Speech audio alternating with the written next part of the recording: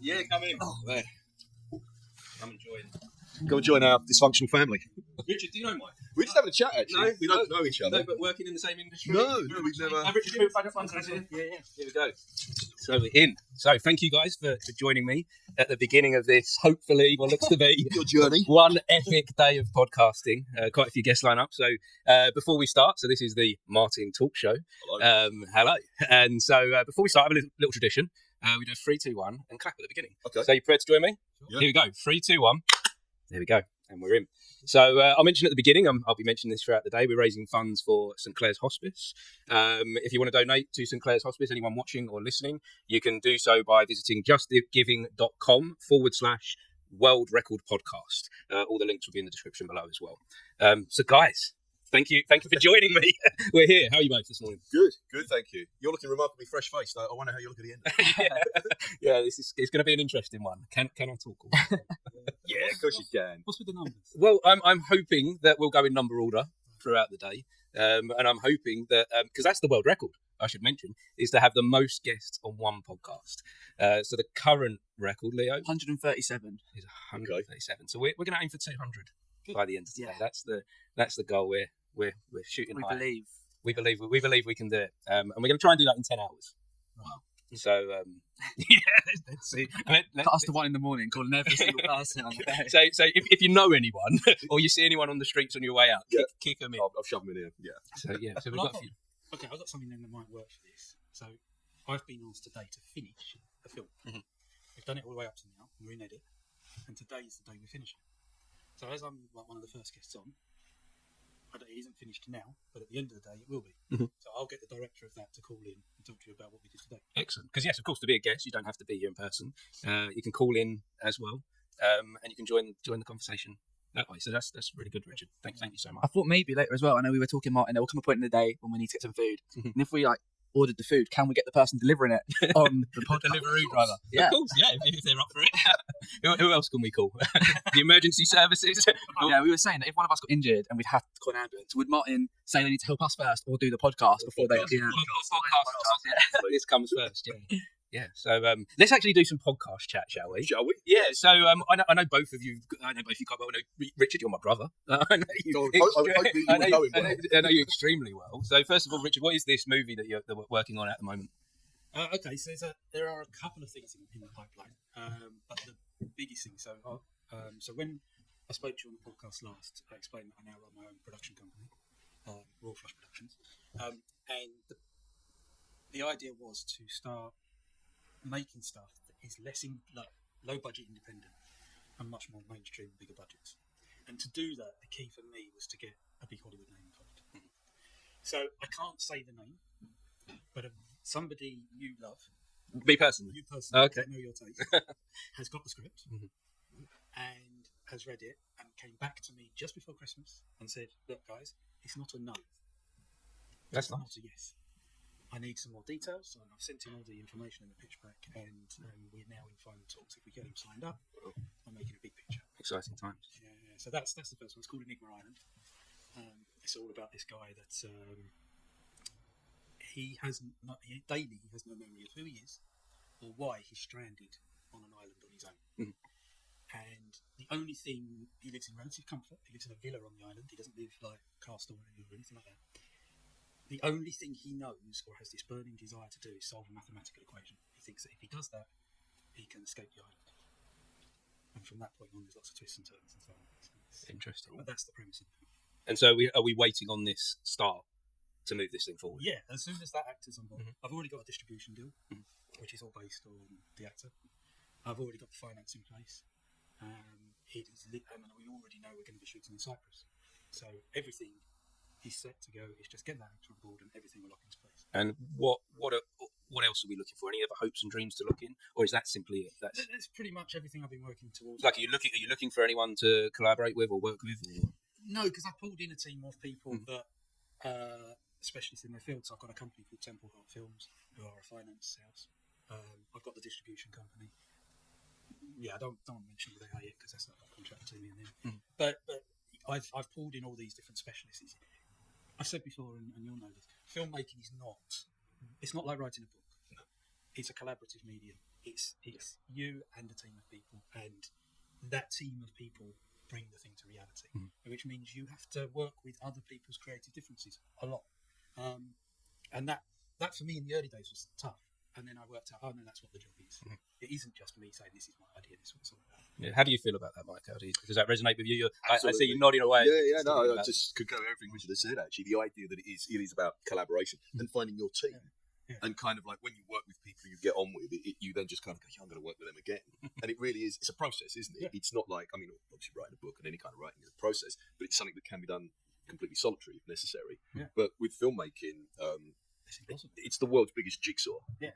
And it never feels finished. Even when you wrap and you've got your distribution deal, you then got to promote it. Congratulations on getting a big star because, I mean, you know, obviously you've got budget and things like that. And we're at the completely opposite end of the spectrum in that we're, at the moment, going into our sort of third block of filming for our current sort of feature film. And we're trying to find locations, which, as you know, that is the worst thing because there's no point getting a castle in Scotland and then, you know, your church down in Cornwall because even though they're great locations, they've got to be They've got to travel match up. distance would ruin it. So. How does it sound in someone like you, Leo? You're in the world of theatre. Does this resonate with you about bringing people together? And Yeah, of course. I think, like, especially when I decided that acting was what I wanted to do, but I'd rather want to go into the directing and producing side of things, you realise just how much there is to do. And obviously the world of film sounds completely different with like the locations and stuff, but especially when you're producing a theatre show, you've got to think about the budgets. You've got to think about the tour plans and everything like that, the cast, how you're going to pay them, the contracts and everything. And I don't think, people truly understand how much work goes into it. And as much as it is living the dream and doing what you love, like, it is so exhausting. It is, but as Mark was saying, that it's about the team of people. So as a director, I shouldn't really be thinking about the locations and money. That's what a producer does. Yeah, of course. And a producer and a director will work very closely together because a producer will say, can we cut the budget? Can we cut the budget? Can we cut the budget? All the time. And you're saying, no, but I need a property that looks like that, or I need a location in this kind of area, and so on. So there is this sort of pushback all the time because he's not creative and you are. Yeah. And your creative ideas will have an impact on his job and vice versa. But so is the money kind of stifling creativity within the world of filmmaking? Does it put a hold on things? It's not black and white as that. It's not as easy to say because I've had scenarios where I've been told, no, we can't afford that now. And so then you have to think creatively to go, and then you go, oh my God, that's so much better. So it can push, it can do the opposite. Yeah, absolutely. And it should do. Yeah. It should do. You've got a budget, stick to that budget. The amount of people that get into this and do relatively big films in the independent world with sizable budgets and go over budget and think it's all right because I've shot 90% of the movie. Of course, my money people are not going to let it go. No, they're not going to let it go. They need to reinvest and get it across the line. But that isn't the mentality you should be having. You should be thinking, okay, that's my budget. How do I make the film for that amount of money? Thanks. So, Mike, are you working on anything at the moment? Yeah, we are, as I say, at the moment, I've shot 2/3 of our third feature film, but this is extremely low budget. And we've got the final third to actually shoot. And it's the tricky third. When we say extremely low budget, sorry to interrupt you there, what does that look like? What does that look like? I'm not going to say how much. Does that look like it's coming out? A lot of it's coming out of your own pocket, kind of entirely self-funded? Yes. Yeah. We. Which is an amazing thing to do. Thank you. I mean, these are passion projects. We, as I say, completely opposite end of the spectrum to yourself. Yeah, I've been there. Yeah.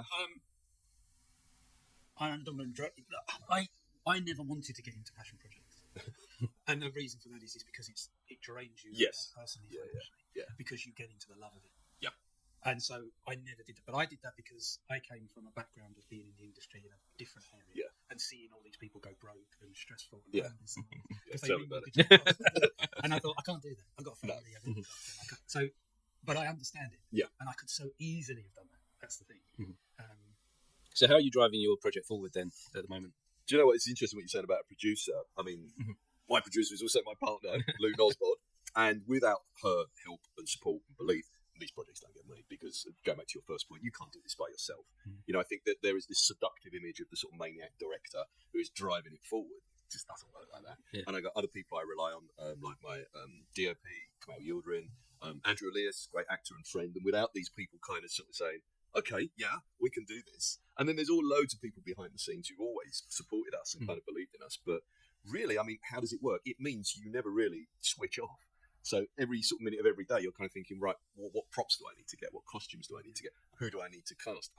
God, we didn't finish that, did we? So we've got to do those pickup shots. And you never really switch off. And we just mentioned our cinematographer, Kamal Yildirim, has described sort of it almost being like an addiction. In that you kind of get finished and you kind of go, it's finished.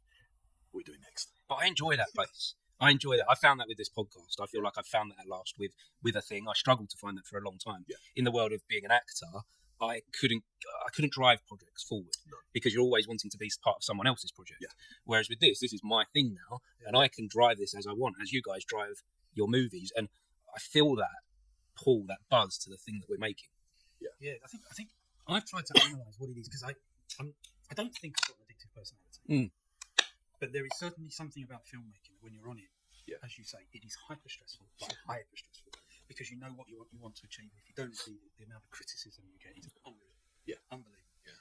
But you know where you want to go with it. You know you've not really ever got the money to achieve the thing you want to achieve. No. So you are cutting corners, but in a creative way, and you think they're doing this. And then there's this element of, as you say, almost like Stockholm syndrome, where you punish yourself, and then you get to the end of it, and you're like, when am I doing the next one? It's almost even before you finish the edit. You're like, when am I shooting again? Yeah. And I think I've worked out why. Okay, and you can tell me if I'm wrong. I think it's because up until the point where you're shooting, it is pretty much you in your own head. Yeah. You're writing it, you come up with the idea, so then you take it to a producer, and they go, yeah, great, let's find the money for it.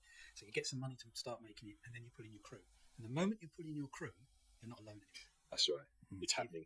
You've got all these people with the same goal. Yeah. And they're all creative, so they're all keen, and they're all eager. And then it becomes like a group drug.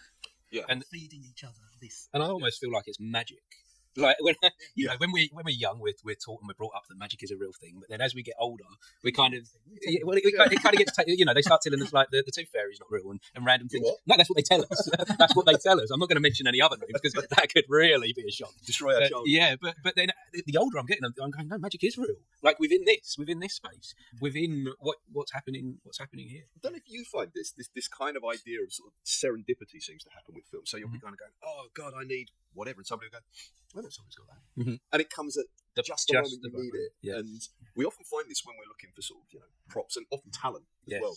So if you get let down by talent, you then get somebody else, and it's kind of like, well, actually, this is really fortuitous because these actors actually resonate with one another far better than our original plan. So it's almost like we talk about the god of film, sort of Lou, my producer, and I, about how sometimes you seem to be fighting against something, but then it just slots into place, and this was how it was meant to be, and you become quite fatalistic about some of the barriers you're kind of facing. This is a wonderful place to wrap this up because I feel like this conversation between you two is going to continue, and I feel like this meeting is an important one. It is. Know both of you quite well. Yes. Very grateful. Also, I wanted to say to you, Mike, as well. Grateful for teaching me something on the podcast. I learned quite early on that I could talk to people that I don't know about things I love. Yes. And I found that very much with you talking about you, movies. So I really do appreciate that. And of course, Richard, being my older brother, something to look up to. Appreciate you as well. But thank you very much. I've got more guests to say. We've got to carry this thing on. It's a train. So keep talking, guys. If we clear out to this way format. Okay, sorry. Nice to meet this side. Be careful of the wires. Thanks again, guys. Yeah, thank you. Cheers. Thanks, Richard. Cheers. Thank you. Oh, Jim, welcome to We're in. Goodbye. Thanks. I just want to quickly say as well, the reason I keep running off is I am on running duties to go and find people and bring them back here. By find people, I mean just the waiting room. He just like grabbed. I found this guy on the street and I was like, come in. I'm visiting from the northeast. I thought. Swing down, get involved, join in. Guest number 3. Yeah, and also to keep things really, dignified, I put them over my nipples. Okay, it is cooled in here. Okay, so I didn't want to kind of like break it. Right, we might have to put the heating on. So that's it. I'm joking. It's okay. Okay. Well, you bring the laughter. This is why I needed you on it early, Jim, just to bring the energy up for us. I've already done a live broadcast on Facebook telling people to get their arses down. Okay, good. Yes. I like to see arses on a world record attempt. Well, you just did. See what happens. Just did. Okay. So this world record number 3. We did have a lineup of guests that keeps going up and down throughout the week. It keeps on going up. It really feels like a polling station. You don't know who's going to come in. And at the end of it, you'll end up with a new cancer. We've got a couple of. You might need a cancer. Well, keep listening. We've got a couple of those on today. So yeah, keep on listening. Oh, really? Yeah, we've got a few politicians, Nice. councillors. So where are people finding this then? Yeah, well, this is currently live streaming on YouTube. Okay. So people can watch us all day long if they wish. We've got cameras here, and here. Every camera in the world. Every camera in the world.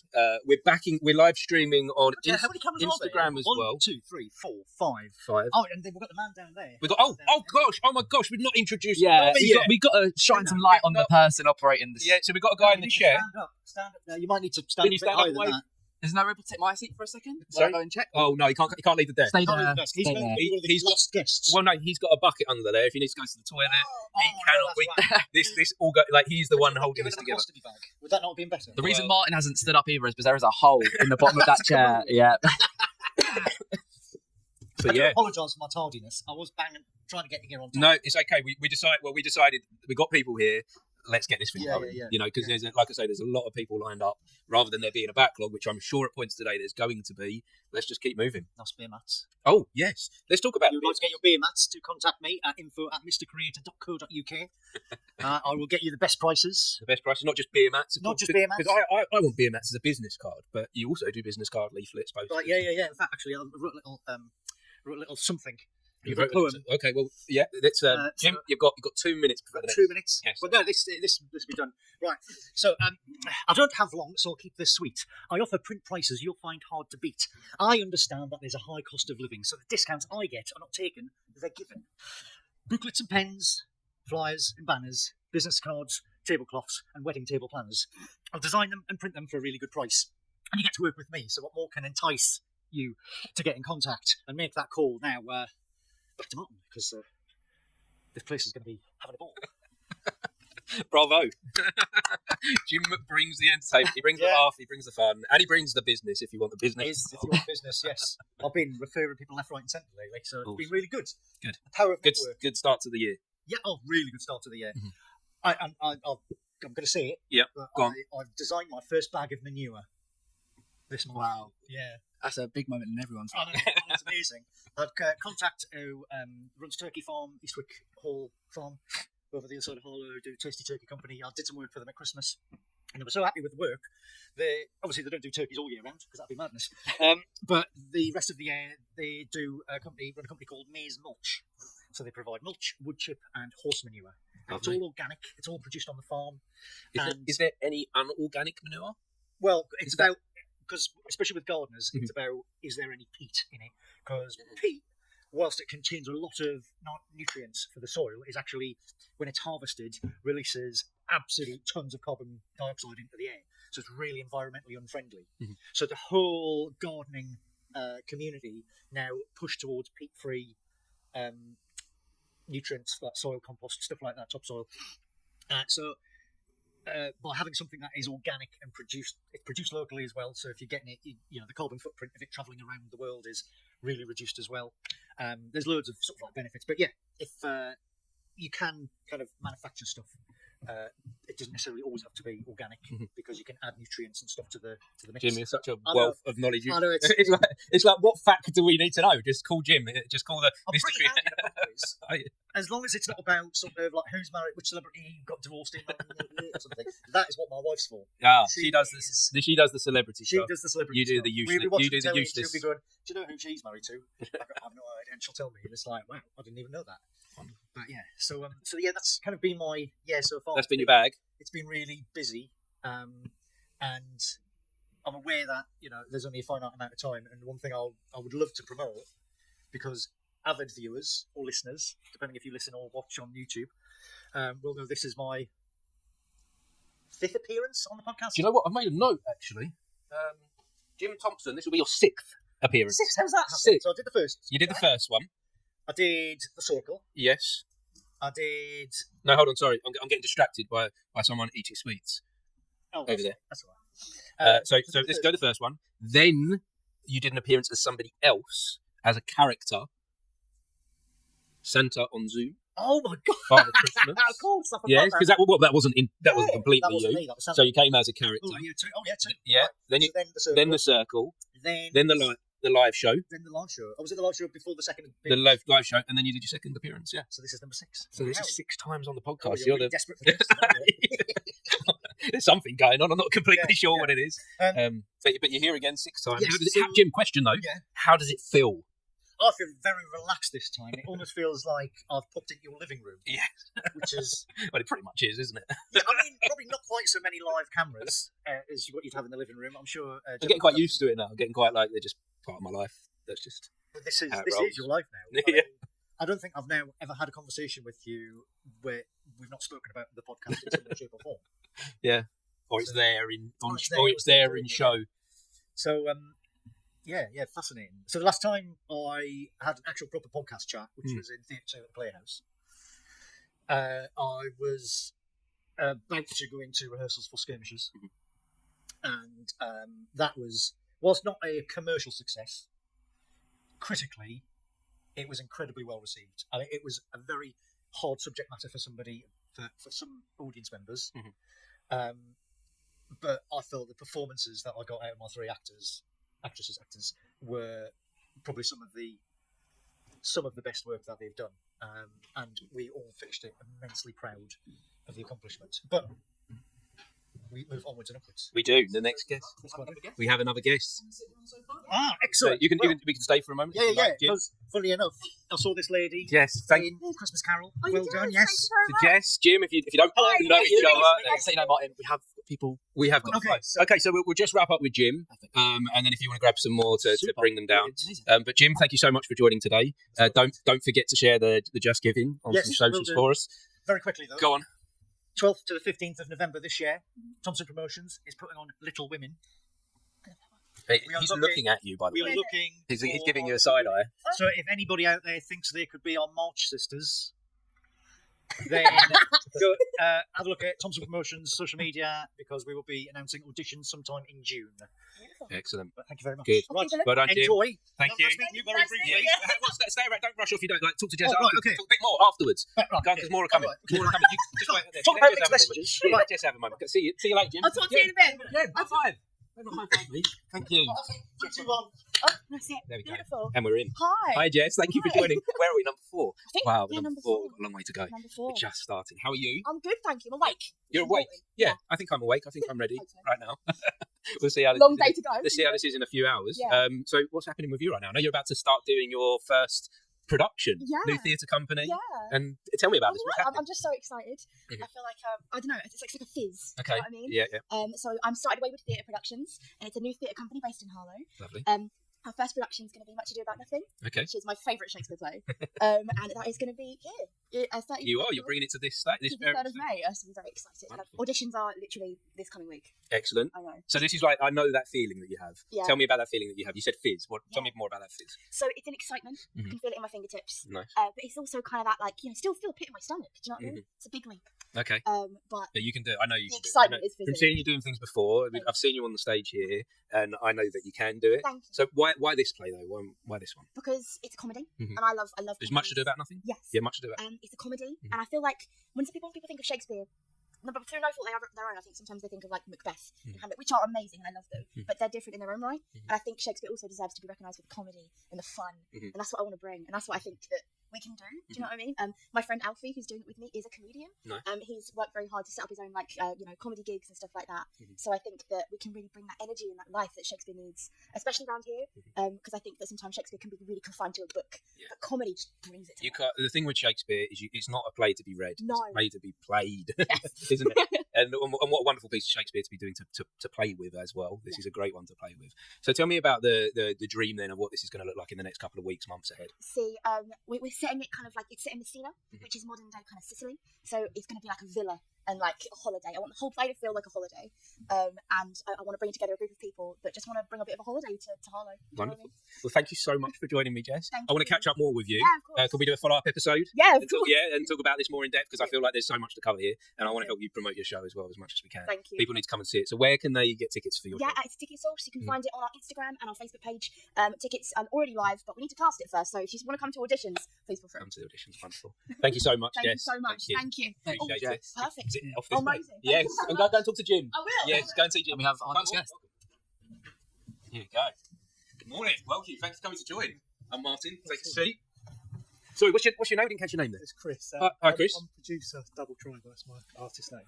Of course, I know you as Double Triangle. I follow you on social media. I didn't recognise the face straight away. For our guests, tell us a little bit about what you do. Yeah, so I produce all kind of electronic music. I did a remix last year for someone local, Roisin Quinn. Yes. She's been on the podcast. Yeah. So I had all sorts really. Kind of that was garagey kind of style. Mhm. But yeah, I kind of just been getting into it as I've got older because I've always made music, but since maybe COVID, I've been making it more seriously. Yeah. Yeah, so like the last 5 years. What was it about COVID that made you take that transition to something that you've done before to making this something that you do and take more seriously? I think it's a feeling of life's too short. I feel like if I died tomorrow, I'd not give a music a bit of a push. I mean, I might push it, it doesn't go anywhere, but that was the thought, the thinking, so I need to do this. Because I'd regret it if I didn't. So it's, yeah, it's been going really well. I was just on a Bandcamp compilation that was #1 in the world. I mean, I'm one of 60 tracks, so, but it's quite cool. No, that's still quite a big thing to be part of. Yeah, absolutely, for sure. Where do we find that? Yeah, that will be. It's called Outrun the Sun, and it was a good cause as well. So one of our synth friends, he injured himself. He's from Central America, and he doesn't have healthcare. He had like a blackout, and he broke his jaw. So we've all got together and made this compilation. It's done really well. It's paid off his bills, I think. It's now made about 10 grand, and it's for where he lives. That's paid his medical bills. Amazing. Can I ask, with electronic music, obviously like with like the rave culture, like late 80s, early 90s and stuff, it was really, really big. And then you look at electronic music today and it's sort of dubstep and it's very, very heavy. What would you say the biggest difference is between the early electronic wave and then this sort of new wave of electronic music? I don't know. I think there's maybe more of a cross of genres now. Like kind of, that was the first time a lot of that music was happening, like the late 80s and the 90s, certain genres. But stuff like dubstep itself is kind of a combination of different things that were happening in the past. Yeah. Like dub itself and certain other sort of electronic music. Cool. So I think that's a thing nowadays. It's like the stuff I make, it can be a big mash of sort of genres. But I think it was more tribal maybe years ago, especially electronic versus rock and stuff like that. Yeah, for sure. Which is now a lot more, I think people will cross what they're doing. You don't have to feel like you're one camp or the other. Yeah, definitely. Yeah. And what work are you working on at the moment? Is there anything that you're working on for the forthcoming future that you're about to release, or are you continuously working on stuff? Yeah, I've got various things I'm always working on, and there's at various stages. It's actually one I've sent to someone this morning, a local guy who sort of raps, and so I've left that's to him to sort out what he wants to do in terms of that. So I've given him a kind of demo track to then work over. So that's something I'm working on. I mean, it's all sorts really. It's just like stuff's nearly finished. It's going to go out, and then the stuff I've just started. So it's kind of like a never-ending sort of to-do list of different things. Do you enjoy that? Do you enjoy that, having multiple things working on at the same time? Yeah, I guess it's always been like that really. And then I feel like whatever you're choosing to work on, you're then not working on something else. So you're going with whatever you feel at that time, and then you'll get to it in the right moment. Like there's a track I've just put out a few weeks ago that I think probably started in 2020. I think I just got around to finishing it off. So yes, it's a lot of kind of going back to things and just seeing how things go when it feels like the time's right, and being okay with that, not feeling like I have to finish everything, and also having like down times in the year. Like last year, I was like, you feel this pressure with Spotify and Instagram to keep posting and keep the stuff momentum. But I feel like I've heard this quote. It's like nothing blooms all year round, so you need this kind of those time. pauses, don't you? Yeah, to sort of find your listen to things, influence again, and kind of need that rest, take things in, and then kind of go again. We need a recharge moment, don't we? Yeah. We need a moment of pause, a moment to stop. Because otherwise, you can get. I do find you can easily get kind of lost and caught up in the work, and the work suffers for it. Yeah, yeah, I think that's true. If you're kind of forcing it and not letting yourself have those breaks from whether it be breaks from social media or just breaks from general whatever your creative thing is, giving you that time to rest. So yeah, that's my sort of plans. And the other thing is like something like this. I'm trying to put myself out there a bit more this year. That was kind of a bit of a New Year's resolution. Is like try and speak on camera on Instagram because I'm naturally a bit introvert. And that can be the way with us creatives. That we're not. I think the outside world, people that are not necessarily creative. I don't know how you feel about this, Leo, but sometimes people feel that we are all extroverts. Oh, 100%. But we're not, are we? I'm very much. I consider myself. No one's going to believe it. I consider myself to be an introvert. I honestly find like people in the arts are the people that are most to themselves, and it's strange, isn't it, being like in a profession where you're always expressing yourself in one way or another. It's normally that is your way of being able to communicate with like the masses, I guess. Yeah, that's like my day job. I'm a designer, so I still do that. I do 4 days a week, so it's a nice balance of just enough money, and then I've got a day of music every week, and usually more than one day music, but I kind of keep that definite music, and then sometimes a Sunday and evenings and stuff. but that's very much an in your own head kind of profession. Like, as I've got older, I'm more overseeing. Sorry, what's the day job? Yeah, I'm a designer for an ad agency. And that's still quite creative, isn't Yeah, so it's still like, you know, especially when I started, I could spend 8 hours just on Photoshop or whatever. That's my day job, so I didn't have to speak to anyone. So it kind of fits that same with music, really. It's a lot of graft and being on a computer for hours on end. Yes, yeah. Like auditioning drums and stuff like that. And you can get lost within the music, or you can get lost within the artwork that you're doing. Yeah. And do you find that suits you as a person to do that? Do you find, are you happy in that place? Yeah, I think that's my happiest time in a lot of ways. Is that kind of flow state when you're so into something and time just flies around, and Yeah. kind of you're like, for me it's music or design as well. I mean, design's become more of a job, so I wouldn't necessarily do that as a hobby anymore. But well, music, I guess, is a bit hobby, a bit some payment. But I think I've made about 60 quid from Spotify. It's not time to quit my job yet. Is there a dream there with the music to go further with the music, or are you happy with where it's at the moment with just the producing and creating? I like the idea of keeping a job as long as I can, because in some ways it doesn't put pressure on your creativity if you're trying to pay the bills with it. So I like it being, you know, if I don't feel like doing it this week, I'm not worried I'm going to starve, kind of thing. Yes. But in the future, it would be nice, but it might take years because it's quite a tough one to make a living from. So, especially with putting those things out there on Spotify and all the other platforms, Instagram, wherever you're putting stuff, I consider it all an abyss. That you throw your stuff out there, you're going to be very lucky if something sticks, and something, you know, even the people that it would resonate with might not be able to find it because there's so much stuff out there online now. It is difficult. I can't remember. I think it was something like there's 50,000 songs a day put on Spotify. Yeah. So no one could listen to all of those. No. So you have to do a bit of marketing, and I'm looking at maybe doing advertise, those kind of things on Instagram and things, because it's very difficult. Like if you just put a song out with none of that, it could be amazing, but it just won't be heard. Yes, of course. Yeah. Too many. It's like a sea of songs. Yeah. And I guess that's the point where we've got to look at it and say, are we doing this for ourselves, or are we doing it for the audience? Who are we doing it for? And I like to think, even with sometimes when I'm doing this, I get so much value from this. I think I'm doing this for me. I think just so you know as well, sorry if it seems like I'm being rude, I've just gave my number to Grace. She can text me when guests arrive. I'm trying to find the rhythm of how they work. Yeah, rather than you keep Yeah. now. But I think while we're waiting for some more people to arrive, this might be, if it's okay with you, an interesting time to bring your daughter in. Somebody who's starting their music journey, what a great talking about Spotify and stuff. So yeah, just Chloe, yeah, I'd love you to come and be involved. Just talking about Spotify and stuff, I think it's really interesting. Having somebody who's sort of in the music world and somebody who's starting the music world. Like, what advice would you give to somebody who is starting their journey? Well, I mean, I did a course that was this was in COVID as well. Like, part of my things of really pushing the music. I did it was a part-time music business course. That was with Point Blank Music they're in East London. Because it was COVID, this was all over Zoom and that kind of teaching. And I found that was really useful because it sort of shortcut a lot of the things that you might find by trying to find out yourself. Like stuff like Submit Hub is really good. I mean, it's quite brutal, but you submit your songs to that, and if people like it, they put it on their playlist. And they've usually got, some of them can have thousands of followers. So if you get on one of those, it's a really good way of getting people to listen to your music. There's Groover, which is a similar sort of thing as well. I found that was really useful. That's things like, it took me ages to think of a name because the music business course told us that your name needs to be unique.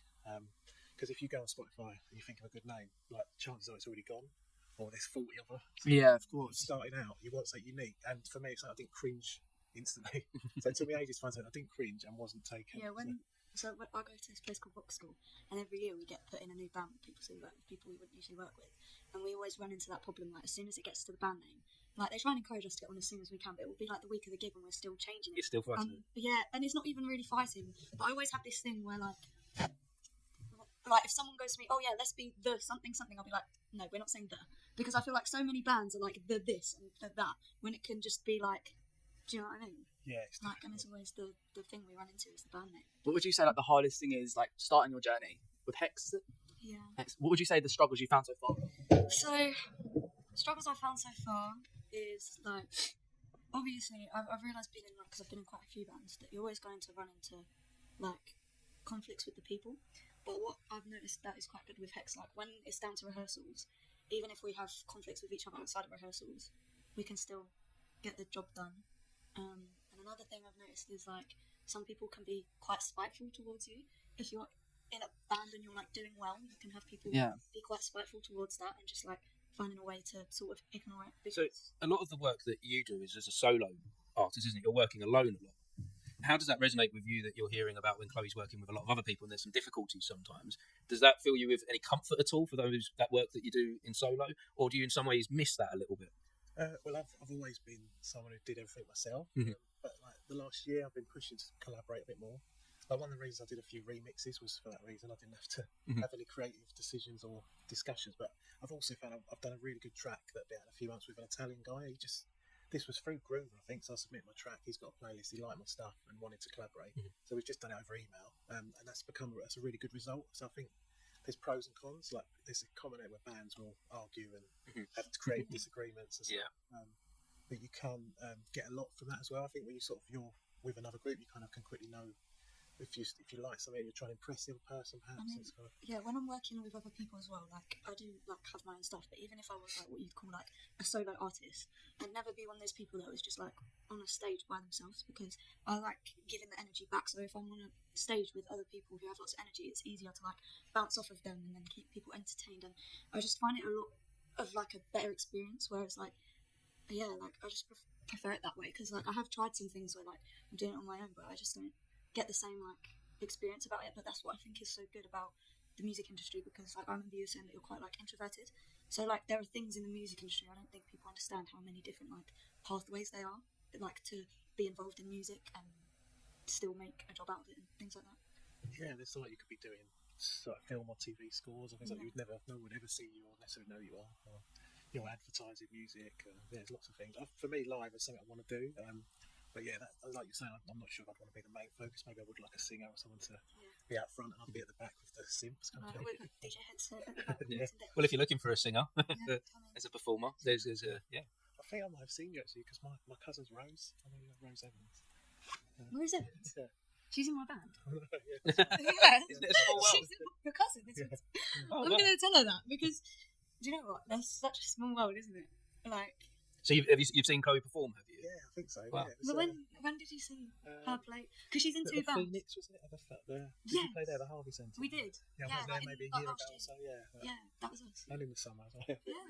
She has she's gone off with this other band now called Apollo, and they're quite good. Like they're like more sort of like in a heavy direction, but it's like been so good for her. Like, and she's definitely grown as like a performer being with them, I can say.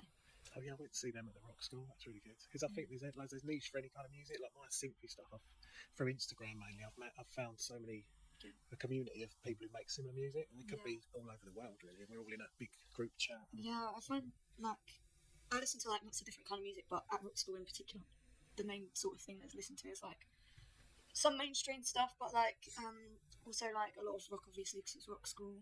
But like still, like everyone finds their own ways to include the music that they like, and they'll just like change the genre of that song to fit the other people in the band or like tweak it. So I do find that there is as well a community for that, because like I do find that people gravitate to each other if they have a similar music taste or similar taste in things. You know. Wonderful. Well, thank you so much for sharing today. Thank you for joining the podcast, Chloe. I'm not sure this won't be the last time you'll be joining the conversation, but thank you for joining in. Just finally, as we wrap this up, where does anyone find your music? How do we find you? If you search Double Triangle 22, I think it is on Instagram. Yes. I'll be sure to add links in the comments below. And my Instagram. And of course, Chloe's Instagram will be. Yeah, because I'm going to start posting music on there. Nice. So.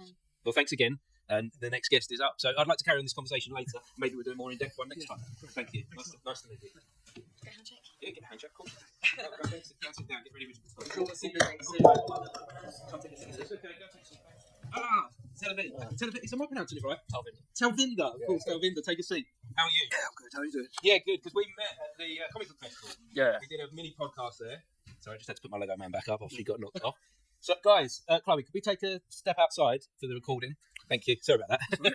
But yeah, we met on Thought Bubble. We had a brief chat there. How did the festival go for you? Oh, it was really good actually. It was really good for us because we hadn't done a lot of cons last year just because of I had like long COVID, so I couldn't travel or anything, and kind of started recovering by the time football came around, and we did actually really well.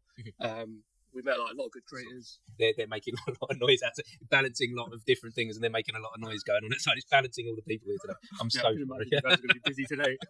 So I was trying to get in here, the quiet studio where we can talk, and then there's so many people. So apologies for that. So sorry, continue. Tell me about this. Yeah, no, the festival went really well for us. We met a lot of other creators.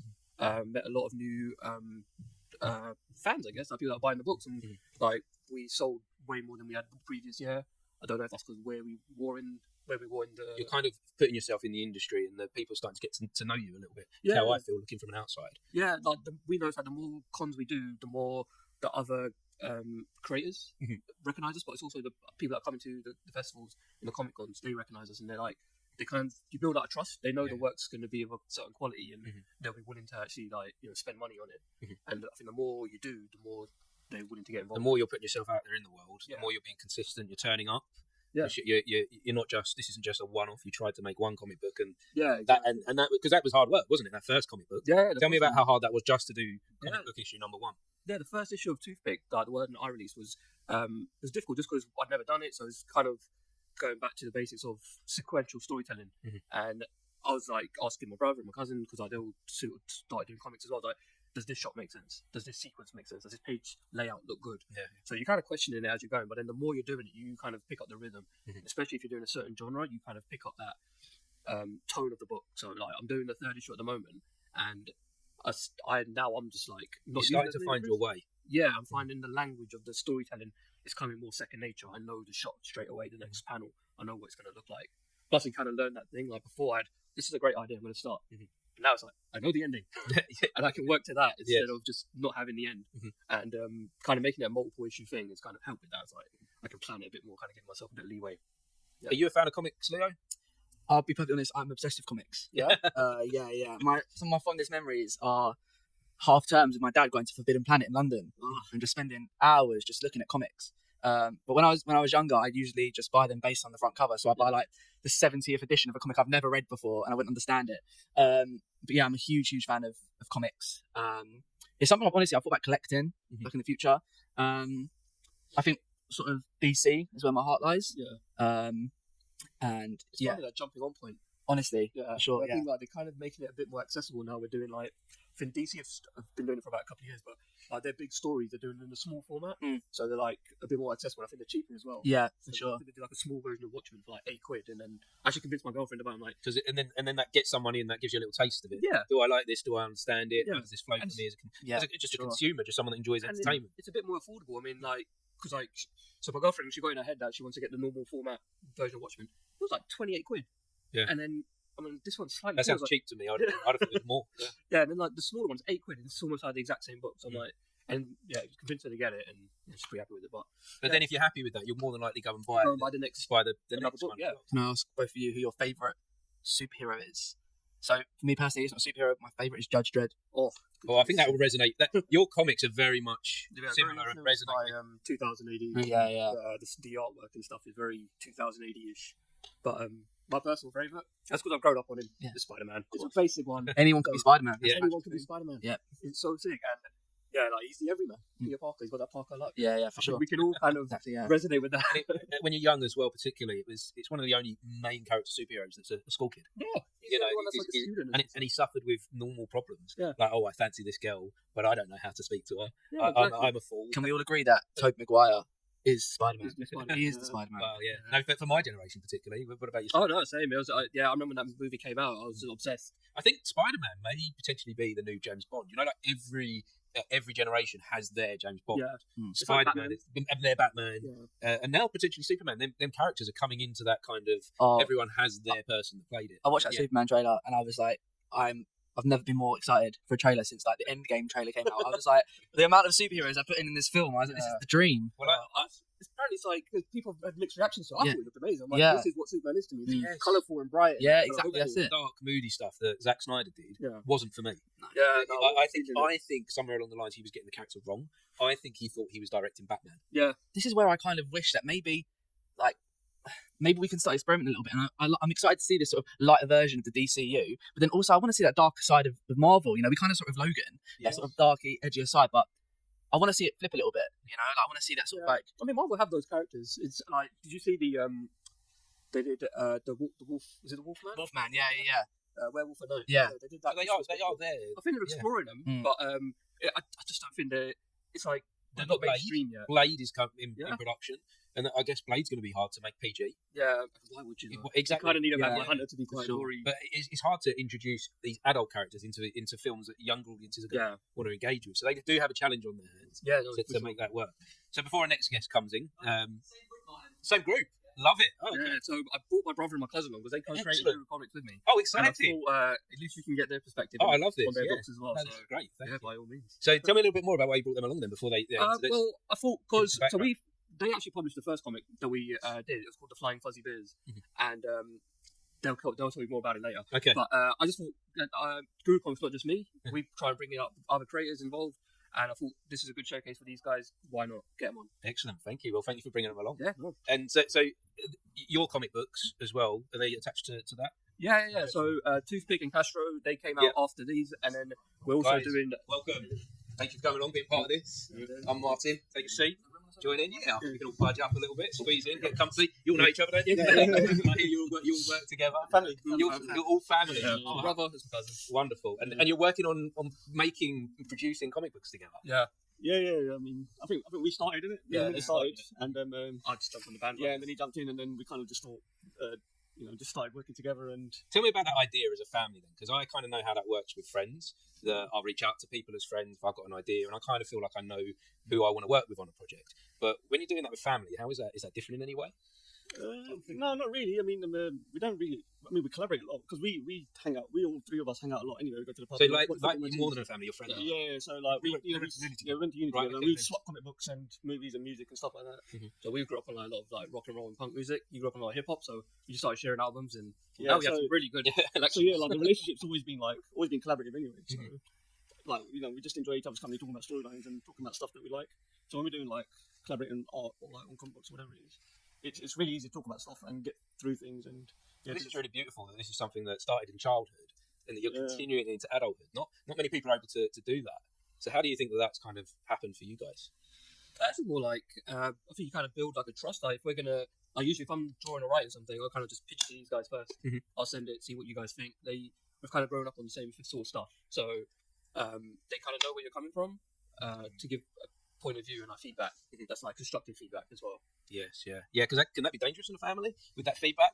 Can you? Because you can't run away from each other, can you? Like, Yeah, if you can be honest. upset, You can be honest can be honest. and not get offended. Yeah. I think if someone says that shit, then you'll be like, all right. Yeah. I think you said some stuff like a couple of weeks ago. yeah. I mean, it was pretty honest with him. But the thing is that you're saying, because we know what we like, so we know what we're trying to get at. And if it doesn't come off first time, he can give that feedback, and then he knows he can try again. And so it works all right, I think. Like, Because you're working towards a collective thing, aren't you? It doesn't sound to me like any individual's trying to reach above another one. It looks like you're going somewhere together. Yeah, kind of dragging each other along. Yeah. Also, like just pushing each other as well. You know what I mean? Just telling each other that you can do better, or like that's improved. Like just keep doing it. Like I think his drawing.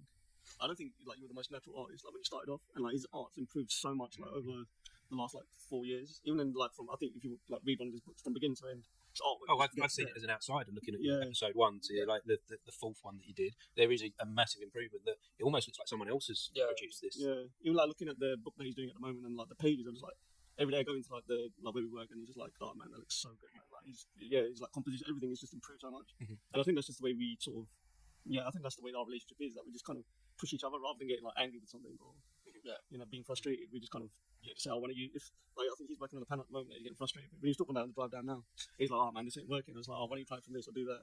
And that's just the way he is. He's never. I don't think there's ever like a lot of consternation. Yeah. So tell me a little bit about the project you work before we wrap this conversation up, because I've got a lot of guests to get through today.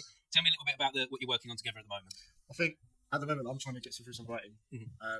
I get quite busy like with work and my kids and all that. Of course, you've got family, we've got lives as well, haven't we? I'm trying to get through. So I've got a couple of ideas, which I pitched to them ages ago. So I think like the first book that we did together was called Fuzzy Flying Bears, about a theme park and all the mascots in the background and all the shenanigans they get up to. So we wrote the first. Yeah, we wrote the first one we wrote and published like the first one ages ago, and then I think you wrote a couple afterwards, but then we started doing other stories.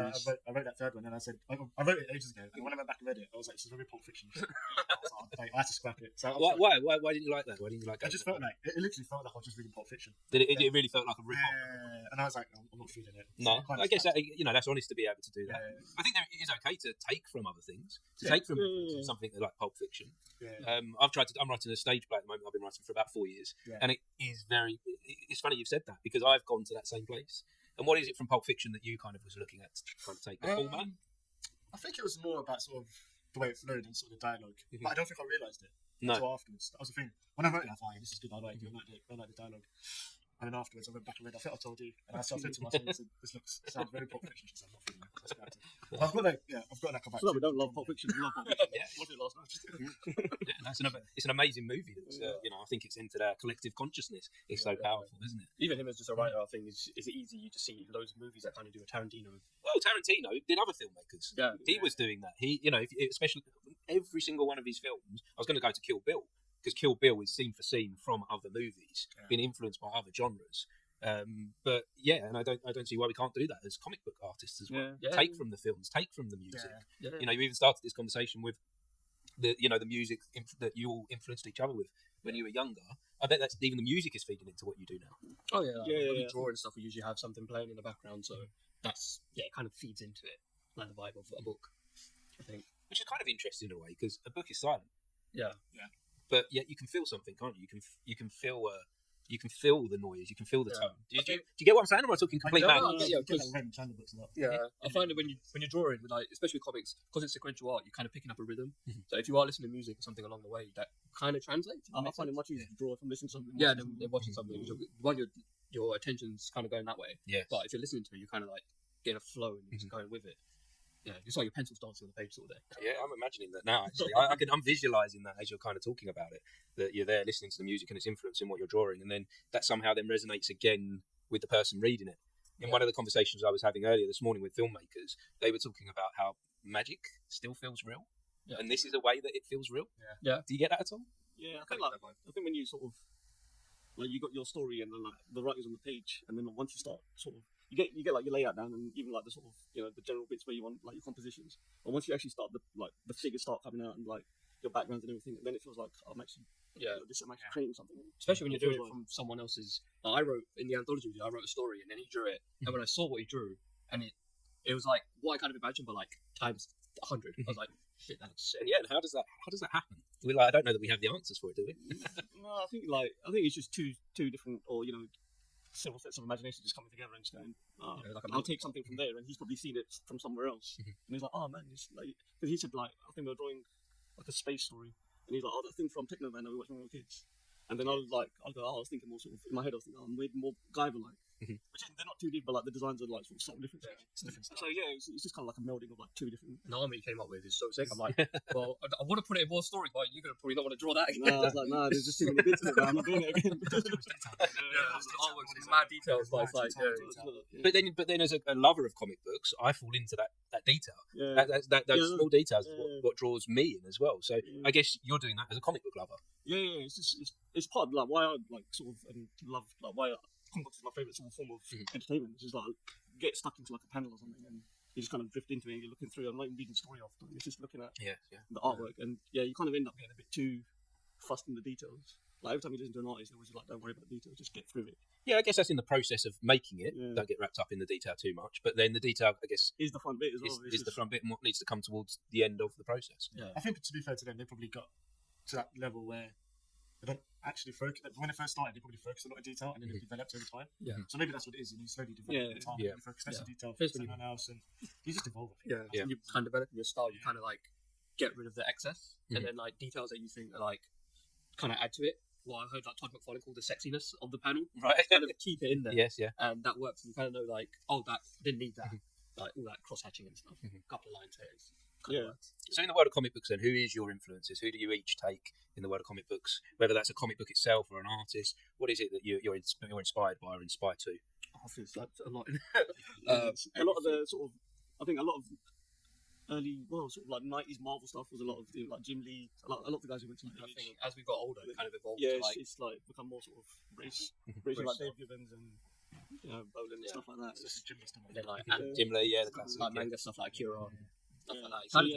It has like it's just like I said, it's evolved. Just like things. And then you find new books like Black Sad and stuff like that. You're like, shit, they're doing stuff with watercolor. It's just amazing. You're like, can we do this? Well, this has been wonderful, guys. I appreciate you for joining and being part of this conversation. Because this is a bit like a train today. We've got more guests lined up. We're trying to get through 200 by the end of today. So I really do appreciate you being here. It helps with the funding that we're doing for St Clair's as well. So yeah, guys, I appreciate being here. Nice to see you again. Just before you go, where do we find your comic books? We have an Etsy store. Mhm. We're trying to work on a website. And you can find us on Guru Comic Books on Instagram and Blue Sky. Awesome. We'll be sure to check it out. Cool. Thanks again, guys. Cheers, Nice to cheers, meet you. Thank you, guys. If we could all scoot to the right. Thank you very Lovely. much. Thanks again. Yeah, nice to meet you. Nice to meet you. Thanks, guys. Thank you. Bernard. Hello, thanks for joining. Got a bit of traffic upstairs. We got traffic. A few people, yeah. With Bernard, I'm sure we could have had a few more to the sofa. Of course, I'll bring the next two down together. Next two down Yeah. together. That's okay, Bernard. How are you, mate? So nice to see you.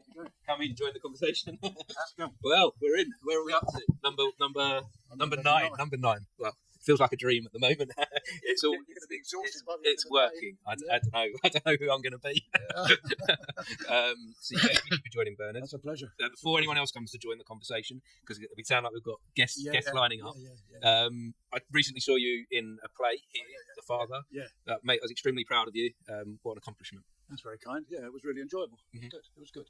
It was, yeah, I mean, I'd retired from acting, to be honest, about 7 years ago, because I'd just done a play for Hatfield Heath Players, where we won an award at Hartford. We took it to Hartford Drama Festival.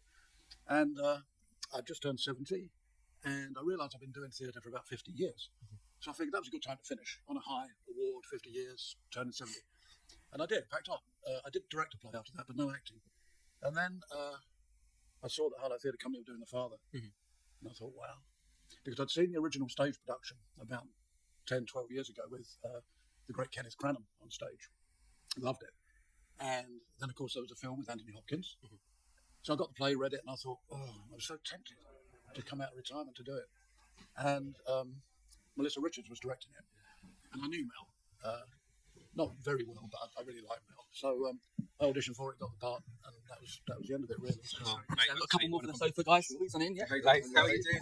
Oh, Thanks for coming to the party. Just jump in. And it's like my in the middle. sister, Mandy, how are you doing? Enjoying the sofa. So we've got Bernard here and I've got Nice to see you. Hi. and Mandy, my sister, the stenographer, and of course Leo. So thanks for joining the conversation, guys. Being part of this, wonderful. We're fundraising for St Clair's today. I think that's going quite well. How's that going at the moment, Leo? We've got 11 people towards the world record, and I think we're about £300 in fundraising. That's good. So yeah, good start to the day. Amazing. And what guest number are we up to?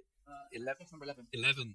11 of 200 we're aiming for. So That's great. early You'll days. get there, you'll get there. Yeah, Do we have an adjudicator here as well? we don't have an adjudicator, no. So that's why we're keeping all the records, all the documentation, and all the numbers. We're backing this up on multiple different formats. So A lot we've of got the energy drinks. yeah, so we've got a backup camera, we've got the live stream, we're recording the sound only and the video only as well. So like, there's so many different, ways to verify this. Big shout out to Noah as well. Big shout out to Noah again. Noah's helping. Guy behind it all over there. on Guy the tech side. keeping this thing together, and of course, Goes on Chloe his jumping phone. in every now and then with the guitar. So Oh, brilliant. That's great. So how many hours do you have to keep this going for? it's not the hours, it's How the many numbers. people? Right. But Right. we're estimating if we can do this in 10. 10 hours. But you might be Don't tell me what the time is, Leo. Leo, please do not tell me what I the am time being told there are people waiting. There are people Yeah. waiting, which is good, which is nice. So Bernard was just telling me about, he was just doing some acting on stage here in The Father, which was a big piece for you after doing how many years in I theatre? retired, yes, 50 years, over 50 years. But I'd retired for 7 years and came back to do that because it was such a good part. Mhm. So, yeah. So yeah, that was And an I epic had a journey. great for you. director as well in Mel. She was a terrific director.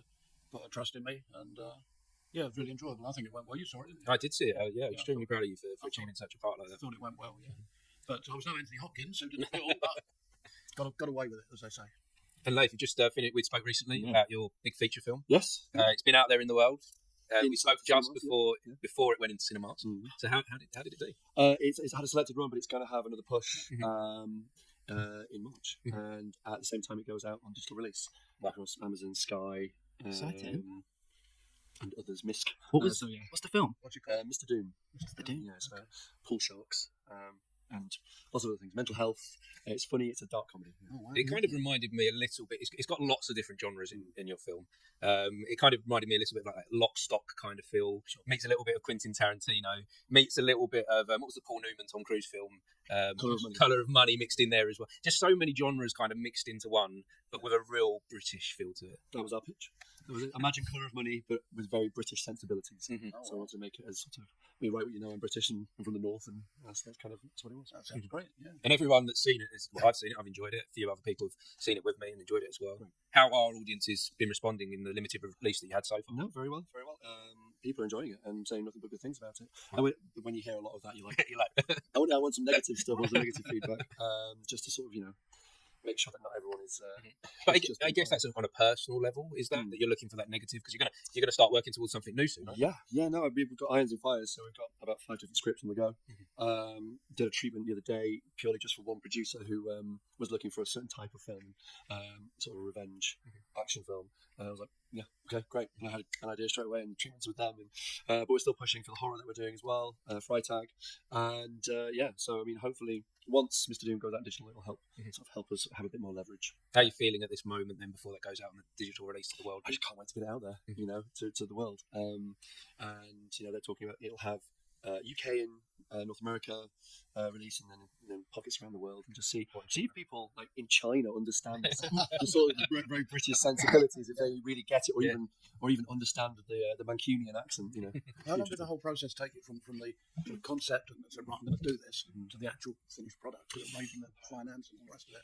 Well, from like pen to paper was over lockdown. I think it was like early 2021, and then kept pushing it out, and then I just came across the right producer who gave me a limited budget, and we shot in 2022, delivered it in 23.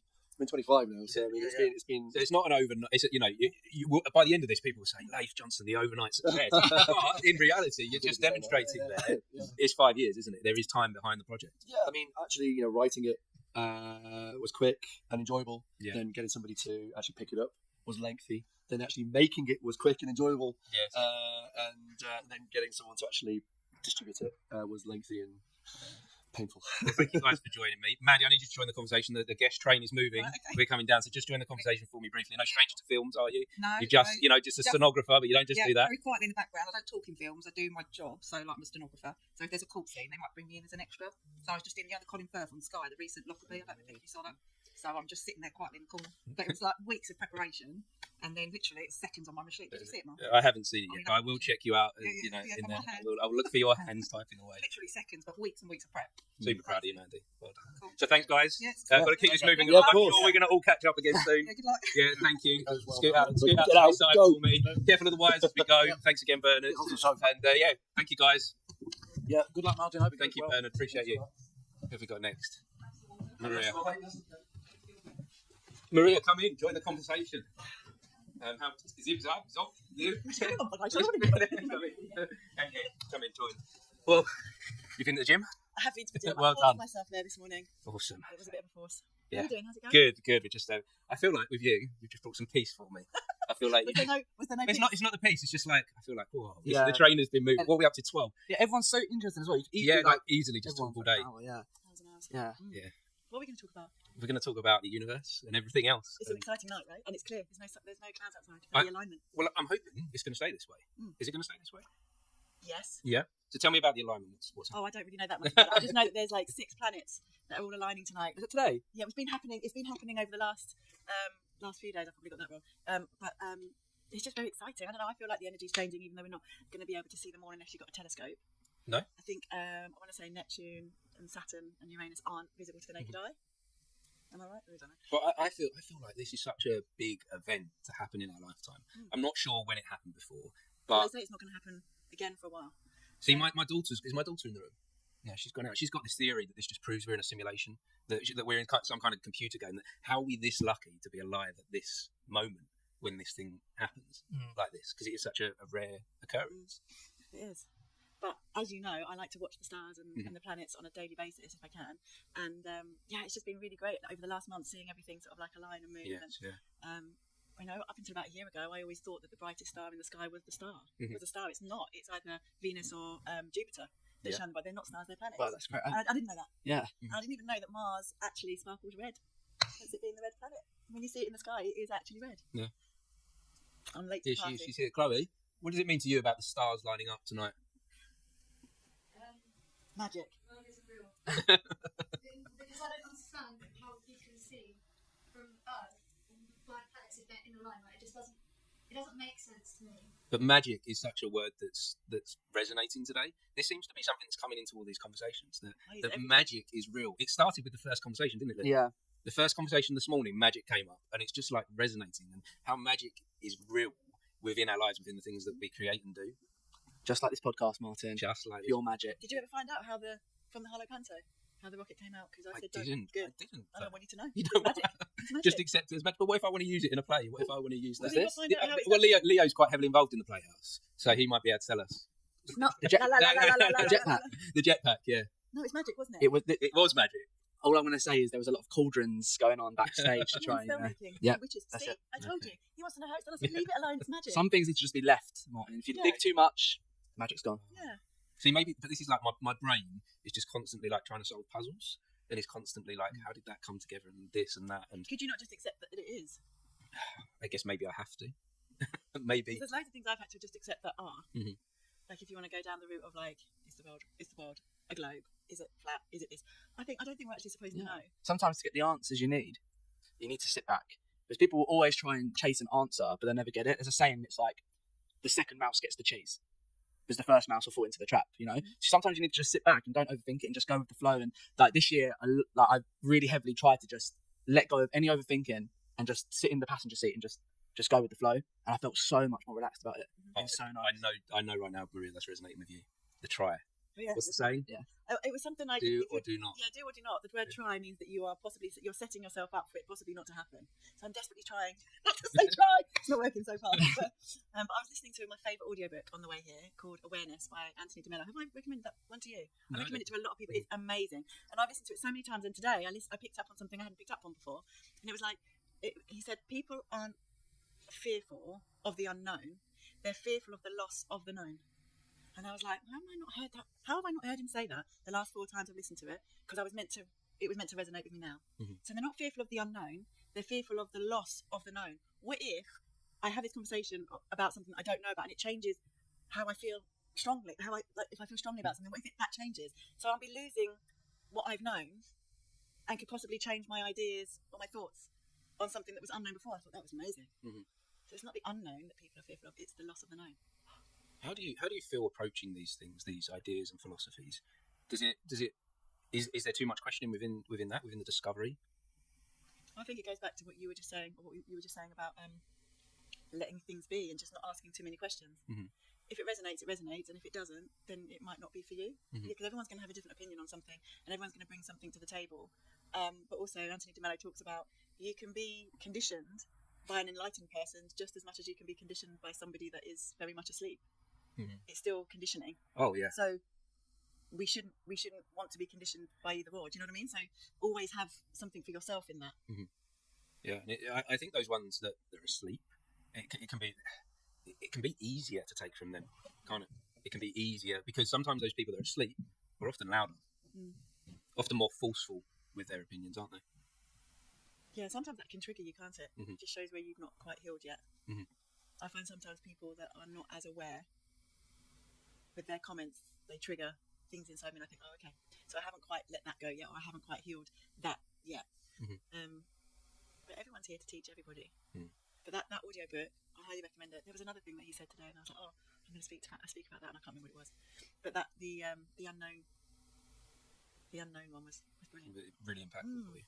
I love listening to audiobooks. I just it's like you say, some things you can take and some things you can leave from it. But I just find them quite nice to have on as like a background listen. Yeah. And sometimes I'll stop and listen intently, while other times I might crack on with something. Mm-hmm. And I can't read a book anymore. I just fall asleep. No.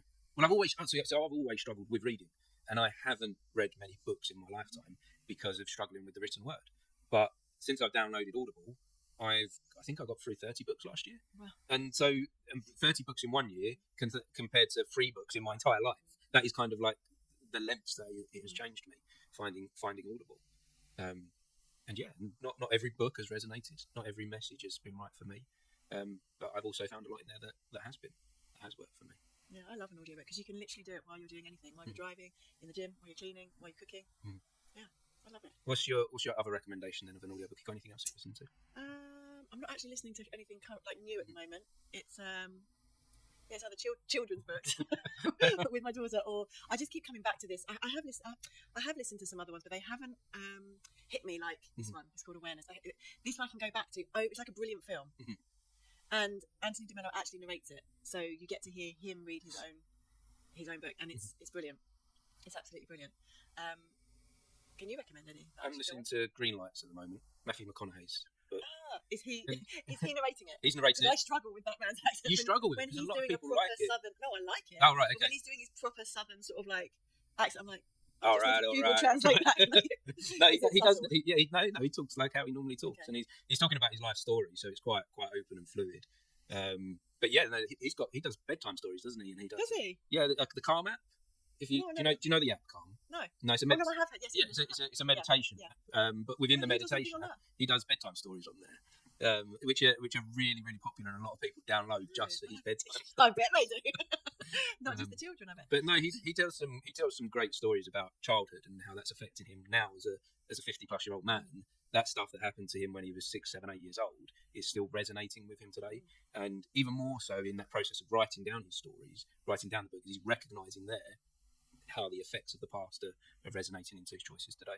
Yeah, well, they really do, don't they? And I think if we don't go back with certain things, if we don't go back and heal the traumatic energy from that time, it definitely carries forward with us, and it definitely influences how we behave and how we're triggered. Definitely. So there's something up in that corner up there. Something there's an energy up in the corner of where those two. Okay.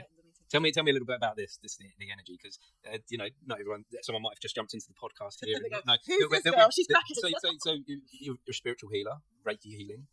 I know from personal experience that you have a good connection to the other planes of existence. Tell me a little bit about that. Oh, you've just literally reminded me what the other thing was that Anthony de Mello said. He was like, we spend so much time worrying about the afterlife and what comes after life, what comes after death, that we don't think about the life before death.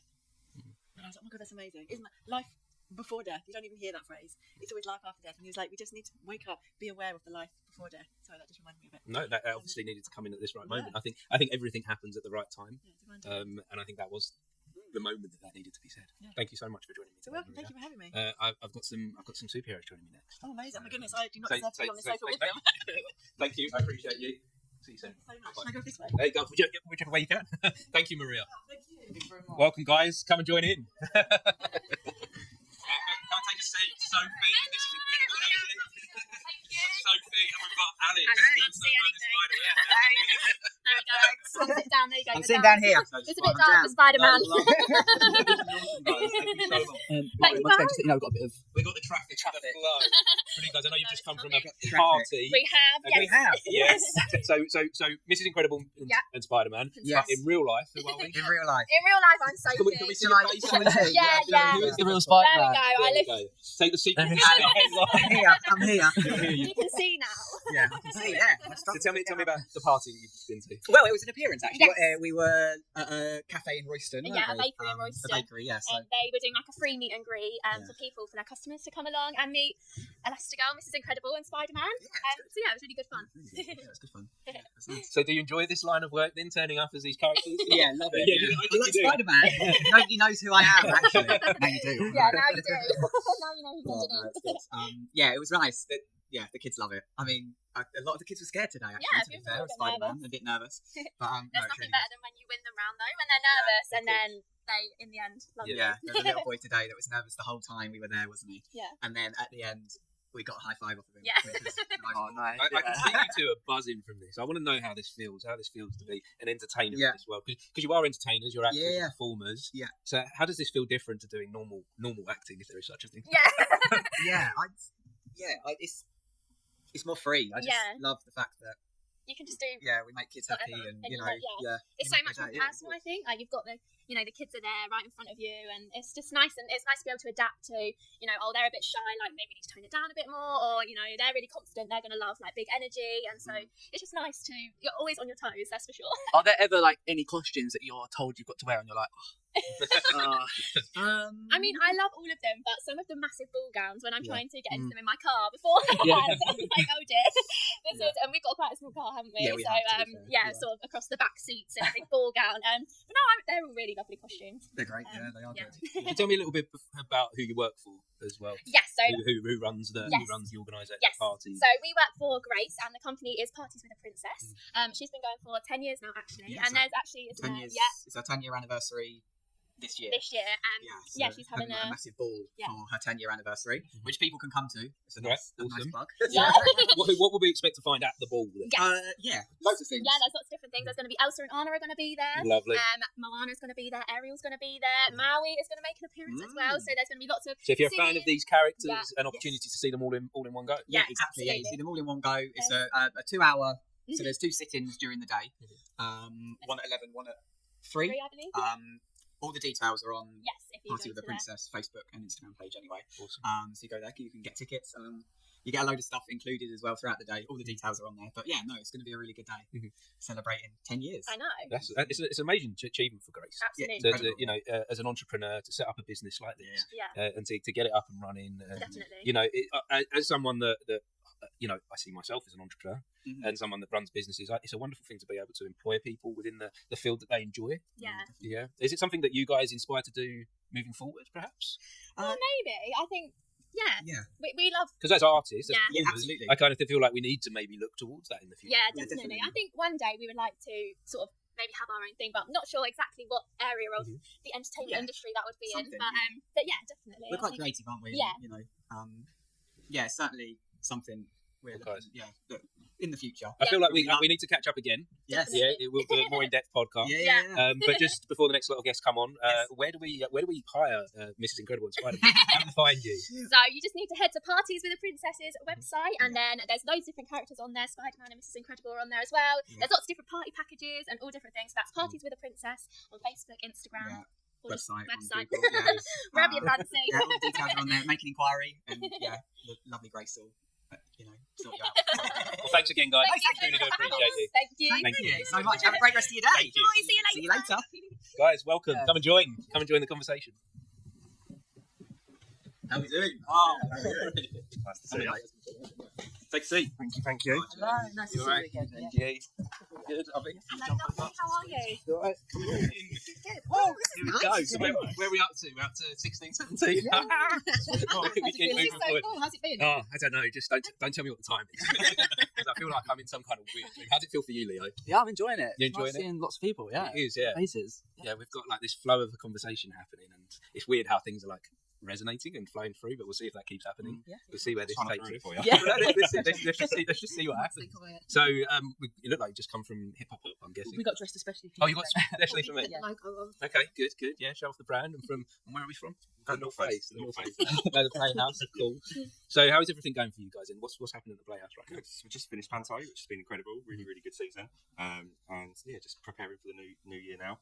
Lots of exciting projects and stuff coming up. So it's been really good. Anything you can tell us about? Or is it all top secret? How does it work in the world of theatre? It's not really that top secret. Our Easter Panto, which is a co-production with KD Theatre again. So that's Wizard of Oz this year, which was really fun. Straight off the back of Wicked, which is great. Yes, So nice tie-in. well. Yeah. And then we're getting ready to next week. Sleeping Beauty will go on sale, which is our pantomime for the following year. We're hoping to bring back Ghost Stories, which we did down here. Yes, so hoping to bring that back again and do a bit of a tour of Harlow with that, which could be quite exciting. And yeah, I can't remember off the top of my head. Well, I feel like the Playhouse is doing this kind of thing of like reaching out to the community and doing all these different things in different areas, and like it's expanding in the town, isn't it? Yeah, that's 100% the aim, I think, and to just try and get as many people to know about it, but also to be able to engage with art and culture wherever they are. If it's on their doorstep, it makes it so much more accessible for people to join. So I think that's our aim really over the next year is probably to push more of that.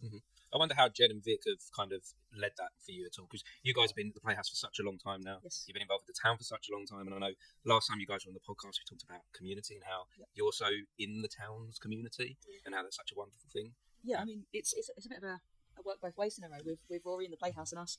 You know, Rory's fantastic at giving us opportunities to put ourselves in front of people so that we can be such a player in the community, and obviously then we do our best to make sure we're fulfilling that role. I just love the relationship that we've got with Rory and the Playhouse and the whole team. I couldn't imagine our Harlow Barge being anywhere else because it's such a safe space. Like, the thought of never being there would really scare me. I love it.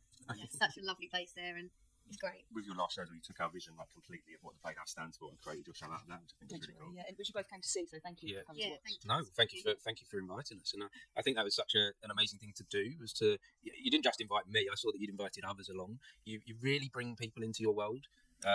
You really embrace them, which a lot of community things don't do. They don't do the outreach. They do the in, but they don't go, come, please come. How do you feel about that? Yeah, of course. I think that's like something that the town's getting a lot better at is getting the community involved in everything that's going on. I think especially like when I was young and I came out of school, like I didn't really know where to go. Obviously, I had Livewire, which was a huge doorway for me. But I think now there's just so many more opportunities within the town for younger people to get involved with, and also older people as well, which is really nice. So I feel like people feel like the art should be aimed towards getting young people into it, and we forget about this whole other generation of people that so it's really nice the way the town works in getting everybody engaged in what's going on. It's really nice.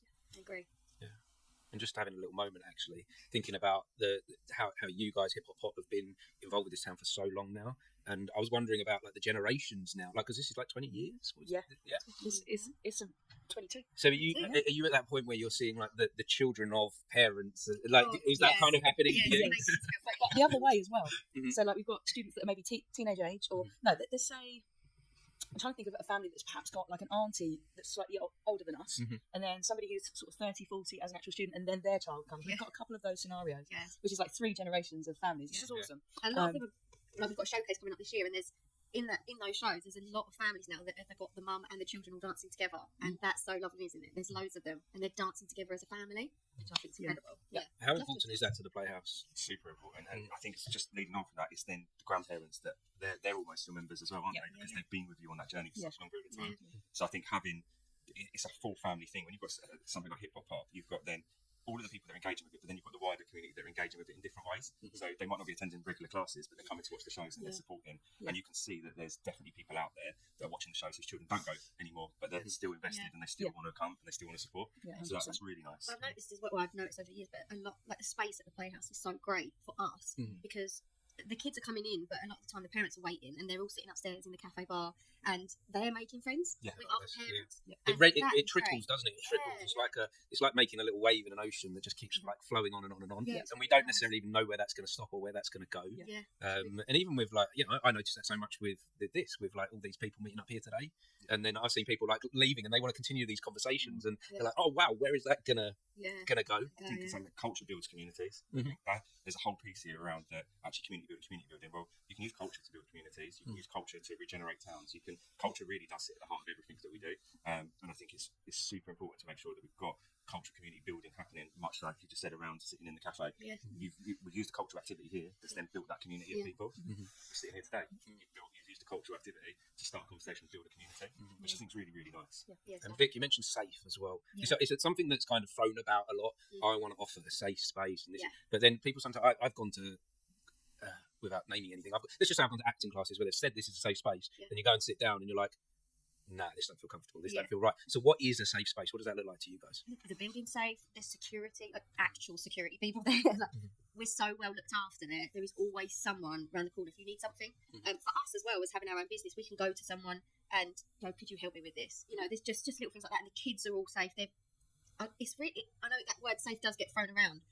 But I think if you have been to the Playhouse or if you attend something at the Playhouse, you know, like you just get it when you go in there. You do feel safe, regardless of what's going on outside or around. When you're in there, you know you're okay. It's 2 things though. Sorry to interrupt, Martin. It's completely that physical side of it, and it's the as an individual. So anybody, that's the whole Playhouse, not just Hip Hop Pop I'm talking about. They can be themselves. That's the other side of the safe part. They don't have to try and fit a mold. It's not this prestigious place. It is a prestigious place, but it's for everyone. You don't have to be a particular way when you go in there. You can just be. I feel like as well on that, there's like a lot of auditions and rehearsals I've been to. People say, "Oh yeah, just leave your troubles and whatever's gone in your personal life outside." But I've always felt like with the Playhouse, that is the place where I want to take what's gone in my life, because I can actually be myself. I can act through it. I can express what I'm experiencing, and it's always an open door where whatever you're going through, you can come in, and even if you can't speak to someone, there's some way you can express yourself, which is really nice. So talking about this being a safe space, I've got a little favour to ask of you guys. Sure.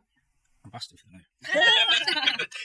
Whilst you guys, because you guys know each other in the Playhouse, because I'm going to stay here all day, could I take a moment to go to the toilet?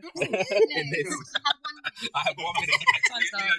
There was a lot of rumours when we first started that Martin was sitting on a commode. I did text you say, have you scheduled the Lucas? What are you going to do? It's like Noah back there. I don't know how he's sitting there the whole day.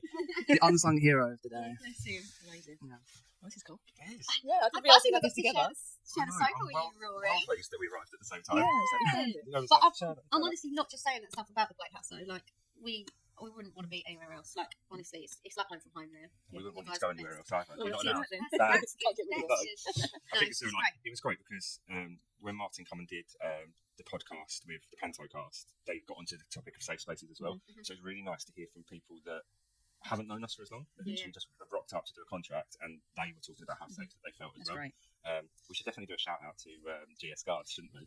'Cause they look Yeah, after us. absolutely. Oh, Yeah, Keely and the team are incredible. Keely and the team are the lifesavers of all lifesavers. Yeah. They're incredible. They do everything. They go above and beyond. Yeah. They're not just a security team, they're like your front house, the first people you see, and they're great. And the relationships between them is just like, Yeah, it's like amazing. everyone just, even like security, you would just imagine security behind the door, like not just like keeping themselves to themselves, but we just all mingle and we all just get on. It's like, it's lovely. You get It's so nice. Jean, Stacey, Rob, Yeah. they'll just like help people. They'll just Oh, talk to people. Yeah, not just do security stuff. Like they're always helping out with things. Like they're so great. Yeah, they're a big part of how it's now so safe as well. Yeah. You know, they're really great. Yeah, love them. So nice. Yeah, really great. Really good. We're glad we found him. Yes, you good did. shout. You did the best thing. But we just It's safe conversation. I just actually plugged the podcast you did for us for Panto. As I said, you asked around safe spaces with the cast. I was saying what was really nice was that the new people that have come in that worked for us could then also talk about how safe they felt at the Playhouse. Yeah. And I think generally, obviously, that conversation is more about feeling safe in rooms, just in general, as a contract. So I think, it's really important that we talk about that as well, and just opening up the conversation and not just assuming we understand what something means. Yeah. Well, Leo, I see the queues building up there. Is it? Do you want to go and have a look for I it? haven't received any Have you update. not? Oh, maybe they're hanging outside where they're loitering in the wrong place, maybe. But, did you like my little tally chart on the... I love it. that. I was actually looking at the cat. Oh, you was looking at the cat. Oh, yes, you love. I love cats. I love the cat. Sorry, I got distracted. No, he was made by a fan of the podcast actually. Really? Gave that to me. So Oh, that I'm might be collecting little trinkets along the way, little gifts. Oh, I love that. I'm loving this setup. Yeah, trying to make this kind of homely. We're on the sofa, we're sitting down, we're having a chat. Yeah, love it. I don't want this to be an interview. This No. isn't No. an interview at all. This is like some people keep asking me, "What do you do? Who are you?" And I'm not sure. I'm a chat person. I'm a chat person. That's why I decided to call this a talk show because Yeah, it's not an interview. So how are you? Doing really well, thank Yeah? you. I appreciate that. Thank you. Doing good. I was a little bit nervous at the beginning today. Yeah. When you see like the vastness of what you're trying to achieve, Sure. you have to like remember, take a moment and just be like present. Yeah. Like stop looking at the end goal of 200 people in a day and trying to raise the money and try not to like take all that in. And, I was having a moment this morning where I was actually looking at I'm going to be a failure. I was having this moment in the shower. I was like, stop the negative self-talk, stop it. And It's mad that the brain does that to us, Yeah. isn't it? But you've got this. You've absolutely got this. One step and at a time. if not, well, there's something in that as well. Yeah, exactly. We're having this moment, like again, being present. Like, how nice is this? That Yeah. for me, this is lovely. Yeah. We haven't seen each other since like before Christmas last year. Yeah. We're getting an opportunity to sit down and meet. Yeah. So, Lovely. Some people you've already had. Yeah. That's Yeah. incredible. Yeah. That's incredible. yeah. And there was a moment in my life where I didn't feel like I knew anyone or was attached to anyone, and so I had that space of feeling very lost in the world, which is not that. Oh, that's Through great. connecting and for reaching out into different communities and Having a conversation. Oh, I love having a it. conversation. It's not that hard, is it, actually? When you think about it, I think people get a bit scared of having a conversation. It's actually, if you're relaxed and you're chilled and you're in this type of environment, it's so easy just to talk. Yeah. Like, we could probably end up sitting here for hours. Yes, and just absolutely. chatting. Yeah. And what I learned from you guys is that all just sometimes starts with an invitation. Yeah. Would you like to come along? Yeah. 100%. Yeah. Yeah, communication and connection with people is just the ultimate bond of life, getting that really deep now. Yeah. Like, it is. I mean, we see that in terms of the dance school, and that's how we get people to connect. But you having conversations with people does exactly the same thing. Like, there is nothing like just feeling supported and having just a network of people. Yeah. Being surrounded by nice people. Yeah. And you can probably see as well that sometimes, actually, if people struggle to communicate verbally, actually being able to take part in a dance activity is also them communicating just in a different way. And probably you can actually see by looking at some of those people, you can go, well, actually, they're trying to say this. And that's probably where the safe space comes in again, because you can interpret what they're trying to say, interpret their emotions better. So one last thing before they come in, and what you was just touching on there about being around nice people, I also find that the vibe attracts the tribe, which I think you guys know a lot about. But It's that, because clearly you've got a lot of people wanting to come on your podcast today, so it's that. Because you're a nice person. You're a good egg. Thank you. Well, here's the next lot of guests. So Hey. thank you for joining us, and share the Just Giving link if you can. Tell people to donate, and if you find any more people out in the street that want to join the conversation, kick them in. Yeah. So Thanks for brilliant. inviting us. Thanks again, Yeah, guys, have for a being great part of day. it. To see you. Yeah, Thank hope to you. see you again soon. No worries, thank you. Thanks, guys. Nice. Luna. Thank you. Luna, thanks for coming to join the conversation. Fabulous. How's things? Grand. Yes. Yeah. Good. What's happening in your world right now? Well, thank you. Yes. Yeah, so before we jump into Luna, because Luna, you're going to stick around and help out a little bit. I understand. Yeah, thank you. Where are we? On the numbers. On the stuff on life. On the planet. You know what? We're doing good. Yeah. I'm very excited Luna's here because it means I can, in a minute, I'm going to get a nice cold can of Monster, sit back. Leo's been running around. Yeah, I kind of created this nice system. When I was here, Eve would text me, I'd see it, then I'd go get them and bring them down again. And there's been so many interesting conversations. Every time Eve texts me, I'm like, especially the comic book conversation. I'm like, oh, that's incredible. Well, I think we're coming back to a lot of this stuff. Yeah. I think today are previews of the next season of the podcast. That's fun. That's how I'm seeing that. Yeah. These are kind of like, because this is definitely you're coming back. Yeah. I want a podcast with Luna because Luna's in my second episode. I know, but we've never been on one together. No. And I feel like I always hear your name in conversation. We work in the same circle. Exactly. We never quite Yeah, bump and I into feel each like other. It's always passing. And we're Yeah, like, for hello, sure. bye. And I'm like, I need to actually have a conversation with you because I feel like from what I've heard, you're very similar to me. Yeah. And I think you've said this as well. Yeah, you two need to connect. You two could make things happen. Yeah, 100%. Yeah, you're both very community driven, very people driven, doing things for the right reason. Yeah. You know, so Luna, what are the right reasons? Oh, God. If ever I'm going to throw a deep What time is it? And we're getting philosophical. Oh my gosh. We were under a strict rule. Oh no, Martin's at the time. For a while. No, I'm going to turn that around. Martin was Good idea. very much. Don't tell me the time. Yeah, I need to know the time. Don't blame you. But we're doing good. Aren't we? We're doing. Yeah, we're doing all right.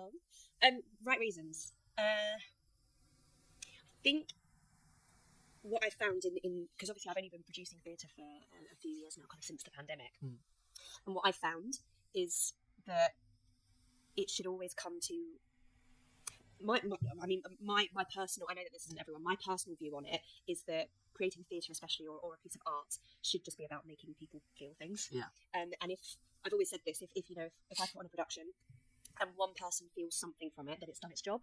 Because then that takes away the pressure as well, I think, of wanting people to enjoy it. Because sometimes, theatre's it's not necessarily to be enjoyed. It's to show a message or to deliver some quite hard-hitting truths or to make people cry or to make people feel something. And I think that's where I've kind of found myself, is to stop myself from feeling so...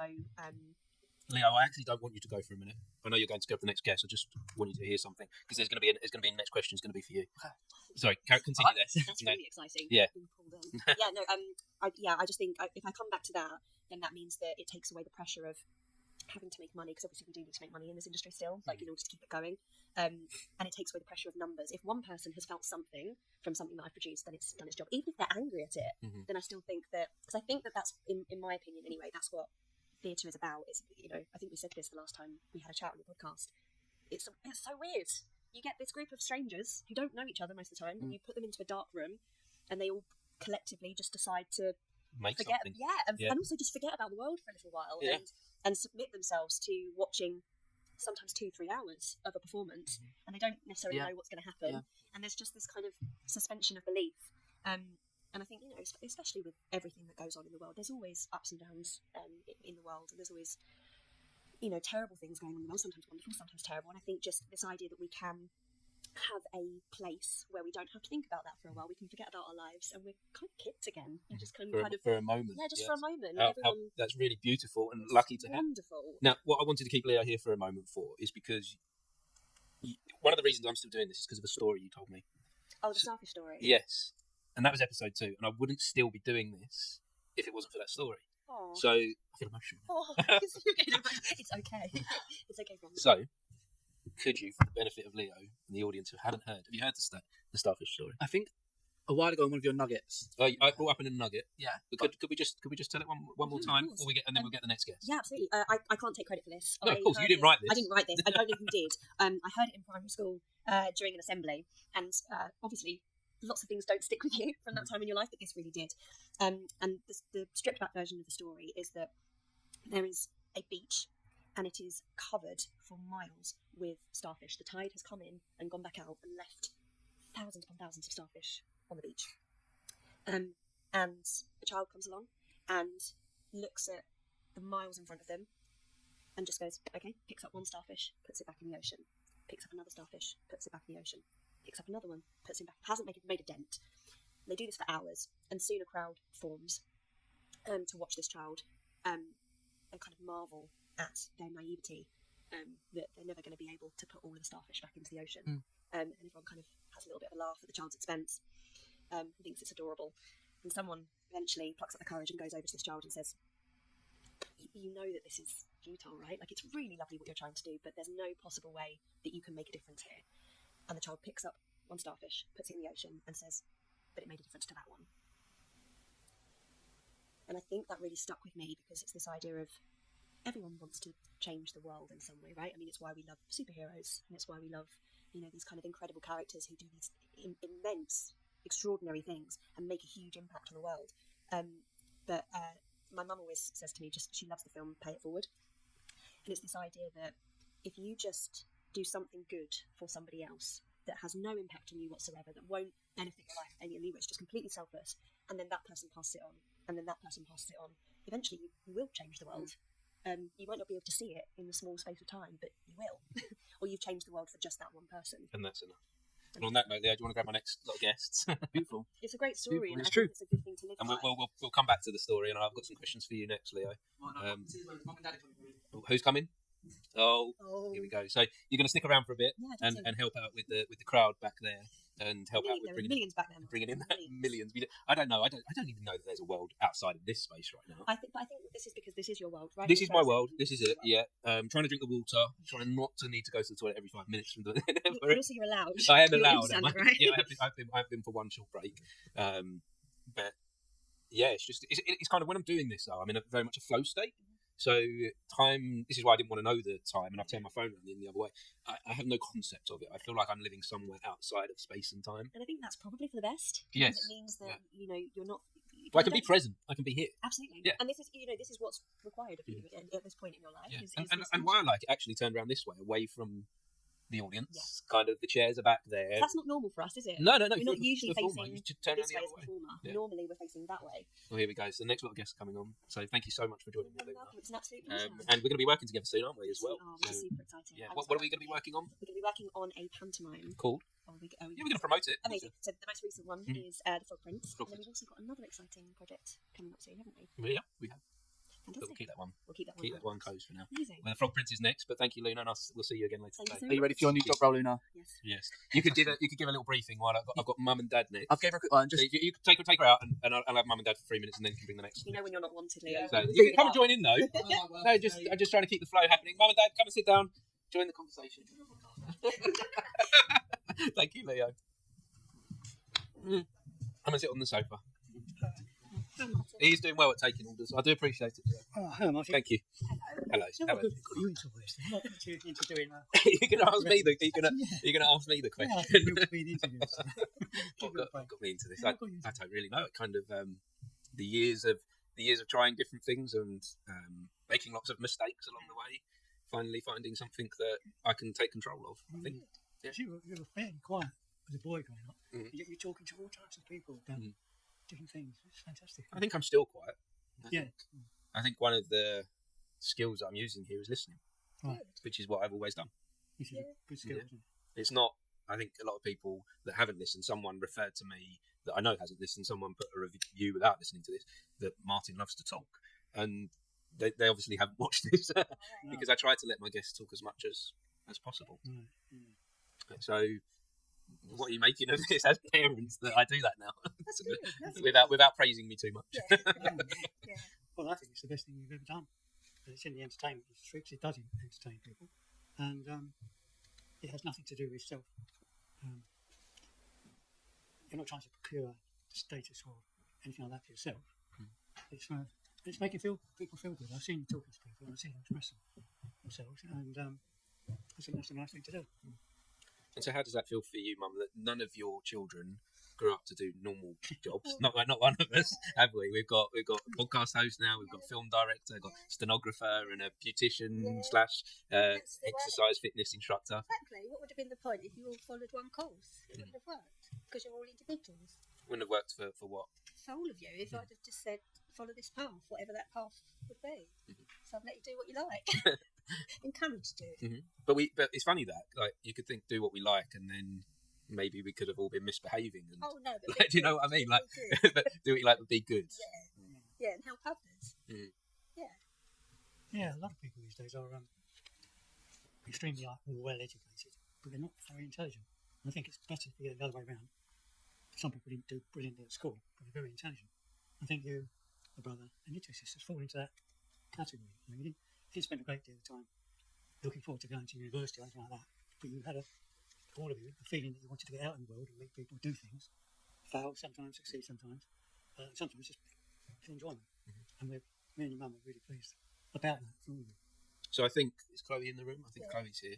So I think Chloe's very much like that. My daughter's very much like that as well. Needing to get out in the world and do her thing. So what advice should I be giving her? What should I be saying? To have a backup plan. To have a backup. Yeah, always find another thing you like doing as well. Why do we need the backup? Because you don't know what the future's going to hold. Yeah, you have to have a backup plan. Yeah. How does that resonate with you, Leo? As an artist as well. As an artist, you're young, but in the industry of the arts. Yeah. So trying to make a career of this. So the last time I kind of had in my head two things I wanted to do. And if I didn't do one, I'd do the other. Was probably when I was about year 10 at school. I either wanted to go into like performance side of things, or I wanted to go into like zoology, animal studies, and things like that. It's weird how the two cross over as well further down the line, which is quite interesting. But for me, there's never been a plan. There's never been a backup plan. But as I've got into the industry, I realise how many backup plans there are. If I don't get the acting job I want, I can direct something. If I can't direct, I'll produce. If I can't produce, I'll be a runner on set. And I think in the industry, there's a lot of people who think, and I can understand, my mum's one of them. My mum always wanted me to have a backup plan. It was only when I kind of showed her the whole picture and showed her that if I don't get the one thing, there's so many other things that connect. So, for example, if your dream is to be a musician and you never get to make it, you can still produce things. You can work in a guitar shop. You can still work doing what you love, just on a different side of the spectrum, which is quite nice. Yeah. Or if you haven't got a backup plan, just be prepared to do anything. Because there are a lot of different types of work out there, not necessarily working. We can't just be artists, is what you're saying. We can't just be creatives, because there isn't a steady flow of income, and we need a roof over our head and food on the table. If you're a Paul McCartney or somebody, then fine, but most of us aren't. And it's good to be. I mean, I learned a lot from my dad. He had some jobs ranging from being a milkman on a horse-drawn cart. He had a lot of problem with these horses. There's some stories to come there, but he also worked as a salesman for a Queen magazine. That's quite a good job. And he's always prepared to go back to more normal things, what you might call normal jobs. Yeah, he became a taxi driver, didn't he, once he was retired? Yeah, whatever it was there. So sometimes you learn from people that have gone before. I don't know if you learned much from me and Mum. Definitely. And I think all these different, if you are an artist, creative, all these different things feed into the thing that you're doing. So the times when I was working in a bank fed into what I'm doing here now. A lot of communication skills there that I wouldn't have learned from just going to acting classes. I didn't learn to deal with real people out in the real world and find out that everyone has different types of struggles from doing that job as well. Different experiences within this life. So all of them different experiences that if we do a different phase for a different period of time can feed into the thing that we love. So, well, thank you, Mum and Dad, for joining the conversation. I think let Chloe sing as often as possible. Yeah, well, we've got her here with the guitar. We get periods. At the moment, it seems like I've got a steady flow of people, but we got here on backup with the guitar. She's ready in the wings, waiting to go. One of the best singers we've seen in a long time. So, thank you for joining. I appreciate you both. Yeah, very much. Thank you. And, thank you. We didn't get to clap. No, the clap happened. It's the beginning. It's one continuous podcast. Right, which way do we yes, go? just out. Just the quickest way out. Thank you, Mum. Love you. There you go. No, I know. There you go. Sam, come and join in.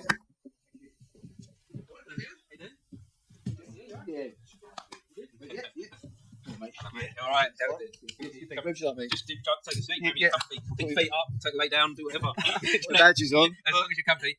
Hello, Sam, live wire. Right, I've got my t-shirt on. Yeah. Representing. Love the sound. Look at this. Isn't it? Sorry, Leo, get on camera. He's got his own camera. Look at that. He's got one. The Leo cam is over there. What are you doing? What are you doing? We're trying to win. It's just look the hype man. No, yeah, Mike doesn't need your help. No, I do. We're having a laugh. He's brilliant. He's wonderful. I wouldn't be doing this without him. I wouldn't be doing this full stop without him. Should we just say that I haven't yet, and I'll do this right now, credit Leo with the seed of the idea. Yeah. He, about 3 or 4 months ago, we were sitting down and he went to me, why don't you do a world record? No, why don't you? Because it's selfish. You can't be involved in a world record. Well, listen, I'm being phased out of one podcast, so... Mate, I said, we're doing it, and you was like, I've got a meeting. It's a real problems involved, Sam. Set to a Jerry Springer episode, this. That's why we've got the pillows. It's a break-up online. Right, what's the gossip then? What's happening with your podcast right now? Oh, no, nothing. We just we did one Tuesday night, because we have one called Live Wire Forever, where we talk about live wire stuff. And we were in the Stowe on Tuesday night, where we've got our Stowe project, which we can talk about if you want. And then we're starting a new project called LDJ, Live Wire DJ, because just love those 3 letters. Yeah. And you love your letters in general, don't you? Yeah, a bit of brand. I've noticed that. No one knows what they mean. So what's this? Should What's I? this? Yeah, right. It makes sense to me. So that's it. That's what that's but yeah, so we got our DJ Mark Radford in with some young people to make a promo vid, and then we did a mini podcast. Okay. But to be fair to Leo, it was a spur of the moment idea. I was like, it's a great idea though. Like talking to somebody who's just about to start something. You are me. Yeah, like hearing, almost like an introduction. Like when a football team signs a player, and you're like, "Who is this guy?" And then they start talking, and you're like, "Oh, yeah." I thought it was a really nice thing to have, sort of, the new DJ, be like hear him speak and what he's about and stuff before actually going into. It gives you loads of material as well. So I've got from that, I've got the sort of the 15-minute pod to put out. Then I've clipped it and putting that with some clips of the young people. So that's like a 2-minute clip. And then I've got a 1-minute clip of just the young people doing things. And I've just got a message before coming in. Redford sent me the track, so I'm going to overlay that. So I'll be putting out a first promo tonight. Although we're actually pretty much signed up already. Got 1 space left. It's great. It's great. I love this. Yeah. And this is like an idea. So you just had this idea, and you're like, let's just make this happen. No, let's just do this. No, this comes through Essex Music Services. So Livewire, for anyone who doesn't know, we're a charity in Live, and Leo's a part of that charity as well. And we deliver free drama, dance, and music for young people in Harlow, and we get funding from places so that young people don't have to pay for anything. Parents don't have to pay anything. If they want to buy a T-shirt, that's the only cost. There's no, that's it. They can pay over T-shirts. That's another conversation for another day. There is a thing though about bringing people into like feeling part of something when they've got that T-shirt, when they've got that badge. Yeah, but I don't want anyone to not feel part of something because they can't afford the T-shirt. That's and I can see how that resonates with you. How that's important because that's what you're building this family, aren't you? You've got to be inclusive, and I want there to be 0 barriers. Yeah, on our part to walking in and starting a class, starting a group. It's got to be as simple as that's why our sign up is by and large just turn up. And if you can't make it every week, that's fine because we just want to get people involved and with our shows as well. If we can, on the best part, we keep them free for people to come and see. I think it's only a couple of occasions we might have to cover the cost of a theatre hire or something, but we want the audiences to come in and be free as well. So inclusivity is the goal. Yeah. What beautiful thing to be doing. Oh, we love it, don't we? Yeah, 100%. Like it's the most rewarding thing in the world, isn't it? Yeah, like being able to teach the next generation of artists or whoever they and then to have those young people come back with their creative ideas and their input, and then start to influence the way you do things, like Leo is doing now. Right. It's a lovely thing, isn't it? Right? It's really nice. We've got there's so many people doing different bits and pieces, and or just seeing people doing well and carrying Livewire with them through their lives. Because we are a group that it's not, we don't encourage respect for all. Respect for all is how it goes, and we listen and and when people need to be a bit weird, we'll let them be a bit weird and let them work through that. And because weird is actually a good thing. Weird's a great thing, right? Yeah. So we're not going to say. I call my daughter weird all the time, and recently she went weird, and I was like, no, I love you for it. I love you for it, don't I? I love your weirdness. Embrace the weirdness. Yeah, she's there. She's there, ready with her guitar in case anything dries up. So embrace the weirdness. Yeah, it sounds like you're doing that. I've always considered us to be like the Goonies of the sort of the theatre world, right? Because I was brought up with those sort of Goonies and E.T. The kids who were on the sort of like the outside of everything. And growing up, I always felt like I was on the outside of those theatre groups that we had. Like I loved taking part in things, but I never. I think on a couple of occasions, even in school, the plays that we did, a lot of the kids who did it were sort of not putting them down, but like theatre kids, or maybe or if I went to groups, they were kids who could afford it, and we couldn't afford anything. And so I never, I'm proud of my working class Harlow roots, and I don't want to lose that. I didn't want to join a group and then forget who I was just to fit in with that group of people. So I said something about theatre kids then, but I love theatre kids, right? But I think you've got to carry that yourself and who you are with you, rather than just sort of wiping the slate clean and becoming this sort of generic actor who's just a photo on a bit of paper. There should never be a price on being able to express yourself as well. No, you should never have to pay to to be you. Be you, yes. Yeah. And to find a community, to find a family. Yeah, right. To find like-minded people. Yeah. And I found that. And just not, and that's that is a hard thing for a lot of families. That the kid might be like, I want to be a theatre kid. I love theatre, but I can't afford to get. Yeah. Right. So what do they do if they wasn't Livewire? Yeah, and also, with my sort of group as it was growing up, it wasn't really the sort of done thing. Neither was music. If you play guitar, you were a gweebo, you were a dweeb, because we were all like town rats. Yeah. And which looking back on it sort of fondly, but also I cringe a lot because I don't ever think that was me the whole time. So creating Livewire and creating a space that anyone can join and be themselves is really important to me. I feel very passionate about it, and anyone who puts it down, I get so cross. I don't think anyone really does. Really, I don't think you're going What kind of thing? Like, I don't like to explore Bit the negative snobbery. too. Bit of snobbery, bit Yeah. of I'm above this maybe. Yeah. I guess that can happen. And that's fine. You know, you get some young people. When we're doing artist type things and people, Yeah. you know, they love. It's so easy to be the critic, isn't it? It's you know, that's the easiest job in the world. I think. Yeah. We'll get some people will come and join us, and they're used to being the star of their show. Everywhere they go, and when we come in here, it's like, well, we're going to share this all out, and it's not automatic. You're going to be the main part to make something. We're all making stuff together, and that doesn't work for everyone. So we find those people we might lose those people. Yeah. So Leo, as a theatre kid, where would you be without Livewire? Oh, it shaped my life, 100%. Like, I wouldn't be doing anything I'm doing now without Livewire, and I can never see myself not doing anything without Livewire. That always will be in my life. And just quickly as well on what you were chatting about the snobbery and stuff. It annoys me. Not that I don't think this has ever happened, or I haven't experienced it. It annoys me when people forget their roots and forget. Like Livewire has shaped me, and I'm never going to forget that. And all I ever want to do is replicate what I was given and be able to continue doing that. Yeah. Like I can never see myself. Obviously, when I was in drama school, or like when I was younger, the dream was West End actor, do this and stuff. Yeah. But now I can't see myself doing anything that isn't for the people of Harlow. And funny, isn't it? Yeah, it's strange. That's amazing. It's amazing. It's amazing. Are you pleased with the effect that what you've set up with Livewire, and you're seeing? Like, let's be real now for a minute as we wrap this up, because I think we've got some more coming in. Yeah, how do you feel about what you're seeing with what you've created just over there? Not creative. This is the thing about Livewire, right? You get what you put in, and if you come along and you take part and you're committed and you get involved and you put yourself out there, you will improve yourself and you'll have a better time, won't you? Yeah. If you don't respect yourself and you don't give yourself that chance, then you won't progress. So, yeah, we're a big part of Leo's life, but it's all because of what Leo has put in. And there are hundreds of other young people who do put in the effort and the commitment, and they're better people for it. We're just there to give them that platform. So much excitement in the future of this town, and like it's gonna.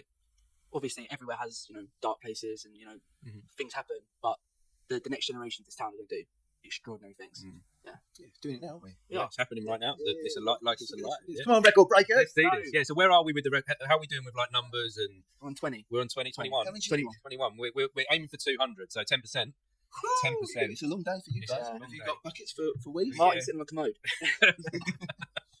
Good band. We'll figure out a way to do this. It's nice knowing that like there's like a whole other group of people for like phone calls and stuff that we've got to do later, which is and that counts. Yeah, check this out with the Guinness Book of Records, phone calls and stuff. Yeah, there's still a guest on the podcast. Brilliant. As long as they contribute to the conversation, as long as it's not just hello, my name is.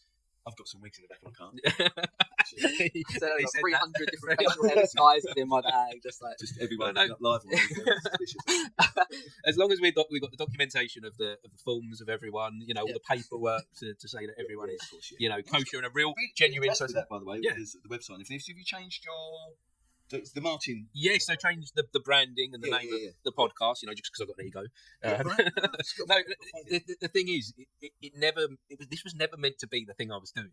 No, it was meant to be this podcast to promote a business that I was going to set up. Right. So I was going to start up this creative academy where I was going to be the teacher and I was going to say to everyone, like, this is how you be a director, writer, actor. Yeah. And then I'd get professionals to talk and things.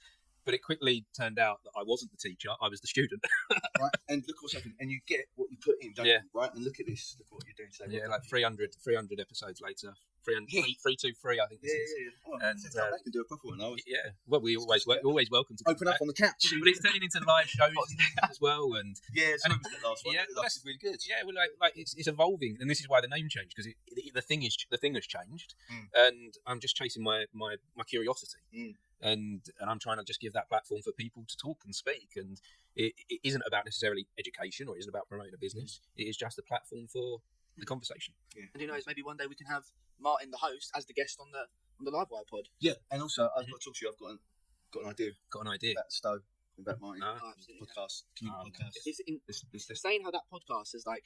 There's a lot of like excitement around that. So we've got. Sorry, I know you've got other people in. Yeah, well, Leo's checking. Nothing yet. No. Oh no, we're running dry, are we? We might have to get on the phones. This is the time. Live as well? This is all live streaming. Yeah, live streaming over Instagram and YouTube. Hello. If anyone's out there's some people watching. Oh, nice. Thank you. But we worked out a ratio that we need to do between 14 and 20 people an hour. Yeah. So we on that ratio. Do you think, Leo? You might have to have a flurry later. You might have to. You might have to that's where the It's going to be like the M25. Every now and then it's just going to be. Someone just said on the group they're driving down from Kent. Wow. Yeah. So, oh no, there's people being part of this that come from all over the country, which is How amazing. would you be if I left that group chat after this? Yeah, do you know what? Some people don't like group chat. It gets too much. So many. Ding, ding, ding, ding, ding. Like. I'll put it on mute. Do you know what? Every single app on my phone. Yeah. Because I can't no more. No, you're part of this now. You're going to. I'm giving them your number. No, yeah, that's the deal. I'll give them all Leo's number. Yeah, that's all right. I'll update you on the rest of my day on this. Yeah. No, just get out for a run. No, just because it's easy, isn't it? Way to communicate, and everyone's got so many questions. Yeah. It's like a way to just announce it to the world. Every time we start a new little project, there's like that suddenly. Sam Ashford has created a new group chat. I can hear other people just going, and you forget them. Yeah. Which group was this? LZX, wasn't it? Yeah, right. There was 3 letters. Yeah. So the Stowe one, when we did that, because we've been working through Safe Harbour Partnership, we've been running workshops every Tuesday night, and the young people in Leo, Harry, and Joe have been working with sort of 7, 8 young people every week. It's been brilliant. And they all live in that area as part of their strategy to sort of clear, hold, and grow, Renew. I think it's that. Yeah. Regen. Okay. So we're part of that sort of process, and we thought we'd just summarise what was going on in our podcast the other night, and we sent it out to people from the council who funded it, and they're really excited about it. And I've just had from doing that, I've then had some ideas. Great ideas.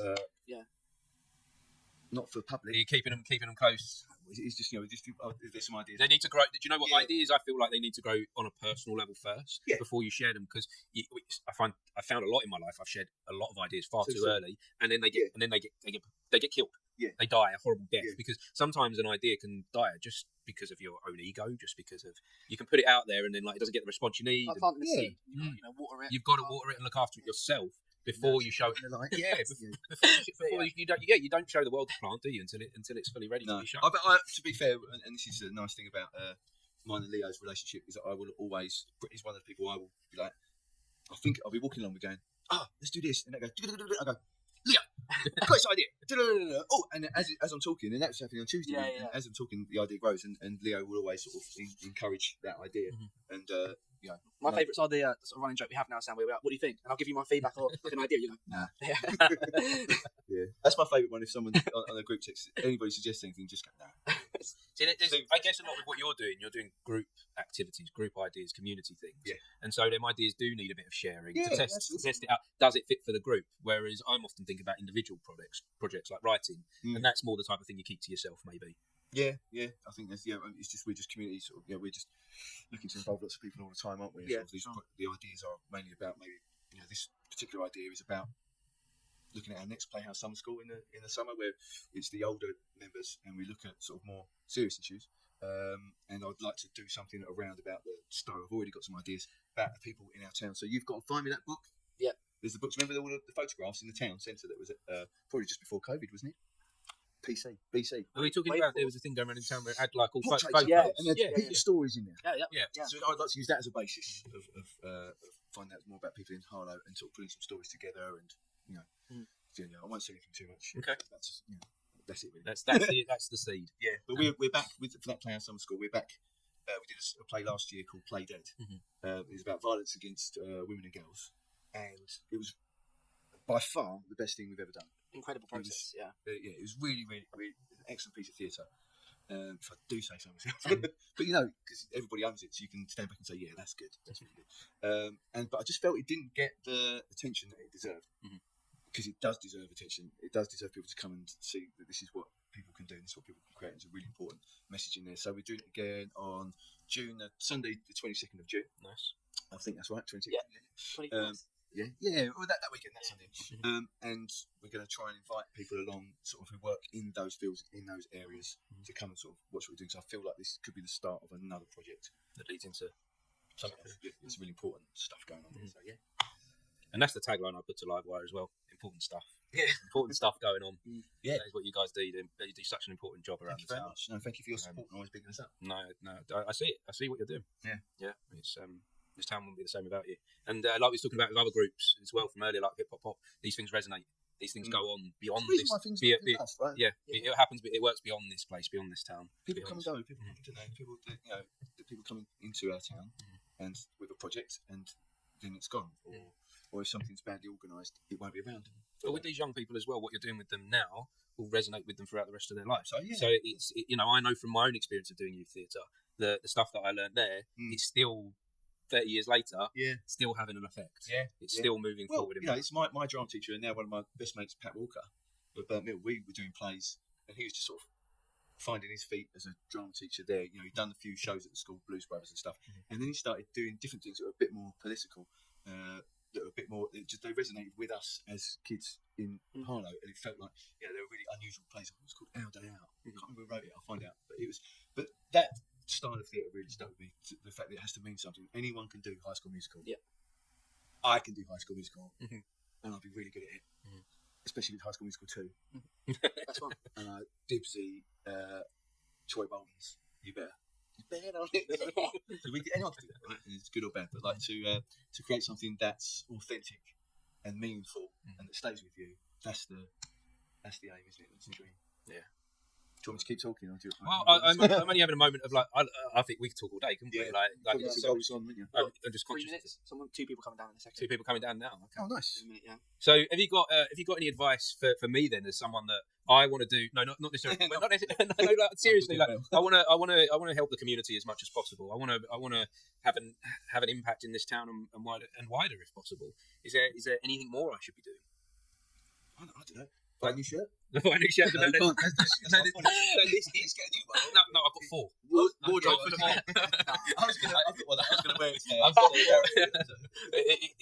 It kind of become my podcasting shirt, and then all of a sudden I was enjoying it. Where I don't watch every episode fully, but I edit the episodes, and I watch them back to review myself.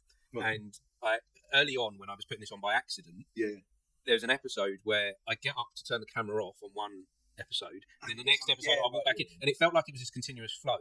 And then I fell asleep watching it, and I had this dream of me crawling out the TV wearing the shirt, and I was like, this is all going to like some weird space now. But basically, I felt like conversation. Yeah, so this is for me personally, this shirt is like some meta thing going on. This is like I can't podcast without it. Okay. So if we was like evil, you steal the shirt. If you got a podcast out there, bring this guy down, steal the shirts. I've let out the secret. I've let out the secret. No advice. We just keep doing what you're doing and keep being with your enthusiasm and getting out there and talking to people. Just keep going. Keep making noise and people hear it. Yeah. And if I can get involved live wire in any way and support you guys. Well, yes, I need to. We'll chat after you've done you smashed your record. Here we go. Here's the next bunch. Right. Is that me? Is it? Yeah. Thank you so much, Sam. Appreciate it. Come down, guys. You're very welcome. Thanks, man. All right. You needed a hand, didn't you? Cheers, Joe. Don't forget to share the Just Giving link because we're doing this for charity. Yeah, of course. Yeah. And anyone else you can kick in the building. Come in, guys. Come in. Take care, mate. Thank you. Oh, my favourite people. No, these are definitely my favourites. I can say this. Hey, you right? Hello. Thank you. Hello. Hugs. Chloe, you're included as a favourite, though. Yeah. Okay. That's what I said. You couldn't say that. She's right there. She knows. She's a favourite. So, welcome, guys, to the podcast. So this isn't Lucas's first time, is it, Lucas? Mm-hmm. How are we feeling about being on the podcast again? Yeah, good. Good. Does that show and tell at school? I'm invited. Show and tell, but Mum's invited. So we've got Leo here. If you guys don't know Leo, he's the co-host. Okay. And so this is my little sister Laura. Little sister. My little sister. And this is her children, my niece and nephew, Rosie and Lucas. And yeah, Lucas is a podcast pro, aren't you, Lucas? One of the most watched podcast episodes in history, I hear. Is it? Yeah, it's up there. It's what do they call it? Trending. Yeah, lots of knowledge and wisdom to offer the world. So what have we brought to show today? The book that I wrote. The book that you read. Can you talk about writing it? We did. We talked about this on our individual episode of the podcast, how you aspire to be a writer and you enjoy writing. You've got stories coming out of your mind all the time, don't you? And you wrote this story and now you've published your own book. How does that feel? Good. Tell me about the book. So it's about a kid who really likes storms and the rain. And when he's driving to McDonald's, he gets struck by cold lightning created by a storm suction vacuum that went wrong. And he woke up 9 months later and he had superpowers.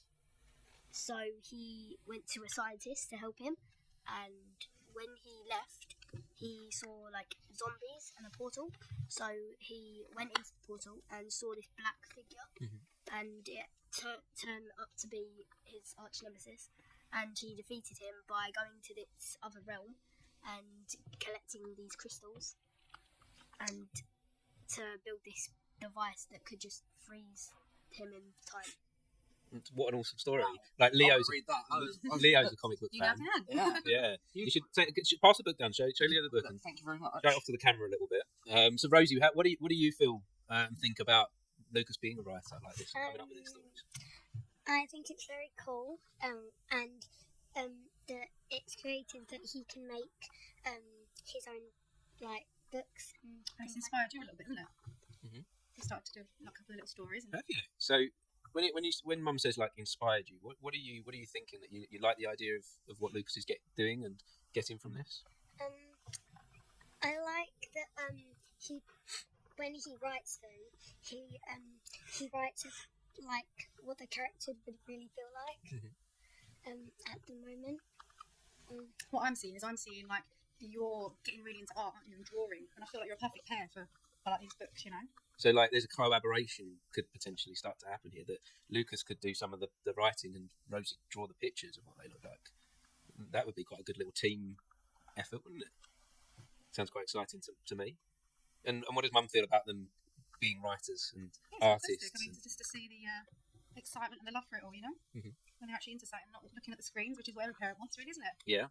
Not just faces on the TV. And because that is hard for all of us, isn't it? That we've got this world now.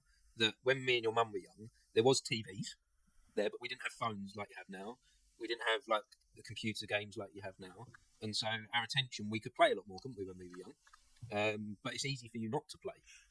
Do you have any idea, Rosie, why play is important and not just to watch TV? Or... I think it's important because you instead of just watching the TV, you should really like play with toys or colour something or draw or create something or like anything like that, or go outside or anything. Have you got any advice, Lucas, for anyone that is perhaps looking on TikTok a little bit too much, but yet they've got some stories in their mind, or they want to do some writing? Have you got any advice to get them started, to get away from TikTok and YouTube Shorts? Just don't stay on devices too long. Actually do something. Just do something different rather than that one Don't one you find like what you've done is giving you that bit more confidence? It's taking you to that next sort of stage in your life where you're going, oh, like, look what I can do. Kind of, you know, it's all part of your character. And what are we thinking about the book? It's incredible. That's talent. Yeah, that is insane. And to the blood then, isn't it? Love the end. The end, or is it? Yeah, there's definitely going to be there's definitely going to be a part 2 to this book. And so, Rosie, what have you brought with you today? I see your...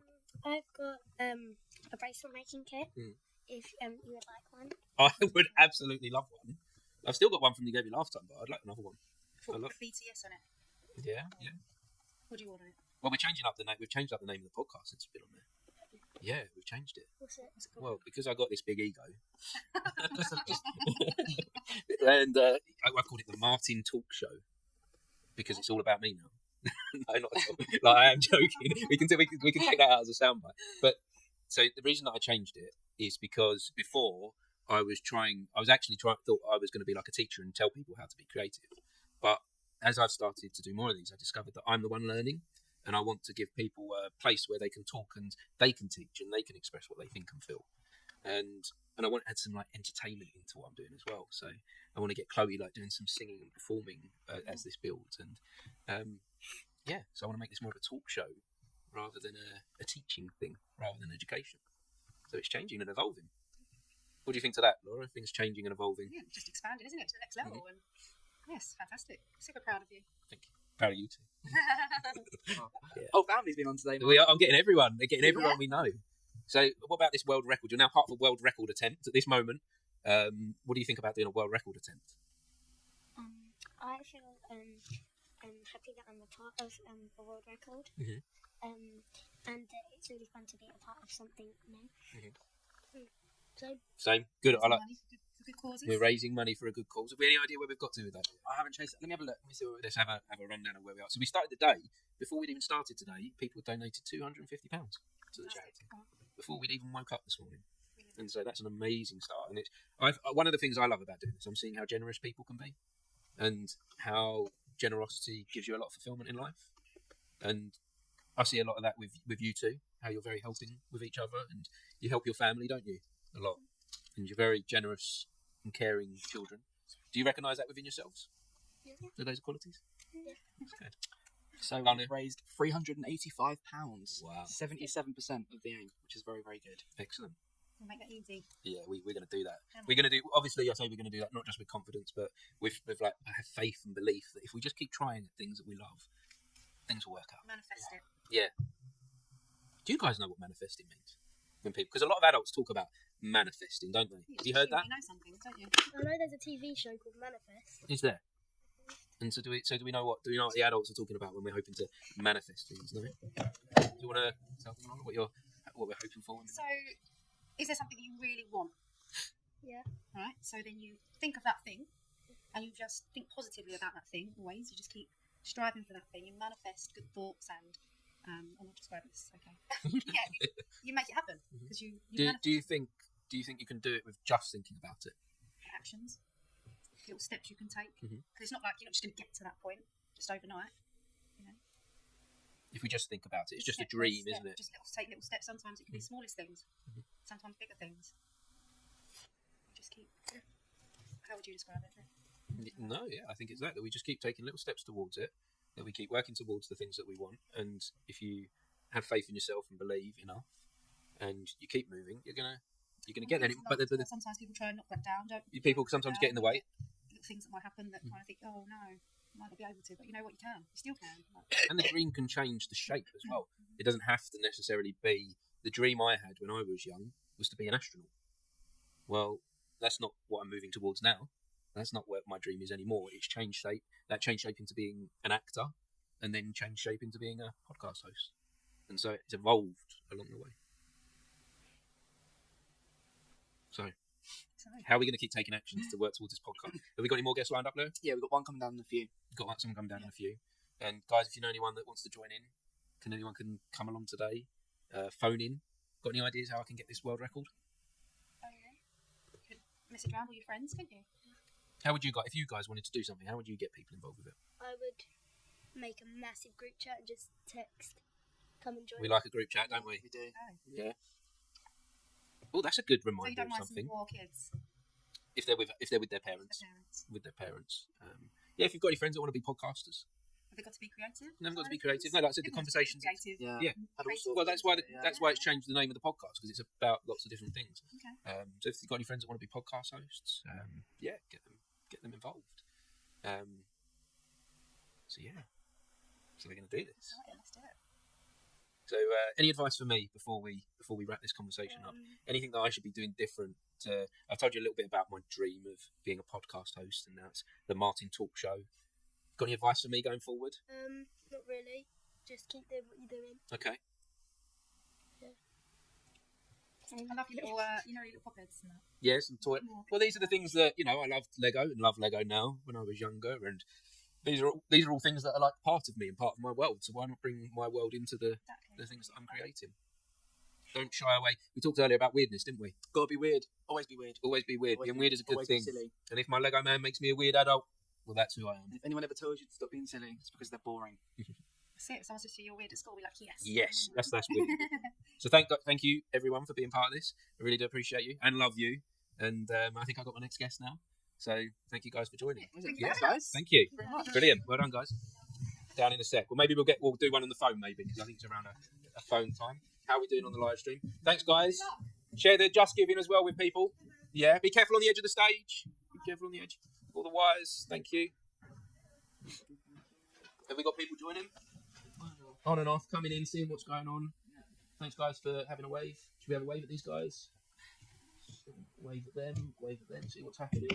So, yeah, we've got someone coming down. Sorry if I keep ordering you about, Leo. Listen, Martin. I think that's... Well, we've got a bit of time. I want Should we change the seat up? I think this is what we need to do at points. Not just being so that far, chair. I feel like I'm being attacked by Martin. So it feels like time's moving a lot. Time goes in a weird place. It's weird because I don't know if it seems faster or slower. But I've just looked at my watch and I'm happy. You happy with that ratio of I 14 am. to 20 people Yeah, an hour? and I feel like this is the sort of rhythm we've got to start getting into. It's going to get faster and slower and faster and slower. Okay. On that Well, note. let's keep on that note. We've got another guest. Please come and join us, Danny. So yeah, let's keep that rhythm up. 14 an hour to smash this. So if this guy is Danny. Danny's a talker. Danny, come and join. Right. So we might need to actually kick him out of the building. So Danny's a huge possibility. Thank you for coming, Danny. This bit lower. For being part of this. Well, I feel like a modern day evacuee. I've got a number, I've got a name. You've been branded. You've been branded. I'm off up north for the duration. We were just talking about how we're doing on this world record attempt, right? With like the numbers, and we worked out a ratio. If we want to do this in 10 hours, which is a long time to be talking, we need to do 14 to 20 people an hour. Okay. And so we were trying to work out: are we talking too much? Are we not talking enough? It's we've done 25. Yeah, we've done 25. So hello, Danny. Hello. Let's make this about you for a moment. Oh, okay. Well, yeah. All right. Yeah, I was going to ask how it's going, but yeah. How are you? Yeah. Yeah. Yeah, I'm enjoying it. I'm excited. Really? Yeah. And you find that you starting to repeat the same questions? There's been some interesting, like, repetitive things coming up, but not from me, from the guests. Ooh. Yeah, there's been some, and I'm watching that. If anyone watches this as a continuous thing, which they're going to be crazy if they do, but I love you also. And being crazy, as you know, if you've been listening, is a good thing. Yeah. Being weird is a good thing, so I appreciate you. Thank you. I think. But what's the question, Danny? How am I doing? Yeah, how you doing? You know? I'm in a space. This is the universe right now. Okay. And yeah, and You're getting there. and I'm getting there. Had some negative self-talk going on in the mind this morning in the shower. Had to tell it to shut up. See, this is Had to say, please stop. I don't need you today. Well, this is where Terry Pratchett comes in. When that sort of thing happens, he talks about the first, second, and third thoughts. Actually, more like Granny Weatherwax speaks of it. That's how I learned it anyway. And the first thought is the emotional response. That's the one that goes, yeah, do it. Mm-hmm. The second thought is the one that goes, whoa, step back, have a think, do what you want. And the third thought is, you should have listened to the first one. Always listen to your second thoughts. That's what I learned. Sometimes it works. Sometimes. Yeah. I think with these things that, you know, we're coming up with lots of different ideas and theories. And I think we have to play with them. Yeah. Test them out if they work for us. Yeah. Not necessarily lean into it too much. No, go explore. That's what we've got a brain for, is to learn, to explore, to find out, to absorb. You know, and any of the stuff that we don't need just gets kicked out during dream sleep. So, yeah. And anything that is of some use just gets retained. And then you're watching some dodgy quiz show on the telly, and all of a sudden you've got the answer to a question that you're going, well, I don't know where that came from. But that's see, for me, the dream absorbing stuff. Yeah, the dream sleep thing is a weird thing for me. I've already brought that up. A weird dream that I had earlier of me crawling out. Slowly getting to that point in the podcast where things are just coming out. I'm loving it. Yeah, talking about I had this therapy, people. Do you know what? This has been therapy for me. But it's a good thing to talk, isn't it? Of course it is. Yeah, there's a slogan in there somewhere from yesteryear. But yeah, no, it is. It's good to talk. We don't do enough of that. We do too much social media chat. And how is this different? Contact. It's physical contact. People need physical contact. You know, I mean, people in relationships know if there isn't that physical contact, and things start breaking down a bit. And it's the same with people in society. That's why people come to the theatre. That's why people go and watch films. That's why people are addicted to their television sets. It's simply because they crave that contact and understanding. Yeah. But they're not getting it from social media. Yeah. You know, but we're also told that it's a fearful thing to go out and meet people because you don't know what they're going to be like. You know, you don't know who they're going to be. And it's like, well, of course you won't. And it certainly won't over social media.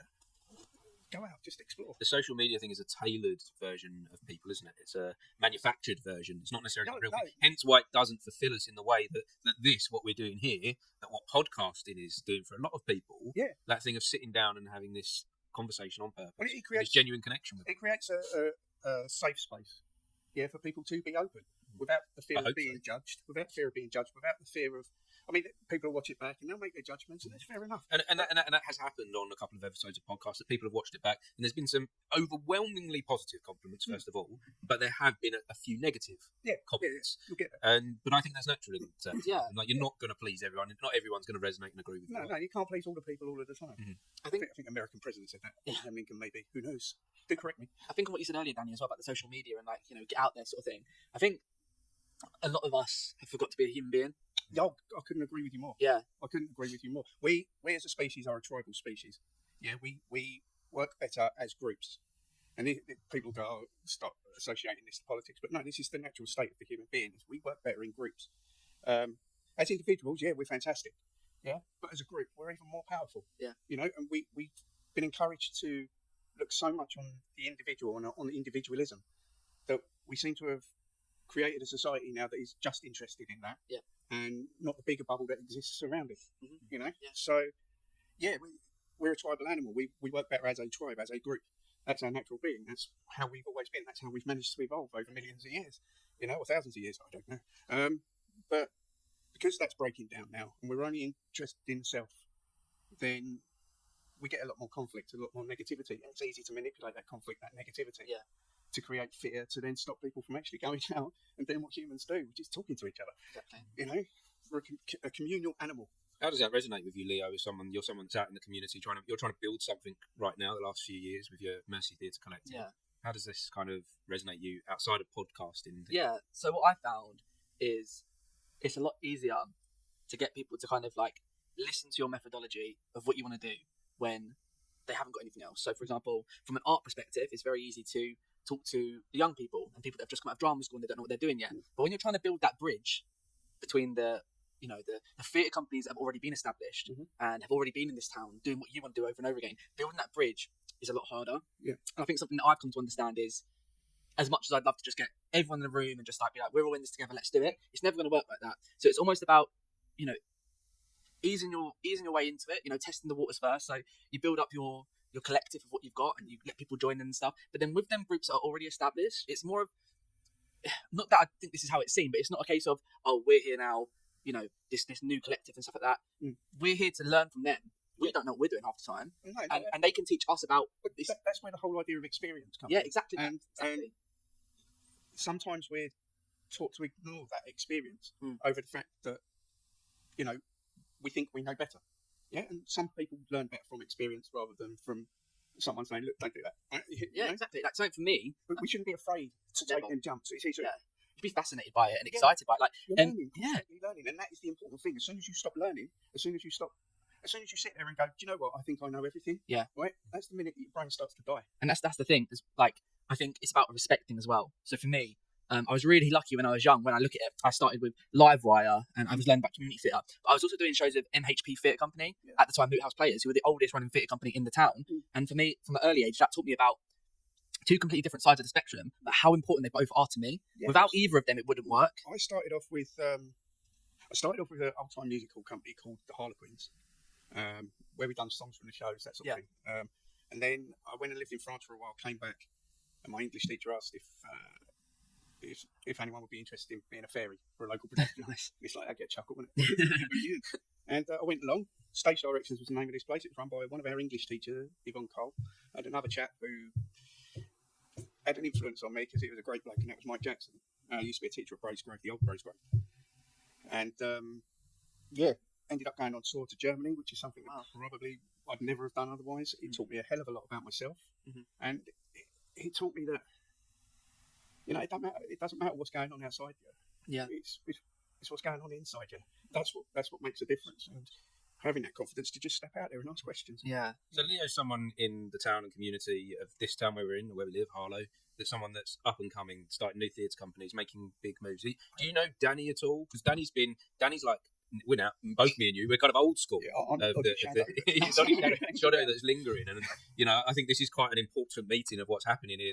Unfortunately, Danny, we're the old. Yeah, this is the thing, though, Martin. I think, sorry to cut you off, I think now's the time for them, people that have been in the town before and are now like lingering in and out and they're all over the place and so on. I think now, when this town's in this really exciting sort of transition into become this regeneration town and there's so many exciting things happening, I think now's the time for them people that have been here before and left. Now more than ever, it's their time to come and put their imprint on the new shape of the town, because it's not about the new generation shaping the new town. It's about I won't name names, but there was something I read the other day which said it's time to shape the town for the future, not the present or the past. But for me, you can't shape the future without acknowledging the past and the present. You've got to know where you've been, know where you're going. Yeah, why would you cover dinosaur footprints with cement when they're such an important part of you know the world? Again, it's a way of cutting us off from the past. You two carry on this flow. The weird thing, I've just finished reading Orwell's 1984. Yeah. Right, and that's similar to what they do within that novel. Is they rewrite the past. Yeah. So that the past supports the future. Yeah. Regardless of the narrative. Yeah. It just supports the objective of whatever's lying around or ruling at that time. Yeah. You know, and it's strange how we are living in a 1984 kind of, you know. I've recently explained it that we live in an Orwellian existence. Yeah. With a Kafka-esque acceptance. Mm-hmm. The amount you look at the way Gregor turned into the dung beetle. Exactly. The family just cracked on as though it was perfectly normal. And also the amount of sort of animal farm references you could look at in today's world. Like, I know when it was written about, you know, Soviet Russia and everything. Yeah. But you look at it now and you think one person comes in with a bright idea, but then all of a sudden they become. But that's because the Russian model of communism was never truly communism. Yeah. One could argue, just in case, simply because it didn't have that extended period of socialism, and as a result, because America needed some sort of enemy, capitalism needed some sort of enemy after it had defeated fascism, supposedly. The obvious one to target would have been Russia by branding it communist. You had the witch hunt, or the communist witch hunts in the 1950s in America, and communism got branded as a bad thing. But yeah, it is a bad thing. When Marx wrote it, he didn't write it to say this is the objective. Yeah. He said this is a warning. Don't take the P with it. You know, this is a warning. If you take it too far, it becomes just like any other ism. Yeah? The thing is, we need to embrace that period of socialism. And socialism isn't something where the state takes over everything. Socialism is a simple act of just helping someone else. And I think exactly, you couldn't say that. My dad is a very sort of like old leftist, and I think when, not to get too political with it, and not to say like my political views, but the way you could see it is when Starmer was running, everyone saw this is the opportunity. This is what we've been waiting for. This is the Labour resurgence. This is everything we could ask for, and it happens. And whenever you replace a problem and put someone else in power, it doesn't matter what they're going to change or do. They're the new target. They're the new target, you know. And what people have got too impatient. Lots of impatience. I mean, it's on the road. You can see it walking down the street sometimes, you know. And people have got too impatient. They expect things to happen at the flick of a switch straight away. Yeah, because we're in the modern age. Everything else is at the touch of a button, right? So why can't change be at the touch of a button? Yeah. We're a conservative, small C conservative country. We do not like radical change. Yeah. Historically, as people, we've never accepted that. Yeah. Even our own civil war turned out to be relatively civil in conclusion with the return of the king, you know. So we didn't go around getting rid of the aristocracy and stuff. Yeah. You know? We just went, it didn't work. Okay, let's try another way. Yeah. You know, and I've forgotten where I was going with that. It's an interesting conversation to have, though. Like, I feel like with politics, no matter what you're talking about, you can always connect it to a political sort of like. Well, everything is politics. Yeah. The true meaning of politics in my head, or as I was taught it, was the disagreement between two people. Yeah. That's politics. Yeah. Yeah. The art of politics is bringing those two people together in a compromising situation where one person goes, "Now I see your point of view," and the other one goes, "And I see yours." So let's get rid of all the crap that's in our ideas, put all them good points together, and then move on. And that is basically how we should be. But we don't. We just look at it and we judge people immediately on their knee-jerk reactions to a situation. And I feel like now more than ever, you can see a divide amongst the people. Oh, absolutely. I feel like there's always going to be a divide. But I feel like now, and especially what's happening in the world. I mean, you could like look at the States as a big example. Well, it's the main example. At yeah, the moment, it is. Really? There's just such a huge two-sided argument. And eventually, no matter if you go so far to the right or so far to the left, you're always going to meet in the middle. And there's always going to be, I personally believe, there's no difference between the furthest of rights and the furthest of left. There is no difference. There's absolutely no difference. Yeah. There's either way you're telling people how to live their life. Yeah. Regardless of whether you agree with it or not, there are some good points that come out from the right. There are some good points that come out from the left. Yeah. The rest of it, for want of a better phrase, is bullshit. Yeah. Right. You've got to. The art of the politician is to be able to take them ideas, balance them up, so we can actually come to a compromise situation that we can move on from. Yeah.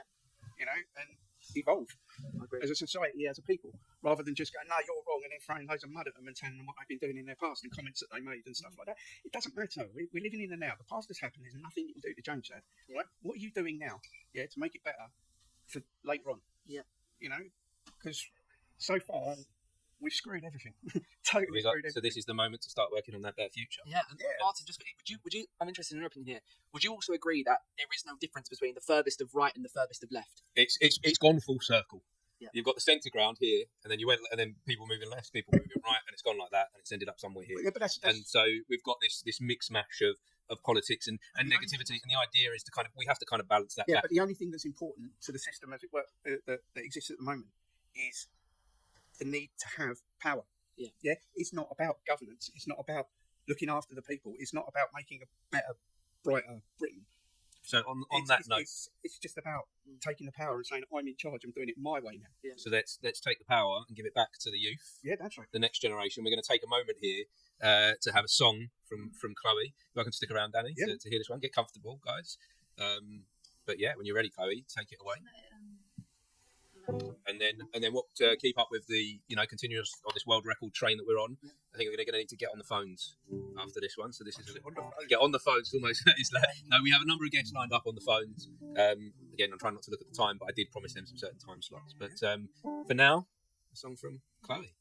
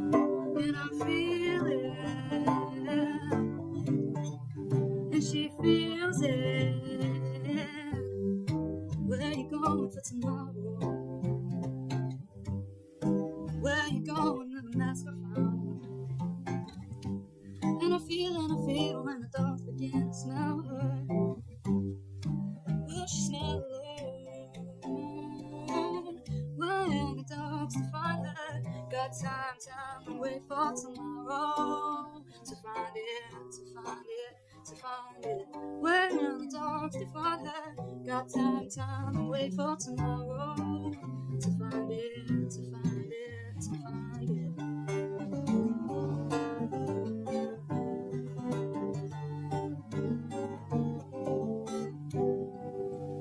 Woo! Hey!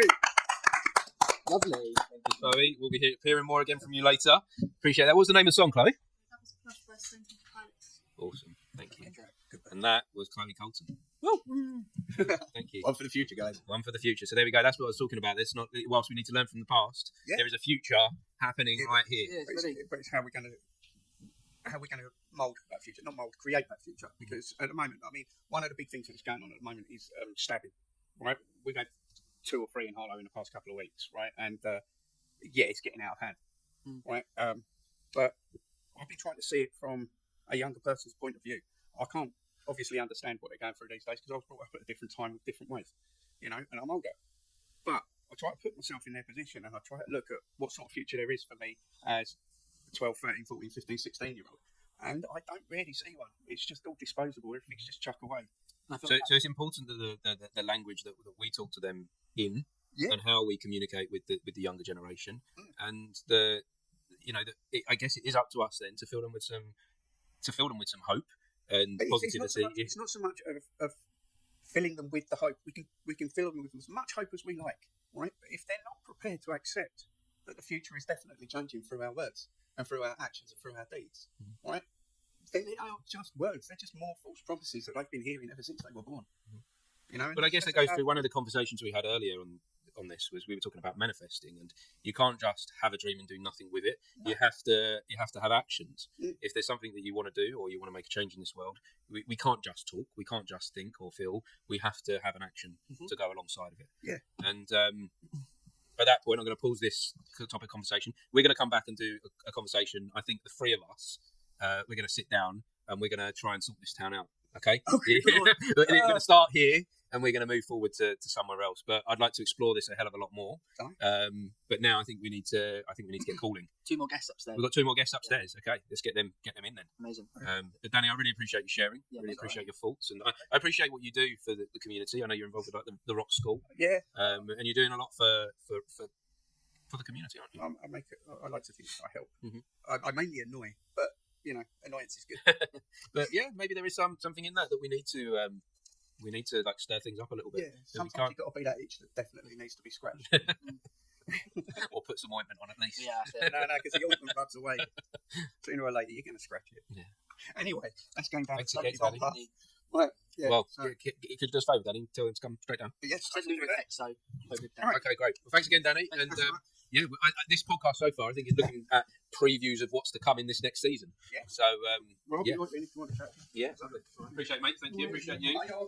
How are we doing on this live stream? We're getting people jumping in and out. That's nice. Maybe I'm going to mix this up a little bit, and let's. I'm going to put this over to my personal. Oh, before we put this over to my personal, we've got someone else joining the conversation. There we go. Amazing. Okay, yeah, great. Which one? Yeah, coming down. Dan Ricketts, and then bring the next one down about 3 minutes, if you like. Yeah. Dan. Hello, mate. Hello. Thank you. Number 26. Number 26. Can I keep this on? Yeah. Yeah, of course. Yeah, take a seat. I'll go this side. Yeah, wherever you like. Put your feet up. Hey, Lay down. How are you? Yeah. Do you know Leo? We've met through work actually. What? At school in Hertford. You came in and did some. Oh yeah. You know what? Them sessions I did at the school. That was with Rivers. Yeah. Mr. Dimitri. Yeah, that's the one. Yeah. Shouldn't say everyone. We don't know who that was. No. That was a made up name. Incredible. It was wicked. Absolutely loved it. And the kids really enjoyed it as well. So. Yeah. What did you love about it? You know what? It was the fact that myself and Harry had, we've talked with Livewire. Then when we were offered this opportunity, it was kind of different to all of us. And me and Harry were a little bit nervous, but I think that really showed just how important creativity is to everybody. And I think when you get somebody in a room, no matter how old they are, what they've been through, anything like that, and you just, let them create something topical, like writing rap music or creating beats or something like that, then they will run with it. And they'll love it. Yeah. It was. Yeah. Do you agree with that in your profession as a teacher? Yeah.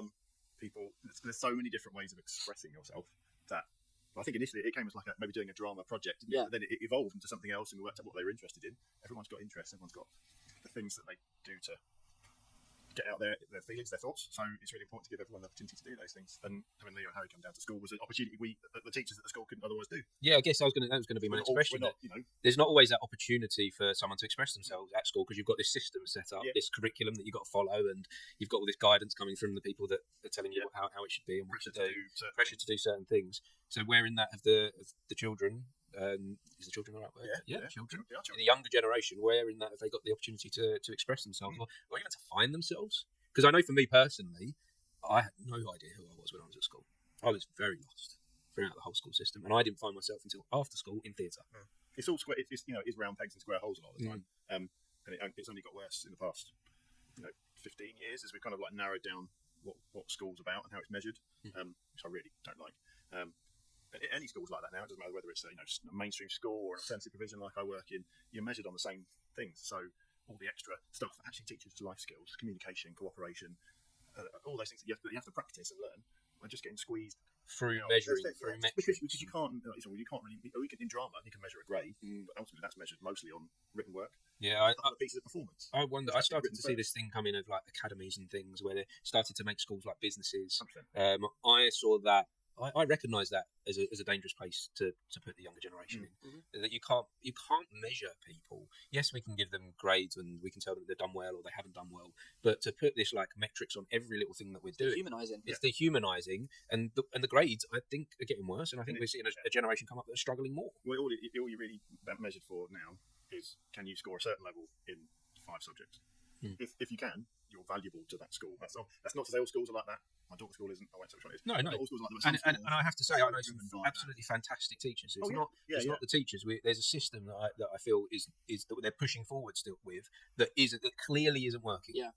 And that we need to change this up. So from being in the system, what recommendations have you got to change this up to get us away from this? My first 4 things. If I was education secretary, I'd get rid of blazers, ties, academies, and Ofsted. That would be what I'd start with. And then with that, you can change the curriculum and actually say you don't have to do 7 or 8 hours of English because actually it's not. Some people really thrive in that environment, and that's fine. But actually, some people need practical work. Yeah. I think if I rewind back to like my parents' generation, when you got to about the age of 14 and you were no longer, you might actually have left school and gone and got an apprenticeship, there's actually loads of kids at the age of, who are in like year 9, 14, 15 now, who are just done with school. Yeah. Because, and they can go and get those things on the side. Come and join the conversation. They could go and do those. They can easily do those things alongside. Of the I agree. additional qualifications that they might need so that later in life, actually, I want to do something else. But actually, they get stuck in a system. And I see it. We're sowing the seeds. There are now thousands of children, who are not even in school. Really political here. This might be a perfect time to Jay, thank you so much. Come and take a seat. Did you know Dan? Yeah, indeed. Yeah. We've got a long. This one. Yeah, you know this one. Through a personal friend who, when I started doing drama stuff about 15 years ago, before my daughter was born, I was doing stuff with Phoenix, Phil Dale's company, and a friend of James's was was the guy that played piano for us. He was our musical director. Mhm. So yeah, and that was So you go back. We know each other a little bit from way back. Yeah. Well, James, you joined the conversation a bit. We're looking to change the system, so I think you might have come at a great. But you're a local councillor, is that correct? That is correct. Yeah. So tell me a little bit about what it is you do within the community. Within the community, oh crikey! Just a summary, because you do so much, and I've wanted you on this podcast for a while. We've never quite got there. Because we've not got there because you're so busy and so active in the community, which is a wonderful thing to see. Yeah. Where did it start? I guess we're saying in the theatre, you can't help but then get involved further in community stuff when you get into the theatre, because people that are doing theatre are usually involved in many other things, and they drag you along. And and the most difficult word in the world, as we all know, is no. When you're asked to do something, you've got to be a bit heartless to turn down a lot of the things, and also it's just we all want to be loved and do something, really, don't we? So it all started there, progressed into a variety of other things around the town. Trusting of 3 charities at the moment, which is lively. I bet. And it was coming out of that a member, somebody who was a councillor at the time, kept pestering me, although it was a fellow trustee, and said, you should get on the council. And eventually, you saw that as no, it's really difficult, and I gave in. And did you see that as a way that you could, because like Sophie was talking about making things different and making a change, did you see that as some way that you could make a change and make a difference? It certainly was the hope. Yeah, I didn't just want to go into the council chamber as just a bit of cannon fodder or whatever, and just sit there and say nothing, or just sort of vote at the right time to the right way. I wanted it to be stuff that I was interested in. But my primary interest was really just sort of focusing on. We all elected to different wards, was to focus on my ward community, because I happened to live in it. I was really, really passionate about, and determined that I was only going to stand in the area in which I live, because I think there's no disrespect to anybody that doesn't, but it was just important to me that I do. Because I've got those connections in the community, and it was just, what can I do? And I very quickly found out. The email inbox is permanently full with inquiries, with casework and stuff, and you can't resolve everything. And some of it takes a very long time to get to the bottom of, and find out whether you can or can't do anything still. But it was important that we do that, and that was my driving force. And then I went on this mad whirlwind. I got elected in May 22, so 2.5 years ago, thereabouts. And at the end of, after the elections last May, for whatever reasons, my fellow Labour councillors decided they wanted me to be leader, which was never on my radar at all. It really was always going to be just a hard-working backbencher, doing my stuff, and now I find myself at the centre of things, and taking a lot of flack for it sometimes as well, but hey, it goes into territory. And how does that resonate with you, Dan, as going into the field of teaching and making a difference, making a change? Was that something you was hoping to kind of do with this at any point? What, council stuff? No, but from your angle as a teacher, making the difference of what you're 100%. I don't think everyone goes into teaching because ultimately you want to improve the lives of young people. Well, I don't know. I don't know. Like I said, mate, I know a few different teachers, and I do wonder if they're different. I do wonder why they're doing it. Good and bad. You get people like, as a student, I remember, and as a teacher, and people I've worked with, some are amazing teachers, and they love their subject, and they'll teach anyone. And in my industry, where the kids don't necessarily really like school very much, if you've got a teacher who's really passionate, I think it's in the same in theatre. If someone has got that project and they're holding it really tight, but they've shown their passion for it, it gets everybody else involved. But then you do get some teachers who maybe not the most skillful at their subject, but at the same time they develop really good relationships with the pupils. So that works really well as well. The students learn for themselves, because they've got a good relationship. The students most of all feel safe in that person's classroom. You go into some classrooms and you don't feel that student doesn't feel safe, so they're not going to do their best. Like in any industry, you don't feel safe on a stage with a director. New stage, by the way, nice. You're not going to feel safe. So you want coffee order. Okay. Be careful with the electrics. We've got lots of plugs around here. I've been fortunate to do all the Lovely, so far. When you work with all the directors I've worked with, you have a positive relationship with them, and you feel very safe on the stage to take risks. Like I said to you past, I never thought I'd dress up as a woman. I was dressed as a man playing. And you credit some of that to feeling safe. All the people in the cast who were there, it's quite a big cast, but also the director and the time I got given to do that. And the same with the teachers. And ultimately everything sometimes in life is about relationships. If the relationship you've got with the person you're working opposite is a good one, you will take more risks, because you know that if you foul up, they're not going to go, oh, well, I did tell you that was going to go wrong. They might do it in a jokey way, but sometimes students won't take risks because they know they're going to get criticised or castigated by the teacher. Oh, that's rubbish. I think we've probably all had a memory of an experience of a teacher who said something negative, and it always sticks with me. I saw it on the wall, and I can't remember the whole thing, but it says, "I'll forget what you tell me. I'll forget everything you tell me. I'll remember 10% of what you show me. I'll remember half of what we practice together, but I'll remember everything you make me feel." So if there's a moment, and I can remember teachers who make me feel pretty pants, pretty scared, but I remember teachers who made me feel really confident. So, as the next, that's a wonderful place to put a pin in this. I feel like we can come back to this as the next guests are coming in now. James, is there a note that you could give that resonates with the community of the town? Oh, I think it actually resonates really closely with something I've been doing all week, which I've been on interview panels all week for new senior staff at the council. And one of the things that I was exploring all the time was with them was how they would nurture staff development, and particularly the how you deal with the fact that sometimes everybody makes a mistake and things go wrong. You know, and you can be into a project and get to a point that actually, this isn't working, or just a human error or something. But it's the importance of creating the conditions where people feel they can make a mistake. They can feel free to explore a route to something and make a mistake. But important thing is to then own up to it. Go and talk to someone and say, this has happened, we need to deal with this. But it's not about then castigating someone for having done it in the first place, because the only way we ever learn anything is by making mistakes in the first place on a route to hopefully a better project and a better outcome. Wonderful. Well, thanks again, guys, for being part of this. You're welcome. Thank you for joining. The guest train is still moving. I'm calling the guest train. The next one's up. So thanks again, guys. Don't forget to share the Just Giving link. I believe we're doing quite well on our target. 80%. 80% there on the target for fundraising for the day. So thanks, guys. If you could share it, appreciate it very much, and appreciate you for joining. Thanks again, guys. We'll make the day for Yes, we'll follow up this conversation definitely on a deeper basis. I feel like this today is a highlight and a preview of what's to come on this season of the podcast. It's a little adventure. A little adventure. Just cheering. Wonderful. Thanks again, guys. Thanks, Appreciate it. Thank you. I'll take my tea. Coming up, Simon. Thanks, James. Thank you. Come on. Here he comes. Okay, number 28. Hello, take a seat. He's finally here. Mr. Creator, we meet at last.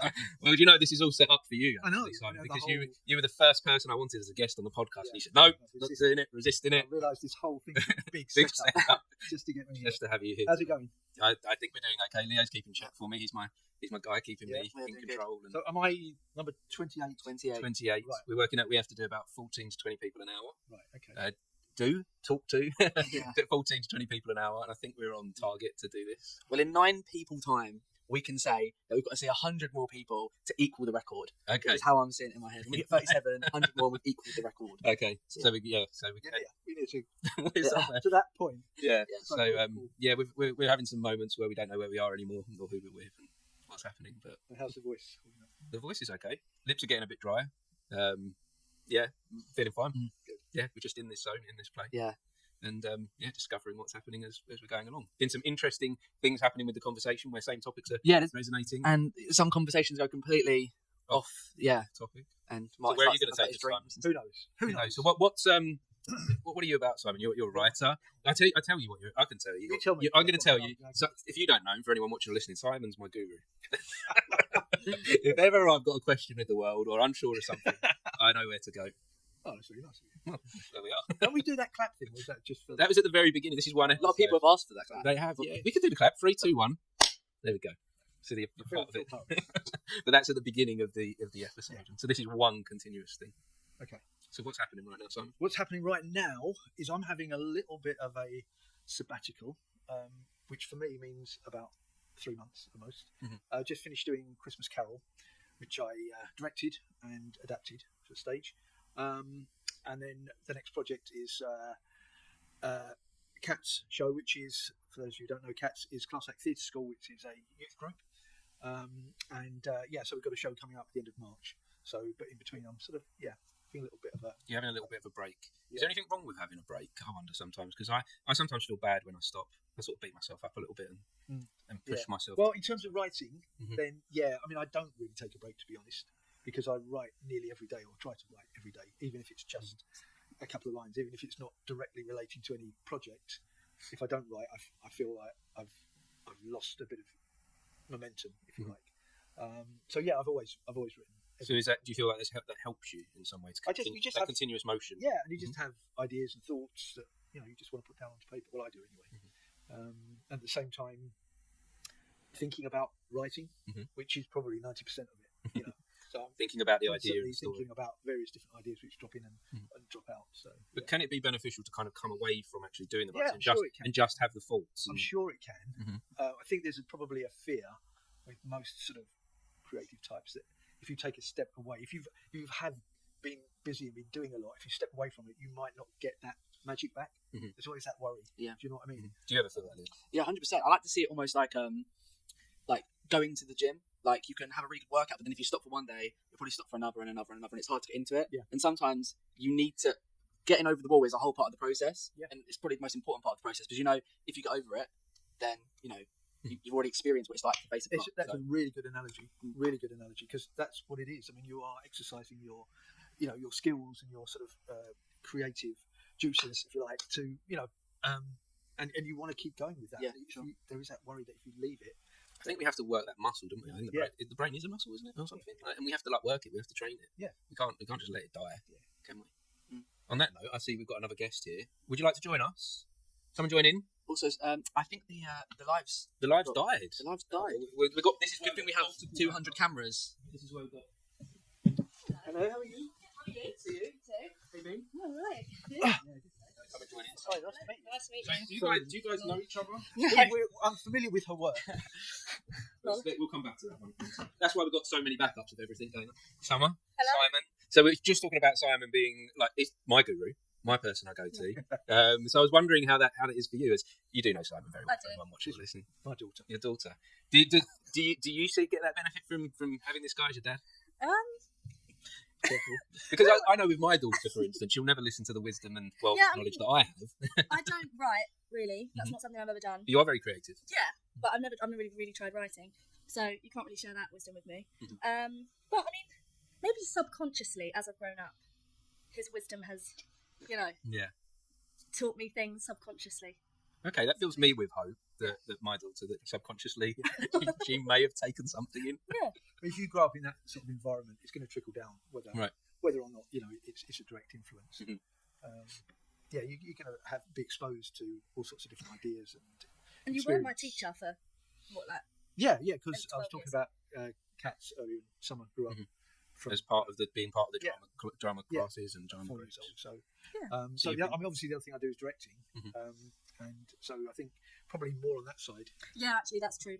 That's actually a good point. Watching you direct growing up has made me sort of see like the best ways of directing and stuff like that. So then now I'm starting to, do my own thing with teaching and everything. That's I kind of take a lot of how I've seen you teach and direct and put that into my own teaching. It's a great way to learn, isn't it, from your parents, by watching rather than us telling our kids. Because I think a lot of us as parents, we tell our kids this is what we should think and feel and act. But actually, just us doing our thing gives us our kids an opportunity to just see it and take what they want to take from it, perhaps. Yeah, I think so.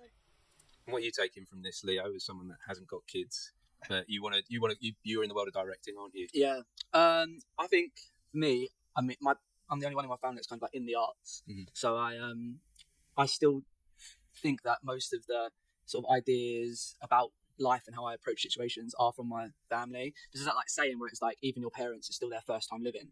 So like they're still always experiencing things, and their emotions are as raw as mine. So I'm always listening to stuff. Sometimes maybe not as well as I should be, but I think just like never taking any conversation with anyone for granted really, because everyone's living a different life. Sonder effect. Yeah. Because I sometimes wonder that as a parent. That's I like that. This is their first time living. I sometimes wonder, like, look at my kids and I'm like, do they get it that I don't actually have a clue? Do they know? Because they keep coming to me with stuff and these things keep happening. But I'm just trying my best here at all this. Yeah. Well, the best advice I would ever give, and I wouldn't really give advice to people sort of writing, directing, getting into sort of martial arts, is like never ever think you've sort of learned everything. You just keep learning all the time, all the time. And that's what we're doing here, isn't it? Yeah, and you learn from your kids as well. I learned stuff from Summer. She doesn't even realise. What do you learn from me? I've learned a few dance moves. I want to see. Let's see. We're turning this into a show. So come on, let's see. That'll be the next podcast. You promise? Oh, yeah. Okay. Yeah, I'll do the Steve Martin. Excellent. We're looking forward to that. We've got that. It's on tape. Yeah. It's evidence. So it's definitely happening. Can't let us down. Yeah, So, thanks guys for joining and being part of this. No, I do hope you'll come back and share more Simon and Summer again. I hope that you can join us again another episode of the podcast, more to explore. But the guests keep coming. So splendid. I'll just go and put on my next disguise so I can get another guest. Go get changed. There's costumes. There's costumes up there for you as well. Lovely. Brilliant. Thank you so much. Well done, guys. Thank you. Well done. Thank you very much. Jump out wherever you can. See you later. Bye bye. Come in. Come join the conversation. Okay. Oh, the loot bags. Oh yeah. How are you? Come in, take a seat. Just here. Get a bit comfy. Yeah. Put feet up. You know. Okay. We're in again. How are you? How have things been?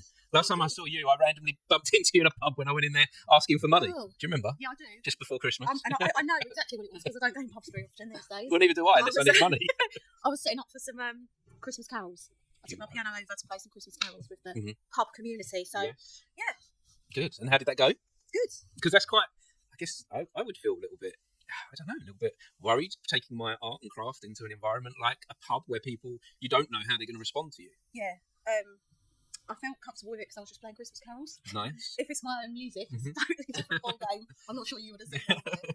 Because you know the carols that people are going to resonate with that. There's Yeah. like, you know, the people Yeah. love, most people. Exactly. It was Love more of like a group like event Mhm. rather than me being the centre of attention. So yeah, Good. it's much easier. And by the way, to clarify for this conversation, I wasn't just going in there asking for money. I needed to change up a £10 note. I was getting my teeth done in the dentist next door. You could have said that first, Mark. There was a dentist next door to the pub, and they didn't have any change, and so I had to go in the pub. We now know what you're doing in the podcast. Yeah, Go and exactly. go and ask. And it didn't sound that believable. It was like, who even knew? They'd be like, they only take cash. I was like, okay, Who right. even takes Who takes cash? cash? Yeah. So and obviously we've done the podcast Yeah, before. yeah. Which I was just trying to remember when that was, and I feel like Which it was one? like quite close to. It wasn't right when you started doing them, but it was like Early near on. the beginning. I've got a feeling it might have been January last year. It might well have been because I also remembered that we talked about. I was just starting this project of writing and releasing music around the cycles of the moon. Yes, which is interesting with what's happening today. Yeah. We know about the planetary alignment Planet tonight. aligning. Mhm. There we go. Yeah. See. Yeah. And there was something going on with the moon last time. We had some sort of super moon going on. Yeah, we did. Yeah, yeah. So I feel like that's yeah. You had a mad moon story as well. So I did. There we go. It's coming back to me. Yeah. Where I had a ghostly experience. We had this. Was it called a blue moon? I can't remember. It might have been the blue moon that one. Mm. I can't remember exactly And which one it was, but yeah. I went over to the field. Took my dog over to the field at night with this big bright blue moon. Yeah. And it was like a different aura. The moon. Yeah. It felt blue. It felt like floodlight, didn't it, that night? Yeah. And I'm over at the park walking my dog, and I had this feeling like someone was behind me, so close, like they could jump me. And I didn't feel like you saw me or filmed as I turned around, it's Leo. But as I turned around, no one was there. But as I turned back, I saw in my peripheral vision a person. Really? I saw them in like the moonlight beams, and they're just gone. That's terrifying. Well, not. It felt quite peaceful actually. These spooky experiences aren't always scary. Yeah. But yeah, we spoke about that, didn't we? So the planets are aligning again. And They the moon's are. aligning. There you go. And I think we've got some more guests joining us. Is this okay if they join in and jump with us? Yeah. Come in, guys. Come take a seat. This Yeah, is actually, come up close. you know, you say about planetary alignment, right? Because I know that you guys might even know each other we slightly. do. Like, Come join in. Oh, really? I'm Martin. Nice to meet you both. Lovely to meet you. What's your name? Red Rum. Red Rum. Yeah. Haley. Haley. Jump in. We Thanks just for being talked part about of this. planetary alignment. Oh yeah. So yeah, we've Yeah. met up really recently over Instagram. Red Rum's a rapper as well. I've been doing more rap since we last spoke. Have you? And, yeah, You've been exploring. I've been exploring, and it's working for me. It's working really well. Nice. And I did I released a little rap as part of a competition for Wordplay magazine called Novembers about privilege in the arts and working classes and all of those struggles. And then like we kind of found each other through that. And Red Rum's like an amazing rapper On social media. On social On like Instagram, yeah. And then you said someone you know from Instagram's coming down today. Mhm. And then, Oh my god. as I was just driving round, I thought I'll just come round this way and park up here. And we haven't met before in person. And I was driving, I could see two people walking up the road. I thought, I was like, oh, and also we probably don't know where they're going. So I just pulled my car up and I'm like, hey. Hey, do you want to jump in? Jump in. I was like, let's get Love it. that. I was like, do you know where you're going? Not really. That's such a beautiful thing that social media is doing. Actually, like people got a lot to moan about it and say like it's like negative influence and things. But I think you two is like shining a light on the good aspect of social media. How do you feel like? I know that you're quite early on in your like career, aren't you? Yeah. You're like up and coming. You've been involved with The Voice. She was on The Voice, and some things going on. How do you feel like social media has helped you in your career? Obviously, it's propelled me into the I don't know, into the wider area of art. I guess I've got more followers and people interact with me and stuff. And I've met you. I've met other artists that I can collab with. So if it wasn't for social media, I wouldn't do that. And Hayley, are you an artist? Is there any sort? I help manage Red Rum. You help manage? Yeah. Okay. So what does that look like then? Is that like, are you kind of like hands-on with the social media side of things? No, or? no, she posts all the social media stuff, but I just like find gigs, do some emails, don't I? And Yeah. help with the logistics and stuff. I need a Hayley. Yeah, where do we get Hayley? Where do we find you? Like, No way. No way. what would this look like then? Your career and your creative journey without Hayley then? I don't know if I'd be able to do it on my own. I always need a second pair of hands and eyes, don't I? I need that. Sounds to me like you're like looking over her, like. Yeah, she's my angel. Yeah. 100%. She keeps me in line. I need that. That's beautiful. That's beautiful. Yeah, we could all do with a Hayley. Come on, everyone needs a Hayley. You know what I mean? Hayley. So yeah, so Roisin, tell me a little bit about this rapping that you've been like moving into. Then, how's that been for you? Yeah, I've loved it. I think last time I spoke to you, I was doing a lot of writing a lot of songs, and we talked a lot about the whole accent thing, if you remember. I was talking about leaning like, into trying your to sing, but you know, like when you start singing and you're singing an American accent, and like I've really been trying over the time to just like let my accent come through. I love You're like your true voice. Yeah. And so I've been doing that with singing, but there's something about obviously rapping is so close to your speaking voice that just gives like a, I don't know, because you sing as well, don't you?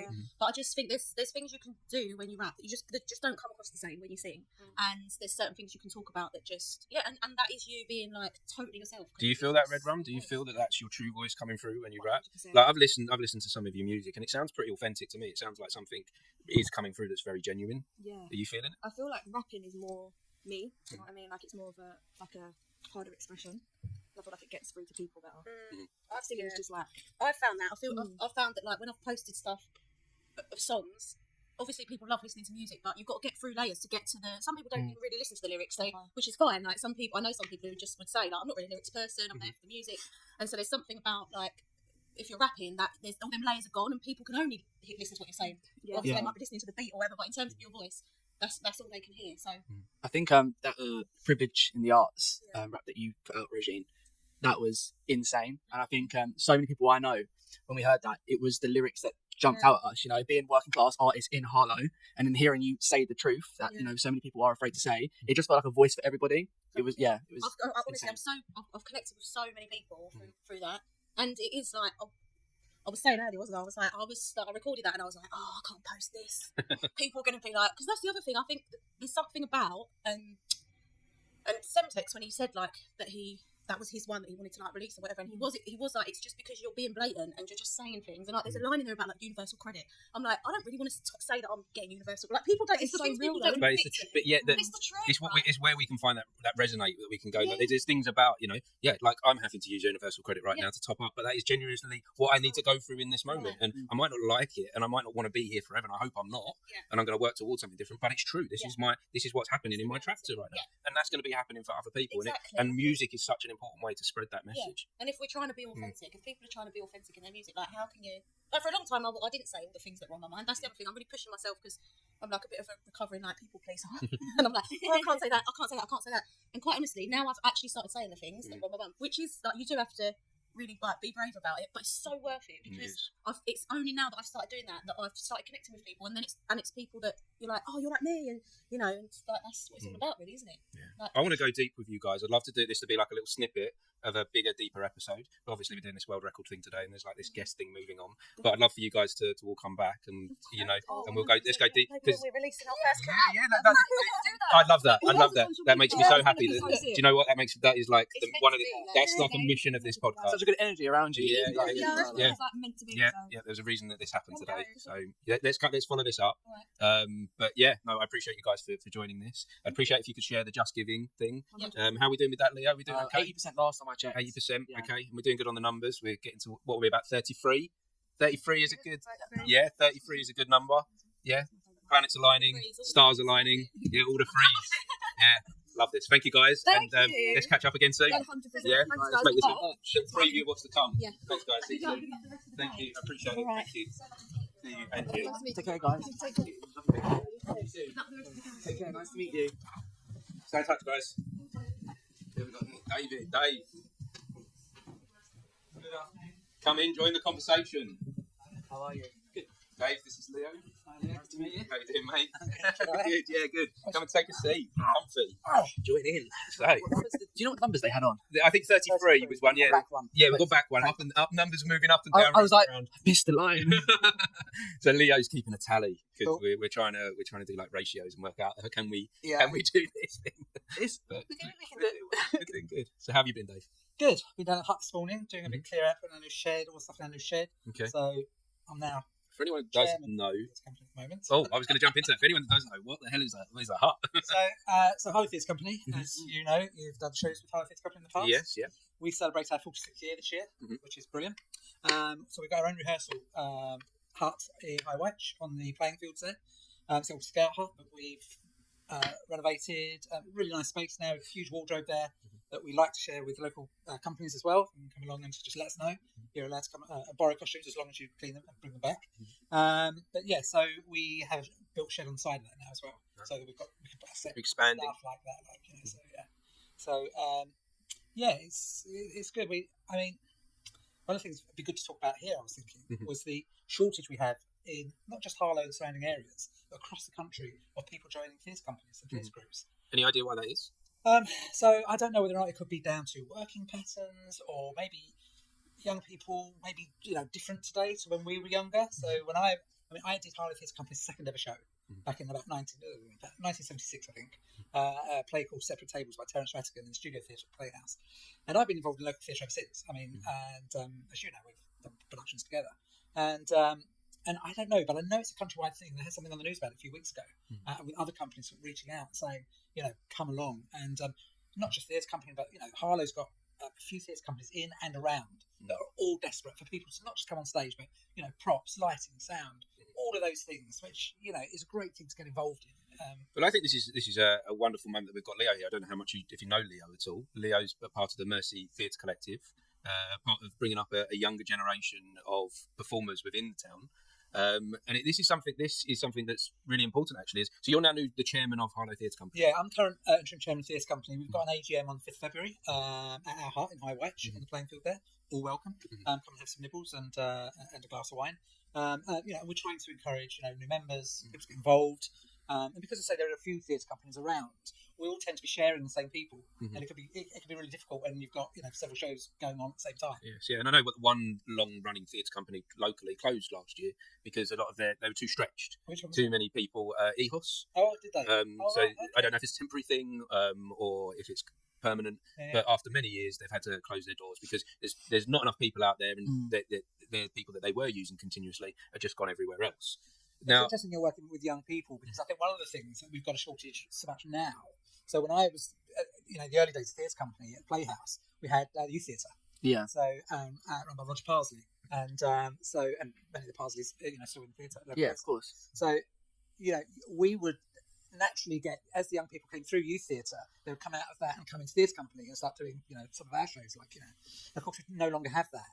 And the other thing that needs to help is on a Saturday lunchtime, everyone that's involved in theatre tends to get into the bar at the Playhouse, because Barbara Ann had a dance class upstairs. They had the ballet class. So there was a lot of interconnection. There was loads of interconnection. You were sitting in the bar and somebody from Nextwell Plaza come over and said, "Oh, Dave, what are you doing at the moment?" And we're doing whatever. Which come and read. So what I'm seeing around the town is that a lot of the older methods have changed for getting people involved with stuff, and there's kind of we need to look in different corners now.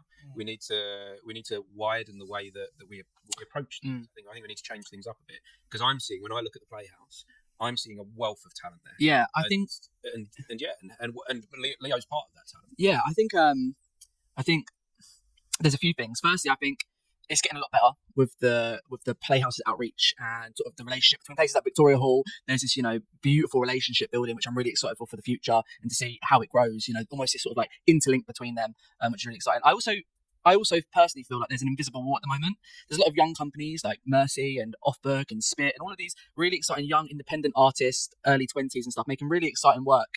But then you've got these sort of huge staples within Harlow, like Harlow Theatre Company and Moot House Players and Hats and all these sort of people that have shaped the theatre world of Harlow. And like I was saying earlier with a previous guest, I feel like this wall needs to disappear, because if this regeneration is happening within the town, and the art is stream living in Harlow, you're getting this new Playhouse Quarter, which is really exciting.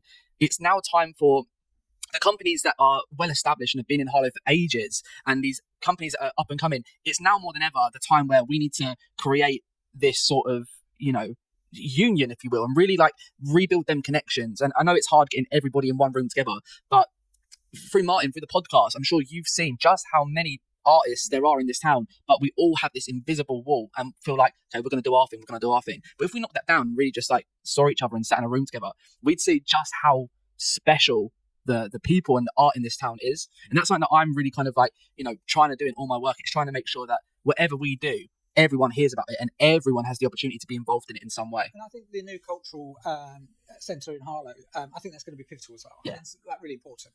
I mean, I met with Rory from Playhouse a couple of weeks ago, and we were chatting about some different things. And he's got some really good ideas as well. And the whole thing, the whole new cultural part is not just theatre, but all of the arts. And really get young people involved in that. Really hear young people's voices about how that is designed, the sort of stuff that's going to go in there. But not forgetting, as you say, the established companies that are already around. Because I've seen some great work on this stage. With some young up and coming companies, which is brilliant. You need that, of course you do. But they're probably not going to put the Rivals on or Country Wife, which we're doing the Country Wife next production. And they might not do things like Dad's Army that we did, and and stuff like that. So there's so much space and scope for all of these different groups. And I totally agree. And it's almost like the young groups that you're talking about now are sort of the youth theatre of yesterday. They are, So between you two, have you got any idea how we knock that invisible wall down then? I think the new cultural sense might help with that, because I think it's really important that whoever on the steering group of what's going to go on there draws on people from all of these different groups. So it's about connection. We need to connect with people. We can't do this kind of it's just us thing. It's just what's happening here and now. We need to do this thing about what is everyone else doing. Like they start looking to others, and then hopefully that outreach is then what's going to bring people. I mean, that's what we're kind of like. We've got a production in September, and what we're trying to do is look at the model of what Celebrate Harlow is, where like companies can perform a number from an upcoming show or something, almost like a an advertisement for their show, like throughout the evening. But what we're trying to do is look at how Celebrate Harlow runs with all these different groups showing what they've got. But how do you put that into a production? So what we're trying to do is in September is we're trying to create a show, but we're going to try and create it with as many community groups as possible, as many theatre groups as possible, and see if we can actually create a show together. We used to do something very similar many years ago. So you probably won't remember. There used to be a programme on TV called It's a Knockout. So it's not certain age to know. It's on YouTube. Go check it out. It's like you've got groups of people and they do these like obstacle courses and things. Right? And we used to have something in Harlow called It's a Play Out. And what it was is you used to get all the different theatre groups and they would perform. They'd like give 5 minutes, and it was a fun day at the Playhouse. It's a Play Out, brilliant. All the groups used to, and then used to be a winner at the end, and like a award ceremony. And great bit of fun. Everybody got together. And a little bit, I was saying earlier on, when all the groups used to meet at the Playhouse and the bar on a lunchtime on a Saturday, you know what everybody else was doing. Now, recently, we were just going to, we were about to do a show and then realised it clashed with another local show. So we've had to move the show. Because, so again, that looking to others and that outreach, that's what's going to bring in the connections. I'd really like this conversation to go on further, Dave. So obviously, we're doing this world record thing. Could we do a follow-up? I feel like we could, this is one of the ways that we can break down that wall, is that we can talk, we can communicate with each other, and we can bring something together and start that connection building. Absolutely. I appreciate you, Dave. Good to see you. Thank you so much. I'm excited to see you being the new head of Harlow Theatre Company and seeing what happens with that. Thank you for joining and being part of it. Thank you. I appreciate it. Take care. Lovely meeting you. Look after yourself. Hello, welcome. Come and join in. How are we doing, Leo, on numbers? 34. Hi, how are you? Emma, hello. Hi, nice to meet meet you. Go and take a seat, get comfy. Ooh, that's very low. Yeah. How are you? Good, thank you. How are you? Yeah, thank you for being part of this. Well, thank you.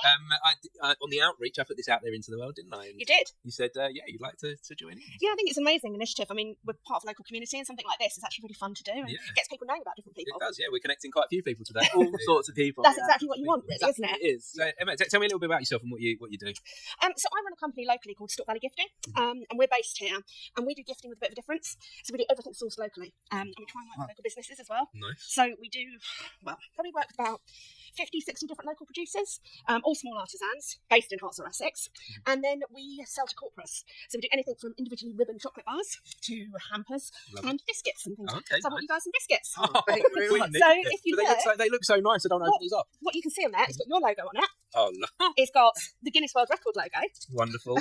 And then our logo. So we actually do that in-house. So it's really nice. I think as a small business, it's really difficult to, if you want to put put your branding on something, to actually be able to get your logo on something. Yeah, that's beautiful. So we do it all I in-house. really do appreciate this. Oh, and we have got to break it now. Whatever happens. The effect that doing that working with local people and embracing them and making things personal, it creates a feeling. Rather than you're just trying to sell a product or a service. It does something more. Definitely. And I don't think people realise what a wealth of local producers we've got. And for example, you're probably going to be like, what? We have a pasta that is produced in Lower Shearing. No way. Yeah. So it is literally on your doorstep. Yeah, you can't find that locally. So actually, what we want to do is we want to go out there. We want to say, you know what, we've got so much great stuff. Why are you going to big companies to do your gifting when you can come to someone local? And we work with so many local companies. And I think when we set the business up, our goal was really to work with companies nationally. But what we've realised is actually there's so many amazing companies on our doorstep that are here right now. That are here. So actually doing their gifting, they can come into our offices. They can do tastings. So they can actually experience what their customers and what they're gifting to people can do. And we can do anything from, we can do one like that, which we can produce in sort of 10 minutes, right up to 1,000. That's amazing. You're doing amazing things. And this is the thing, like when you hear about the things that are happening within this town, it's just like that. It's incredible what you're doing. It's amazing. So at this point, I'm going to bring another guest into the conversation to join us. So if we budge along, stay in, join in. So who have we got here then? So hello, Brian. My name's Brian. Oh, wonderful, Brian from St Clair's. Wonderful. Take a seat. What a lovely moment to get you involved. Hi, nice to meet you. Yeah, thank you, Brian, for coming down. Well, thank you for inviting us. Thank you for choosing St Clair's as your chosen charity. St Clair's very important to me and my family. Supported us last year. I try not to get emotional. But yeah, very important and close to my heart. So when I wanted to do something like this, I needed to take that opportunity to say thank you. Yeah, I understand that because I'm in the same position as you. I also lost a family member very close about 2.5 years ago. So yeah, I do understand. I'm a volunteer. I don't work for St Clair's. I'm a volunteer. So tell me a little bit about St Clair's and for anyone that doesn't know what they do there. Well, yeah, I mean, the thing about hospices is people have a preconceived idea of what a hospice is, why you go there. Yes, we do look after people in the last years of the last weeks of their life, and we do provide palliative care to people that need it. But we also provide lots of other different services as well. We provide bereavement services, grief counselling. We just started a new scheme for grief counselling for children. As you know, we've got lots of shops around in Essex and East Herts. We've got over 500 volunteers, which make it all possible. The hospice itself costs just over 8 million per year to run. We only get about 26% of that from government sources, and the rest of it we have to raise through fundraising and events like this. You know, lots of different events that take place. But we've got our regular fundraising options like the lottery, the collection tins, and things like that. But it's really, really important that people understand that without the volunteers and without the fundraising, this hospice, it's your hospice or everybody's hospice. It doesn't belong to St Clair. It belongs to the people that need it. And that's how I felt when my encounter at St Clair's came last year. And I knew they were there, but I didn't realise what they did and how they touched people's lives. And it's something that I experienced in a place where it was the end of loved ones' lives. And so I felt that what I was witnessing there was something that we should all get to experience at the end with what St Clair's offer. That isn't something that should be a luxury. And unfortunately, the funding isn't there from the government that people do need to support what you do so that more people can experience the kindness and the peace that you offer. Yeah, I'll just say, from your own personal point of view, your perception of the hospice has changed as well. Oh, yeah. What it is and what it does, and what it's provided you with afterwards as well. Yes, because that's just as that important. aftercare, that care for the community. And I guess, Emma, that you were just talking about the community before that you joined, Brian. Emma does a lot of work with trying to bring the businesses of the community together. How does this all resonate with you? Massively. In fact, we were one of the founder members of the St Clair Hospice Corporate Partnership Network, which was set up by the hospice to bring local businesses together. It's actually something that we're really proud of. We're a small business in the town, and actually being able to work with hospice. I'm not local. I didn't grow up here, but when I went to the hospice the first time, it just the work and the people and the care that goes into every element. And I mean, even I remember them telling me about on a Friday they'd go round with a drinks trolley, and they'd get all these and they'd just serve all the patients drinks. And I just thought that's just such a lovely thing to do. And they had like gin, treated like humans. Yeah, exactly. Treated like human beings. Yeah, and just like that, they had chefs there who will cook what the patient wants. And another thing they said to me once, when they were telling me that someone wasn't going to sadly live for Christmas, and they set up a whole Christmas for their family, and they got local companies to donate, and so they had a whole Christmas set up in the hospice, and just those kind of things. I've experienced loved ones who passed away sadly very young from cancer, and And just those little things just change their lives and change the lives of their family as well. That makes something that's very, very difficult for everyone that little bit easier. And then the services that you have after as well. So I think the hospice just does such an incredible job in the community. Unfortunately, the size of the hospice and the facilities within there are not enormous. But as you probably well know, we do make hundreds of visits every year to people at home. We've got people that visit people at home, and that's how my wife was treated. She didn't want to go into hospital or hospice; she wanted to be at home. And we had the girls in blue. It is more than just the building. It's the girls in blue, I called the Angels, used to turn up every day and look after all her personal needs. Which, you know, at that time of life when you're losing the ability to care for yourself, that's when that's the most important. Wonderful. Well, just at this point, I would like to catch up with you a lot more, Emma. I'd like come down and do a tasting. Come and do some... That'd be brilliant. Let's visit your business and let's do a podcast episode from there. Absolutely, so today's just a little preview of what you do. So thank you so much, Emma. Thank you, and enjoy your biscuits. Well, thank you. We're going to need them. I was going to say that if you keep on going until 9 o'clock. So Brian, if you don't mind staying for a moment longer, I'm happy to stay. I've got a few questions for you. So thanks again, Emma. I really do appreciate it. No, thank you guys. It was lovely. Let's bring this train down. Who have we got you? Is this Cam? Yes. Welcome. Right, do you want to badge down? Wonderful point for you to join the conversation as well. Come and join me. Martin, come take a seat. Thank you. Cam, you just joined the conversation. We're doing this podcast today to raise funds for St Clair, and at this moment we've got Brian, who's a volunteer for St Clair's Hospice. So thank you for being a part of it. Pleasure. Thanks for having me. So you're a singer, performer? Yes. Tell me a little bit about what you're up to at the moment. Okay, so I've got a couple of different things going on. So I'm part of a band called Echo Hoax. I think you know Dale as well. Yes, Dale's been on the podcast. Yeah, so he's the guitarist. Obviously, I'm the singer. I play guitar a little bit as well. We've got a couple of gigs coming up. Basically, we're trying to just write some originals and do as many gigs and shows and stuff as we can, and just I guess trying to compete with everyone else who wants to be in a band and be successful. And then I also play acoustic guitar and sing on my own as well occasionally. So nothing major at the moment, but you're working on it and you're living that artist life. Yeah, for sure. I was just wondering, Brian, what came to my mind is there anything at St Clair's Hospice where you're looking for entertainers to get involved with things? Is there anything that you? Well, it's funny that you should say that. I actually sing as well. People don't know this, but I sing in two choirs. Right. I sing in a sort of a pop choir and also a classical choir. So yeah, I do understand what music means to people. At certain times during the course of every month, we do have people come in and entertain, particularly the people that are actually within the IPU, so they're permanently for that period.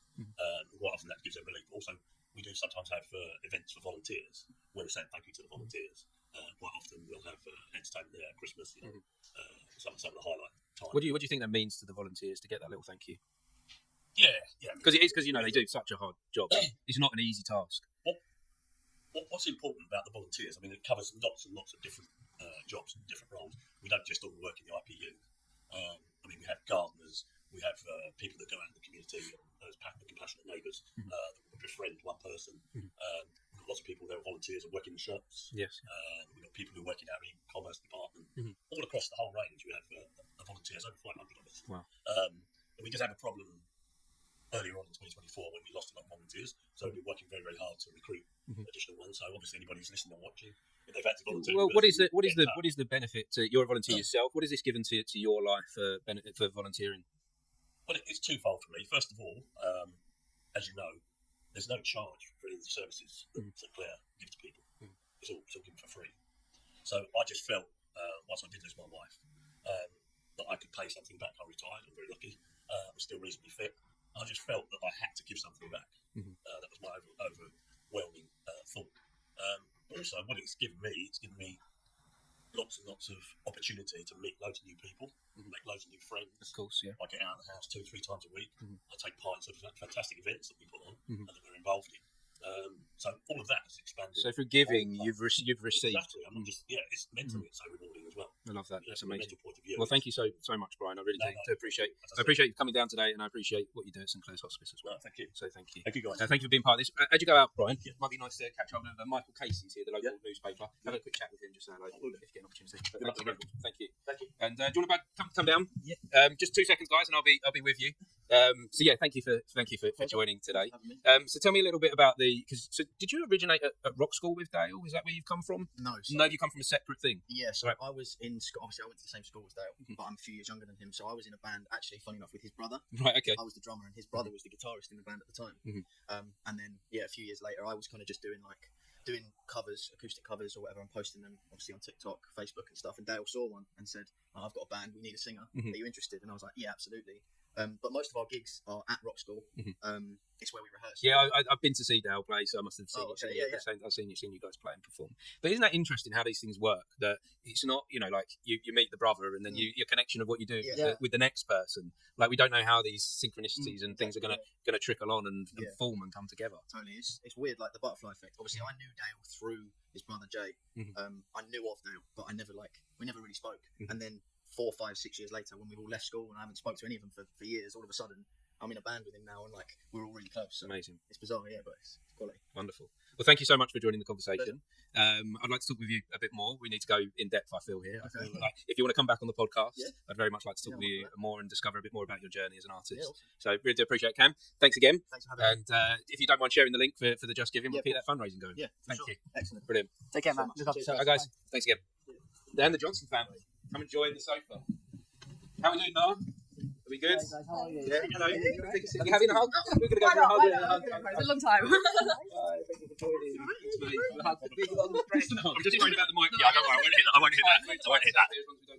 But here we go. So welcome to the podcast. Having me back. Thanks for coming back. And this time I brought the family. Family. That's about what we're like in this place, isn't it? Well, you are a family unit, aren't you? That are very much involved with the theatre scene. You do things as a group, which is lovely to see. And it's all her fault. Who are we blaming? It starts with the younger one. Well, that's interesting. It starts with you as a director. No, I'm sorry. Oh, no, I didn't know this. How does it start with me? So Mum saw on Facebook that there was open auditions here for Snow White. And so we thought, I was looking for something. We were like, why not try it? We've never been to the theatre really before, and also you were directing it. And then you cast me. Right. How old? I was 10. It was 8 years ago. Yeah, and then I got every Christmas. And so Shona and I had DBS checks, teacher and, in the health service. And we ended up being chaperones that year. And then I got drafted onto the board eventually to take over from the treasurer of the board of this beautiful building that we're in. You joined CATS. I joined CATS, We connected with some of the theatre people that you've obviously known and interviewed. And then Shona came along as a bit of a team with me and has eventually ended up joining the board of the theatre as well. And Lexi's been in multiple Christmas shows here since that time. Everyone said, except the most recent one, where obviously I was at uni, so I couldn't. But I did the bar instead. You did. You're always helping out, always involved. You become been on stage here. You become staples of the theatre community. Yeah, absolutely. It's lovely to see, and it's I'm just taken away from that the amazement of you don't know where things are going to lead when you put things out there into the world, and you have an idea like, I'm going to do a show. You just kind of sometimes think, I'm just doing a show. But actually, that's what's here now on this sofa is so much more than that. Is a family that are in the theatre community. Into the community that you've been building and building for a number of years through what you've been doing through the theatre and through, even what you're doing now through the podcast and talking to people. You're building a much bigger and wider community online and outside of the boundaries of Harlow. But, it's what it's all about, building that community. You do that, don't you, very much, Leo, with your Mercy Theatre Collective. Yeah, 100%. You're building a community collective with what you're doing. But do you ever sit there and think what the triple effects can be from this, the ripples that can be? I guess we don't, do we? I don't know. I think the further you get down your own journey, then you realise, how people have affected you. So, for example, with Sam and Livewire, I never expected what I'd be doing now all started from that first Livewire session. And I hope to think that everything I do within Harlow and within the arts is hopefully affecting somebody. And hopefully there's somebody that can start their own journey because of of what I'm doing. So that's the dream, really. Or even if it's just making someone see something or think about something differently. And giving them that freedom to kind of actually, maybe they are right. Maybe I'm going to think about, it differently. And knowing you, Lexi, as well, what you're up to now, that you've moved into this world that isn't necessarily theatre, that you're moving into the world of, you're going to become a doctor. Yeah, a doctor. And you think, how does being involved at a young age in theatre support you as a doctor? How would that work? Well, obviously, at uni, we're very diverse uni. We've got lots of different ages, and I've had people coming up to me asking me if I was a graduate, because when we've been doing activities with patient partners and with actual patients, they've been like, you're so confident. Where do you get that from? And I really think being on the stage, being in front of an audience here is really just kind of added to that and made me into this confident person, and that I thought I can put that through in the future. And I think it's a very unique path, being involved in theatre and the arts and now doing medicine. You say that, but we've had this conversation about, when you went to uni, we thought the Venn diagram of I want to be a doctor and I love musical theatre was going to be really small. But lots of my friends actually really do like it as well. So I think there's something with the science and the arts, really. The science and the arts, I think, need to merge. I think we need to use our imagination and our creative brain to do those factual things. You know, we're looking at science as like these are hard facts, but actually there's things changing in the scientific world all the time. We've got to learn new things, and so we need to that side of our brain that's creative and thinks of things and is imaginative, and your confidence all comes figuring things out. Yeah, you know, we're living in a world at the moment where the creative arts are not quite as valued as I feel they should be, especially within education. And I think you're a prime example of why we need to support the arts. So thank you, Lexi. And on that note, I very much appreciate you joining me. Thanks, and maybe we could come back to this family chat and explore this further about how Lexi going into science and into becoming a doctor and the theatre supported her. I'd love to explore this further. Wish you luck for today, Martin. Really do appreciate it. Thank you for raising the money for share the fundraising. Already have done. Yeah, absolutely. And good luck for the rest of the day. Appreciate it. Thanks, guys. Cheers. There we go. By the way, Leo, we're at 39. I see here. Yeah, we were looking for that number, so that means 100 to go. That way. Yeah, you got to no problem. Less than 100. 37 was the 100 point, so now we're less than 100 to get that. It's 100. Amazing. Perfect. Thank you. Traffic upstairs. Okay. 3 minutes and drink 2 down. Here we go. So this is Look at this. Look at this. Amazing. I know we're expanding. Special. Yeah. I love your tattoos. Thank you. Incredible. Thank you. So tattoos are evolving, aren't they? They're getting there. Yeah. Yeah. You're expressing. You're one of the most artistic persons that I know, and in some ways, and don't take offence by this or tell me to sharp fine, you're becoming your art, and that's such a beautiful thing to see. Yeah, I really value individuality, right? So like people being able to express themselves without any kind of judgment as well, and having that freedom to be yourself and look yourself without a care in the world of what anyone thinks about you is really important to me. And I've found that I've actually gotten quite good. I didn't know what kind of reaction I would get when I got my tattoos, right? So I was like, are people going to think I look like a freak, or am I going to get weird comments, or am I going to get people saying nasty things? I've had the opposite. It's been really nice because the people that I don't want approaching me won't, and the people who I do want approaching me, like creative people and like fellow alternative people, do come up to me and say, oh, I really like your tattoos and I really like your style. Something that came up earlier was a little quote: "Your vibe attracts your tribe." Ooh, yeah, I like that. And you've created your vibe. And your tribe are on their way. Your tribe are here. They're part of your life now because you're resonating with who you truly are. You're leaning into that. Yeah, I think so. Do you agree with that? Do you feel that at all? Yeah, I think so. And how is the world for you right now? I remember last time we spoke on the podcast, you were one of my very early guests. Yeah, I was like. He was like, very somewhere in the early numbers. That's for sure. Digits. He was talking about at that time a lot of life changes. We were talking about some of the kind of struggles that you had personally before, and how you've overcome them with like using your art. Yeah. How are things for you at the moment? Oh gosh! So last time we spoke, when was that podcast that we had? It was over a year. Over a year ago. Yeah, I've been doing this for about 18 months. So everything has completely changed.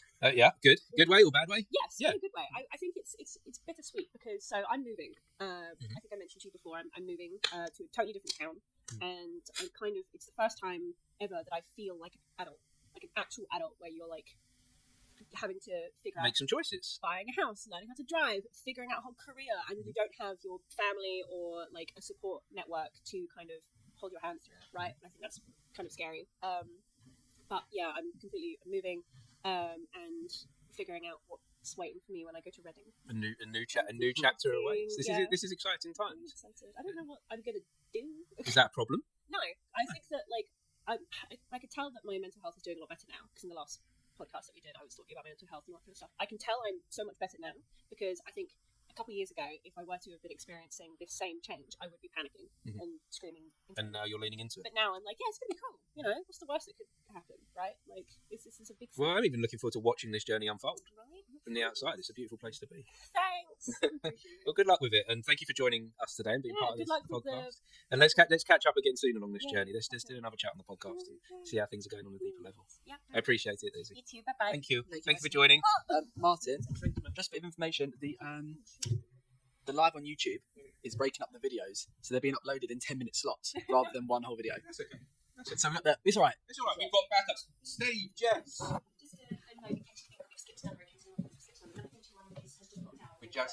That's okay. That's fine. They don't have to come in there. Come and join Steve. He's on the podcast. Jess is on the podcast too. How we doing, Jess? Good. Go take a seat. Oh, here we go. I hope it's all right. We've got our little Sid and Cyril. Of course. I'm not sure where mine is. Oh, you lost it, Be yeah. bereft without it. Oh no, no. Well, thank you guys for joining and being part of this. So I hear we're having some technical difficulties, but that's okay. We're backing this up. Cameras all good there? All right, that's the main thing. Them cameras are fine. It's Yeah. just the TikTok and the YouTube. The TikTok, the internet. No, that's fine. That's however that's doing. We've got the hard drive copies, so that's fine. They ain't going to catch us out. They ain't gonna. We're not losing. Starlink's in the sky. Starlink is live streaming this. Isn't it? One thing, Elon Musk. We are grateful for. Is the Starlink. Appreciate that. But we're here, and we've got Steve and Jess. We've got we've just had one family, the Johnsons, who recently. I'm liking this family vibe. This is exactly what you were trying to go for, Mark, with the rebrand of the talk show. It was, you know, bring family content. Family. That's it. I don't think family-friendly content with Steve is. I still want you to do a version of the podcast called Cooking with Martin, where the guests cook with you, and then the podcast is from the start of making the dish to the finish, where you eat it together. I think I want to see that. Well, we can see what happens. Being Burns night tonight. Want to see you on that haggis? Right, it's Burns night, is it? Oh, I do love a bit of haggis. Yeah. I do love a bit of haggis. We'll be at the haggis tonight, and Can you save me a bit? I do love the haggis. So guys, I wanted to get you on. I wanted to find out about you've had a life in theatre since I started doing this. Steve was around and already cemented within the theatre. So already over. Yeah. And God, so I go back to the first time I came here, 2001.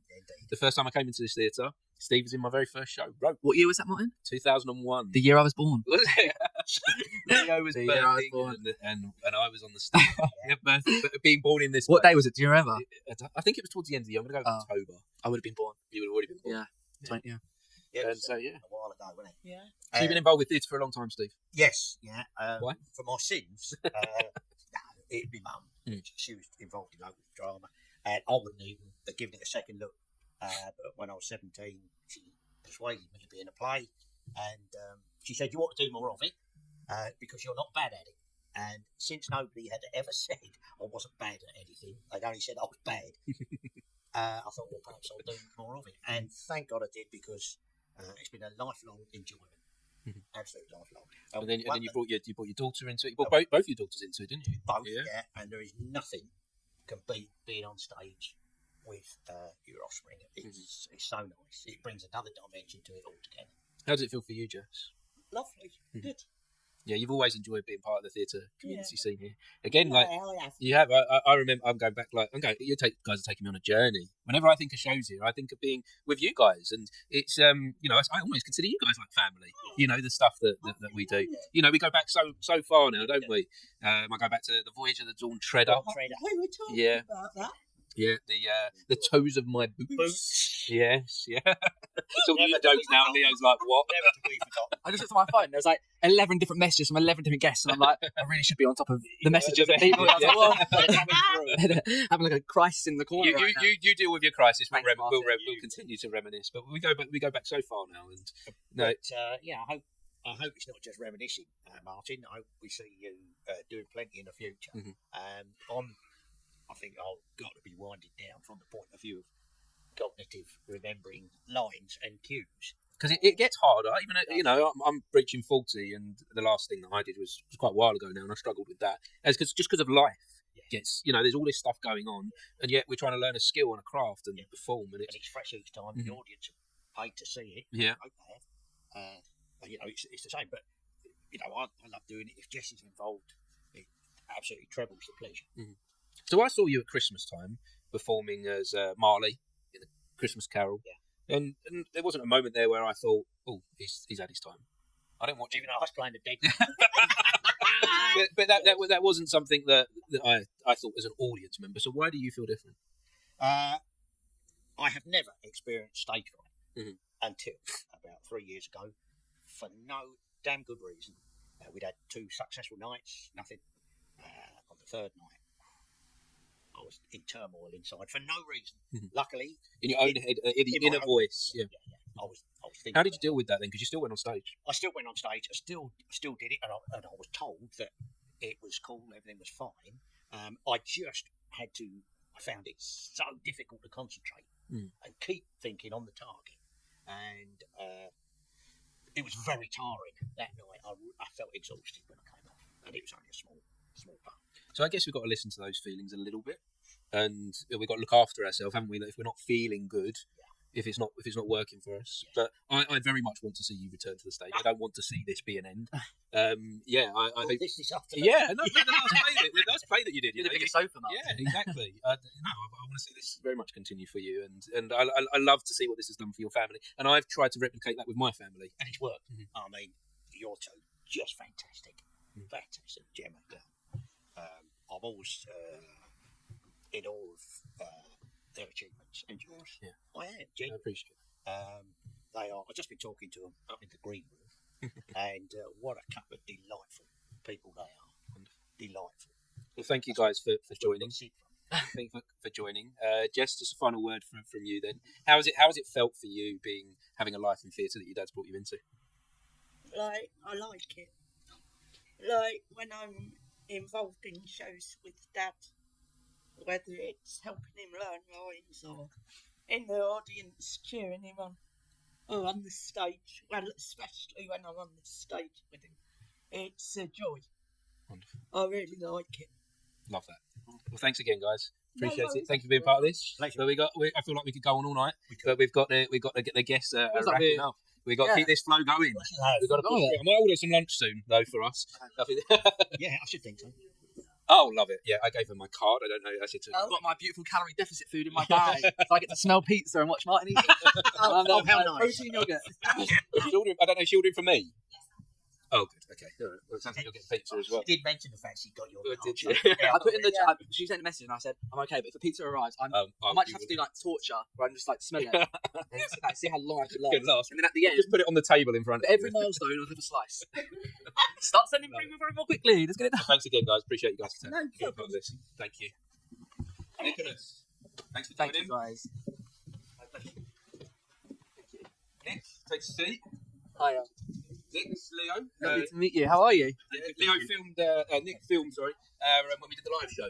Oh, brilliant! Independent filmmaker. Did we say Ollie's not able to make it? Yeah, he couldn't make it today. He's a bit busy yesterday and a bit today. He's got some other things. Too much. That's no problem at all. But nice to see you here. Thank you for coming to join. So you're a new independent filmmaker. I've been doing it as a hobby for the last near 10ish years. Oh, not new. I'll take that back then. That's I haven't really branched out beyond too much besides helping you out and a few others now and again. So you're new into moving into a business. Yeah. Is that kind of like the pivot that you've recently taken? Yeah, I mean, I haven't really done many others. Did do one because I only needed the second person. Yes. I haven't had anyone else reach out so much. So it's mostly been more of the hobby still at the moment. I have been hoping that maybe further down the line there'll be a bit more reaching out, but it's more, I'm hoping at some point to get a job in like film or video filming and editing at some point soon, hopefully. Wonderful. And so, Leo, as someone that's involved with the theatre community, do you get involved with filmmaking at all? Because like you're involved with like Livewire, aren't you? And does filmmaking like branch into any of this creative area? Honestly, it would be an absolute dream to get into filming. I'm so obsessed with cinematography and sort of indie movies and sort of movies that have been made for like nothing else but a vision, not for money, nothing like that. So film's always been something that I've been really, really interested in. Could I leave you two to have a conversation? Yeah, of course. Is that okay? So film's always been something I've been really, really interested in. And I think like as I get older, it's definitely something that I want to experiment with and continue to explore. But when I think about actually like creating a film, I just don't know where to start. Yeah. First, I would say you need would be a good idea to get an idea of what you want to film, like you want to do. Like, I suppose the first steps in getting involved in doing like filming stories to start by just videoing things. So even just doing home movies could even help with that, or just filming an object. Yeah. And then maybe start working your way up with imagination of what you would like to convey. There's a lot of film out there, as you were talking, like with indie stuff. There's a lot of artistic stuff out there as well. Yeah, of course. People play around with movie making as an art as well as the storytelling. So what do you? Sorry for interrupting. Yeah. When you try and make your films, what's something that you like? What's something that you really try and capture? Like when you're in the process of making something, what sort of like are the things that you really want to get out of it? Well, usually my ones are more story based, like fiction. Occasionally done some non-fiction, documentary style stuff as well. So with fiction, it depends on what's going on. Like if you've got talking dialogue stuff, you want to focus on the people. If you've got say action stuff going on, then you'll want to focus on characters doing the actions rather than lines of dialogue. But if you want like establishing shots, for example, you'll want to focus on the location, the landscape, and how you capture that and how nice that may look. You may be lucky to get some really good lighting, like with the sun going up and down, for instance. What sort of equipment do you tend to use when it comes to making your films? Mine are typically quite basic. I've got, basic. I've got a 4K camera at the moment. Nice. So that was upgraded about a year or so ago, and I've been using that for the last 6 months. July. Nice. For the latest 2 projects. Can you say anything about them, or is it too soon? Or well, one of them's out. Okay, cool. What's that one about? I've been doing a series called Earth Agents, which is like contemporary Earth, present day set science fiction / actions. It's basically like the Doctor Who spin-off Torchwood. Nice. I love Torchwood. Yeah. But sort of like as it's gone on, other things have sort of helped inspire it. So it's sort of a Torchwood James Bond-esque mashup, and then other franchises have put their own spins on this one. This latest one has taken a bit of inspiration from a manga and anime series called Lupin the Third, and also a bit of Die Hard as well. So cool. The one that's is in production at the moment is called Love Where Will Die Hard. Wow. Bit of a spin on the Live Where Will Die Hard. Yeah. The 4th one of that series. So what do you say are normally like your biggest sort of inspirations when it comes to creating your films?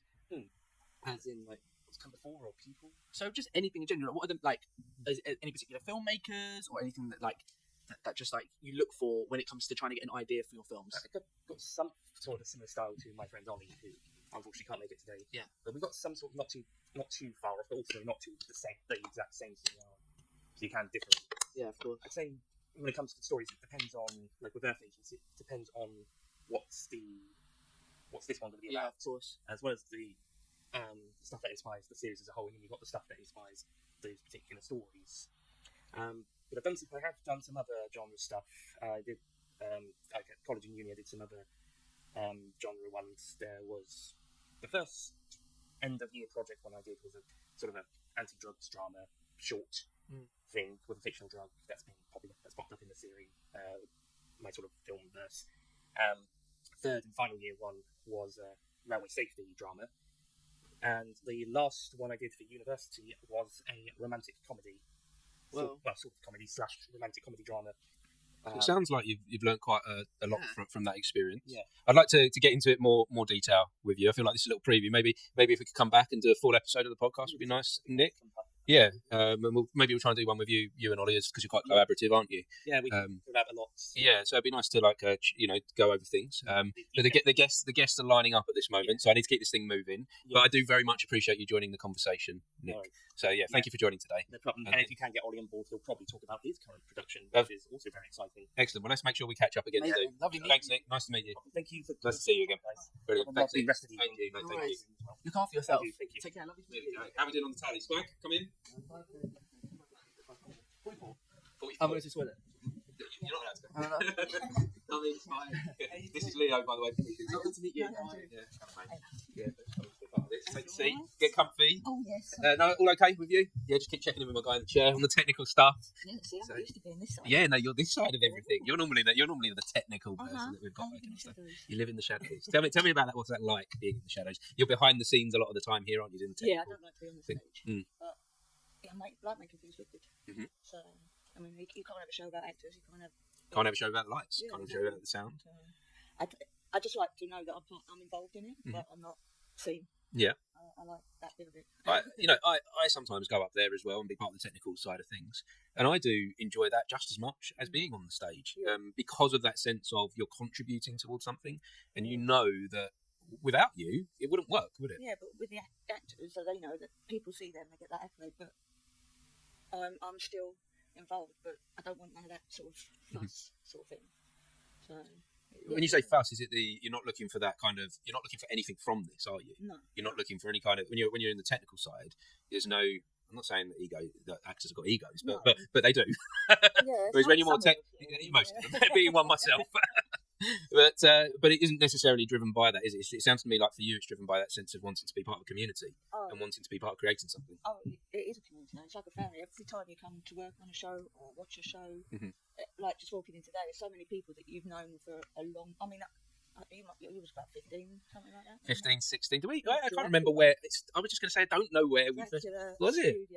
Was it? So that was early on. That was So I'd have been 16. Yeah. 16 when I had my shaved head, a little more like Leo back then. Yeah. And fresh look. I had that fresh look. Yeah, that was me once upon a time. And that's the thing. It doesn't matter if you go away for a while, or you go to uni, or you move, you always generate back. Yes, and you can always come back and be part of the community again. Yeah, so and it's like I feel like I've known you for a huge portion of my life. I see you for a little bit, and then we go away and we do different things, but then we come back together. But once you're part of that community, that friendship and that bond stays. It doesn't go, does it? Doesn't it? It's something else. Tech and on stage. So while we're having a Dracula moment, it'd be nice if JP joins. Oh. Because, so do you remember JP just as well? No, actually. I wasn't in Dracula, actually. No, that was after I'd left, because I went off to do other theatre. Hello, by the way. JP joining the conversation. We briefly bumped into each other. We did. Leaving the toilet, entering the toilet. Yeah. And now we're here. That sounds like a familiar story, JP. You've been there before, haven't you? Well, it's your fault. I think I've probably gone back to acting. Oh, really? Because I sat into the podcast with you. And you said, did? Well, we did this 20 odd years ago. Would you never consider this? Well, never say never, but I had no plans to do it. And then last summer, an opportunity came up. And it was a part that was just too good. It was going back to the West End. And I don't know if I just put on big boy pants and just thought, oh. And what are you saying? It was something from just having the conversation, and reminiscing a bit, pushed you forward. Yeah, this part came up and I just thought, and also the stuff I'd done in the West End previously had been musical theatre, whereas this was sort of heavy, straight theatre with not a very nice character, and it was a lead role, and I just thought, well, I'll just go because I won't guess it, and then throughout the course of the day, sort of cuts are being made with us, and you think, yeah, but I'm definitely not going to guess it, and then when they rang me up and said, actually, we'd love you to do it, I nearly fell off the sofa, and then immediately panicked, thought, oh my god, now I've got to do it. So, but it really was kind of part of. Because of reminiscing about it, I think, should I do this theory a little bit? Yeah. And me and Spike were just talking about how important that is to be part of this community that is more than just performing on the stage or even just doing the lights, but it's being part of something that resonates and works for all of us and means so much to us. And it's really true, and 100% in terms of it's cliche, but it is true. A lot of theatre can be quite cheeky, and so lots of different personalities going on, aren't there? It's sort of about finding the right fit. I did this production with Alex Infinity, based out in Dartford, and so it was a week in Kent and then a week in London, and Nick and Mark who run it, and Nick who directed the show.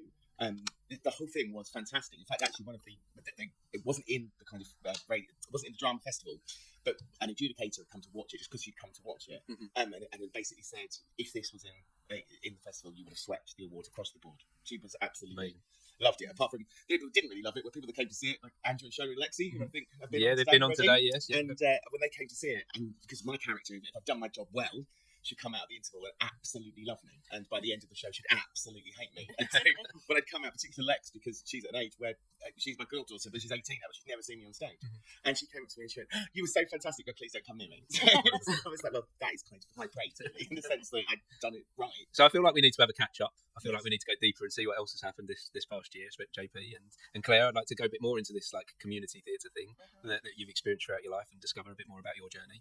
But just let's wrap this up before the next guest comes on. What advice would you give to anyone then wanting to get involved with community theatre?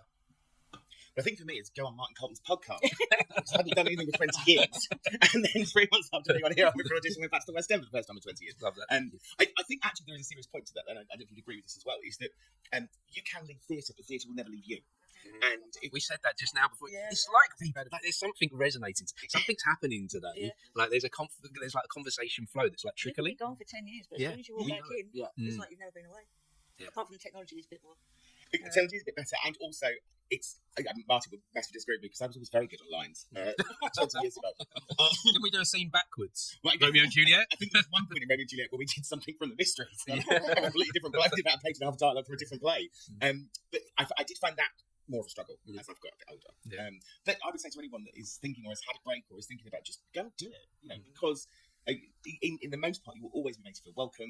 You'll be part not just of a production but a team, and and it is a bit cliche, but you do become family. It's just taking that first step. You one foot through the door and you think, oh, why was I so worried? Yeah. Take that first step.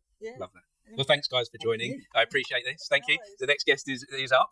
I need to shoo people away because I feel like we can continue all night, but I'm sure we will follow this up. So thank you. Thank you. Michael. Okay, Michael. How are you doing? Thank you for joining.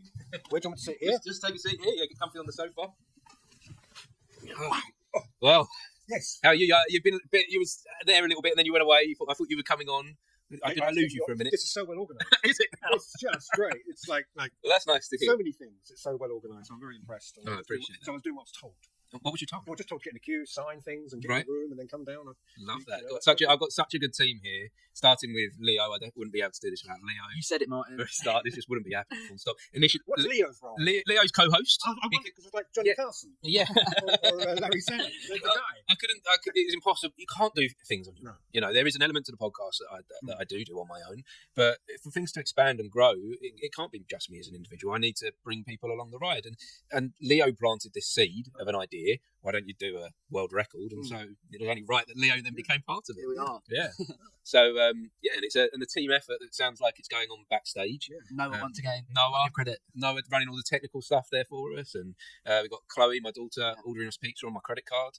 Luna. So that could be a worry. Oh yeah. Definitely Luna. not just pizza. We've got Luna out the back there organising people as well as Eve, and this wouldn't be possible without the team. It's not all about Eve. Yeah. I'm here all week. No, I'm not. I'm here for another few minutes. But so, did you get to speak to anyone backstage? Did you? Was any connections happening? How do you think it's going on back there? Because of the job I do, which is editor of a local newspaper, etc., is that I see people in the first names. I'm trying to guess what plays they've been in. Right. Okay. Because there's a theatre community out here a bit. So I thought, Will. I thought, you're Will Jansen. I can't remember. You've been in lots of stuff, but don't test me. Is it Izzy who? Izzy, Nine Witch in the Wardrobe? Yes, Yeah, the puppets. Yeah, she made puppets. Yeah, so there's different people. So lots of the community, lots of the theatre community are here supporting today, which is wonderful to see. So, yeah, and you know, you've been a guest on the podcast before, Michael, and do you know what? It was really important that you were one of those early guests for me because I learned a lot from you that day about what it is I'm doing and why I'm doing it. And it was a milestone moment actually, sitting down with you. Well, it's just I liked what your question because you were interested. Yes. And I said that key point I said being interested in people, and you know I know Leo through his theatre work and he produces interesting theatre work. You know that and so that's really what you're looking for, and it's interesting to go and when. So I actually, luckily, I responded to an email very late from yesterday. I think, God, I did. But you know what I mean? I was thinking, what are they going to be doing next? And it's Sonder. Yeah, so I actually put that up this morning. I'm even doing even better with you, Leo. But you know, I'm thinking, what's that about? I do read the story, right? But you know what I mean? I think so. It's there's lots of things being interested in. And, I have always been interested. It's something I naturally lean into. But by you saying it woke something up in me. It made me just consider that a bit more. That no, because it sounds a bit weird, doesn't it, to be interested in people? It doesn't sound like a normal pastime, but I am genuinely curious about things and want to discover more. Well, that's the bottom line in journalism. If you're just starting that, if you're not interested in I always say it, I put it the last time, in a Church Street Village fete or the Prime Minister coming, if you're not interested, I can't help you. If you're going, all right, and that's all. Why is something happening, or why is the police state, which is often we come to Ira, so why is there police state around this, etc. You've got to go and get out off the office, etc. But so they're interested in all sorts of ways, and that's if you've got that, you can work with people, aren't you? In all ways. Exactly. And have you got any advice for me to keep the interest going throughout this task, this challenge that we're doing today? What time do you finish? We're finished when we finish. We want to do this within 10 hours because everyone here is a volunteer today. Yeah. Everyone's helping out to be part of this, and so getting to the point now though where I'm like, even if we have to go to the early hours, we will do this. But then we've got, like I say, we've got Noah helping, and we've got the girls helping backstage as well. So we've got to be reasonable. That I would go forever until I complete it. Yeah. But we've got a team to consider. But it seems quite organic. I hope so. Yeah, I hope so. So you had who was the lady sitting here before? Was it Claire? Did you say her name was? Claire, yes. There was Claire. There was John Paul. And you seem to be quite. We're keeping the flow. We're keeping the flow. Yeah. Talking about the flow, the next ones are in. Oh, you see. So it's. Am I going? You can go now. This was a nice little moment for us. What I'm going to do is going to stand over there and film a little bit. You can. Okay. That's perfectly fine. Yeah, share away. I wish you well on this venture. Lovely. I think pizza's been ordered. Yeah. So is that one big pizza? I have no idea. All I know is I gave my daughter my card and said, "Can you get me food?" And because I had so much else going on, I didn't give her boundaries. Thank you, my daughter. Cheers, Mike. Come on, guys. Will, Miana. Enjoy. Thank you for coming to the party. Thanks, mate. Thank you. So how's it going, guys? Good. Yeah. Yeah. What's been happening? Rehearsals with hats. You've been rehearsing this morning, right? Okay. For their next show.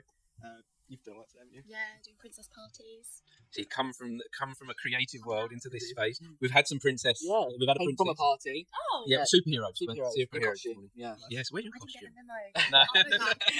Well, I don't know if you come again, like as a catch. Is that another game? That's sign it in. Rapunzel.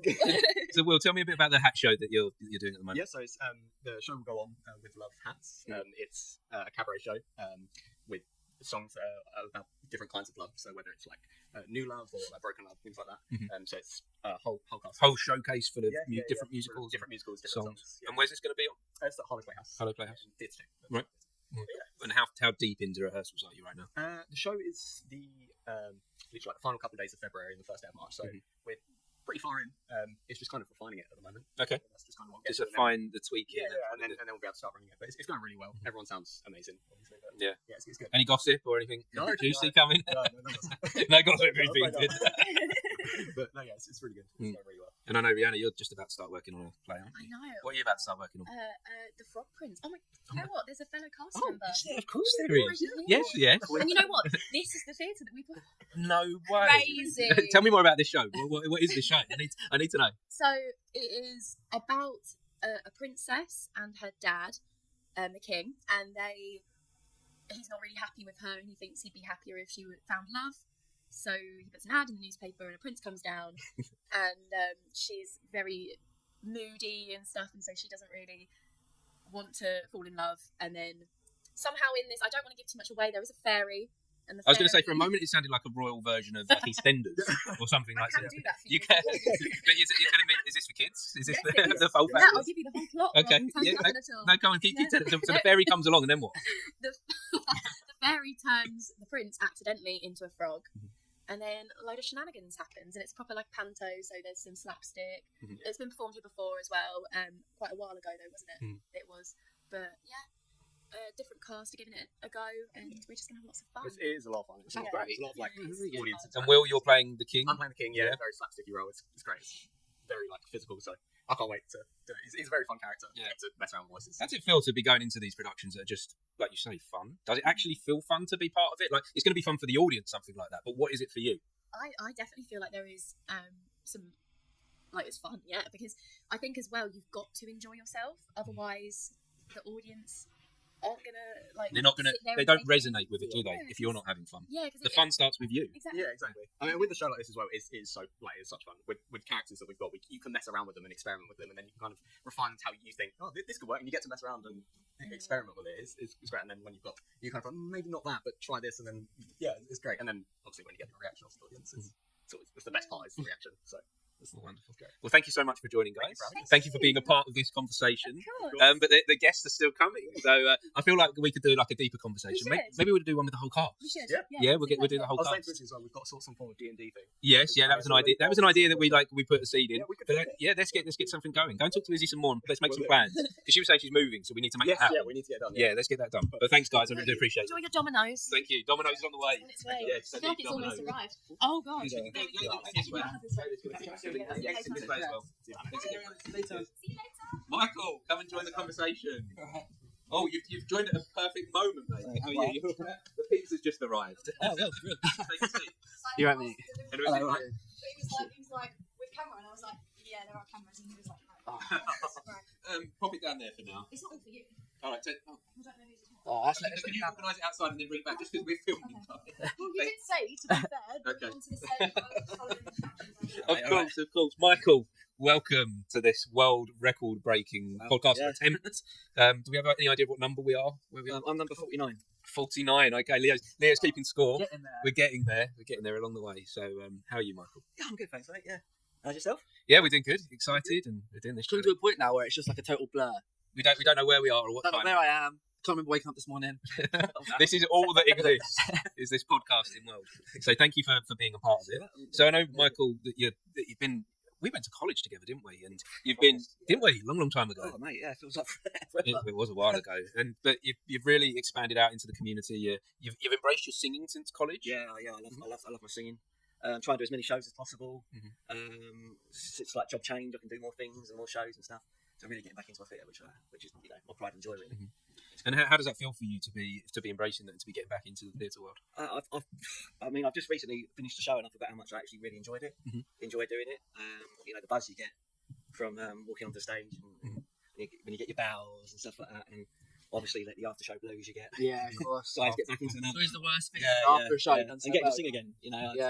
Apart from putting the odd song up for people. That after show blues thing is something that people outside of like theatre and doing something creative as a collective and a community don't necessarily understand or feel or get, because you work towards this thing, don't you, together? And then you do it. You do like the show or the film or whatever it is, and then it stops. and then you go back to almost like being alone in the world, and it's quite a difficult little moment, isn't it? It takes over your life, doesn't it? Like when you're rehearsing 2-3 times a week, and then obviously like the 2 weeks before the show, you work rehearsing every single day, and then you do the show, and it's most shows like 3 or 4 days, and then that's it. And it's taking over your life, and then you're like you don't know what you got. Your time left, you got all this free time and stuff like that. And But is it worth doing it? Because so Leo does theatre as well. Is it that little moment there that you have of it feels a little bit bad and you feel a little bit lost in the world? Is it worth it for that? Oh, 100%. Yeah. I mean, I've been acting. I did my first show when I was 7 years old on Oliver Twist. I still remember it to this day, walking on stage for the first time, and it was the Glorious Food song, and we was walking down these spiral steps. And the minute that started, I was like, yeah, I could do this for the rest of my life. Special moment, that, isn't it? Yeah, your first moment. And like I said, I still remember to this day. That was 32 years ago now when I did that. And you've been doing it ever since. And you do a lot of work with charities, don't you? And you entertain charity. I've seen what you do with Pat. Pact for Autism. So Pact for Autism started off with mums and dads when their children were diagnosed with autism when they were younger. It wasn't as well known, I suppose. They was basically told, your child's autistic, good luck. So they formed this group to help new mums and dads that maybe have just been diagnosed with autism, ADHD, Down syndrome, etc., learning difficulties. They meet up fortnightly, sometimes at Wild and Mackie, sometimes at the Gamers page up in the town. And people just come along and get information, and they're absolutely incredible. That's incredible. They've got this almost 24-hour line where a mum might be having a stressful day getting their son to eat, and they get straight to the phone. And the things I've seen that these guys do is absolutely amazing. Seeing a woman go on the phone and they're crying their eyes out to 5 minutes later, they're laughing their heads off, finding it funny. And what does that do for you? For you putting yourself out there into the community and supporting others? What has that given you in return? I absolutely love it. I mean, Pact has done a lot for me as well. Around about when I was 30 years old, I helped them with it was like a meeting, and it was about different autistic traits that people have. So I do that, and it was actually Pact that made me realise and got a diagnosis that I have Asperger's myself and I'm autistic myself. And I would have never really thought that. At school, I always thought I was that strange kid. Didn't really have many friends, struggled. And just to have that kind of confirmation is amazing. And another charity I love is Plants, Pots and Willies. Love that. It's amazing. These guys are phenomenal. I knew them through Pact for Autism. Their son is autistic, and basically they took over an allotment, and this allotment was pretty much just bushes. And what they made of it is absolutely incredible. They do a D&D session there once a week. Awesome. They have full access for people like wheelchairs, access and that. We've started doing at Christmas time. Christmas just gone. We did a Narnia themed Santa meet and greet. Wonderful. Yes, I think I saw the photos. Oh yeah, and it's amazing. We had one girl who had never seen Santa for 8 years. They kept trying to get her to see Santa. She kept walking off. She was too scared. And the fact she went in to see ours for the first time, as a first time seeing Santa at the age of 8, was just. That makes you so those things that you have part of an impact on and being part of the community. What would you say is the benefit for being part of community groups like this? I just get a sense of happiness out of it. I mean, I'm a care worker as well. I absolutely love supporting and helping people, and just seeing people that have struggling to get the help that they need. Like I said, seeing these people almost coming in and they're scared and they're crying because they don't know what to do with their son or daughter, and 5 minutes later they're just laughing their heads off, and it makes it so much easier for them. It's incredible. That's wonderful, Michael. Yeah. Thank you very much for sharing. So much this guest thing is moving on, so I'd love to chat with you more in detail. Maybe we'll follow this up. Oh, mate, thanks for being part of it. Thank you. And I think this is a lovely moment. Thanks very much. Oh, too right. Come in, because this has got to keep going. So come in, but how are you? Come in. Right, thanks for being part of this. Returning guests. You're collecting points. You are. You're in. Come and take a seat. We're collecting notes, and I haven't referred to any of the notes. I think this is fourth and third time on the podcast. So thank you for coming back. While I have a moment to sit back, can you two? Because I know you do a podcast. Can you two do the podcast while I eat pizza? Because we've been talking non-stop since about 10:30. No worries. We're not. Do you know what? It's not so much that. I just feel like I need to eat. Like, it's actually daylight outside as well. Still. I have to go outside. I kind of don't want to know. I say 2 hours. I kind of have no idea what time it is. I have. It's not think about it. It's pizza time. That's what it is. Half and half. Was that intentional? Did you put an order in? Because I didn't. No. No. This is all your. This is just. She just thought. Oh, I'll just order some. I don't know what it wants. We'll have everything. We'll have a bit of everything. Yeah, absolutely. Leo, are we sharing or is it all mine? I carry deficit, man. Take slice. Just a social experiment. Do you have anything? I want to stick to the protein beef jerky. No way. That's borderline heroic. No, what I'm going to do is, if we break it, I'm going to have a slice. Okay. That's a celebration. That's it. Right. I'll give you a cold one. Do forgive me. No, Wait, let's have a chat. So, thank you very much for having us on the podcast. Yeah. Martin. It's a pleasure. So, what was the thought behind what's going on today? Why have you arranged this? Was there a specific thing that you wanted to achieve from it? Was there something that you wanted to get from it? Was it a personal thing, or was it just an idea that you had and you thought, you know what, I'm going to run with it? You start speaking like a politician. Answer my bloody question. You will answer me. Tell me now, why the fuck am I here? I'm probably just Why are we involved in this? Well, first of all, childhood dream. Okay. Yeah, tick. That's box number one. You know, for the world record. You know, I used to get the book when I was at Christmas time when I was younger. Record Breakers. I went to Record Breakers. Watched it being filmed at the BBC with Roy Castle. Yeah. Watched it there. The motorbike coming in the studio doing all the stunts. So it was like, one day I'm gonna be a record breaker. Nice. One day I'm gonna do something, and that stayed with me through my entire life up to my 40s, and I've always been like, what the hell do I do? And through all the other things that I've been doing, I've never been sporty. Theatre and acting, performing, all that kind of stuff has been my thing.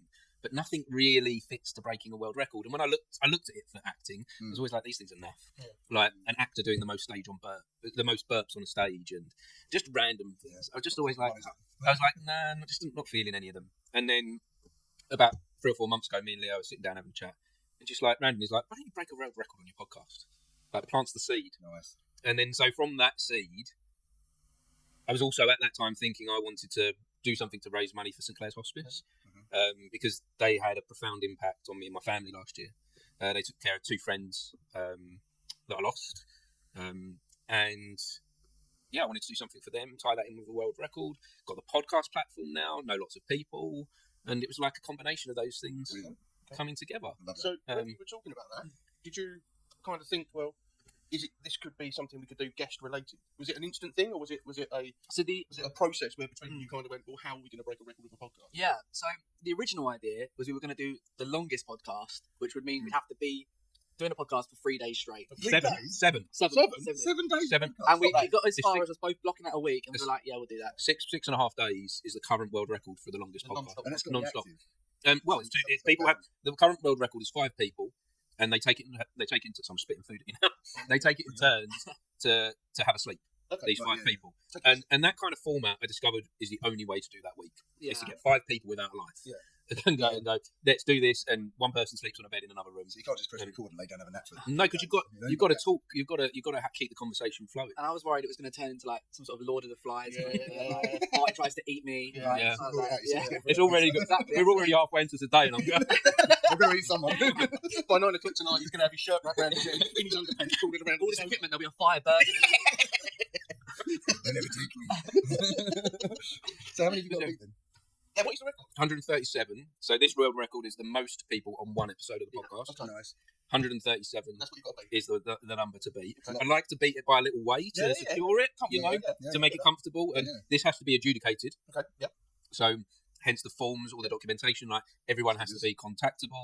The fact it's been I'm recording this live stream. I've got a camera up there that's another backup, recording it on 2 separate desks. So I've got so many backups of this and different ways to verify it that when I send it off to them, the world record people, I'm not allowed to use their name until they've verified it for legal reasons. But no, they're not associated with anything like that. But I send it off to the world record people with all the documents, with all the proof. They take about 20 weeks to give you a certificate. There were ways to get them down, but that involved costs. So. That's far easier to just send them the footage. To just send them the footage and wait 20 weeks. We know that we've done it. We're enjoying the experience of doing it. Like this, I'm having a good time. Well, you say that. I'm not going to tell you what the time is.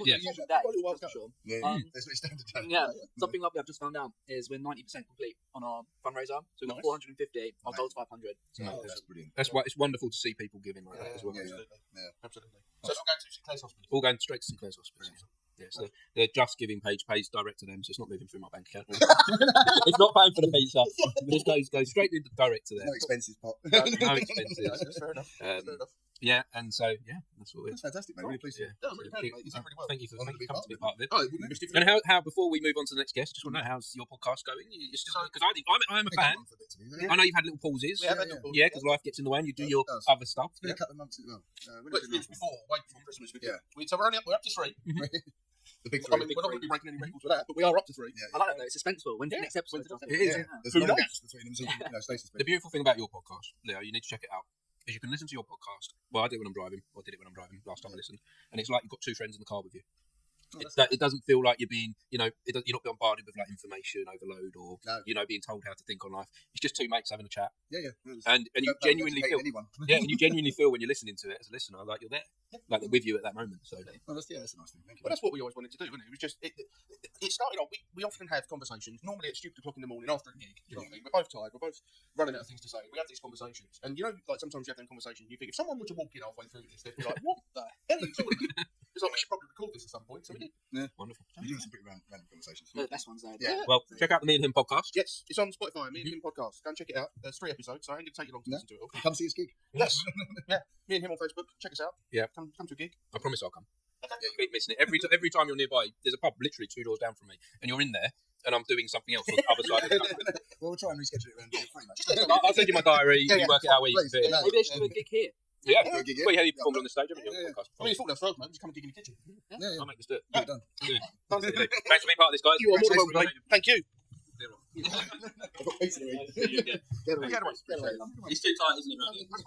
Have a great day. Thank you. Yeah, sure. Take care of yourself.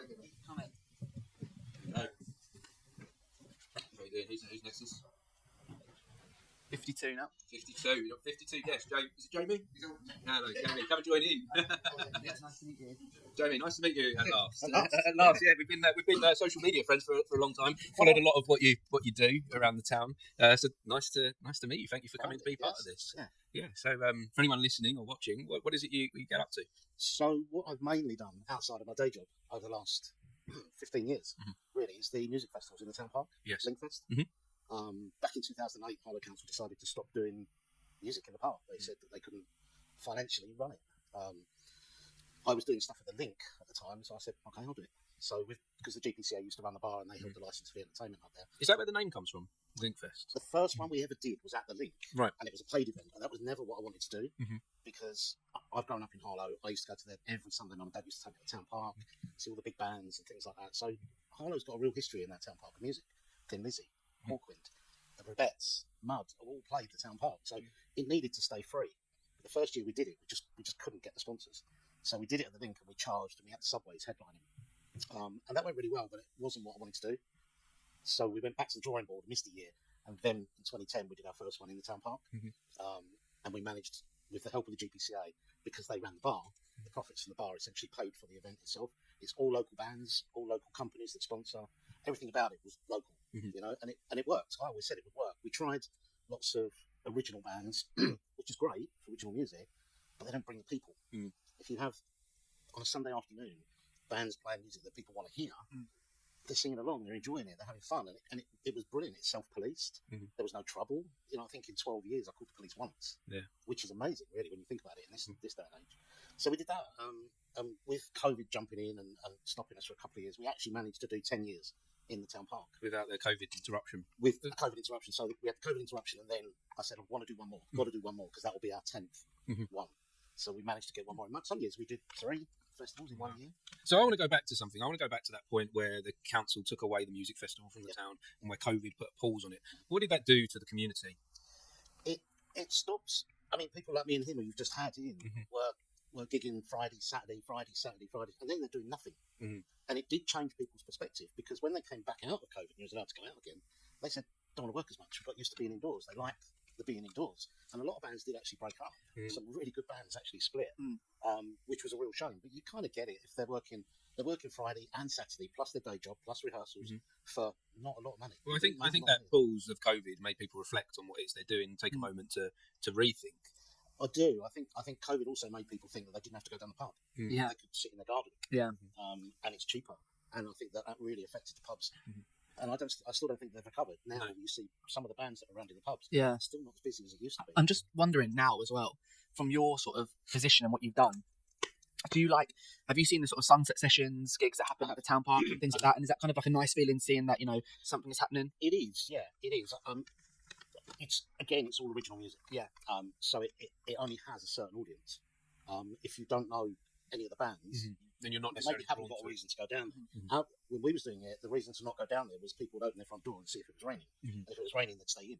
If it was sunny, they'd come down. There was one year we estimated about 5,000 in the town park. So how would you sort of suggest? Because I think the hard thing is when you look at all the original music around Harlow, and the Stone not being a thing anymore, obviously there's continuous support of wanting to help these bands and promote them and things. But I'm just wondering, how would you sort of advertise or get somebody with status to come to Harlow and play at the town park in a summertime festival to get more people out?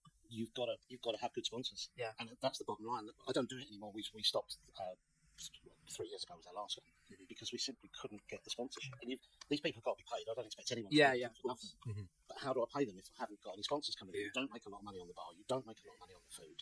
So how are we going to pay these guys? So we need to find a way then, I guess, to bring the audiences back out into the world, don't we? Yeah. Have you got any idea how we do that? Yeah, Harlow Council.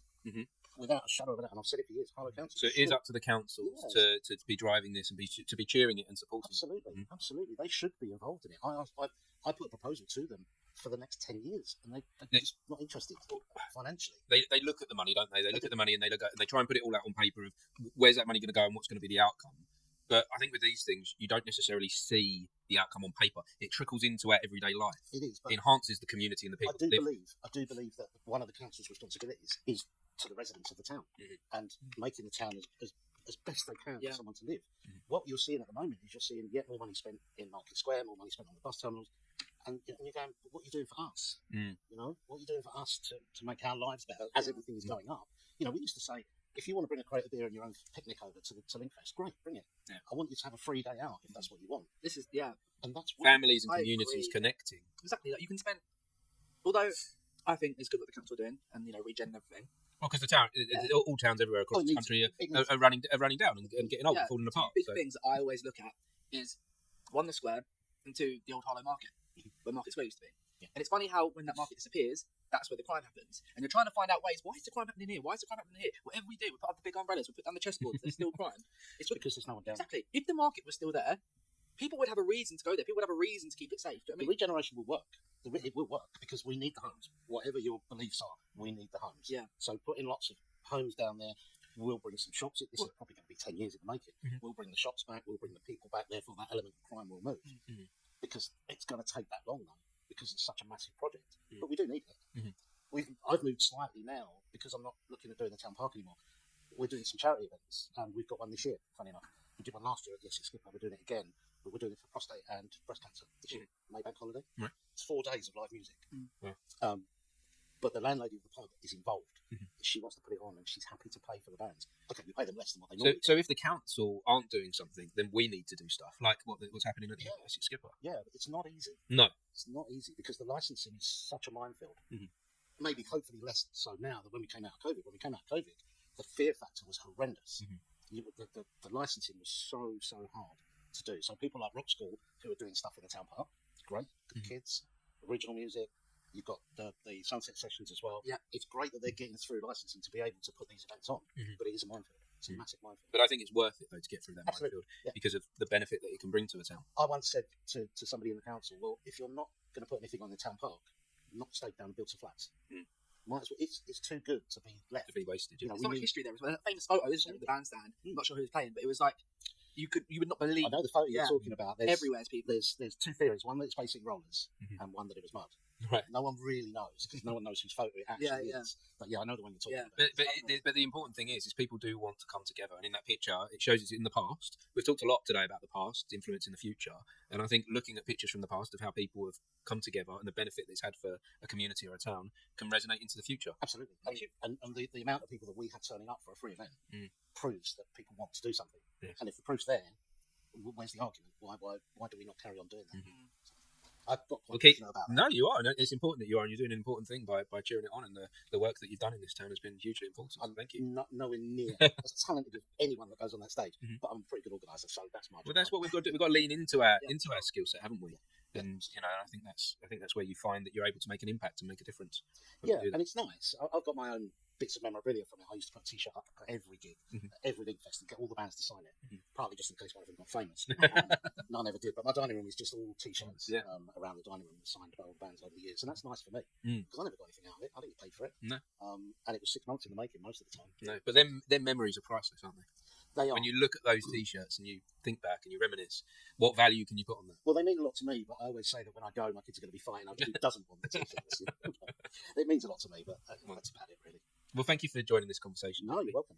I'm going to have a pause now. Not too much of a pause on this conversation because we can't, but I'm going to eat some pizza now, quickly before the next guest. And I think we're going to maybe jump on some phone calls to get some people in. But I really do appreciate you for joining, Jamie. Maybe we could go. I'd like to discover a bit more about your journey. If you're up for it, maybe we could do another more in-depth one in the near future. I'd appreciate that. Thanks again. Thank you. Cheers, mate. Thank you. Nice meeting you. Thank you. Lovely meeting you, mate. Andrew. Yeah, you take care. So how's it going, Leo? Where are we? So we've got a lot of messages in the chat. People free here, there. Okay, so I reckon. How's it looking upstairs with guests in person? Well, I had a message from Luna about 5 minutes ago saying no one was up there. Okay, so it slowed down with the in-person people. That looks like that's like a garlic one. Mate, jump in. Like, treat yourself today. You can't have a cheat day. Is this? Like, I feel like I want one slice as saved at the end of today as a reward. Okay. Okay. Well, how is the pizza, Martin? Mate, it's lovely. Tell me what's going on. Well, yeah, because I know that to keep this conversation flowing, we've got to keep talking, haven't we, on the podcast? But I think genuinely, I don't know if it's because I'm mega hungry, but this is one of the nicest pizzas I've ever had. Like, it's got everything on it. It's got sausage, onion, ham, beef, mushrooms, and a lot of cheese. I think it's got double cheese. That's so nice. How are we doing now? While I go and just quickly throw this stuff in the bin here, no, maybe it's just a good moment for a check-in with you during the Martin Mukbang. You up for a check-in? Can I get you anything? Water? Yeah, get another bottle of water. The empty one. Yeah, might as well. It's weird. But it's been a weird flow. I haven't seen daylight in a very long time. So Noah's now joining the conversation. I'm not sure if we can class Noah as a guest because he's part of the team. So we're not going to class any of the team on this as an official guest. Fair enough. Because we want to make sure that when it's adjudicated, that we're all part. You're part of the doing the world record. Yeah, exactly that. So how you doing? How are you getting through it? Yeah, good. Honestly, like you said, it's a bit of a blur. Like, I'm checking on the time of the recordings, and 5.5 hours, and it's like, what was that one? It's crazy. It's gone by for me at least really quick. So, do you feel very much when you're doing like the technical side of it that you're just in like a zone, in a flow, like you're just zoned into that process? Yeah. So my mind isn't really anywhere else. It's solely on that. So that's why I think you look at the time, where's all that time gone? Because you've just been in the zone. You haven't really been thinking about anything else. You haven't really been considering anything else. So yeah, I'd say that's pretty right. So you were telling me that when I asked you to do this, you didn't quite realise what the job entailed, what the task was. I thought I was just doing a few lights, putting a few lights up, and then that was it. You do a lot of theatre teching stuff in this place, which predominantly is the lighting, or sometimes the sound. But this is different. This is video, completely different. How is it different from theatre? Well, I think the fact that it's live, like quite a lot of the same principles apply. You still have that same sort of nerve because you can't change anything. Whatever happens, audience will see. But I don't really know. I think it's definitely different. I think the whole visual stuff is very different. The audience see something completely different to what you're seeing. Where in theatre it is quite similar. The audience and you see the same sort of thing. I'm a little bit concerned with you being away from the desk. Do you want me to go back? I am honestly. I'm pleased Leo's come back. Whilst I love chatting to you, and this is an important part to have a conversation like this.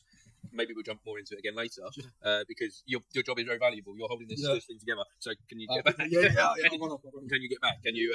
Are we going to try the phones in a minute? I think we are going to try the phones in a minute. Yeah. Okay. I do hear people. Yeah. I'll give Luna a little call and say how are we doing with the guests on the lineup? Because I could do the toilet break because this water is going through me. Did you? Okay, yeah. Cool. But we need to, like I say, we don't want this to end. This is going to be the struggle. I think we've done this initial sprint, haven't we? Yeah. This is now the marathon moment. Exactly. Yeah. I mean, it happens, isn't it? Like this is. Like I can hear voices. Like is everyone just hanging around? Is that what's happening? Are they coming on here? Yeah. Having a chat and then they're just going out with some friends. Yeah. Like, that's nice if they are. Yeah. Like it sounds like there's a party going on out there. I know. I want to be out there. Like maybe it sounds like. Either there's lots of people waiting to come on, or magic is happening. Like they are connecting and they're getting to know each other and things are building and we don't know what seeds are going to grow from today. or be planted. Should I give Luna a call? Because maybe Luna's having a good time out there. Luna, you having a good time? You're not here to have a good time. Yeah, we are here to have a good This is our first. We've got Marley and David to call later on as well today in the Mercy City Collective. Nice. I'll have to. Hey, Luna. Hiya. Just wondering if anyone's out there. Not up here, no. Okay. Is everyone just connecting up there backstage? Yeah, there's a couple of people who are just chilling. Oh, that's cool. That's cool. We're saying it sounds really nice that everyone's like mixing and gelling and bonding. Okay, Luna, we're going to do some. Oh, we'll see what happens here. Oh, Luna's coming in. Hey, Luna. So we just about to decide whether we're going to do some phone calls, but we're trying to keep the conversation flowing to keep the podcast alive. But I think we'll try and jump on the phone now. So before you bring anyone through, give us a wave so we can wrap up the phones. Yeah. Because there will be more in-person ones as well. Yeah. Could you do me a favour, Luna? Just to let's keep this podcast running. I was saying that Leo, like we've done the sprint, but now we're into the marathon. Yeah. Before I make the phone calls, will you come and have a chat with Leo for a moment? Come back in. Hello, Luna. Hi. How are we? How's it been going? Good. Good. It's I feel strange, not in a bad way, not in a good way. Just feels very. I think it's the light. Yes. It's the light. It's very intense. But I love a podcast. That's good. This is, that bodes well. Exactly. Well, yeah, exactly. It would be bad if I hated podcasts. But tell me, what's coming up for you? Any new projects lining up? Yeah, so a few different things actually. I think there's something about, I think it was something that Martin said to me a while ago, which is this idea of if you kind of put your energy out there, then you start to get things back. Yeah. I think last year, even though I was doing things, I wasn't in the right mentality to accept new things. And now that we're, I don't know, since Christmas, I've just kind of been more open to things. And it's great because it means that now, you know, I'm getting messages from people that I wouldn't normally work with or connect with. Cool. And it's really exciting because then it's just, you know, I've just started saying yes to more things. You know what? That's something that near the end of last year, I had to do the complete opposite of. Really? And I needed to say no to to more things because I'll say yes to everything to the point where I physically cannot do this. And my biggest struggle as well is I say yes to loads of things that I'm not going to get paid from because it's in the arts and I'm passionate about it. But then it's getting to a point now where I'm like, okay, I actually need to start living my life now and earning some money. But saying no is a really hard thing to do. It's so hard. It's such a hard, especially when you care and you want to do as many things as possible. Because I was the same. I really had to teach myself to prioritise. Also, like your mental health as well. Like if you keep giving and giving and giving into like to other areas. The talk that I had with myself is that I kept saying yes to things, and then I had to let people down because I didn't have the energy for it. I wasn't free for it. I wasn't actually putting passion into it. So I realised that by saying no, I was giving more energy into other projects rather than just like spreading myself too thin. Of course, yeah. So yeah, I think there's something to be said about that as well. Yeah, yeah. So interesting. Thank you. Thank you, You're Luna. welcome. Leo, so Keeping the party going. Chloe, you're going to play a little tune in a second, so we can jump back on the guitar. Oh, I was going to sit on the computer. Welcome, Gemma, to the podcast. Come and join in. Martin, are you all good? Do you need anything? No, all good, all good. Gemma, do you know Leo? I'm Leo. Lovely to meet you. Hello. Well, Gemma, thank you for joining the podcast. So we're here. How is everything going? You've been upstairs. It looks like there's a bit of a vibe going on. Yeah. Yeah, are we giving one word answers now, are we? We got to that point with the guests. Well, I was like, you know, to be here if you desperately need Well, we're cracking up with... Can I ask who you are tonight? Gemma is the wife. Gemma is the wife? Yes. Lovely to meet you. Yeah. The wife. How are you? Yeah, mother to the children. The children, the wife and the children. Nice. Yes, that's my beautiful. I feel like I've met every single person in my family involved in your life today, Martin. You pretty much I've have, met the grandparents, the brother, the sister. The grandparents haven't been here because they're dead. No, sorry. No. Oh, my mum and dad. Grandparents. Yeah. I was like, the dead ones come. The ghosts arrived. Really is a word filling in the air today. So have you been to rehearsals today? No. No? Didn't go to rehearsals. What are you rehearsing for? 2 shows at once, which is really stupid of me. Why? Why is that, Gemma? Because it's a lot. And I've always said I wouldn't do one show that runs into another, which I have done in the past, and that's been enough. But I've not found myself. I have got myself involved with a cabaret show with Max and confetti players. So it's nice to be doing 2 different things, but yeah. And so is that quite fun being involved with 2 different groups of people? Yeah, it's great fun. I always say I don't like humans, and you always have a go at me for it. You say I'm really sociable, but I think that humans, in general, as a species, we're not that great with the way that we don't take care of the planet and the other creatures that live on it. But my people I like my people. People within your circles, Yes, within the local community. I like people that have got good hearts. And I do think that most people that are involved with creative things do tend to have good souls and good hearts, and they just want people to be happy, and I like being around that. So it's nice. It's nice being involved with and they are two very different groups of people as well, but all very, very lovely and very funny. It's always a giggle at rehearsals, so that's nice. Wonderful. I think Chloe's desperate to play us a little tune. Yes, please do. Here we go. So let's have a little moment with Chloe. Do you want me to sing or just play? No, singing would be nice, Chloe. I just don't want it like cutting out, do you know what I mean? No, just go for it. Fine.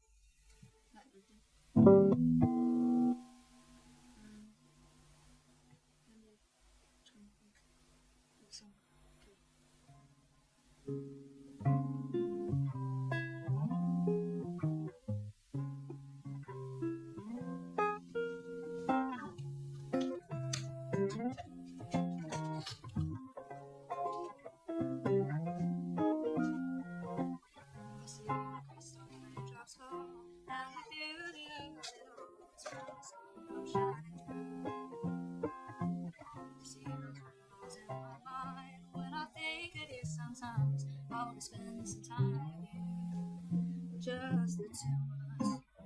We can make it if we try, just the two of us. Just the two of us. Just the two of us. Building castles way on high, just the two of us. You and I. Good things may come to those who wait, not for those who wait too late.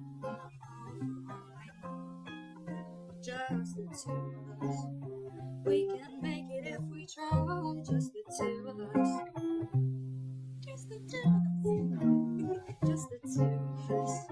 Building castles way on high. Just the two of us. You and I. Wonderful. Thank you so much. Enjoying the pizza then? Beautiful. That's lovely. Well, thank you for I joining. thought I could have drifted off there. I was like, No, we cannot drift off. We now have to pick up. We now have to pick up the phones and find some guests. Call centre time. You have got more people coming later. Yes, that's why we need to.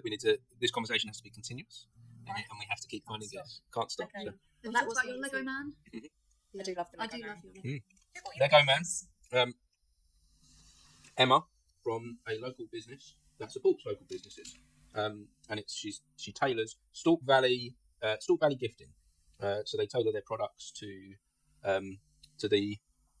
I'm losing my words. No, to the recipient, to whoever's. Would you like me to gifting go this. back upstairs? Yes, but you can both exit now. Thank you very much.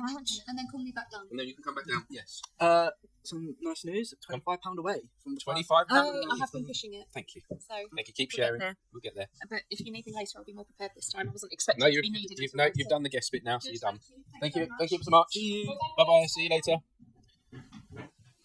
Well, so Martin, where are we now? So we're looking to try and raise 500 was the goal. I just want to quickly promote this little thing. Are we allowed to do that? I don't want to promote this little thing, but I just ate a lovely protein mousse. A protein mousse. Filled me up. So I'm going to pop this in the bin and then let's call some more. Yeah, and so while you're doing that, me and Noah can see how this is. We tested it out yesterday. Yeah. But of course, while we're live and we're doing this recording, no doubt there'll be something that doesn't work. And if you want to just let Luna know that we're doing the phone calls now. I'll keep talking. Let Luna know. I'm putting headphones on. This is all part of, keeping this flowing. Headphones on. How can I hear myself? Yes. So I'm going to have to bring up, basically, at the beginning of, all this week, I've been putting together a spreadsheet of all the guests that are in person and all the guests that are on the phone. And I've been trying and hoping that I will keep to times. Now, of course, this spreadsheet, page 1 of 7, is not showing me anything but page 1. That's weird. Going to enlarge. Why does technology not work when you're in a moment of needing it to work? Do we know, Noah? Leo? It's Martin. Just having a moment with. I had everything set up here nicely with my guest list. This is all part of the process. And of course, it doesn't want to work as I'm using it. Oh, there you go. So I wonder if it's me. We have one in-person guest upstairs, but do we? Maybe if this works, we do a phone call, then we see them. So we'll try. So we're going to do the phone call, are we? Yeah, we're going to do the phone call. We're going to see how this works. Oh, I can hear myself. Pop on your headphones. Now, this person that we're going to try first I did say I'd call at 1 o'clock. Yeah, I did say I'd call this person at 1 o'clock. So how does it work with the phone call being? This is all so technical here. I'm getting a bit scared now. Is it all recording? Yeah, it's all recording. This The is phone exciting. should go straight. It plays straight into the desk. Can I give you a number, Martin? Oh, sorry, no. We'll let you call someone first. What you got? What do you think? My phone's been on aeroplane mode this whole time, so I've got 1,000 messages coming through. People saying, "Why did you call me? Why did you call me?" Let's get calling back to him right now. All right, so I'm quite excited by this part of the this is the because podcast. they might not answer. They better answer, Martin. This is Anna Torrey. She's an actress and independent filmmaker. She's been on the podcast previously. Nice. So we're calling now. Cool. See if this works. Are we hearing anything? No, are we hearing any rings? Not yet. It says calling. Who knows? Maybe when she picks up. Maybe it should just go straight through. But yeah, strange that we're not hearing any rings. It says it's connected to the desk on my end. Did you test this all yesterday? We tested it all yesterday. Do you want to try and call me quickly? That'd be good, wouldn't it? Yeah. Now it's having a moment where it's then connecting. The signal problem, of course. Let's try a normal phone call with her rather than on WhatsApp. Maybe that's the problem. Just two of us. It's there ringing. we go. I hope my I like this. This is interesting. Hello, is it Anna? Yes, hi Martin, how are you? Hello. Well, have you got a good time to speak to you now to join the podcast? Yeah. Oh, wonderful. This is so cool. Hi, Anna. This is Leo. Hi Leo. Nice to meet you. This is my mind is blown right now. We're talking on the podcast equipment, but on the phone. And Anna, we did a little test of this yesterday, and it worked really well. But when I was trying to call you just now, it wasn't working, and I was having a sweat and panic. And okay. But it's working, and we're here, and we're connecting. So how are you? How have things been since we spoke last? Yeah, no, really good. Just plowing on, creative projects all about. Yes, I saw that at Christmas time you released your film, didn't you? You did a short Christmas film. How did that go with the release of that? True. Yeah. It was okay. Are we on air at the moment? We are recording. Yes, sorry, we are recording. We're straight in. We haven't been able to. We're not able to stop this. This is with this world record that we're trying to do. I can imagine. Yeah, of course. It's one. The world record is one podcast, the most guests. So on that, Martin, would you like me to write the over the phone guests in a different colour? No, they're all guests counted in the same way. We treat our guests the same. They're all treated the same, whether in person or on the phone. So sorry, Anna, for that sidetrack there. So how did the last film release go? It was good. I think it's always tricky. You always learn lessons about how could you do it better in terms of promotion and things like that. But it was just really nice to hear from people and to get for the cast to be able to share it as well and people that were involved. So we had that film was made last year in December. So it was good to, as in not last December, but the one before that. Oh wow! So everyone must have been waiting on the edge of their seat for it to come through, and you finally got it out there into the world. It took a long time. It's just we had it kind of under contract, so we couldn't release it, and it's just really cool when you get to put it out there and get people's responses and stuff. I had someone said that it has two sisters, one that grew up in Mexico and the other one grew up in the UK. So there's quite a 15-year age gap between them. Right. And I had someone come up to me and be like, "That's me and my brother." And it was so nice. They were like, I feel so represented, because they were like, I grew up in a different country and my brother grew up in the UK, and I could see us in that. And I just thought that was just, that's why we do it, isn't it? Because it's those moments when people connect, at least for me. Yeah, when it resonates with you, when it feels personal. Yeah, exactly. So, and we didn't even know we were doing that, because it was a 24-hour sort of challenge when we made it. So we did it in 48 hours, and so it was just we were just working with what we had. There was a younger Latina actress, and there was me, and then we were just okay, let's just we could play sisters, we just go with that, and when people sort of relate in a way that you didn't even foresee, is when it's just it takes a life of its own. Well, when you're doing a creative project, and I don't know about you, Leo, do you ever really think about that, how people will connect with it? For me personally, I don't ever sit back and take that into consideration. But do you, when you're making something? I think so. When I'm creating, the way I like to see it is in my head. I will have a very clear sort of question: what do I want to be telling the audience here? Firstly, I never like to come at anything from one angle, no matter what it is, even if it's the most extreme, sort of political topic. I always like to put out the question there so it can be seen both ways. And I also like to do it very metaphorically.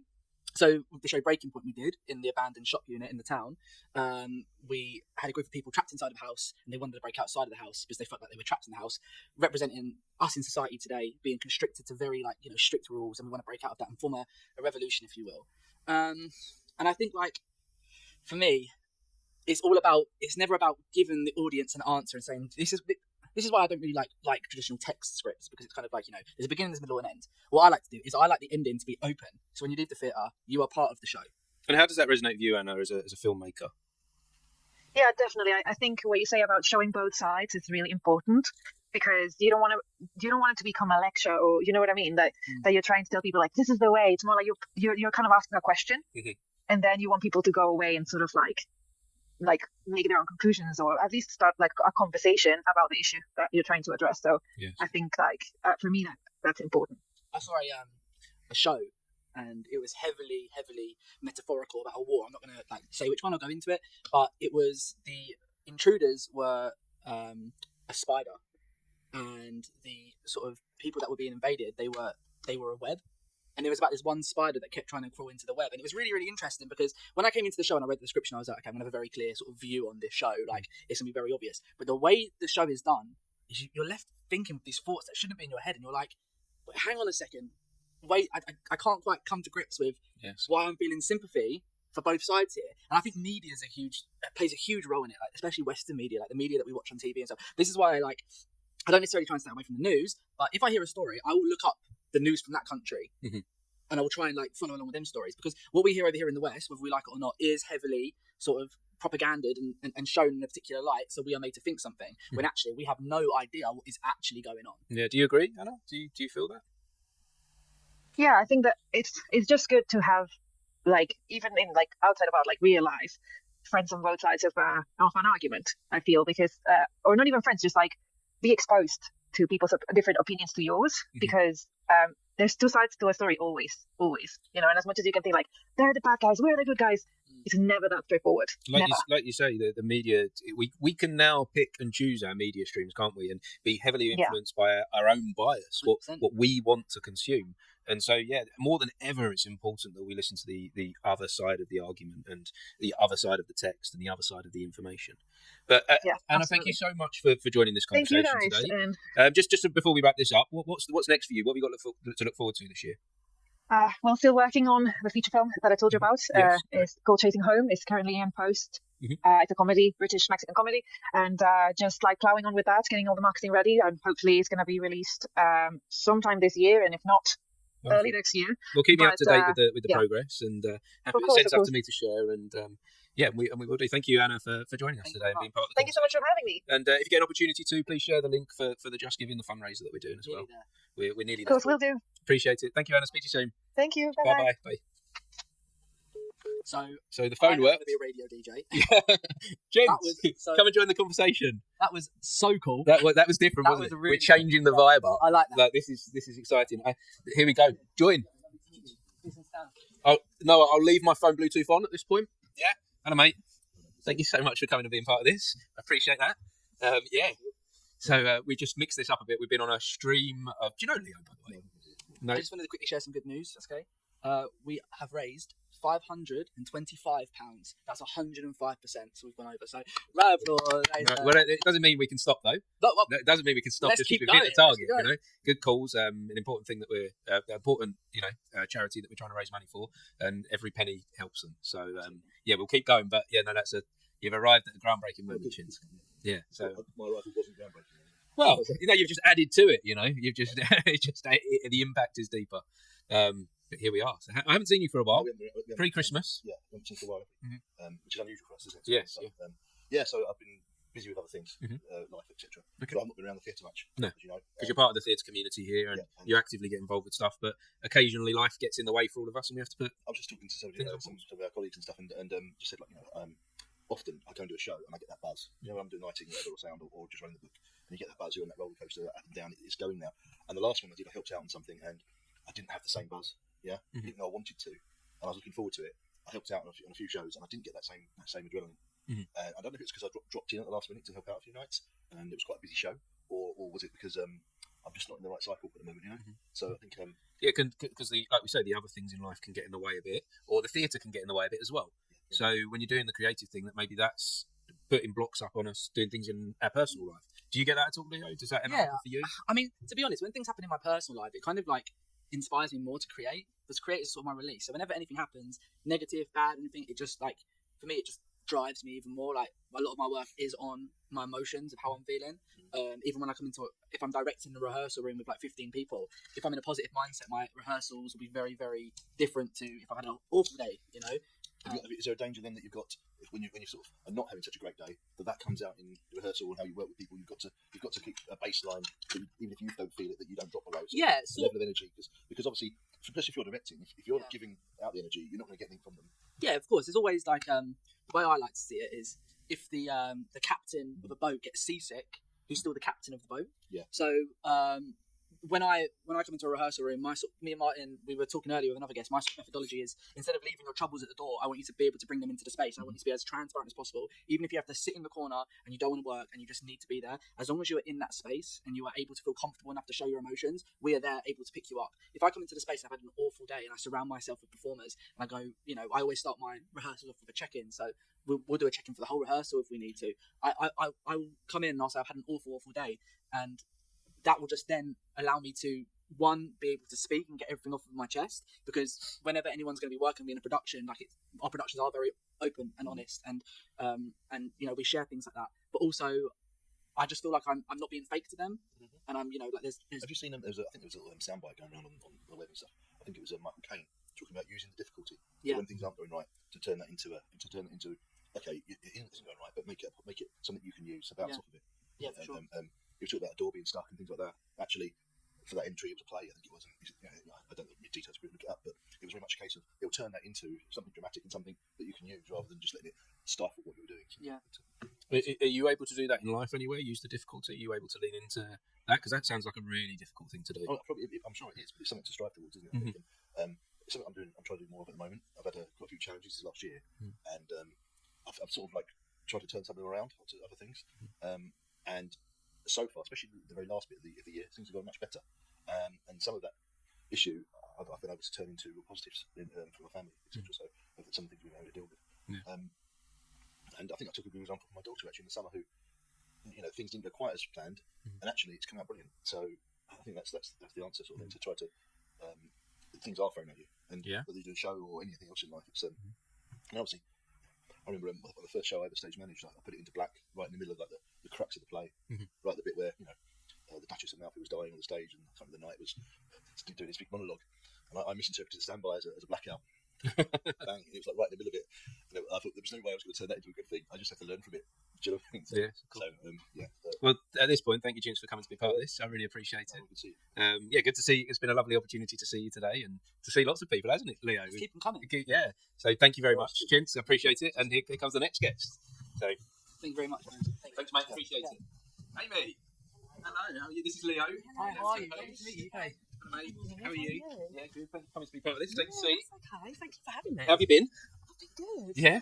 Good. How's the last time I saw you was on the podcast, wasn't it? Yeah, and I've been following a bit of what you've been doing since. So tell me what's been happening over the last year or so. You're still going? Yeah, still going. Your book, where are we with the book at the moment? Because that's probably out there in the world. My book's still selling. I probably get texts, DMs, emails every day saying that it's had some sort of impact on someone, which was what it was all about. You know, that's the reason I wrote my book, and that was the reason that I literally shared everything in that. So yeah, it was scary. I think I told you about something that's, you know, so Amy, I'm going to say it's right, spiritualist, psychic medium, but she's also a writer as well. And something interesting happened to me last year, that I'm walking down the river. I wasn't actually having a good day. I just thought I need to go for a walk. And as I'm walking down the river, Amy's book is on the floor. It's a bit damp. It's just been left there, like by the side of a bench. Completely random. Just in the middle of a bad day. I picked the book up, and it reminded me of like your story about telling your truth and how you found this place of life's got a bit better now that you've expressed it. Yeah, now that you've expressed who you are and the journey that you've been on, how things have changed. So you do like readings? Yes. Always wanted reading. Like, I'm kind of scared too. I've been on the stage. Have you been on the stage doing a reading? Yeah, the live mediumship event I've done here. So when you shook my hand then, are you able to just get energies of people? Of course, like, I'm picking up energy all the time everywhere I go, but obviously because it's like my full-time job now, as such. I hate calling it my job. I always hate it so It's much. who you are. Yeah, because it is who I am. So having the ability to heal people, help people, it's just who I am. And the fact that, you know, there is an exchange there, it helps me to bring up my kids and give them a nice life. And that's what it's all about. Do you know what I mean? I find it so interesting. But obviously, you know, I'm controlled with it now in the sense of, you know, spirit know my boundaries because I can't be out all the time. And, Yeah, of course. Is there like any, like, are you able to, for example, just then, is there anything that I'm giving off that you can read or like feel or anything like that? Or yeah, of course. If I was to sort of really lean into that, yeah, absolutely. So you've obviously clearly a very soft energy. Like there's something very soft about you, very sensitive. Do you know what I mean? So obviously, when you go into things, you're very wholehearted. So, well, the first thing Leo said to you is that he's scared. I know. Right. Okay. Everyone says this. Do they? So what do you say to someone in response to that being scared? My response is, I'm a normal girl. Yeah. I've got 3 kids at home. Yeah. Got family, 2 dogs. I win life. I'm normal. You know, and there's nothing to be scared of. Do you have any idea what that fear is? The unknown. I think it's about, if anything, because I do believe in like our energy and, you know, how we, you know, connect to one another and how there's more than what, you know, what we think there is. Yeah. I think for me it's a fear of being told the truth that I'm afraid to accept. Yeah. I think that's what scares me. Yeah. You know. And there's a lot of that, and there's also a lot of don't tell me anything bad. You know, you're going to tell me I'm going to die. You know, that type of thing. But obviously, spirit, loved ones, people that know you, you know, our angel helpers. For me, I work in a very light energy, so everything's about light. You know, I'm quite funny, like when I'm delivering as well. Like I'm quite funny, actually. Like quite funny when I'm in my role. I deliver it in a very relatable way. Yeah. Obviously, everybody is different. So if spirit were going to give me like a warning of some kind, I would speak to them in a way of like, right, I need more clarity on that because I will not tell this person that something bad's going to happen unless you give me validation for that. Yeah. Because ultimately, we all hold the key to our lives as well. So spirit could tell me something. You could choose to do something different, which may land you into trouble. Do you know what I mean? Yeah. So it's kind of, and you also have to be so mindful of like people take things literally. You know, so you have to be very careful in delivery. That's what I've learned. You know, delivery is key. Wow. You know, because they can't tell you everything, and that's important to know when you're scared. They can't tell you everything, and there's always an intention. So, you know, if you woke up today and thought, like you said, I've always wanted a reading. You said that. What's the intention behind that? Yeah. You know, I wonder. You know, that type of thing. Of course. So it's that intention behind it. Yeah. So yeah, but everybody says they're scared. Yeah. Everyone. As soon as you say, you know, I could go anywhere, even like me and my partner, we could be out in a bar or something, and people get talking. They're like, "What do you do for a living?" So my partner does his whole like, you know, I'm a director, I'm an entrepreneur. It's amazing business. My partner, and then I'm like, I'm psychic medium. They're like, oh, it's the second you say it, People lean into that and they want to know more. Yeah. And it opens If I go to a spa weekend, I tend to not tell people what I do. Yeah. Otherwise, I'm literally talking the whole weekend. So as we wrap up this brief bit of the conversation that we're having today, what advice would you give to anyone then that's approaching into the world of spirituality? What would you say to them as they go in with that bit of fear? Just be yourself. Be yourself. It's okay to honour that fear, and you know, ultimately, you will be guided to see the right medium as well. If you were to go into a reading and you instantly feel like this isn't right, the energy isn't going to flow. You know, so it's about building that relationship as well. And if you're, say, for example, you then contact me for a reading, it's because you feel guided to do that. You know, when I do the shows, spirit knows who's here before I do. Yeah. So I'm already communicating, and everyone has got their own small intention. Even if they don't believe, they come to see if they do believe. So there's an intention. So yeah, for anyone that's going into it who feels fear, I would always say, just be yourself. Drop your shoulders and just see, because you could be pleasantly surprised. And no matter what happens, you're always going to go away with something, whether it's guidance, whether it's healing, or whether it's just an experience. Do you know what I mean? Well, thank you, Amy. Right, thank you for coming to be part of this. Amazing. I think we need to do another catch up soon. I'd love to do that. There's so much more to follow up on our previous conversation and today. And I'd appreciate if you could share the Just Giving link as well. Done. Wonderful. Yeah, all done. Thank you so much. Thank you for having me. No, appreciate it. Thank you, Amy. Meeting you. Take care. See you soon. Gary, come and join the conversation. Had to just take some tablets for the headache. No, it's all right. Go. You can go that way. Go that way. That's fine. How are you? Very well. You? Gary, this is Leo. Leo's the co-host today. Leo's one to come in. There you go. Hello, mate. Gary is my brother-in-law. Brother-in-law. Yeah, they're meeting the whole family. Family podcast. Well, do you know what? This is? As I get Gary here, this just shows what a supportive family we've got. Gary, what do you think? I think the good news is that all of the family is very supportive in their own unique way. And that, in my short time on this planet, is quite rare. So I think that's a very positive thing to have. Yeah, because you do. You know, I when I was growing up in my family, I thought all families were supportive and like that. But as I got into my late teens, I started to discover that no, it's there's a lot out there that don't support and help each other, and that kind of everyone's an individual within the family. And it's made me want to sort of champion that a lot, of the value and importance there is of supporting each other. So yeah, how do you feel about that, Leo? Do you get that with your family? Yeah, so my my dad and my sister are both mental health practitioners. Right. Okay. So they're very sort of open people, and they're very good at analysing. And I'm the only sort of person involved in the arts in my family. So sometimes it's really hard to explain to my parents why something's really important, and like, you know, let them know that actually this is like a really, really big thing for me. This isn't just a show where I'm earning no money or anything. This is like, you know, this is a big event. And over the years, my family have, you know, kind of got better at understanding. I like to see myself as the investment child. Child didn't go through the. That's what we tell Chloe, isn't it, Gary? We tell Chloe she's the investment of the family. I think so. No, I think you know, every family is different, and every family rears their children in a different way, and that's where your values tend to come from. Certainly, growing up and being born and bred in Harlow was its own unique experience of some positive, some negative, that come from a poor background. That was the reality of growing up. You know, my mum was always at home, so there was definitely always support there. Whereas I kind of only gather now that my dad was retired through ill health. For the record, I don't have any parents anymore, so they're sort of long gone. But what I do recall is my parents always being there for me. Could I have wished for any better parents? No. Did they have their own individual problems? Of course they did. Were they perfect? No, they absolutely wasn't. Could, you know, I've been pushed in different directions at that time of being grown up? Yes, of course I could have done. But you kind of you go with what you're kind of grown with, and your parents can't change your parents, right? No, and you said something earlier, actually, Leo, about this is a parent's first time on the planet as well. Yeah.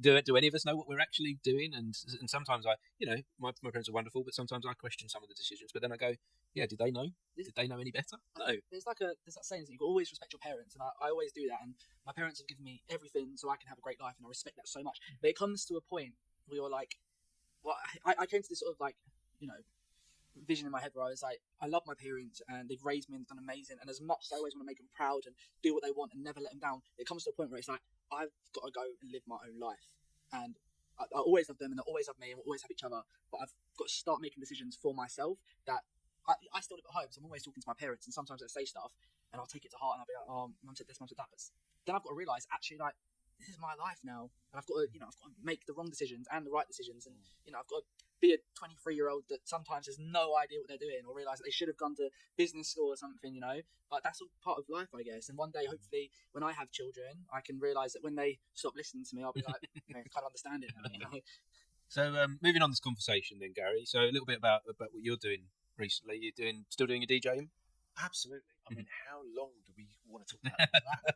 I mean, well, we worked this out. There's about 3 to 5 minutes for guests. So, brief summary. Absolutely. Do I still DJ? Yes, I do. And that's just something I've always enjoyed doing, even before meeting Mandy. And you know, it's always something I've enjoyed doing. You know, from schools to weddings to every kind of event, you know, I've catered for. And it's something that, in a sense, is actually similar to what is involved here. It's creative. It's an art, because there's specific things you need to go and do. You can't just press play and think it's all going to happen from there. So it is a creative industry in the sense of you've got to go with what the crowd are saying to you, and that will be similar to what's happening on stage.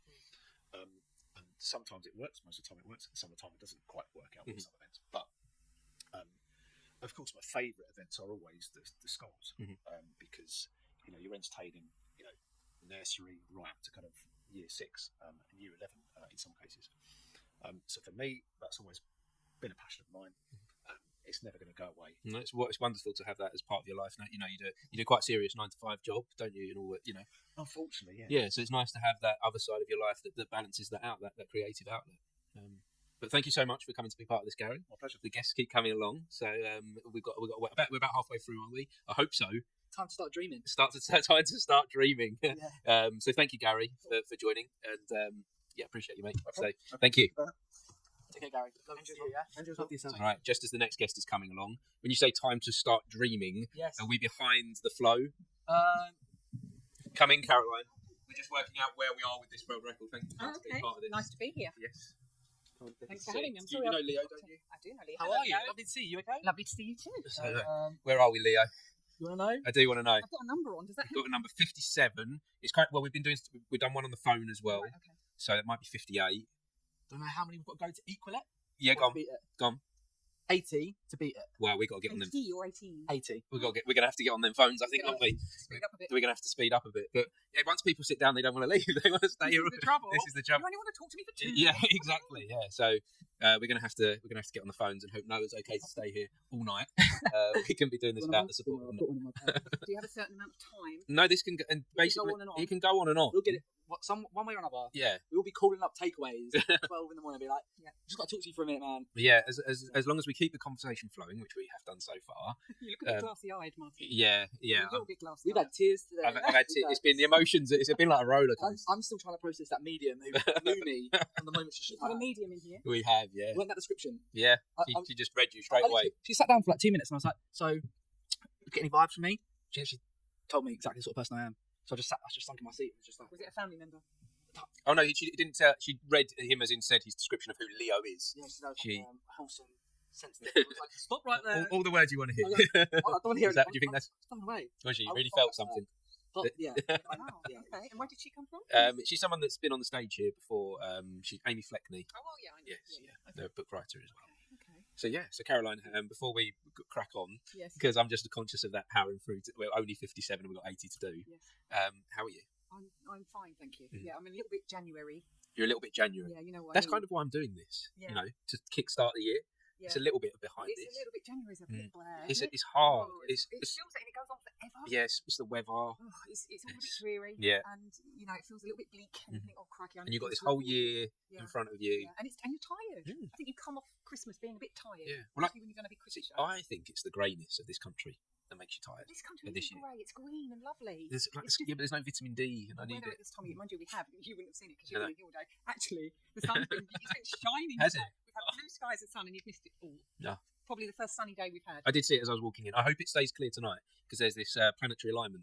Do you know about that's this? nice. Yeah, there's 7 planets aligning with the moon. You So, won't see that either. 'cause well, you're no, busy. we'll find a way. Yeah, We'll I find just worked out if we were still aiming to finish at 9 Yeah. and we had 80 people to call, Mhm. we'd have to make the phone call 2.5 minutes each. Okay, we can do this. Yeah. We can do this. 2.5. So, do you need more people sent down here, Martin? Yes, Is that yeah. what If you know more people, I feel like with the phone call side of thing, I feel like we can yeah, we can do that if people answer as well because we've missed some of the time slots that we arrange calls at. So Are we able to just call people without who haven't done the sheet? no, everyone's got to do. Everyone's got to sheet do in the the chat. The sheet's in the chat, so everyone's got. They don't have to do it beforehand, but they do have to do it. They do have to do it. Yeah, cool. I need to capture all their details to official We this. can do this. We can do this. Stay positive. I am going to. And maybe Red Bull. Thank you. Yeah, I think that's going to be a call later on. Thank Good you. luck. Well, thank you for coming to be part of it. Pleasure. And yeah, and I'll I'll keep you updated. I'll And think of if you some know of people anyone to- to send yeah. down, we might put the shutters down at some point, so tell them to bang on the door, or once we've done all the in-person pre-booked. But if you can think of anyone, we're a little way off. All right, crack So on. We will crack Good for on. you. We're at that midway point here. So thank you, Caroline. Thank you very much, Caroline. Martin, where is the link? I'm going to start sending It's the just join the conversation link, just there. that one. Perfect. Welcome, come in, join the conversation. This is Kate. Kate. Ah, this is Mum. Hello, how are you? I didn't in the dark over there. I didn't recognise you. No, I've been You've been roped in. Thank you. yeah.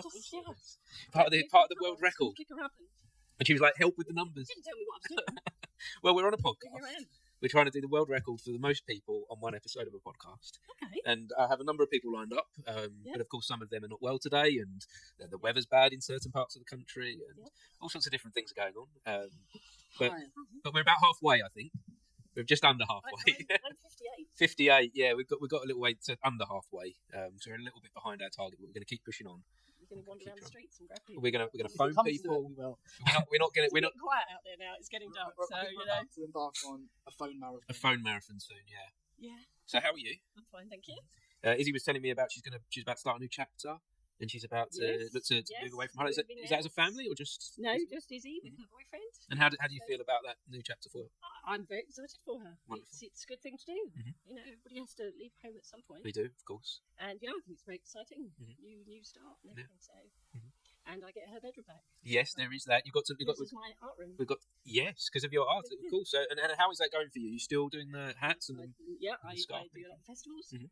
I'm booking them all at this time of year, so I've got about 30 festivals already booked, Mhm. which starts in May, and then I can right the way through to Christmas, really. So where do people find your crafts that you make? Is it just at festivals, or do you sell stuff I don't online as sell well? online. No. No, I tried it to see it wasn't for me. I like to be present, meet people, chat to people, have them try on my things or see my things in person, because everything I make is unique. Right. Okay. So it's so much nicer for them to, because everything's knit and crochet. Yes. So they have a squish and, and a try on of my crazy hats. And that works for me, and I love it, and I have a good time. I go away for a weekend, have a fabulous time at the festival. And if that works for you, why do you It need does, I love it. why do you need to add in an element like a website No, to that just sell the product? really isn't what I would be about. It sounds like the stuff that you do is more than just running a business. No, it's a way of life, and I really enjoy it. It keeps me busy. I meet loads of lovely people. Do some sort of music festivals, pride festivals, all sorts of things. Meet loads of lovely people, have lovely chats, have a great weekend, and it pays for itself. So it's all good. Wonderful. Well, thank you so much for joining the conversation and being part of this. And hope to see you at a festival. What's the next festival you're going to be at? Haven't got anything till April. Okay. It's a women's drumming convention, so you won't be allowed to come, I'm afraid.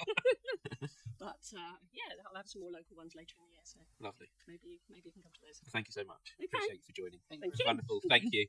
So Leo, Martin, let's get on the phones now. Unless Luna said there's anyone out there. I haven't heard anything. No, that's okay. It's got people, a few people that have messaged me. Yeah, should we? So a guy called. Of course, I've just taken some cold and flu tablets. Of course, my cold is just hit me in the last hour like a sledgehammer. Really? Do you ever had that where you're like I was okay at the start there? What is it? Your throat or your nose? Or? It's a little bit of both. It's a little bit. I've had a no. Well, that's why I put this far apart. But it's very much my sinuses and across the forehead, which I do suffer with. But is it a cold or is it like a headache? But a bit of both. I think it's a cold. It might be like lack of sleep yesterday as well, stressing out. Yeah, so setting all this up took quite a while yesterday. These technical things always take longer to set up than you expect. Then last night, I was thinking about this a lot, and so I was struggling to sleep. So actually, I had quite a late night last night. Yeah. And then we've just been continuously talking, haven't we? And being on the ball and thinking and listening, and it's tough, isn't it? It's a lot. It's a lot. I'm going to stop. So a guy called Tom was supposed to come today, but he's asked to do a call instead. Okay. It's interesting when we get the moment of silence. You really hear it. Yeah. When because it's been so much conversation happening that when there is like a little pause for just seconds, it feels like an eternity. Yeah. I wonder if I'm becoming delusional in all of this. Mm-hmm. Is there a possibility of that? No. Well, finishing this. But through doing this, I'm at this moment of oh my god, we're not halfway through. I thought we were doing so well. We can do this, can't we? Of course we can. We're going to do this. So I'm going to pop the headphones on, and we're going to call some people. Do you want to tell me who to call, or should I look at my list? I'll jump on with you. Here we go. So we can't give out numbers on this because we don't want to break any confidentiality. So am I picking the number from someone on my list? Yeah, and just let us know. I'm waiting for a few people to fill out the form. Let's do this. So this is a guest that has been on the podcast before, Ramin. I met this guy at the Romford Film Festival. He's an international actor. He's a stuntman as well. Wow. He produces his own movies. They're pretty What's his name? high budget. Ramin. I'm going to pronounce the surname incorrectly, so I'm sure I made a note here of the correct pronunciation. Ramin. Of course. Why is the signal so awful? God, I really feel like this cold is just sledgehammer. We're going to get through this, Martin. Yeah, oh no. Just there's no negative vibes coming this way, right? I've just reconnected to the Wi-Fi. Ramin.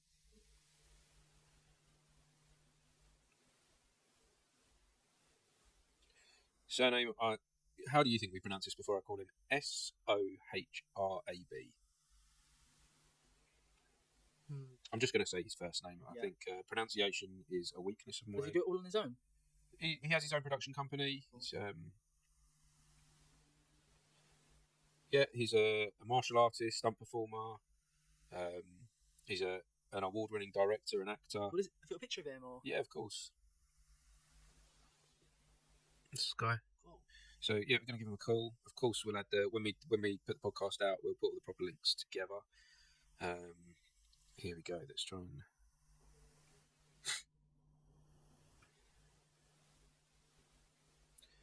See what happens when I try and connect then.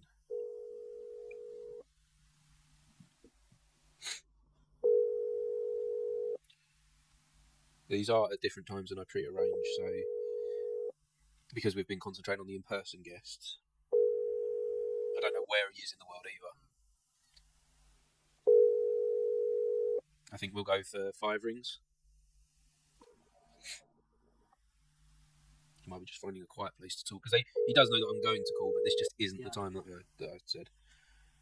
There we go. So I'll hang up on that. He may call back. Give you a number to call? Yes, of course. Okay, You don't want to call this out for confidentiality. So, are you going to do WhatsApp it to me? I will WhatsApp it to you. Yes. WhatsApp me the number. Like, technology is amazing. The era that we're in for like communication and this is even possible that we can do all this. But within the moment, sometimes I do fear that it won't. Things will stop working. Here we go. There's that number. So Martin, we've spoken to a lot of your family members, so I thought we'd have a quick call with one of my family members. Nice. It's my sister Hannah. She said the house is a bit crazy right now. I don't know if she knows it's 2 people. What, do you think this is just you? I'm not sure. If you tell them it's just you. I haven't told her much. Hello? Oh, hello. Hello. Hi Hannah, this is me and Martin. Hello, you're Martin. Hello, Hannah. Thank you for joining us on the podcast. Leo's doing an amazing job today. I think you'll be super proud of him. We were just talking a little bit about you being his sister beforehand. So, yeah, how are you, Hannah? Nice to meet you. I'm good, thank you. Nice to meet you. How are you? Yeah, we're doing good. We're about halfway through this world record. We're a little bit behind where we need to be. So this is just going to be a brief chat, brief hello. So Leo, Hannah, brothers and sisters. We are. Yeah. We are. Tell me your secrets. Firstly, Hannah, thank you so much for being so quick to reply and filling out the form. This is mine and Martin's world record attempt for most podcast members on a single podcast episode. We're aiming for over 137. So far, you are number 50. 59? 60. 60. Oh, 60. Okay, good. Okay, and how long have you got to... There's no time limit on this. There's no... Okay. As long as we don't stop, as long as the conversation keeps flowing, then we're good. It's if the only thing that can fail us is quitting, which me and Leo are not going to do that. What about Noah? Noah's our guy in the chair. Yeah, he's going strong. Yeah, he's like smiling like. Hannah, just a question I want to ask you.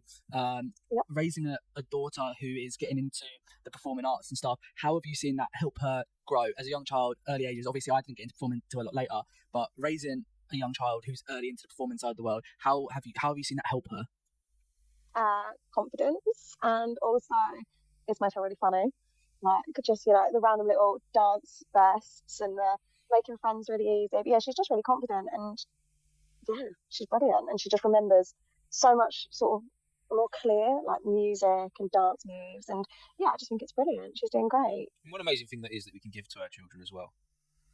So that we can be bringing children up in a world where they have that confidence. Like, do you think she's going to go into the arts at all, or like how old is your daughter? Sorry, 5. She's 5, so it's hard to like guess at what their future's going to look like. But at this point, what are your ideas? Do you have any?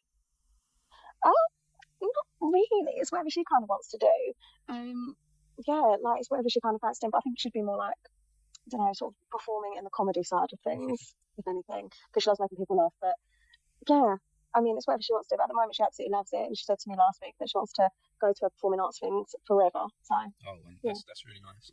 And does she look to Leo at all, to the things that he does? Does she understand what it is that he's up to? Yeah, well, she thinks he does singing. She thinks he's Frank Sinatra with it, and Maui off Moana. She thinks that's Leo. She does say that a lot. Is there a reason for that? I don't want to hear the reasons for Maui from Moana. No, I don't know either. I think it's the tattoos, maybe. Yeah, I mean, the dream for me is to one day direct her in a show. That'd be really nice. I think for the Mercy shows, got to wait a little while before we can start talking to her about her political views on the world at the moment. I think so as well. This has been lovely. Just because we've got to crack on with the numbers of guests, I'm going to wrap this up now. But have you got any advice for Leo before we leave, Hannah? Just keep cracking on. It sounds like you're doing great. You're absolutely smashing it, and I don't know how I could help otherwise, but just let me know if I can. I know after this I'm going to get a message saying like, I can't believe you didn't tell me what was going on. World record attempt. I don't know. Well, if you can share we're not just doing a world record attempt. We are trying to raise money for charity as well for St Clair's Hospice. So if you can share the link I'll make sure like Leo sends you the link. Yeah, I'll send it over. If you can share that on social media and what we're doing. I think we've just hit our target for fundraising, but with a charity like St Clair's, every penny helps. So yeah, if you can share on social media what we're up to, that helps support St Clair's. Oh, amazing. Yeah, of course I will. Wonderful. Thank you. Thank Amazing. you so much. Thank you, Hannah. Thank you. No Nice to speak to you. worries. Take Bye. care. Lovely to speak to you. Bye. Bye. Bye. Thank God she's off the blower. Doing my head in. You love her, really. Oh, we got another in-person guest now. Back to the real world. Here we go. Becky. Come here and join. Here we go. Do you know Leo, by the way? I don't know. No, this is Leo. Leo and Becky. Leo's like my Hi, co-host. Leo, you're He all right, can check on things. Nice. Take a seat. Martin, I've just been told as well there's 3 other people upstairs. Oh, lovely. Okay. So, yeah, we're just in some kind of weird world. It's craziness. Yeah. I don't know who I am or where I am. Got to be outside. Just been talking. Yeah. All day. All day. Cool. And then we started adding in the phone calls now because we're a little bit behind on the target, but we're getting there and we're not going to give up. Cool. And so, anyway, enough of us. How are you? All right. Yeah. I'm full of cold, so please. Do you know what? I was literally just saying I feel like I've been hit in the head with a sledgehammer. Like just the last half an hour, my sinuses are flaring up, and I just was like, oh no. So I've taken tablets, and hopefully I can get through it. Yeah. So, Becky, are you up to anything at the moment in the world of theatre? I'm not at the moment. I'm taking a little slight step back because I'm starting a new career and stuff. So putting a little pause. Just finished doing a show in October, November. I did Memory of Water with 5 players. So over the years, you've done a lot of community theatre, haven't you? You've been quite actively. No stranger. So, what kind of age did you start doing all that kind of stuff? I mean, like I've always been performing. Went to like theatre groups since I was like 6. Went to theatre training, did all that, and it's kind of like never left me. Went to college, did performing arts at college, found this place, and then kind of just keep going. Since getting involved here, yeah. But how important is it to have a little stop then, to have a little pause for a minute? I think whilst we love doing this and we get a lot from it, it doesn't have to be continuous. Yeah, I make you right, like absolutely.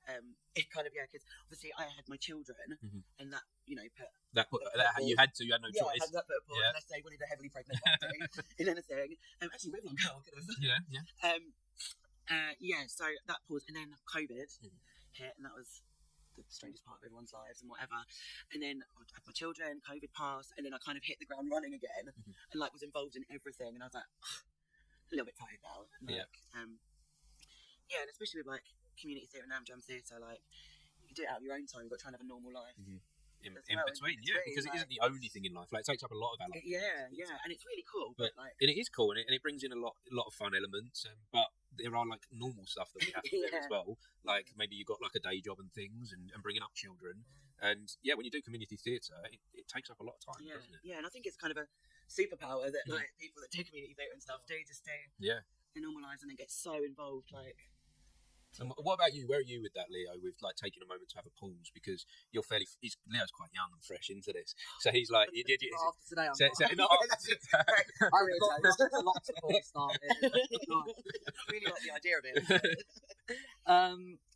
So for me, I think I started on the idea of whatever direction I go down in life, I will always do some form of performance and artistry. But I think I've kind of been extremely lucky with how I've worked, and I came out of drama school and I started doing my own shows at the Playhouse, and I was lucky enough to get a job at the Playhouse, and I've kind of just fallen into this sort of like the current dream of being able to have the freedom to create, and I'm still doing stuff within the arts in Harlow and getting paid for it and stuff, which is I'm so grateful for. But I think for me, the dream is to be just creating art for the rest of my life and stuff, and I'm really bad when it comes to sort of the other people in my collective are like, we need to apply for funding, we need to get money and stuff like that, and for me it's always just about passion, and even if there's not money there, I want to do something. And I think this year especially I've had to like take a step back and actually listen to the other members of my team, and they're like, we can't do this without the money. It's not just like blindly performing. Exactly. It's great how passionate you are, but we want to get money for these projects. And I completely get that. Like, as much as I feel like I'm living the dream,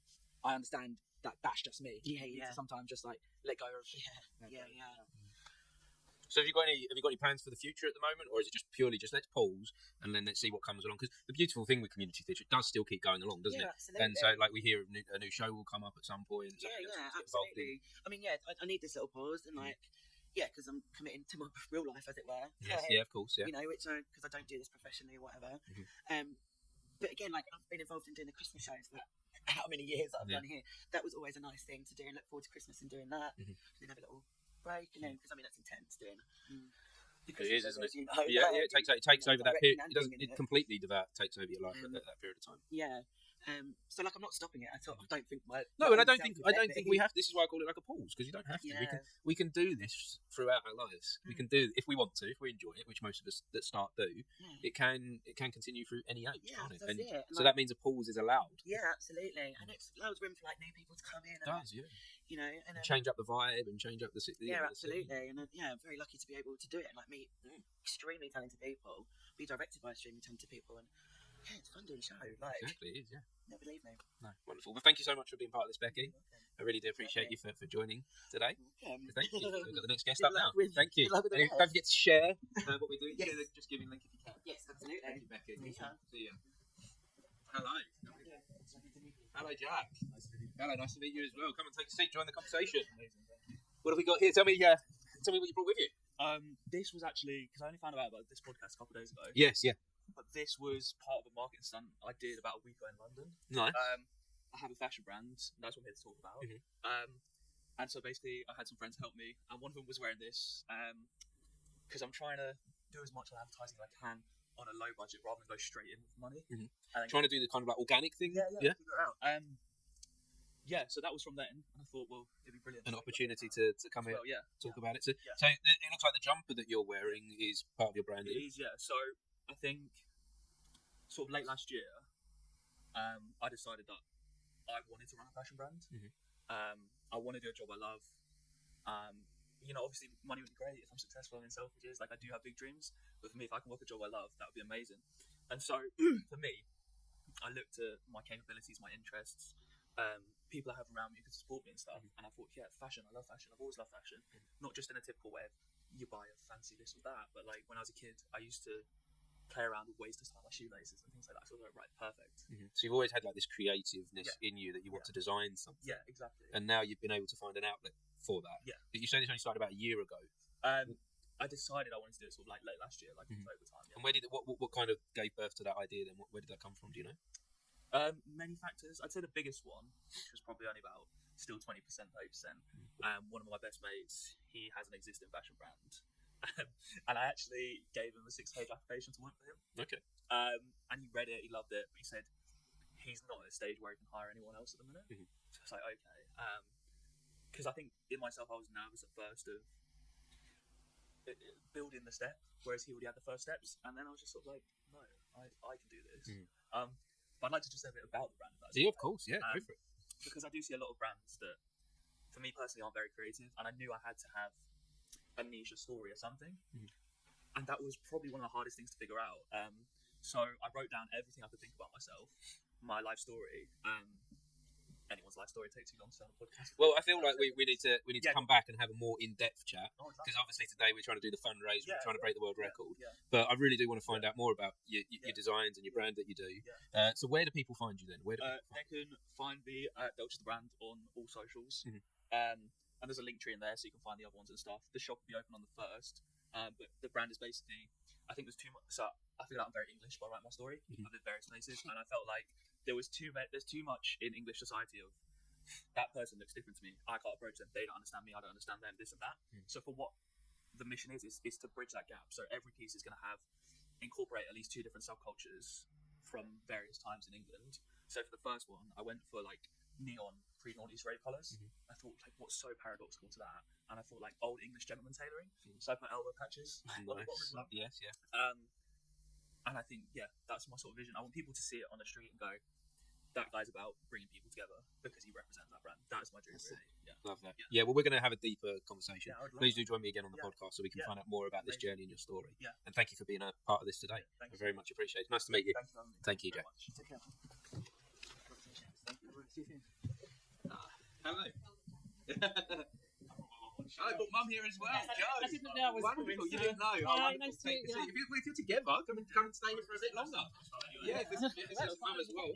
Yeah, we'll do a family little chat. We've had a few families here today, so this is good. Thank you for coming, Joe, to be a part of this. Did you not have any idea what was happening today? Jack was just quite excited about it, and he said like he was trying to break a record and all that. Yes. You just got back off holiday yesterday. Yeah. Oh. So just came to this like Brilliant. Supportive Mum. So he said, well, you can talk about your company for 5 minutes. Yes, yeah. So tell me about yourself, Joe. Then. So yeah, my name's Joe. I've just come offend, this is not my age. No, this is your. We're somewhere around the 60s in this trying to beat this world record. Yeah.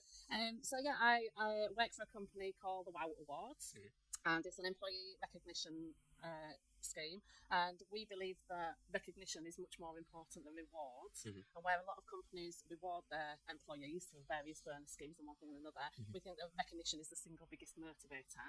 So we work with companies all around the world, and basically to recognise their people. So we work with hospitals, we work with police, we've got universities, water companies, utility companies. People often say to me, does the Wow Awards work with X type of company? And what we say is it works with them all, and it's big, small, for profit, not for profit, charities. In fact, the Wow Awards works with any companies that really are serious about its customers and about its employees. So what is the best way to show recognition to your employees then? Short, by saying thank you, and a genuine thank you, a genuine appreciation. And a lot of companies have systems where they think they're saying thank you, but it often can be sort of biased. For example, employee of the month, it might recognise one person, but when they're deciding on who's that person, they say, yeah, but they were nominated last month, or yeah, but they've been late for work, and suddenly it's not a fair system. No. So by the Wow Awards doing it, what we do is we don't know the employees, we don't know the company's KPIs, we don't know anything else about them. We judge this purely on the nomination that comes through to us. And the best bit about that is we get lovely stories. It's not about X supermarket is brilliant and gives great service. It's Mary at it's about the people. Absolutely, yeah.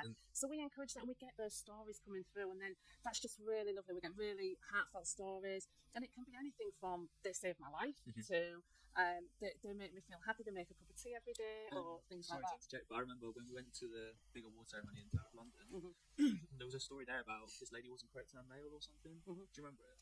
I can't remember which one. There was a lady, and her daughter was looking after her or something. She wasn't opening her mail, and then her daughter came and visited, and she opened all her mail, and she was massively in debt. Yeah, it was a utility company. Right. We won't say which company, but yeah, one of the water companies. And yeah, this woman had just got herself into a pickle, and so the daughter rang and said, like, look, it's just crazy, I don't know where to go with this. And the utility company was absolutely brilliant and took her through step by step, and helped with the debt and everything else. So yeah, what we do is really uncover those lovely stories, and the best thing about it is then we can feed the stories back onto our customers' websites. So how do people find you then if they want to show some recognition for their employees? How do they get in touch? So the companies that we work with, they have license with us, so they would need it has to be from one of those clients. And if you with our clients, you would know that they use the Wow Awards, and they have a separate link where they can nominate someone. But if it was a company you're interested to know more about the Wow Awards, and we do a free no obligation demo, and you might even just get ideas. I like talking to people. We're so passionate as a company. It sounds like you're a people company rather than a business. Yes, absolutely. That's a wonderful thing to be. And so we're happy to share that with anyone who's interested in giving them ideas on how to be better at recognition. And it used to be thought that this was all soft and fluffy, let's be nice to the employees, but actually there's facts and figures out now, and we can see it with our clients where they're reducing turnover, they're increasing bottom line, money talks, and the figures are there. So it's a lovely company, and I don't have to deal with ever any complaints. It's always compliments, and it's always lovely stories. So what's not to like about the job? Well, I feel like with both of you, we need to follow this conversation up and go more in depth. So I've got a lot more questions. It'd be great if we came on together. Yeah, let's do this. Let's keep in touch and let's explore this a lot further with both of you. I appreciate it. So thank you for coming to be part of this today. Wonderful. Thank you so much. Thank you. And if you could share the Just Giving information on social media. Thank you so much. Thank you. Nice to meet you. Thanks very much. Martin, we've got a lot of people asking about in-person calls, and we've also got people still coming down. So we might have to make the calls even quicker than we imagined, or even make the next few conversations. Okay. Come in. We've got Amy and Bruni. Thank you for coming to join the conversation. Nice to have you back. Bruni, how you doing? You good? Yeah, it's not bad, Take a seat. Thank you kindly. So, welcome to this world record attempt breaking podcast. I don't know what the hell is happening. I do need the toilet at some point. But how you doing, Leo? I'm good. You took a little while to answer. You've got what the sky looks like. Yeah, I don't know if there's a world outside anymore. Is it still exists? Dark, no. Cold. Don't bother. So how you been, guys? You still doing the Synchronicities podcast? That's still moving forward, yeah? Yep. We've been doing research over winter because we got fed up freezing to death in graveyards and empty buildings over the winter. So we kind of took a little hiatus, wait for the weather to improve a little bit. and we're lining up some more indoor investigations. Oh, that's because tell Leo a little bit about the time that you came here and we did like it was my first collab podcast. Yes, where you did a little bit on my podcast and then I did a little bit on yours. Synchronicities, and I do love and enjoy your podcast. It's very intriguing. It's very spooky, but I love that. But I'm going to just take a break for a second. But if you don't mind telling Leo all about the Synchronicities podcast, and I will be back. So we do it's Synchronicities project podcast, and we are paranormal investigators. Wow. I'm back. We were looking for local ghost stories, effectively, and places to do investigations for the podcast, because we record everything that we do on the investigation, and then we cut down the prime bits of it to put into a podcast and then a YouTube video. And Martin reached out to us and was like, "Hey, I work in which is old and creepy, and people tell me that there's spooky stuff here all the time. So would you guys like to do a collab?" So we did. He gave us a tour of like the whole building. Did you find anything? Stories. There was a few bits, wasn't there? Which was quite interesting. Used a variety of different like methods and stuff like that. Got some responses from the EMF stuff. Yeah. We've got the EMF meters. Yeah. We put show and tell. Wow, cool. We never leave the house without them these days. So you guys live in Harlow? Yeah. So do you know about the tunnels in the Green Man? Yes. Yeah, we want to. Been trying to get into the Green Man for. I bet. We really want to. Well, there's a house not too far from here by the river, and in the basement is a sealed off wall, which was the exit for the tunnels that led from the Green Man. We don't. People don't answer my email. They see my name and it's. The amount of times we've like inquired about things and they're like, "Nope, not a chance." Not a chance. Thank you very much. Which is so nice for Martin to have us here. Yeah, of course, I bet. Just one of our little gadgets. Cool. And it's got some. You basically. I'll show you how it works. This is the thing. Detects electromagnetic frequencies. So how would you tell if there was something? Would it go red or? Basically, the more electromagnetic interferences. The theory behind it being that the ghosts, spirits, all that sort of the high strangeness entities are all effectively energy. And that's what these detect is electromagnetic frequencies. So if something interferes with it or touches it, and you use it, you do it like the old 2 knocks for yes, 1 knock for no, that sort of thing. Come over here. If you're here, touch this or walk towards this, and it comes on, and that's how you sort of establish a dialogue with the beyond. Have you got to red before? Yeah. Yes. Yeah. There's been a few times where we're like, "Oh, okay, something is definitely." Usually we get like flickers. It goes up about halfway. Yeah. Here we found that when Martin was telling us stories, that's when we were getting responses from it. Like as if it was confirming, like, yeah, that's true. Sorry, I just had to splash my face with water. Are we picking up on anything? That's the question. Only a few little flickers, but then given the amount of electronics we're surrounded by, that's not would be natural. Maybe see what's going. We've got Starlink. I was going to say do something upstairs, but we've got like the internet up there and things as well. Not the best environment to try. To try stuff out. Too much technicality. Yeah. Do you ever pick up on stuff without the technical equipment? Have you had any moments where you've witnessed anything not spooky? Visibly, not visibly. We had audio stuff. We had the growl, didn't we, when we was at growls Epping and Forest? sighs We heard in a growl, Epping Forest. which was Footsteps. scary. We've had them a few times, particularly at Cold Christmas Church. Didn't we get a whistle when we looked back on here? Yeah, there was a whistle here. Yeah, when we was doing the Festive session, and we're all there, We're all sat here nobody's on the stage. moving, and there's a whistle, and it was when we was asking, "Look, where are you?" And there was a really We're going to need to revisit this. Yeah, I'll have to revisit I'll clip it. But yeah, I think it would be cool to come back if you'd have us back. Oh no, definitely. And I've got a lot of people here that after that episode they wanted to tell you ghost stories. So I've got a lot of people that have got stories of this building that would love to share. I've got a picture on my phone. Well, I genuinely believe I took a picture of a ghost. Really? Like we were in an abandoned cottage in Sheeran, just like I was like 16 years old. We were just like jump over the fence, walk around and stuff, and we were just going around and taking pictures. And I took like a chain of photos all at once where you press down. And all the photos there is nothing there, but then. The photo, I don't want to tight a schedule here, but this is important. This could be ground. We need to know. Let me try and find. Do a bit digging here. That sort of thing. Yeah. I'll tell you what. Can we share it on social media later? Yeah. Can you send it out to share for everyone? Yeah. Link it with the. This. I found it. Right. Here we go. Right. Hey, so basically, hide the other photos. Yeah. So first, this is the first photo I took, and first you can see this kind of sort of orb. Yeah.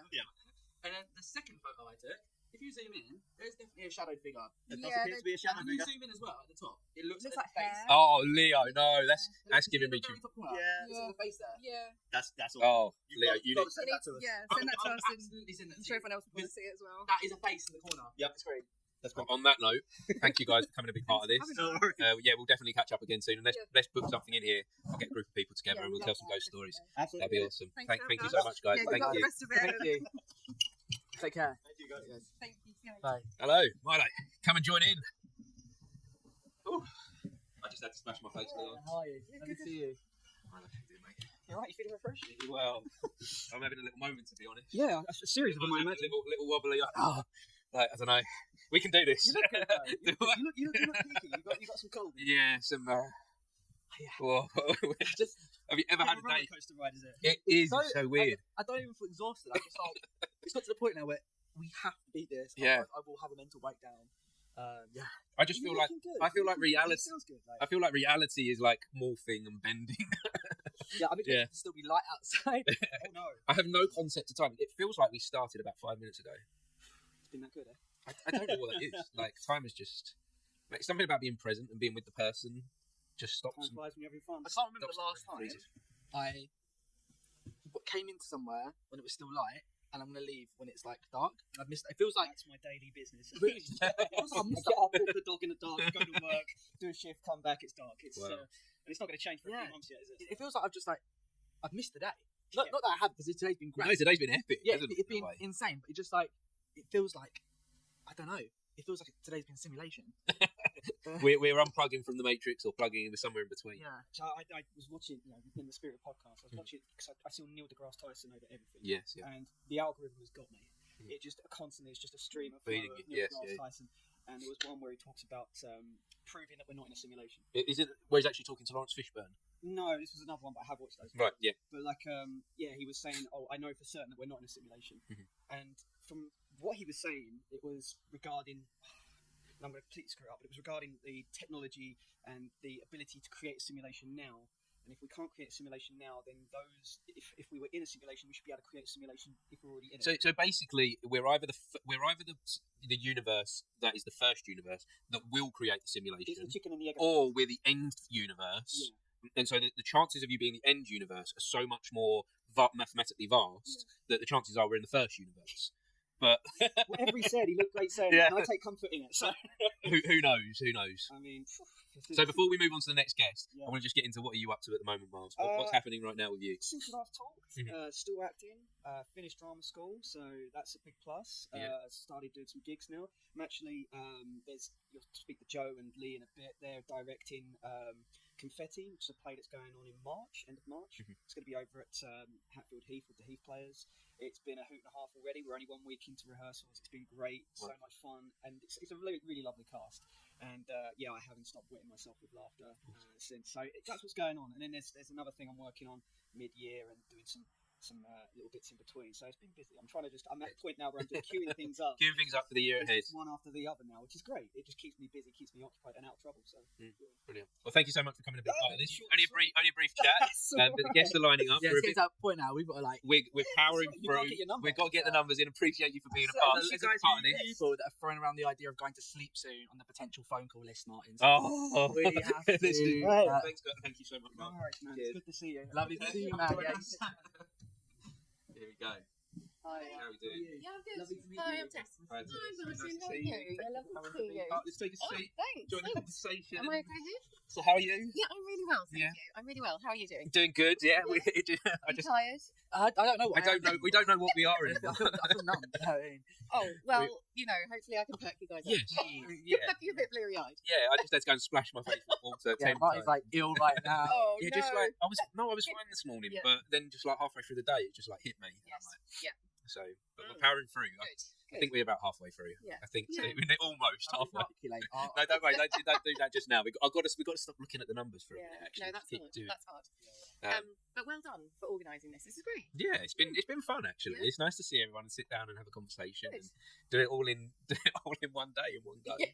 Seeing so many people. Yeah, Well, January's it's a tough time. So this is a good sociable event. Yeah, and that's what I was kind of thinking with this. That it'll kickstart the year. It was like a little boost. Like the rest of the year, whatever happens, I can be like, we've done this. Like never have to film podcast ever. No, split this up into. The only way is well, art. Yeah, exactly.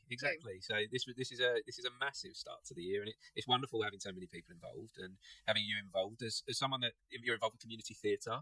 Yes. Well, I'm here because of you, because of our involvement in that community theatre. We did Line Between the Wardrobe together a few years ago. Yeah, which is awesome. And I have to be honest, I haven't done anything since. Life has been too busy. We got family, you got work. Work, but I try and we try and incorporate some acting at home. Yes, yeah. Accents. Okay, We're very on point on our accents. It can just be part of life, can't it? Yeah, and you're a neighbour to this theatre as well, so am. you're a huge supporter. You come down and see the shows here, don't you? I did. I came to see the Christmas show, which scared my kids. Yeah, but it's still, I think that's important to get them to see these things. Definitely. And I like scaring my kids. I didn't even think about the scariness for the kids. I was like, "Come on, guys, play." George was like, "Is this scary?" I was like, "No," and then he ran out. Because there's a ghost straight away. There's the ghost of Marley who opens up the show. But it shows the spirit of community because of my past connections here. Yeah. Everyone was so kind to my kids, persuaded Sophia to stay, Lovely. and she Peeked peeked through, in and out. and she got the confidence to come in. So Wonderful. yeah, that was brilliant. And that'll probably be something that lives with her forever. Not the fear, but the fact that the community it supported her and encouraged her and really showed her that it was okay. Yeah, it's okay to pop out and feel a bit scared and come back in. So yeah, wonderful. Yeah. Well, thank you so much, Tess, for coming to be part of this. I really do appreciate you. No worries, I appreciate you. The guests are still coming. Yes. So you've got thank you. Full house. We have. Well done, guys. Wonderful. Keep it going. Keep it going. Hello, guys. Come and join in. Yeah, you too. Here we go. Hi, guys.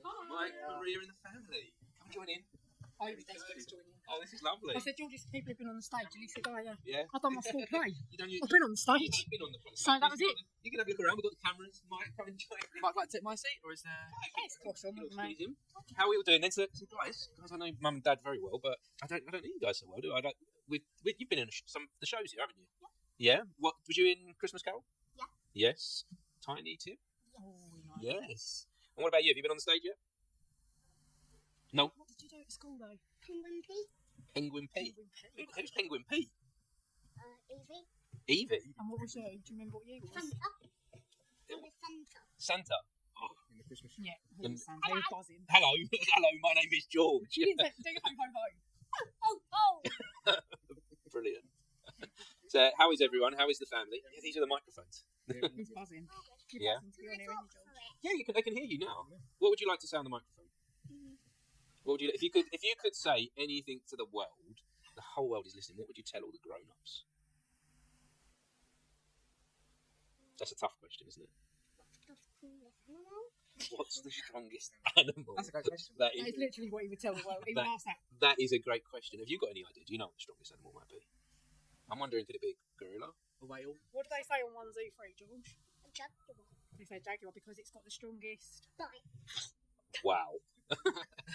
I'm so glad I decided to bring you, George. Oh, no, I am so glad. This is pure, show, entertainment right here, isn't it, George? You're here for the entertainment. And have you got any questions for the grown-ups, if anyone was listening? Am I saying it? Oh, yeah. Say it on there. Say it in there, then. Don't move it. Just talk into it. There you go. What's the strongest animal? How did I win? Well, what happens is going on the internet. Do you know about the internet yet? Do you know about like the social media, TikTok, Instagram, Facebook? He's like, baffled. Yeah, so all the grown-ups, when they're just looking at their phone and they're going like that, it will pop up on their phone. It'll pop up, and like Mum and Dad and me when I'm at home, we'll go la la la la, and it will come up with your face, and you'll go, "What's the strongest animal?" And they'll have to answer it. There you go. Is that good? Well, then they'll say it. And then they'll be thinking, "What's an answer?" They won't tell you the answer. They won't be able to tell you, but they'll go and look it up. Hopefully. Yeah. And they might learn something. What is the strongest animal? What's Lily's question? You got one, Lils? No. I do. What's the strongest animal? Yeah, Lily, have we got a question that we'd like to ask the adults? Or what about, rather than the big picture, like the whole world, what about just mum and... This is an opportunity for mum and dad. Oh, it's all right, as long as you don't touch them, because they might fall over. Sit down. What's the strongest animal? So have you got one for mum and dad? This is your... They're in the hot opportunity to ask them anything. So glad she didn't say who's your favourite child. That could have been really awkward, couldn't it? Well, this is one just for me when I asked all the important questions. So mum and dad, you're bringing them into the world of theatre. That's me that's keeping us going. So you're bringing them into the world of theatre. Yeah. Do you want to hear about Michael's induction to theatre? Go on. I think this is going to be a good story for the podcast, right? So, as you do, I was sat scrolling one night looking for things to do because we'd gone through a phase as a couple of like doing different things together after work, and we did poker for a bit, didn't we? And then that got a bit boring. So we thought, let's look for something else that we can do. And when he said it, he was thinking in his head badminton, but I don't live in his head, so I didn't know. So I'm sitting looking at different things that's on in Harlow, and Jim's class pops up. Jim Thompson. So I said, oh, there's this acting class. Now, how many years ago was this? This story's going way back. 14 years ago. So I see Jim Thompson's class, and I said to him, I booked the thing you asked for. And he went, brilliant. What is it? Acting. He went, what? I was like, I booked acting, and he went, well, I thought he was going to book badminton. So I said, well, if you wanted badminton, just say, can we go badminton? Like, there's a simple way around that. But I'm not going acting. So I said, no, just come, okay, just come. So we turn up, Jim's class, day one. He's never done acting to that kind of, class, turn up to do acting. And what did you do in the first lesson, Mike? He can remember. He can remember. He got so into it that he threw a chair completely across the room.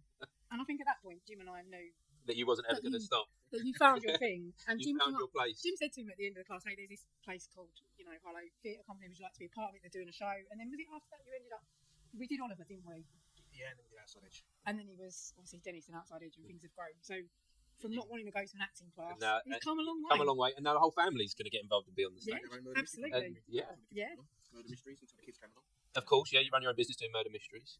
But thank you so much for... We're going to do one last question for you on the microphone. But thank you so much for coming to be part of this world record, joining the conversation. Good luck with it, Martin. Good calls. They're good calls that we're trying to raise some money for. And we're going to keep pushing forward until we do this. We won't stop. So we're not going to stop. Your target's 200, right? The target's 200, but to beat the world record, we want to do 140 to beat the world record. Okay, so it's pretty achievable. So where are we? No, let's not stop looking, Martin. Stop looking. No, don't tell me. We just got to keep powering through. So thank you, guys. Thank you, part of the world record, guys. Last question from George. It's got to be a different one, though. Have we got something else? Another thing about animals? Anything you like, but try to see if we've got anything else that we want to ask the world. Go on then, right in there. What is stronger, a T-Rex or a elephant or a jaguar? Love it, love it. Well, not perfect. Let us know when the world answers, Martin. Well done and good luck. Thank you so much. Thank you, guys. God, George, you go that way, buddy. That way, darling. Go that way. Okay, that way. There we go. Lead the way. Thank you, guys. Thank you so much. Thank you. Cheers. Martin, I've got energy drink in my bag. If you want one, I've got two. Guys, come in. Come and take a seat. Join the conversation. Oh, yeah. I think it's going good. I don't know. Something's going on. Something's happening. There we go. Yeah, get him right. Sit how you told me. On the 27th, it will be a year since we were sat here last. No way. I'm sure it was the 27th of Jan. No way. I know I did a lot in January of last year.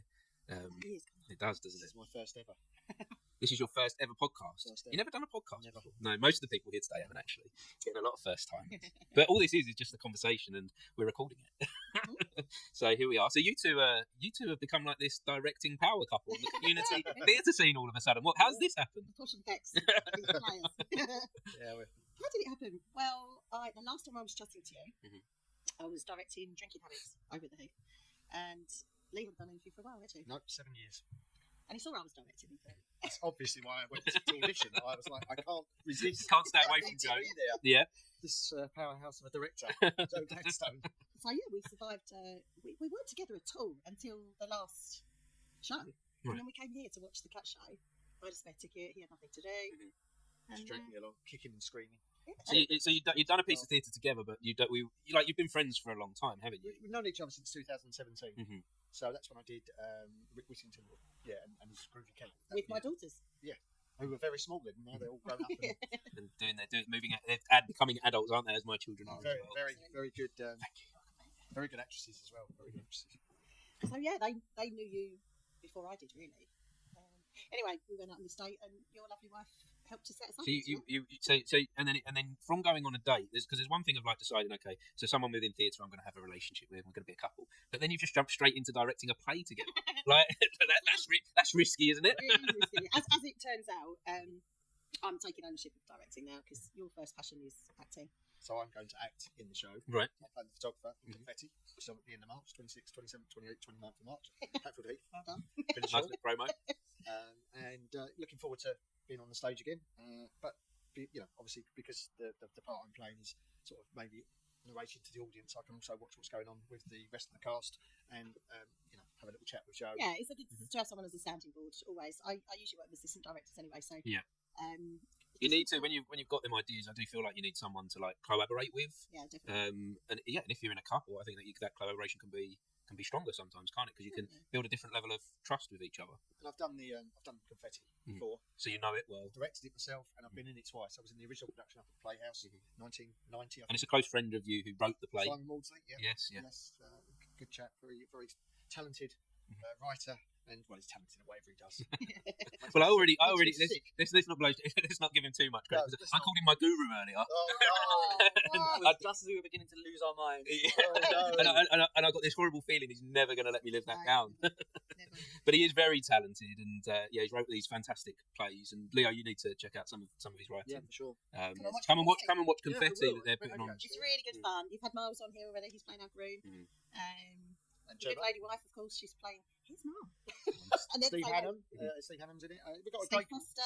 Yeah, Steve's been on today. Well-known local He's actors. a fantastic cast. Really good cast. Really good cast. We've got some. We've got a mix of old and new to the Heath, so that's going to be great. And the last couple of shows we've done over at the Heath, we've sold out, so we're hoping to sell out again. We're actually putting on an extra one. We usually do 3. We do 4 if it's a comedy and we think it will sell well. But we're actually going for 5 this time. Well, yes. So I've got several tickets. Well, we'll be sure to add the ticket link in the comments below. Fantastic. And share it all over the socials. But thanks, guys, for joining the conversation. It's been an absolute pleasure. Yeah, it's been. I feel like maybe we could do like a cast chat or something. To promote the show a little bit and to see where we're going with this, and what the hopes and dreams are for the show as a group. Yeah. Maybe we could do something. We could, if it's going really well, we could forego one of our rehearsal nights, so people would be available anyway. Okay. Yeah. If rehearsals are going well. Yeah. Yeah. Don't risk it. They are going well. Yeah. We've already got people with books down. Lovely. Second rehearsal, so that's amazing. Well, let's keep in touch and let's explore what's going on with you guys and the rest of Hatfield Heath. Fantastic. It's been wonderful. Thanks, guys. Thank you for joining in. Good luck. Take care, lovely. Yeah. Look after yourself. Yeah. Take care. Thank you. Thanks for having us. Welcome, Emma. Come and join the conversation. Pass the bat. Here you go. It is past the bat, isn't it? He's like, whoa, let's go. Nice to see you. Do you know Leo, by the way? How are you? Okay. Lovely to see you. I brought sugar. You brought sugar. We've just. You know what? I don't drink. That's lovely. Thank you. I don't drink energy drinks, but Noah's just given me a monster, and is this a cookie? Yeah. Oh, I'm going to be buzzing in a minute. I'm going to go crazy on the phone. Because we're mixing some of this up with phone guests. Yeah, well. I saw that there's a few people like dying to come on the phone. They are, yeah. Call me at 2. Yeah, oh, man. I do apologise to anyone that's hanging on waiting for that phone call, but I think we've got to prioritise the people because some people have said like we can only be here for 5 minutes and they've travelled and yeah. It shows that people really want to be on this. Yes. Really want to be on this massive. Yeah. We're trying to do this. It's not just about ourselves and the podcast. We're trying to do this for a good cause. Check how it's doing. Good. So yes, yeah. So how you been? Been good. Today has been epic. We're in some kind of like weird space and time. I have no idea how long I've been going on for or what's happening. I don't even know if there's an outside world anymore. Do you want to know the time? No, I don't. I just caught a glimpse of it just now, but it's already gone from my mind. Oh, okay, good. I just know that we are behind. Like we worked out at the beginning of the day, we need to do 14 an hour. Yeah. I know we're behind. How many are you on now? Well, have you not got a number? I have, but it got a bit mixed up upstairs. It's got a bit mixed up. 74. 74 is good. 74 is a good. That's halfway. £105 raised. Wow. Hey. And it was what, 500 gold? 500 gold. That's wonderful. Thank you so much for contributing as well and for sharing on the socials. That goes a long way. So really do appreciate it. So before we move on to the next guest, a bit about you. How's the baking going? I haven't done anything yet this year. We're still living the dream. Living the dream cake. We're still a bit early in the year, but I thought. Well, this is the start. Yeah, because when you've been on the podcast before, was it episode 2 or 3? It was one of the really early ones. It was very, very early when I had no idea what I was doing. And but you gave me a really important piece of advice on that episode, and you said just be curious. Let people talk and explore where things go and be open. You said to me, and that was really important to get that early on because that has taken me from episode 3 to 300. That bit of advice: be open, just as simple as that. And I've tried to carry that all the way through. So thank you so much for giving me that, Emma. No, and I'm glad you got so far with it. Honestly, I want to come on again. Yes, I know we've only got a couple of minutes. Yeah, I think with Martin. Sorry? Cooking with Martin. Well, this is Leo. Leo's got this. Leo just for some reason wants to see me cooking. I don't. Martin doing podcast cooking, it would work. I don't know why he wants it, but he does, and I think this This could work, Martin. This is work. This is Leo's idea. Manage you. Yeah. So we'll do a cooking one. How about that? Yeah. I mean, can you get an oven on the stage? No, we'll find a kitchen somewhere. Okay. We'll find a kitchen. We'll find a kitchen. I'm telling you, it's what the people want. If it's what the people want, we give the people what they want. If anyone out there has, Bring up a space. have you got a kitchen? All right, we'll be around your kitchen then. Let's do it. Let's do it. We'll make it happen. Brilliant. Well, thank you, Emma, for coming to be part of this. We really appreciate it. It has. But it's also been wonderful. Thank you for the cookies. Living the dream cakes.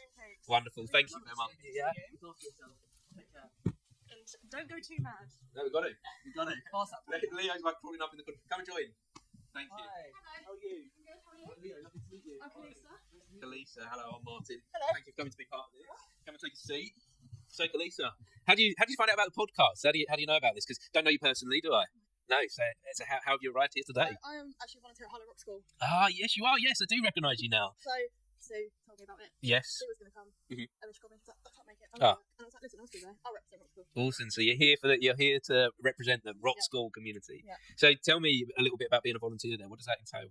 It's kind of really just making sure the kids know what they're doing, having fun, which is my main job to do. It's confidence and having fun. Because I don't really know a lot about music at all.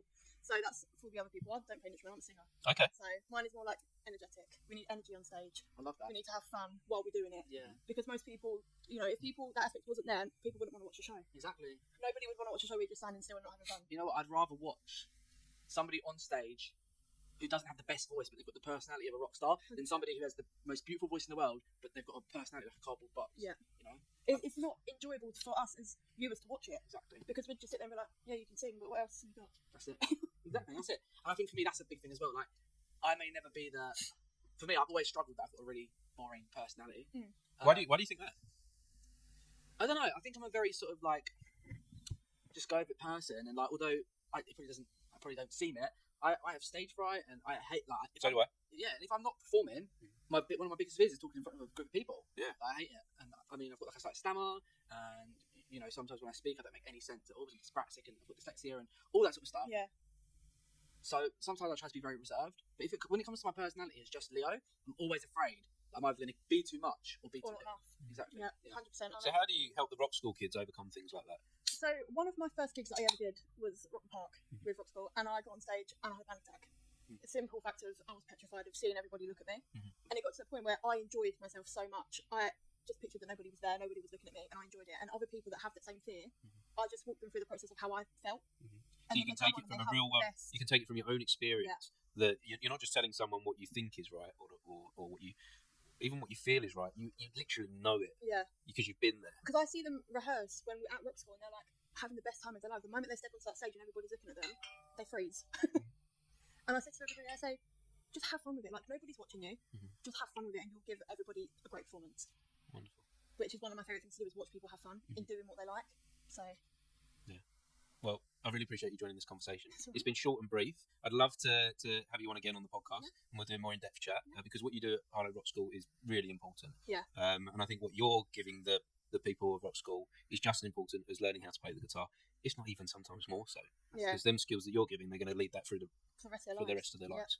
So thank you so much. No thank you for joining. No worries. And yeah. Thank you very much. No worries. I'd love to be back on. Yeah, we'll definitely we'll keep in touch and we'll arrange something. Perfect. And we'll make it happen. No I really do worries. appreciate it. Thank you. No worries. Very much. Nice to meet you. Take care. See you soon. Bye bye. Thank you very much. Here we go. Martin, I've got a message from Jared. So change over. You can the middle for it slightly cross over sofa, safe, please. Well, I'm not sure what it means. I think you mean can you move the table slightly closer, or should we move the sofa? The sofa. What for? If you find a lull in the change over, can you move the middle three mics slightly closer to the sofa, if safe to do so? Well, I don't want to kind of like mess around with this stuff. Like I appreciate what Jared is saying, but all the wires are like taped down. The table's kind of in place. If we start fucking about with it, I shouldn't have swore. Apologies. You're getting too much over here now. I don't want to move this stuff around without another technical person on hand. But yeah, we'll try and encourage guests to speak louder. We'll speak Does louder. it sound good okay from your end? Oh, yeah, okay. Dan, thank you. Okay, no, we've got to make phone calls and things. We've got to keep, so, yeah. Hi, Dan. Hello, Thank mate. you for joining the conversation. Thank you for inviting me. Although, one of us is Come and take a seat, change because. No, well, no, you're one of the reasons why I'm wearing this. Just as well, Oh, you know, beautiful man. we have to. Hi, how are you, Leo? You know, Nice to meet you. and this is the guy that I model myself off. Can't you? You know, we talked a little bit at the beginning of today about where this comes from. I didn't say everything. You know, this is my podcasting shirt now. This is what I wear. There was this weird dream that I had early on. I'd worn this shirt just naturally without thinking about it on an episode of the podcast. I recorded the second episode like on the same day, and every episode I do watch back to review myself. Yeah. Not so much anymore, but in the early days I did. It's good to take notes, basically. Take notes, and I try to be analytical and critical. And anyway, I'm watching this episode late at night back, and it fades into the next episode on YouTube.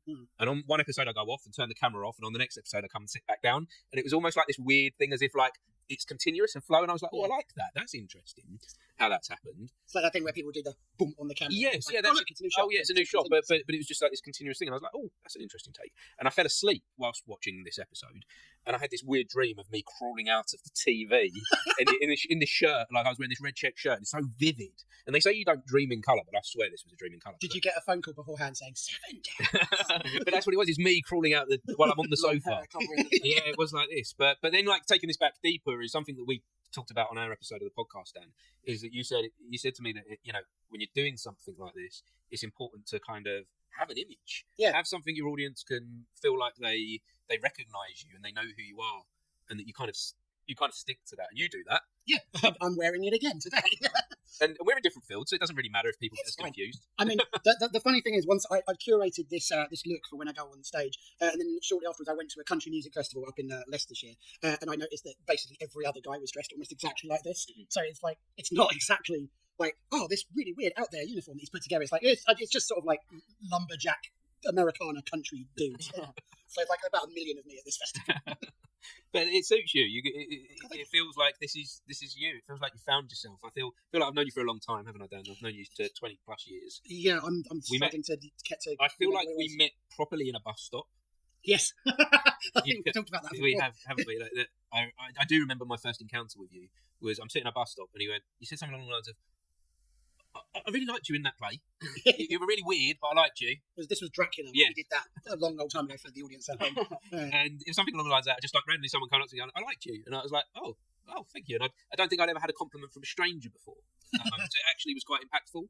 Some random person about the same age coming up to me and being like, well done. I think we've definitely spoken about this, but whether we did it on the podcast or not. But yeah, I think I've said that as much as the compliments from people who know me well mean a great deal to me, there's something about a compliment from a stranger strangely means slightly more because they don't have any reason to. To BS you. Sorry. You had no, at that point in your life, you had no reason to tell me anything positive or good, other than being genuinely appreciative. If I didn't like the performance, I just wouldn't have said anything. I would have just been like, oh, there's that guy in that thing that I didn't like. I'll keep that to myself. That's rude. But it's amazing how a little moment like that as well can resonate throughout your entire life. That stuck with me ever since. You know, and that's part of my drive. You know, I can credit that to part of my driving force. That is really, really nice. The theory stage. You've been doing this a long time now. I mean, this setup looks amazing. Man. I wish if you guys at home could actually see what's going on around here. Yeah, it does. It's proper kitted out. Compared to I mean, it was great the first time I came in and did this, but this is another level. This is crazy. It's like we've got cameras going on, multiple cameras, backup cameras. We're trying to do this thing properly, you know. It's a professional outfit, folks. I don't know what completely qualifies as professional. They're going to be watching this. The affiliates are going to go, what is going on here? But shower pizza. We're just trying our best. That's all we're doing. We're getting it done. Yeah, we're getting there. We're not going to stop. We're not going to. It's not over till it's over. Yeah. We will call in favours if we have to. We will be making the cold calls this evening. That is what we will be doing. So, can we ask a favour of you now, Dan? Do you want me to don like a fake moustache, extra to this, so I can pretend to be another mistake? I should have said it on the pod earlier. This was Leo's first idea of the day. The first idea he had is, how about if I just go and have like 30 different disguises? Wouldn't it be good if that joke shop was still open? Yeah. I'll be down there just buying it. Is it closed? Oh, that's a shame. You can just you do once as yourself, then you come back like with a crazy long hair, then do it with like an afro, like a Gandalf hat, and then just go shave your head. You know what? I think this sounds like a future episode of the podcast anyway. I think this is going to happen, Leo. Like, Leo's got this idea that he wants me to do a baking episode. Like, this is so random. It's not random, Martin. It's a good idea. Leo wants to watch me bake. I want Martin to do an episode where the podcast starts with him and a guest, and they start with just the ingredients on the table, and then the whole podcast is them making something, and then it ends with them taste testing it. That's the end of the podcast. That I love that. It's quite similar to another show which I won't mention in case I'm not allowed to mention its name. But that sounds like so much fun. Like Well, just it's going to do something with that or things like it. Yeah, we just had Emma Kent on a moment ago, and she has her own baking business. Sure. So I think we've basically secured that that's going to happen for you, Leo. Yeah, so don't worry, that's going to be out there. But my favour to you was, yes, is I could do with a moment of not talking. So I see you brought your guitar. I did bring a guitar. Would you mind bringing it over to the sofa? Oh, go on then. Why not? And showing us what you can do. I just had your daughter playing this upstairs as well, course, and putting me to shame because she's phenomenally talented. I just had a message from Martin Colton in the group chat asking if we need any more in-person guests because an old Harlow resident has been in contact. Yes, get him down. I got very confused. He said, "I've just had a message from Martin Colton." Oh, he's sitting there. This is where we're at. Is this how he's doing? Michael Casey, MC. So tell him to come along. If the when all the pre-booked guests are done, we will put the shutters down. We will lock the doors. So say just knock on the shutters. Sorry, I was trying to search for a plectrum in my pocket because it turns out, the one time I was going to change my jeans. So you did not pick up a No, I didn't bring a pick. But what do you need? Can you do it? I can try it with my fingers. It's fine. Beer mat? No, it's all right. I'll just do it. I'll just. Whilst you're playing, and I love the music that you do, I'm not completely ignoring you. I am just searching for a guest and lining up the next thing. Yeah, that's fine. We power on with this. Is that all right? Absolutely fine. But I'm sure that this is why we have an audience. I just closed my eyes, Jim. You had to have a little sleep. That's a better one, actually. I like your idea. What am I going to go for? It would have been good if I worked out which song I was going to play. All right. How are we actually for swearing on the podcast? We're going to avoid it. We're going to avoid it where we can. We're going to avoid it only when Martin swears at me. Yeah, I did swear earlier. So there has been a couple of moments that we will beep on the cut version. Yeah, this song normally has a little curse word in it, but I can just use it as a place to take a breath because it's a bit wordy. So when he's breathing, we know that he's swearing. This is what we're getting at. Okay, this is a song that's going to be on my album that's going to be coming out later this year that I've been spending the last year plus working on. It's supposed to be finished in the end of 2023. Ha ha ha ha. Didn't even start recording it at that point. This one's going to be on that album. This one is called Is It Enough Yet?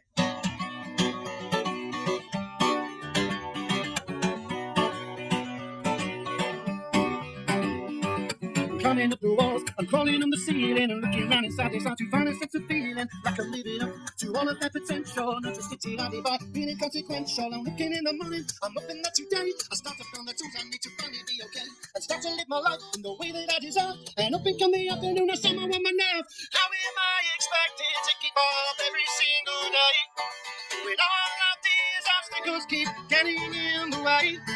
I'm only human after all, no, not a Superman. But I'm moving forward, nonetheless, just doing what I can.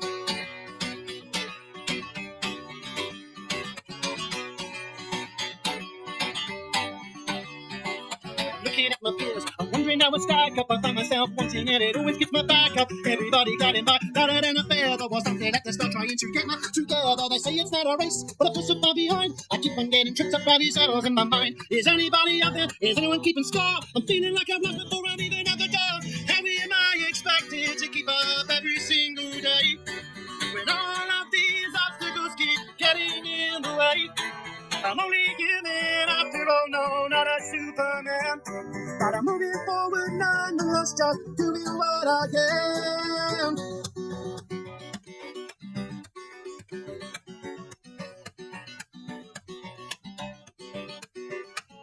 Is it enough yet? Is it enough yet? Is it enough yet? Is it enough yet? Is it enough yet? Is it enough yet? Is it enough yet? Is it enough yet? Is it enough yet? Is it enough yet? Is it enough yet? Is it enough yet? Is it enough yet? Is it enough yet? Is it enough yet? Is it enough yet? How am I expected to keep up every single day when all of these obstacles keep getting in the way? I'm only human after all, no, not a Superman. But I'm moving forward nonetheless, just doing what I can. Is it enough yet? Is it enough yet? Is it enough yet? Is it enough yet? Thank you, cheers. Woo.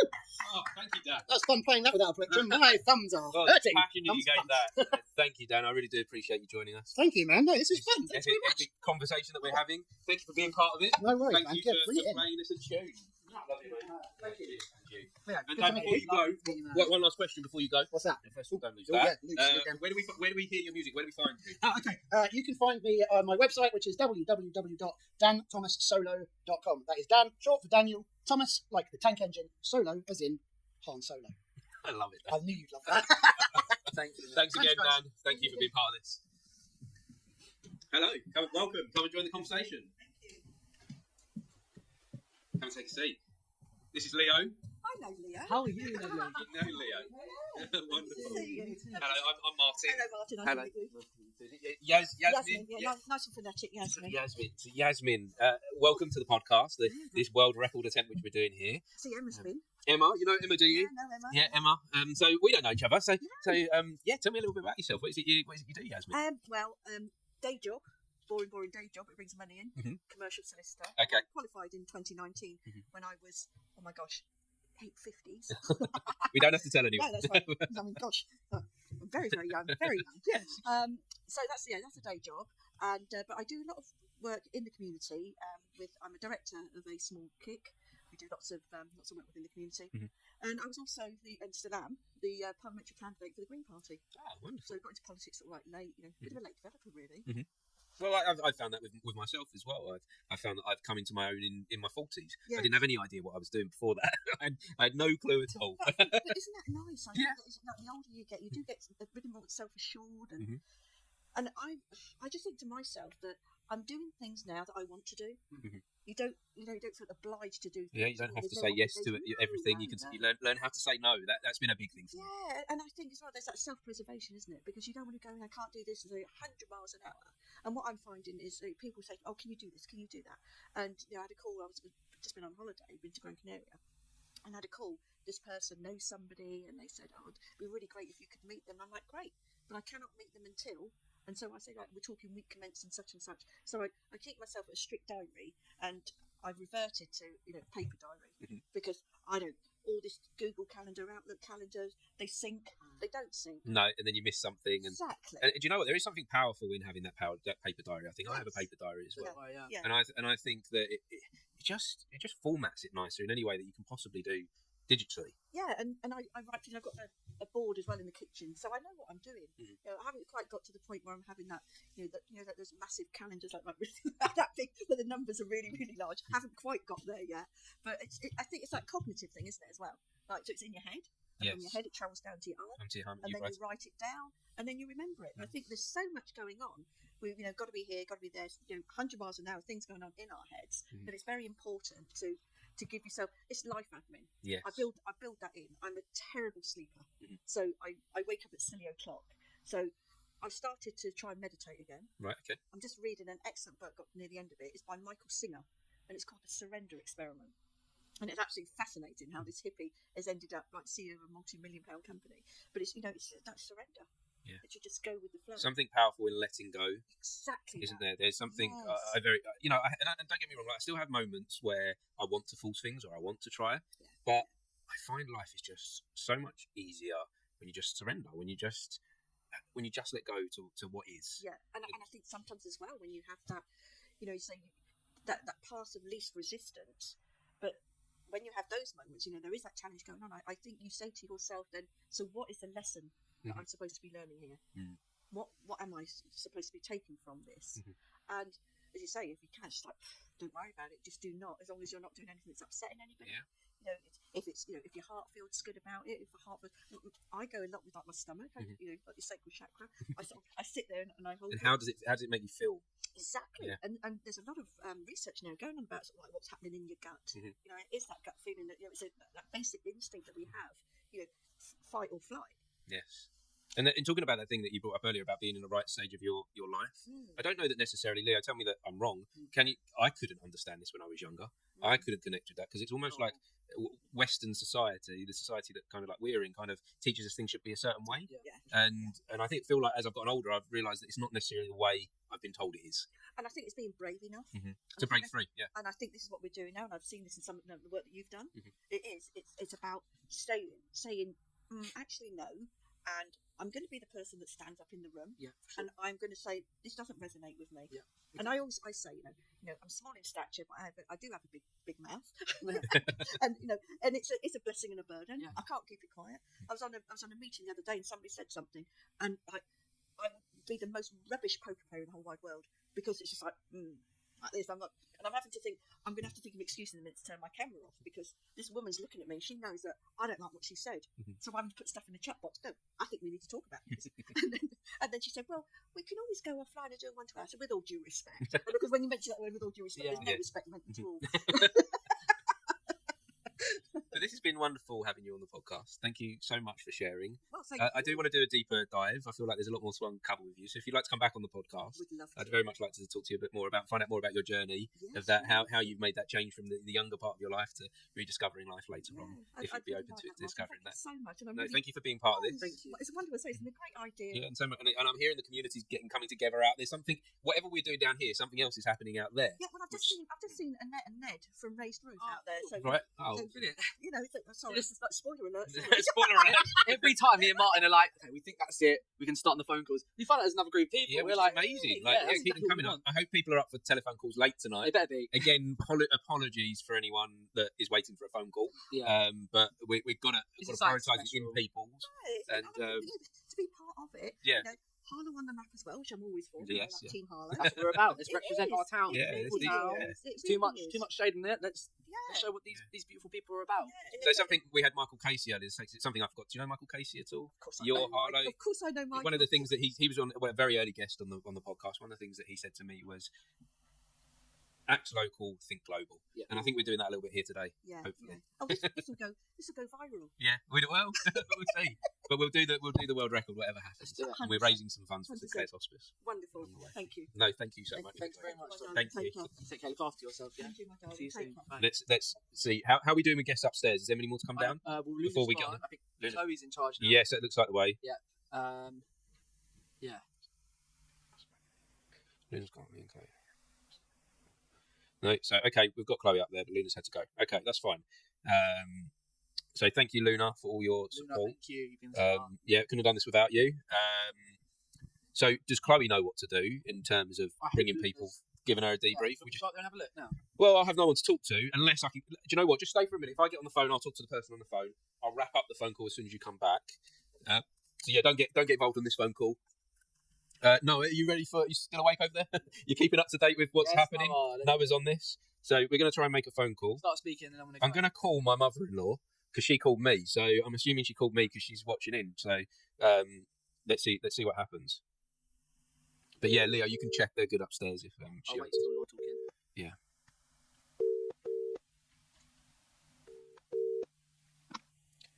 Hello, Julie. Hello. Hello. You're currently on the podcast. I don't know if you know what I'm up to today.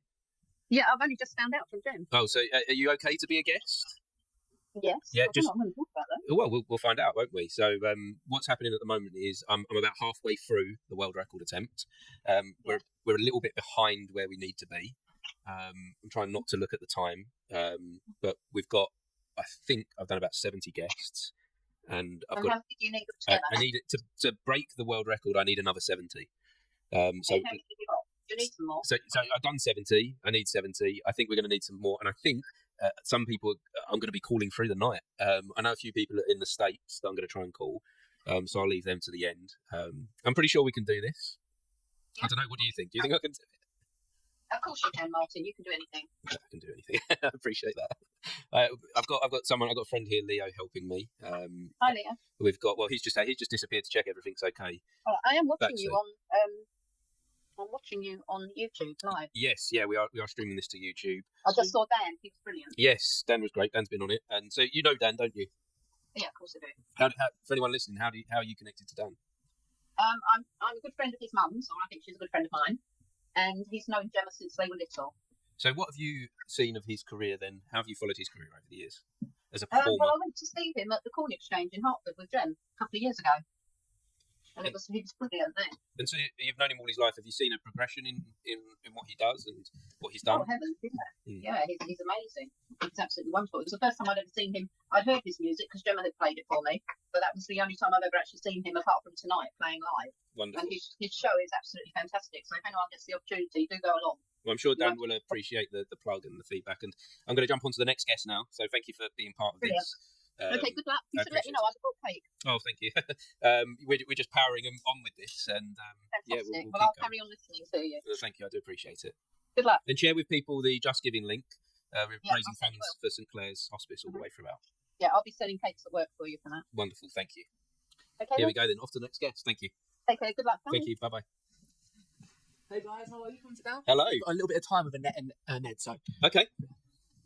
Hello. Welcome, guys. Hi, yeah. Thank you for coming to be part of this. Well, I was in Leon-C. Thank you. Nice to meet you. Come and take a seat. I was in Leon-C and I got a phone call from Clary Klein, who's here. Yes, yes. She's been a guest earlier on. She does a lot of technical stuff here. Yeah, she does. She helps out. She's a big part of the theatre community in the town. Can you come? Can you come? I go, oh. So you need to know we've rushed back from Oh, Leon-C. I really do. I really do appreciate it. I appreciate you guys getting involved. I know you guys. I've watched what you guys have done with your theatre company over the years. I've never directly been involved, but living in this town, I've seen you're so heavily invested within the community here.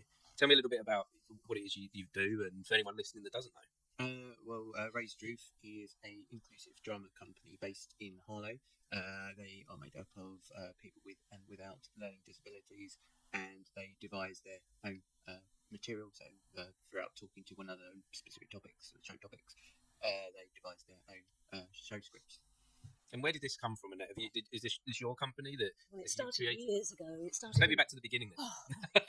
It wasn't always. How long have you got? It wasn't always called Raised Roof. It started off as the Community Arts Group, Right. and that was in probably 1991, before you were born. No. Oh, okay. That's Oh, what you're I looking was good. Thank you. And it was basically life was quite different then, and all the special needs Before the internet. before mobile phones and and so basically there was an adult training centre where people with learning disabilities all went there, and they would be there, and they would sometimes come in and do sort of things at college, like a two-hour session at college, horticulture or a bit of cooking or stuff like that. I guess I've started a drama group, but we combined it with the BTEC students, who were the mainstream students. It was completely new at the time. It sounds old hat now, but it was completely new at the time. And within 2 years, we're on the stage at the National Theatre. How did that happen then? I couldn't tell you. I've got no idea. It was magical. Do you know what? The magic's coming up today within these things. I must say as well. Create. When you think about Harlow in the fit world, you can't imagine it without Raised Roof. You guys are fundamental, and the work you do is inspiring, and you do exactly what the arts are intended to do, and that's give everybody the freedom to create. I'm very thankful that I get to see you guys every single day and see the amount of students you have. You guys can you tell it to the Arts Council? They would give us funding. Well, this is why we're having this conversation. This is why it's important to sit down and talk about these things. So hopefully we can get that message out there. The value that this has to communities, the value that this has to people's lives is unmeasurable. There's also sometimes we've had integrated with other communities outside of our own Raised Roof performing arts group. So we've been to the Old People's Home, we've been involved in cultural diversity events and other things as well. Tomorrow we're doing the Holocaust Memorial. We've been doing that at the Civic Centre. It's the interfaith event, so we'll be doing that tomorrow. So we've devised work. But the thing is, it's not sweet and fluffy. You know, people think they have special needs, and lots of people sort of say, oh, aren't they lovely? And I go, well, yes and no. They're like us. Just as nice and just as difficult. And they're hardworking. But they are creative, and it's just finding a way so that we do lots of movement and music, so they may not have language skills, but they certainly feel things and present it that way. How have you seen that that's changed the lives of the people that are involved in your show and the families that are connected? How has that influenced their life outside of the theatre, outside of the arts? I think it's certainly going back to 1991. I think it's shown the outside world that they have so much to offer. It just has to be done slightly differently and with the support that's needed for them, the experienced support, not just anything. It's got to be the right sort of stuff. So as I say, we've spent the last 3 weeks talking about the Holocaust. Well, you don't just plough in on that. It has to be very carefully managed, but they've done it. And tomorrow, hopefully, they're going to be absolutely brilliant. Going on from what you were saying, how people have sort of developed the clients or people that we work with.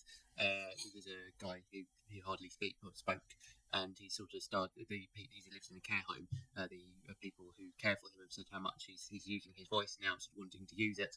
Also, there's another individual who had a stroke and was quite embarrassed with using his voice because the stroke affected his verbal skills. So he's sort of become more confident with speaking to other people and sort of really gets involved. The parents are so proud of them because people with special needs invariably go to a special school, and there's a real sort of input, and there's lots going on for them. They might move on to college, and then there's nothing. No. There's nothing. So any skills they've built up, they need to be maintained, and that's what we are. But actually, I love it. Yeah, that's what I was going to ask next. What about the impact for your lives then as well? It's wonderful. Yeah, how's this benefited you? Well, it's when because you give so much, but I see that you give so much, but you're also receiving. Oh yeah. You live and breathe it. But so many people I meet lovely people, like, you know, we bumped into you how many years ago, a couple of years ago, because everyone's involved in the arts. We have a link with Central School of Speech and Drama, which is one of the big drama schools in London, and they come and they do an 8-week placement with us, and we do projects with them, and then we go to Essex University and run inclusion workshops with them. So we're involved with lots of young people, and that's really great because it makes me remember when I was. and then we go into special schools. Like Ned just said, we've been into a home for people with dementia. But it's the creativity, it's the subject matter, it's what we pick up on. It's just It gives everyone a spark for life, doesn't it? Yeah, and it might be dancing, it might be speaking. Aaron started writing lots of poetry. Making props for the shows, we can do that as well. That's and we're also involved with. We love it when we can get people who are really high quality professionals. So I know. Have you the age? Do you know Zippy? I don't know Zippy. No. From Rainbow. Oh, Zippy from Rainbow. Of course I do. Yeah. Well, he's a really good. The guy who is Zippy is a really good mate. So he comes in with some of his friends who've worked with David Bowie on Labyrinth. They've been on Star Wars films. So we people want to be involved. People want to help out. I know that an old friend. There was an old friend of mine used to be involved. Michael Fenterman, now professional director. He used to be involved. He worked for lots of Royal Shakespeare companies. Yes, that's right. He's one of our patrons. Wow. And that's another nice thing that a lot of the people. Clary Klein was actually with me when she was 16. Yeah. I know she's only probably about 28 now, but 28 in a few more decades. But people, once they find your group, they want to stay with you. They want to stay part of this community of Raised Roof. Yeah. And like I say, as an outsider, I've seen the impact that you've had on the community here. And from my aspect, I want to say thank you. I appreciate what you do. And I think Leo's seen that as well from where he is. And I would like to go deeper into this conversation, explore Raised Roof. I would love to. Yeah. 15th and May. Can we do another podcast where we talk a little bit more and discover a bit more about the journey of Raised Roof? Well, let's do it. Let's do that. And if any of your community want to join in on that as well, maybe we'll do. Do you know what? That would be fab. Yeah. That would be really fab. But let's find a way to do that. Some of our people, a couple of them have got involved with a community radio in Chelmsford, and when they started with us, they did not speak. They spent about 6 months with us, and they didn't speak because they're twins. They only talk to each other, and now. But if any way that we can get involved and help out, they'd love to. Yes, we'll do something. We'll do a special episode with Raised Roof. Thank you. No, thank you. Talking about my favourite subject. Yeah, look, it's an important subject, so I really do appreciate it. I appreciate you travelling down to come and be involved with this podcast and be part of this world record and raising the money for something else. And that's another good organisation, but that's another conversation. Yes, it is. Sorry, I didn't bring you a rock. No. That said Leon's C. So I've got really. Can I give you a hand? It's very low, the sofa. Is this your scarf? Yes, it probably is. Nice to meet you. Thank you for being involved. Yes. See you Thursday. Thank you. Come and join the conversation. Martin, we're going to have a really quick catch up with Sam and Sloppy so far. I think it might be nice for you to just write a little message in the world record chat, just let everybody know about the calls that are coming. Okay, cool. Jump in, Sam. Join the conversation. Come and join. Jump in. I'm good. I know. It's been too long. Hey, mate. Handshake. How are you? It's been a while. Take a seat. Because we're trying to organise so many people here today. Apologies again for anyone waiting for a phone call. The phone calls have been delayed. I'll put a message in the group chat right now. Just let them know that we're so close. We're so close. We're not stopping this, and I'm sorry that I've missed times, but we're powering through. I don't even know what time it is. But I don't know either. It's a really cosy vibe. Yeah, it's really nice. Yeah. So have a little chat with Leo, catch up, and I'll be back in a sec. Amazing. So Sam, we got into our studio on Friday, like last Friday, and something felt weird. We didn't know what it was for a while, and then we were like, it's because Sam, Michael, and Charlie are not here in the room with us. Oh, do you know what? I miss those guys. Like, they were great. They Yeah. just had so much like infectious energy, and I had a great time. You're always more than welcome to come back to the classes. You know, like the door's always open for you. Well, maybe I will. Maybe I will do that. Yeah. So what's been going on with you? So, what have I been doing since we last spoke? So, I'll tell you one interesting thing. Yes. Okay, I started a playwriting course. How's it going? Oh, no, I remember It was you doing one before, but you were going to create. Oh yeah, that was a creative writing one. Yeah. But then I kind of decided I'm going to take it more down the playwriting route because, as you know, I've got that idea that I told you about. We was in the car with Belle. Yeah, Yep. and I just started talking to you. I don't know. It felt like I was talking for a long time. I was like, I hope they're not like losing. No, excuse me. So like, I remember the idea was like really good. Yeah, Yeah. I'm not going to say the idea right now because like there could be someone out there Right, that yeah, could hear steal it, the idea. and they're way more organised than me, and way more motivated to write, and then they'll write it like before I get a chance to. Yeah, of course. So don't want that. No, I don't want that because it like I really feel like passionate about it. Yeah. And I mean I've just got so many ideas to like do with it. So I thought to myself the only way I'm ever going to get this done is if I'm in a room with other people on an actual course of playwriting because it gives some structure to it. Because my mind otherwise is just like there's just so much in my mind all the time. Yeah. So how's it been going? What have you been doing on it? I mean, literally, it was their first week, so it was just like an intro, like the introductory session. Where you meet all these like different people that are doing things. Like there's some people that have got so much experience. Yeah. And then there's other people who've like not so much, and it's kind of like you're there. And it's really hard not to like compare yourself to other people. Of course, yeah. Because you think like, oh, this person, like they've got a show that's running in Germany right now. Yeah. Or someone else, like they did something in Singapore for so many years, and you're like, I'm just here. I haven't really like I've done a few things here, at Victoria Hall. Yeah. And obviously like some little bits and pieces, with other people like you or Rhiannon Faith. Yeah, of course. But like none of those have really been like my show, if you like. Yeah, and you've got to get to the point now where you want something of your own. Yeah, exactly. I don't think it's like a natural thing to be like the one in charge, like the leader person. I wouldn't say that's necessarily sort of I don't know, like where my strengths lie. Probably because I'm not that organised and I lack that structure. So if someone else can provide that structure for me, I'll be able to come up with all of the bits around it. It's a bit like I always think of it like building a house. So you've got like that kind of person that builds the wooden beams and they make sure it's all like the right angles and all that kind of stuff. And then you get someone else that comes along and they basically decorate the whole thing or they like landscape the garden. Of course. That's more me rather than someone to build the beams. And So you want to be part of a team, don't you? You're a team player. I think we all are in some ways, aren't we? We're all. Yeah. I think we need other people. I don't think we can do anything alone. Yeah, and that's probably why it was so good when I've been doing projects with like you in the past, because you are very much that person that builds the beams and the structure, and then you just like let me have that creative freedom to be like, right, I'm gonna now deal with this like the stuff, and you just like let me build the beams. Yeah. Like that. I build the beams. It makes sense in my head. But for me, like I feel it's important to let people run with the thing that they do. So, it's not to hold any constraints back, and to give trust. Yeah. So, I want to support people, like you say, make the beams, and then just go, there you go. Now, do some wallpapering, or do you know what I mean? Like, just give freedom for their thing, and everyone has a different thing in which they can contribute to that. If that's my thing, is to put up the beams. Yeah, that's going to be like the little punchline, isn't it? Isn't it? I put up the beams. Yeah. Leo, what's your thing? Mine is don't build it all in one day. That's mine. Yeah. I love that. Don't rush it. Building something that I've always considered with this podcast, that I've always visualized what I'm trying to do with this, and I saw the first year as laying the foundations of a house. Yeah. So I always considered it it might look dirty, messy, and no one's going to have any idea what I'm going to build on this. Yeah. But I'm going to lay these foundations, chuck in all the mud, the sand, the dirt, and then I'm going to build on that. And I feel like this year is I'm just laying the first brick now, and so people might have an idea now of what this is, whereas they couldn't see it when it was the foundations, but now brick one has been laid. Yeah. So you might get an inkling of what I'm trying to achieve here now. Yeah, of course. Yeah. But it's still only brick one. So. Yeah. But yeah, because I'm not doing this in a day. Yeah, I think I'm a little bit different. So I think you're definitely that person who's got the brick laid, but you know what you want the fifth brick along to look like. I don't know if you're that same kind of person. Yeah, of course. But I would say I'm very much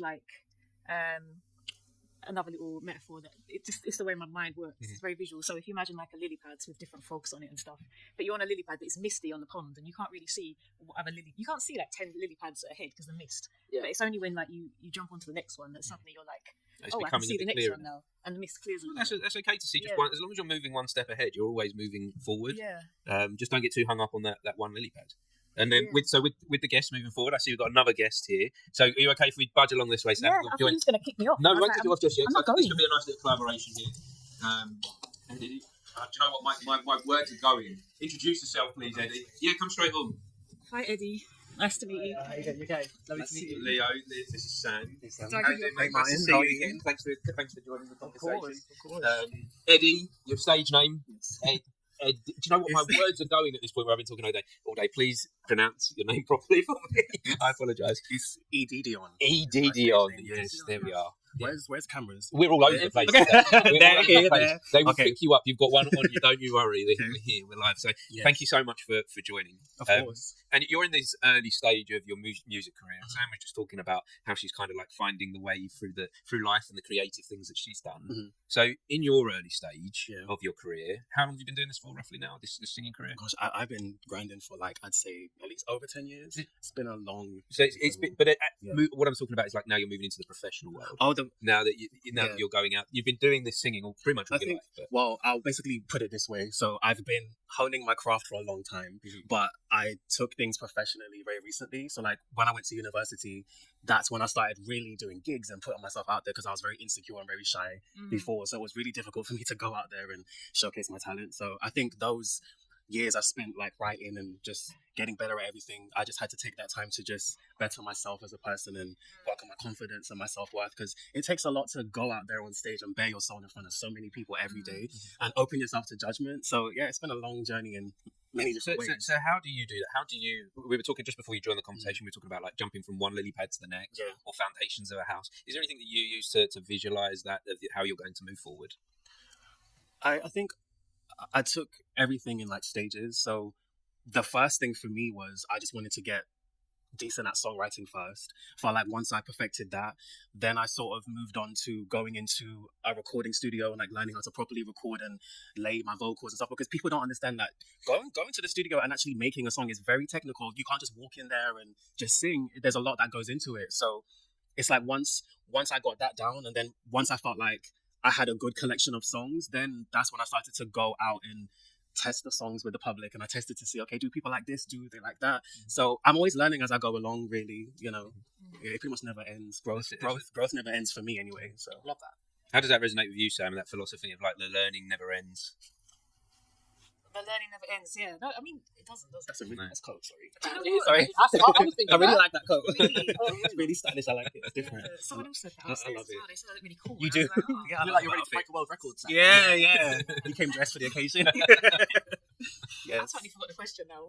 So nice coat. Yeah. Where did you find that coat? Am I allowed to say that? Like, no, we're staying away from brands. I miss like change and growth is never ending. Thank you. You said something else before that about like making songs and like thinking about what people like, what the public like, and I was just thinking about that and thinking like, how important is it to make things that other people like? Because I've kind of been struggling with that myself. Like, I have my own ideas and stuff that I would like to create, and in the back of my mind, I'm thinking like, will people like it? And I'm actually trying my best to kind of close down that voice a bit, and just think to myself, well, do I like it? That's it. So, I think.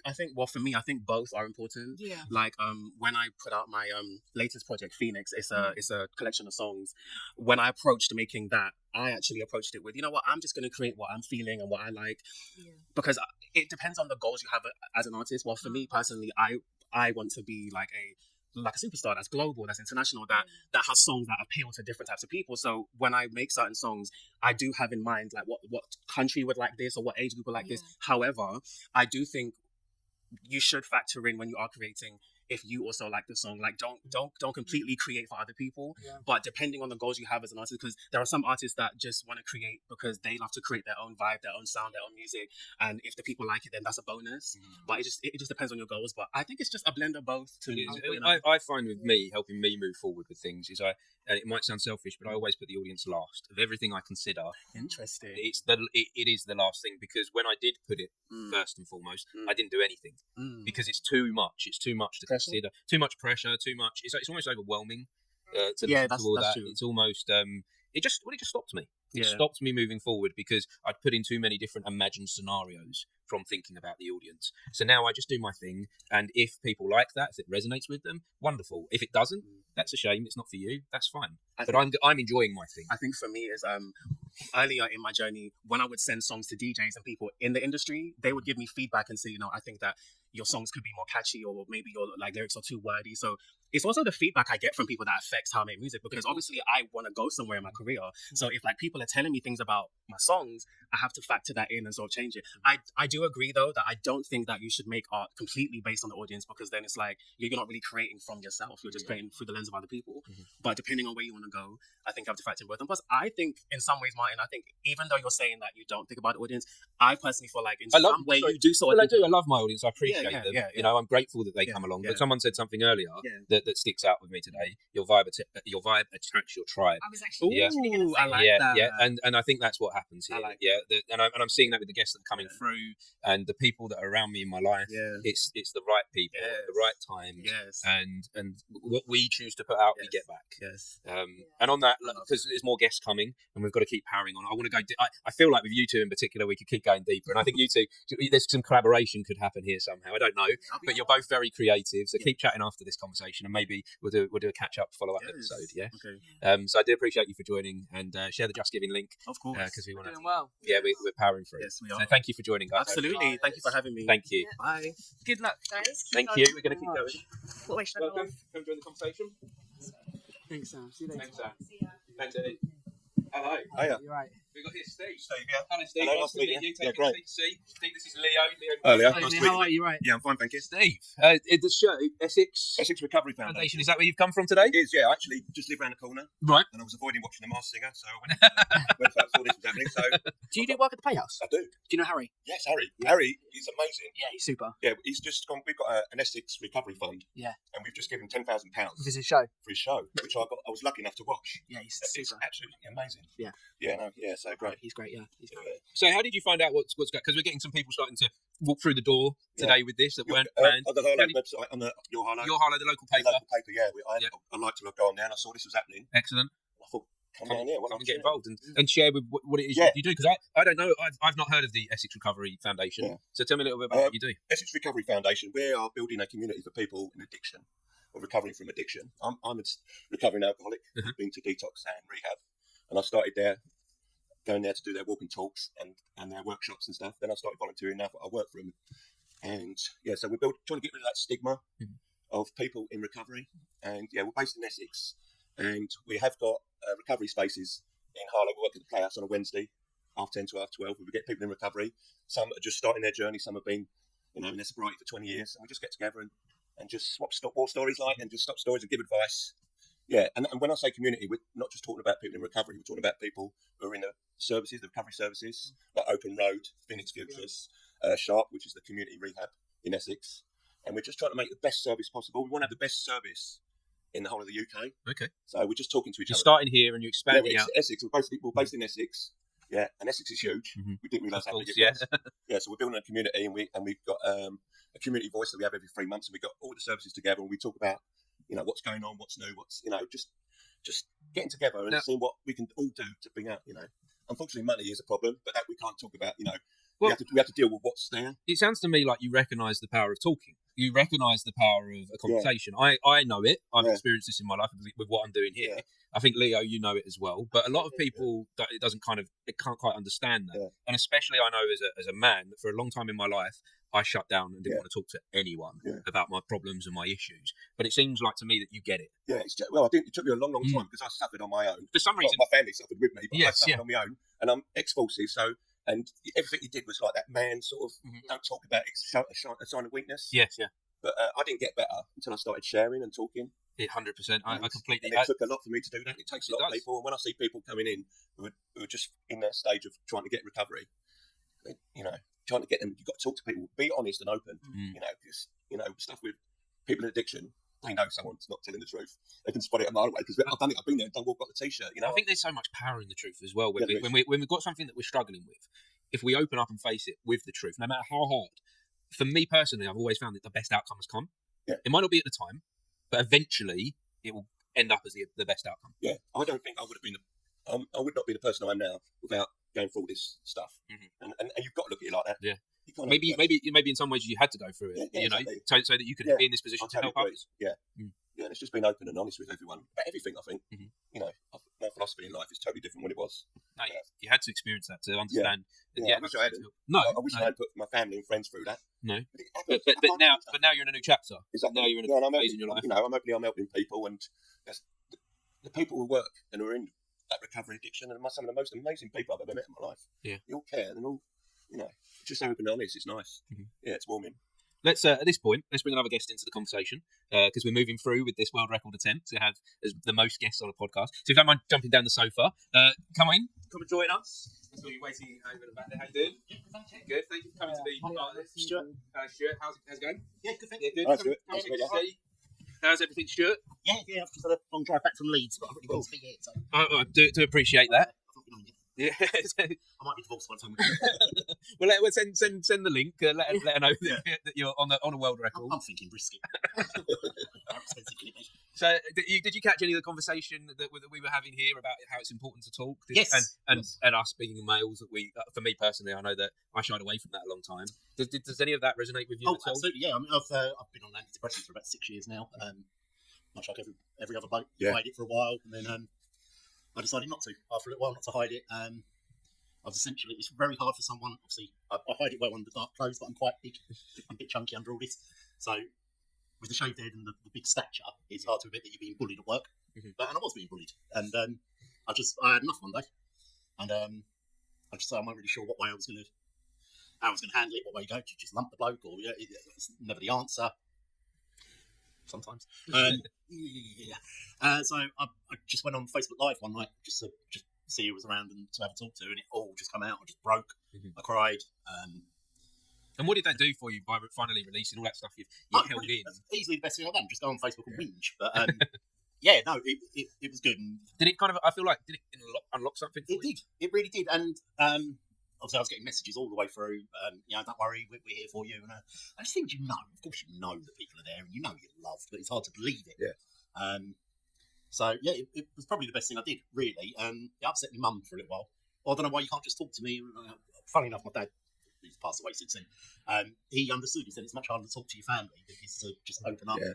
And then I waffle anyway, so once it started, it all just come out anyway. And then I felt so much better for it. It gave me a bit of courage. I took a massive risk. And just handed my notice in on that job. You know where to go. Because then from having that release, you then had the power to move to make that's exactly it. And then there was nothing you could do anymore. He couldn't physically intimidate me. Obviously, I'm not that easily intimidated. But it's the thought of you could take my job from me, and then what do you do? As soon as I handed my notice in, what powers he got? Exactly, nothing. Absolutely nothing.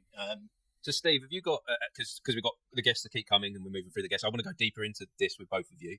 I feel like this is a really important topic, this talking, and this thing as us as males that for some reason we don't. Absolutely. So this is a really important topic for me and one that I really resonate with. But you, having experienced it, and both of you, all of us experienced it, have you got any advice for anyone out there that is holding back from opening up and sharing? I mean, for me, personally, absolutely talk about it. Yeah, totally agree. You'd be surprised how much it helps. After that first sentence, you realise actually this is the best thing you could have done. It is 100%. It's just to say, once the floodgates open, it all comes out, and you'd be surprised how many people are like, well, hang on, I feel like that. Yeah, there is a lot of people who've got that in common, and they welcome you in open arms. It was overwhelming, the amount of people over the years as well. This is a few years back now. I keep playing my earring. I didn't know I was in a therapy. That's what you do when you get into your 40s, you really so. The amount of people, they're like, it's like, how are you, all right? And you actually gave me a little bit of courage there, and I've actually gone to the doctor and said help because things weren't right. Mm-hmm. I was like, great, lucky is definitely the wrong word, but I never felt suicidal. I just didn't know which way I was going to go. But the amount of people that you've seen, and you've seen people that now that you have opened up, embrace you. Yeah. Like you said with your Facebook post, you notice people are embracing you. Absolutely. The fear of opening up behind that tends to be that there is nothing but good things on the other side. You're a lesser man or something. But I found that they don't. No, they don't. They put your hands up and say, "Look, I need help." They're up there, and it will come from surprising places. People you didn't know who were suffering like you. I knew friends who were, were bubbly and bright and all that, and I didn't, and they have discussions with you about they felt the same. And most people do. You just got to be open and discuss these things. Someone's got to take that first step. To say, I can't cope. I need some help. Yeah, you do. It's not weakness. It definitely isn't weakness. Well, it's a strength. I think it's a strength. It's the complete opposite to what It your is, I initial think so. thought I is. think it's, Maybe what we're taught within the culture of being a man is wrong, and maybe we need to change it. It's up to us to change this conversation. Yeah, I think so. And I think this generation of these these people coming in through, I think they are being more open. You know, they're not. You know, they are being more open, and they can be, and that's great. I think it'll be a better world for everyone, won't it? Well, let's explore this more if you're both up for it. You're doing a wonderful job with your Essex Recovery Foundation, so thank you. Where can people find out more? If you go onto Essex Recovery Foundation website, we've got all the stuff on there. We've got a festival coming up in August. We had one last year. It's a sober festival. Yeah. So you can have a look at that. There's loads of volunteers and loads of workshops and that going on. So we've got spaces all over Essex. So if they go Essex Recovery Foundation site, wonderful. They'll get help. Well, thank you, and thank you for joining the conversation thank as you. well. What a great thing you're doing. It's amazing. And raising funds to Sinclair. So if you don't mind sharing the Just Giving link, I'd appreciate that. Yeah, as well. lovely. Thanks, guys. Thank you very much. Thank you. And we'll catch this up again. Yeah. Yes. Thank you very much. Thank you. Thank you. Lovely to see you. Amazing. Lovely to meet you, man. Take care. Thank you. Thanks, guys. It's a very low sofa. That's all right. Thanks for having me on. Take care. Conversation. Thank you. Appreciate it. How are you doing, Jared? Hi. Good. Hello, guys. Nice to meet you. Hello. Hello, thank you for coming back on the podcast again. You brought someone with you I brought a better version of me. A better version. Yeah. Tell me, what's your name? Sorry, my name's Martin, by the way. Nice to meet you. My name's Lily. Lily. Oh, you're so polite. Well. To be fair, you are polite, aren't you? Not like them stinky boys we got at home. So, thank you for joining me on the podcast, guys. We've been having some, I don't know if you had caught any of that, some deep, important conversations about opening up and speaking your truth. And from when I first met you, you taught me a lot about that. You showed me a lot about that. We had a banging conversation. We did. I loved it. So yeah, when you came on that podcast for the first time, that was quite a groundbreaking moment for me for hearing that and understanding that, of how important it is to share when you've had some difficult moments in your life. That if you open up about it, you'll find people that you connect with and resonate with. And yeah, you showed me that, so thank you for that. How does that feel for you? That you, I know not just me, you are helping and have affected others with what you do, with your sharing of your story and with your poetry as well. How does that feel? Surreal, mostly. Like I think you just move on with life, don't you? And you forget, and then you get to a point, especially if you talk about it enough, where you aren't even emotional talking about it anymore, and you just sort of you're going on, and then somebody's like, you sort of catch their face, and you're like, oh no, like, I did a thing here. Did I share too much? And they're like so moved, and you're just telling it like it's you went to Tesco's. And that's strange but beautiful. And what about within your, because being a parent myself as well, so as a mother, how do your things that you've gone through in your life, how do we help our children with that? How do we help them potentially avoid the situations that we've been in and guide them? It is funny, especially when mine are like different ages, and they're all very individual, and it always surprises me, like you get that nature versus nurture argument, don't you? And they're all being raised by me as a single parent for the most part of their lives, and they're all completely different, but they're also all really me. Yes. Like it's really strange, but especially like my eldest is 14 now, and having conversations with him, I think because I have always just talked to him, you don't realize how unusual it is until like his friends are at our house or something, and they're just like, "Oh, your mum," and then you're just like, and they love coming to our house, and I think that is a part of it. Just being able to have conversations, and I think, like you guys were talking before about like what culture does to the image of men, and having like a teenage son and him being upset by something and saying, like, I can't even say anything and I just have to suck it up because she's a girl and I can't be mad at her, and I'm like, no, like no, like you still matter. You get to advocate for, like you don't have to just put everything that you feel, you don't have to squash that because she's a girl and you can't be mad at her. Like, yes, you have to take a breath, yes, you have to be mad in a healthy way, and you have to like be able to talk about that and use your words, and you can't just be like raging, and it's good that you can do that, but you do also have to advocate for yourself and what you need, and if you feel you have a boundary that's not being respected, that is very important, and she doesn't get to violate that just because I feel like she's on, I feel like our voice as individuals are the most important and powerful thing that we have. I think it's a really complicated time to be a man and to be figuring out how to be a man. Like it's like it's on the cusp, isn't it? It's changing. The dialogue is changing. What we, the whole toxic masculinity thing is kind of being dismantled, but it's so deeply embedded in so much of our society and generationally.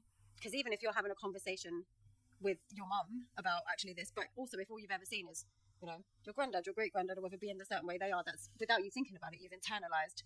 Granddad don't got no emotions. Granddad don't talk. And you don't think about it, and then your mum's like, you do this and vulnerability is your superpower because I stole that from a podcast and it's a real thing. And it's all of the things, but it is changing. And So I'm to scared be and new excited. into this world, Lily, you know, you're fresh here, and you're listening to all these adults talk about these deep conversations of how we should behave and act. Have you got any opinions on that at all? Not really. We've had some conversations, like, I think with like Lily more on the other end of it. She struggled with like trying to make everybody happy, and like ending up feeling caught in between other people's issues in like her friends or whatever at school and different spots, and trying to like be the peacemaker and make everybody happy, and me having to have the conversation with her. Well, like, no, their issues are their issues. Yes, be there for them. Yes, talk to them, whatever. But also, do not let them treat you any kind of a way. They don't get to make you feel away. Like, and it's not your job. They have to pack their own backpack. Like, that's their issue. And you can walk away if they're going to mistreat you, or if they're going to take you for granted, or if they're going to like try to get you involved in drama that's upsetting you. You can say, look, I really like you, and I really like you, and I'm happy to do whatever and be friends with you both. But if you're going to drag me into this mess, I'm not here for it. I'm going to go over there. I'm going to do this, and if you want to join me, great. There's a powerful word that's coming to mind, and that's and something that we all have the power to do, which is very hard, is to say no. Do you know what I love about saying no? Is if you reframe it, every time you say no to one thing, you're saying yes to yourself, right? Or you're saying yes to, if you say, I'm not getting involved in your drama, I'm saying no to your problems, and I'm saying yes to my peace. So if you like reframe it, it's not even a no, it's a yes to something better. And then it helps you to not feel like you're being bad because you're telling everybody no. I like telling people no. I've gotten quite good at it. And when we want to, like, when we want to like please our friends, and we want to be a good, helpful person, saying no is not something we really want to do, is it? We want to say yes because we like to see people happy, don't we? But to see people happy, we've also got to keep ourselves happy, haven't we? Yeah. How does that resonate with you, Leo, all of this? There's a saying, and it's a rotten apple is still sweet, but will fall from the tree. And basically, what that means is you can be the same as everybody else, and you can follow the same directions. But the people that are causing you a burden, and the ones that are maybe bullying you or being mean to you or are sharing drama with you, and you just don't want to hear it, but you need to focus on yourself. They're the ones that are gonna end up making you feel rotten inside. When actually sometimes, as much as we want to help people, and if they're our friends and they've got an issue and we want to listen to them and talk to them, sometimes it's about being selfish in a good way and saying, I'm so sorry that you're feeling like this, and I really do want to help you, but at the moment I need to help myself. And, you can still be there for somebody, but sometimes it's unhealthy to let those we love, unwind and get all their stresses out on us when we, need to look out for ourselves, I suppose. Yeah. 100%. I think as well, like sometimes in the long run, you're helping them more by showing them how to actually be responsible for and take care of yourself and to set boundaries. And they might not like it initially, but when they look back at it, they can say, oh, do you know what, actually, you did the right thing and it taught me something that I needed to learn. I was just not ready. Yeah. I don't know if you get this as a parent, Louise, but I had this idea that when my kids were young, I had to do everything for them, and I had to be 100% whatever they needed. But in that, I lost myself. And then I couldn't actually, but then I couldn't actually give them what they needed, because I became almost like nothingness. Literally. Because I gave 100%. I think we need to hold something back for us, don't we? Yeah, because otherwise you just get to that point and you're like, just a mum, and that's all I am, and I might be a great mum, but what good is that if I'm not also a human being? Yes. Yeah. Like, with my own thoughts and feelings and side projects and like emotions and all of the things that I'm actually allowed to process. I very much did that. I wonder if it's easier for me now. My kids are teenagers, so they're out in the world now, but where I have found more of my life that's me, when I am with them, I can give them so much more than when I was trying to do it. Swings and roundabouts, isn't it? Because they're more independent as teenagers. They can take themselves places. They can, they're not relying on you to drive them everywhere or whatever. They can get the bus. They can do the things. That's all great. But actually, like, being a teenager is so much harder than being a child is. Like, I remember I think it was the editor of British Vogue, kept her career absolute top of her game all through her 2 kids, getting primary school, all of it, babies, all of the times everyone was like expecting her to not survive the career because she'd become a mother, especially like back in the day. I mean, we're talking a while ago, and it was really like incredible that a woman even had the job. Do you know what I mean? And then they were like, oh no, she's having children. She's done. And she wasn't, and she kept it all of the way through. And then when they both were in high school, she quit. And so I remember, and there was like, she was in an interview, and the reporter asked her why. And he was like, you made it through all the hard part. And she was like, no, now it's the part where they need me. And and I remember going, simultaneously being like, wow, and oh no. Like, I just thought I had to get through this bit. No, I think there's new challenges every year. Having one that's 19 and one that's 16. Not necessarily every year gets harder. Every year is different throughout their life. And you have, without it being scary, like, and I say this to my sister that's got young children, like, I had no idea what was coming. No. Idea, because every year is different. But if you look after yourself, I think the message is, if you keep doing those things for you, then you'll be able to be there for them as they move forward. I think that comes down to it as well, like putting in the work. Like so many of us are so afraid to like dig down into the things that we need to fix, but actually if you can do it, then you can help them avoid the pitfalls, but you can also help them do it, because inevitably they are going to make the same mistakes to a degree, or different ones, but the consequences are there. And you can actually be there then to do it. And it's funny, like when you kind of take the things that you've learned for yourself and then adapt them to like having a conversation that makes a point with your child. I think Lucas must have been, maybe he was in like year 7, and year 7 all my days was a learning experience is what we'll say. I did not think we were going to make it through that year, like, but I remember getting him to bounce a basketball on the pavement and saying to him, like, what's that? Like, super simple. And he was like, what? This teenager. It's like, what is that? What are you doing? He was like, it's a ball, it's a basketball. I was like, okay, what's it supposed to do? And he was like, bounce. I was like, okay, so bounce it on the pavement. I was like, yeah, and it's good, can you get it to go like higher, whatever, we did all of these things. He's like, yeah. I was like, okay, bounce it on the grass.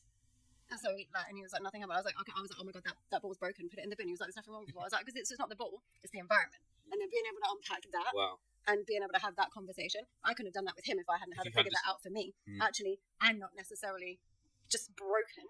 I am not in an environment that is conducive to me being able to bounce. And you're a wonderful example of that, how you can have this environment that holds you back, that holds your life in one place. And now that you've escaped that, you've grown, you've blossomed, you've become something. You're not even trying, you're doing. You're becoming something new. You know, your artistry, your poetry is wonderful to see and follow. So I'm producing music videos now too. Yeah, I see. It's amazing. And you know, who would have thought that?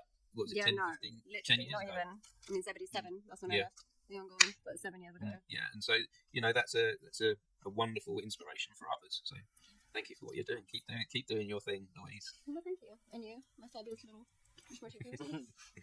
And thank you for being part of this World Record podcast. Yes, it's incredible. I love what you're doing. Yeah, thank you. And I think we're going to have to hit the phones, because there's a lot of people that I've missed the time slot.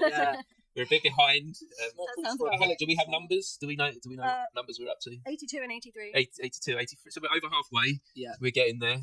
So as long as people got 86 down. Sorry? On the board, we've got 86 down. Okay, because we had a couple of phone calls. Yeah, and there was also some number mix-ups. Okay, so around 86, nice. Okay, we're getting there. So, let's hit the phones. I was born in 86, I feel like. Magic number. That's my number, really. That's your real true number. So, thank you guys for joining and being part of this. Thank you very much for really having us. Appreciate it. Nice to see you again. Lily Popper. Yeah, thank you, Lily, for joining. She's very creative, that's why I bought this one. Yes, you are.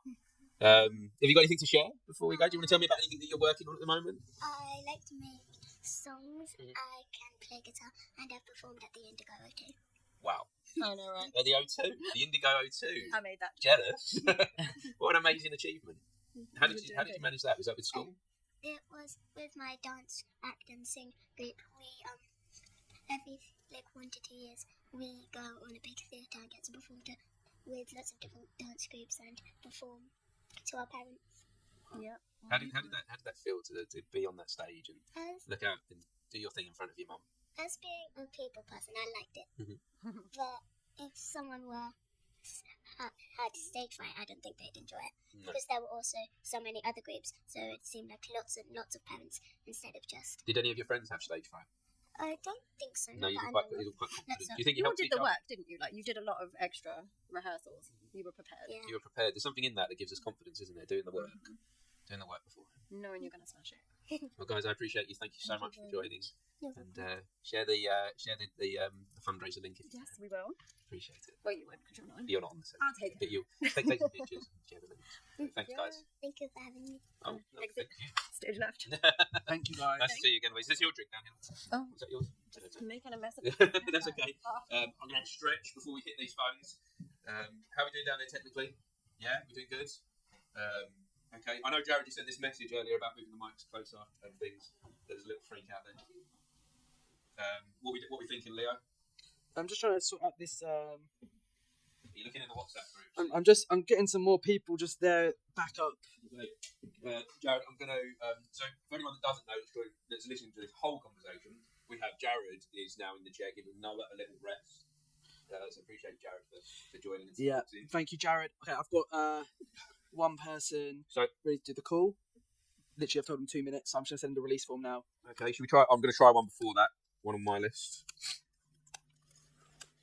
Oh, getting tangled on the headphones here. Headphones are on. Jared, are we okay on the Bluetooth? Sweet. So I'm looking through the WhatsApp now. I'm getting very close to breaking the calorie deficit and going for a spicy that pizza. It's getting Good. the witching hours.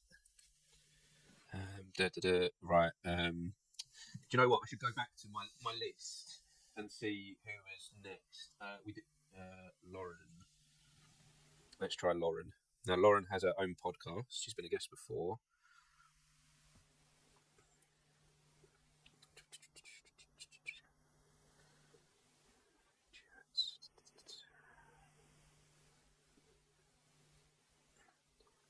God, do you know what? My eyes were going a bit blurry there. This is Lauren, podcast host of the Musical Lyrical Lingo podcast. Let's see if she answered. How are we doing? Oh, am I hearing the phone ring? I can hear the phone ring. Oh no, it's not. Hold on. Oh, oh, hello, Lauren. It's not connected to my desk. Bear with me a second. Are you okay to join us on the podcast? I am, yes. Excellent. Just bear with me while I connect. Why is it? Here we go. Can you hear me okay? I can, yeah. Oh, wonderful, Lauren. Thank you for joining us. Sorry, it's a bit later than we arranged. We're still pushing on with this world record. So yeah, it's been great. Thank you. I've been watching. You've been watching to see where we're at with it. I do appreciate that. I have no idea where I am anymore or what the time is. I don't want to know, Mark. I don't want to know. But we're going to continue. So, Lauren, thank you. We'll keep this brief. But thank you for being a part of this. No problem. How is your podcast going? The Musical Lyrical Lingo. Well done. Good tongue twister whenever you're tired. Did I get it right? Did I get it right? You did, yeah. Yeah, going really good actually. So on Monday we launched season 3. We've done a wee bit of a revamp as well, sort of finding our groove. But yeah, we are just still loving being best friends since we were 4 and getting to chat musicals each week and taking a bit of banter along the way as well as what these musicals have taught us. So yeah, we're having a great fun. You guys when I listen in, you guys sound like you're having so much fun, and that connection you have is so genuine. Obviously, because you grew up together. And it's just joyful listening in to the podcast. Thank you. I love the topic you're talking about as well, the musicals. But I think you two are great as podcast hosts, and I'm loving to see where this is growing. And how things change then when you say you feel like the groove has been found or changing. Well, we were so fortunate with season 2 last year, where we got to interview loads of not just friends of ours who have become successful in West End and on tours, but we were just exploring different sides of the musical, so musical life and what it's like to be a musical theatre performer, and all the different lessons that we obviously look at each musical and what the lyrics teach us and what the musical itself teaches us, but also, and I know we had this conversation before, but just about being around people who have similar interests just teaches you so many social skills and just life skills that you take amongst like all your walks of life. So we are looking forward to actually interviewing people from behind the scenes, like sound directors and engineers and like stage managers and directors and things like that. So still obviously a lot of learning, but definitely getting different views from different people involved in musical theatre. I love how you're embracing this change, this direction that it may not necessarily be exactly what you thought it would be in the beginning, but it sounds to me like you're discovering something new here.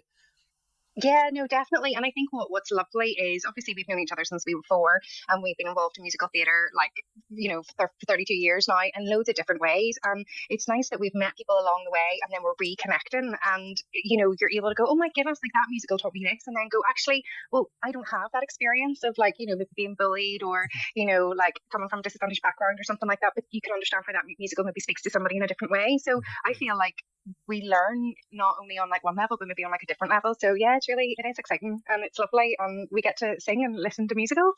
So what else would you want? Perfect. Yeah, it sounds like you're living the dream for a musical theatre lover. Well, thank you for joining in for this conversation.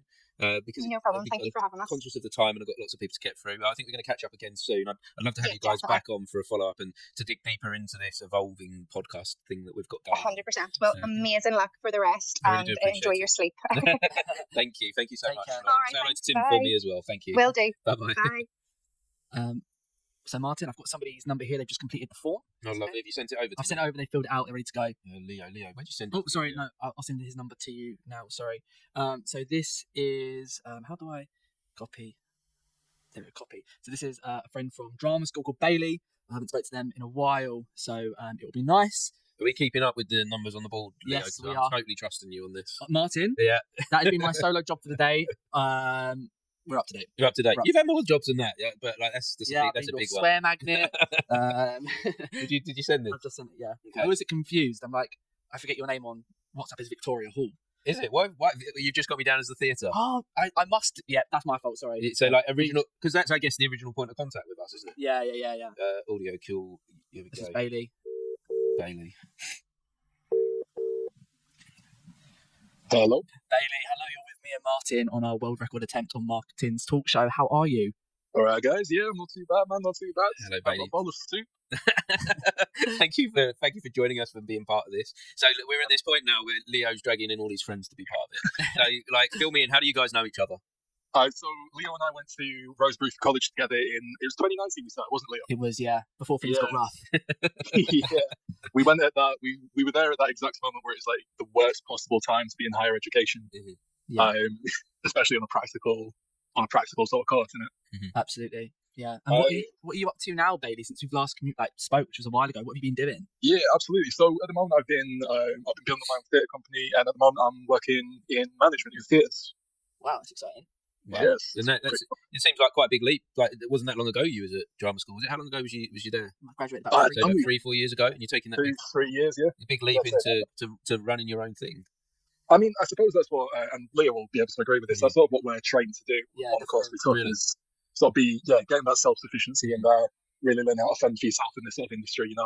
That's amazing, because I wasn't taught that when I studied, and I think that held me back for 20 years, because I did that thing as an actor, where I just waited around for other people's projects. I always was asking, auditioning, asking to be part of things, and it held me back. It stopped me. I felt like I was hitting my head against a brick wall for 20 years, and to the point that I didn't want to do it anymore. And so it's really nice to hear that education is preparing you for that and saying to you, no, move forward. Make this thing move forward yourself. Don't wait. Absolutely. And it's a methodology and a mindset that's been very productive so far. Again, Leo will be able to agree with me on this. You sort of have to understand that when you're coming into this industry, the only person who's going to make the projects that you want to make is you. Absolutely, I completely agree. And you as a performer, you have a voice. You have something you want to say and tell and show to the world.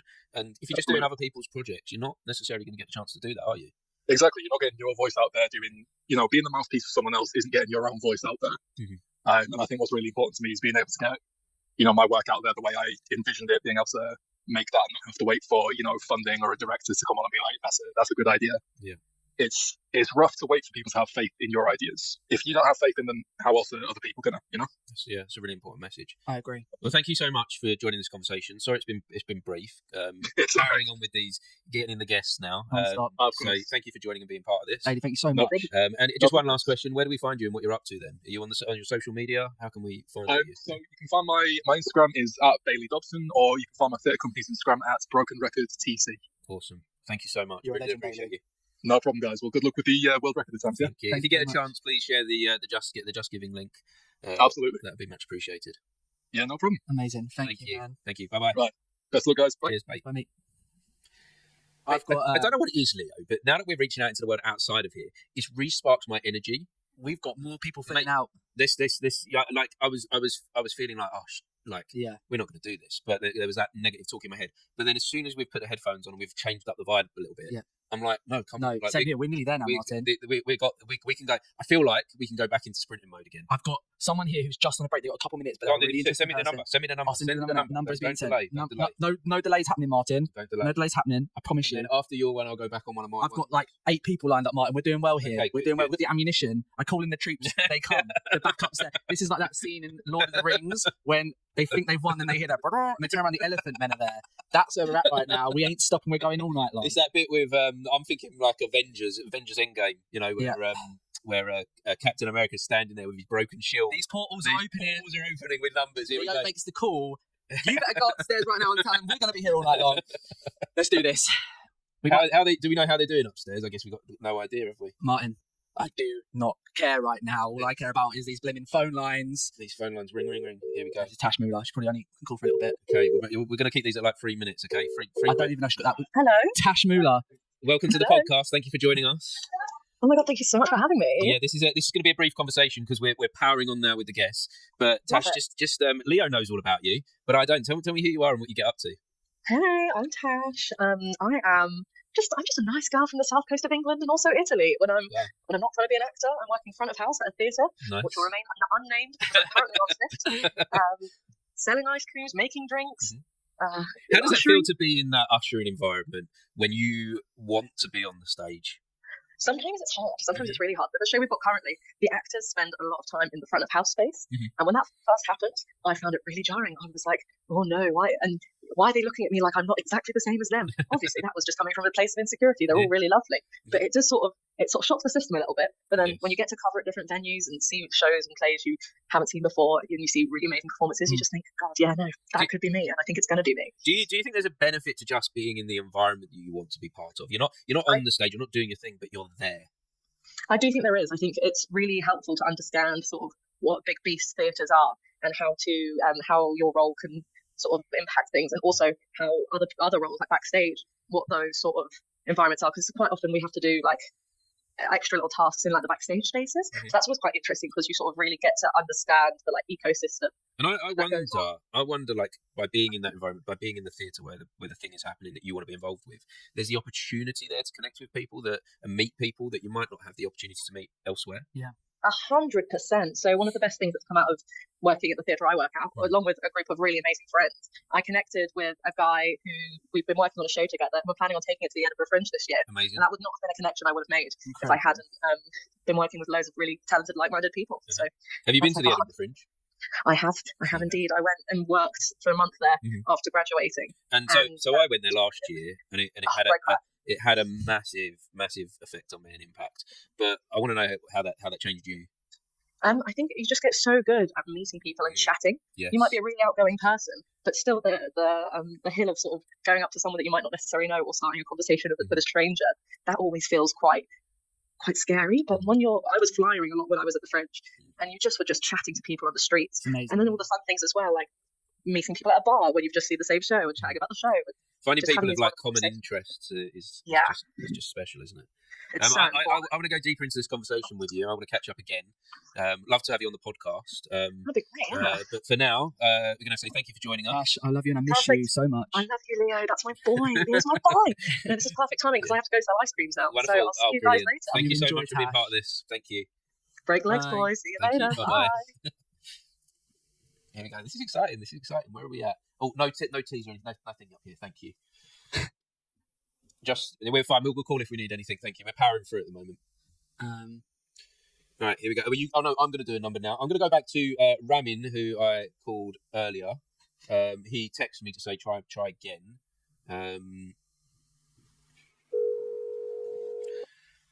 Let's see what happens here.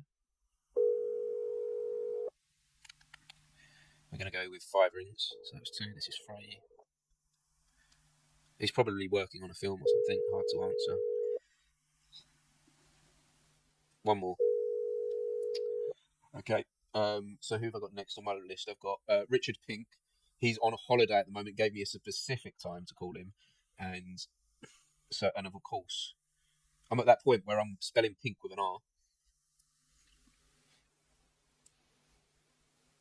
Now, Richard might not answer because he's on holiday. I'm going to send over a few more numbers. Keep sending me those numbers.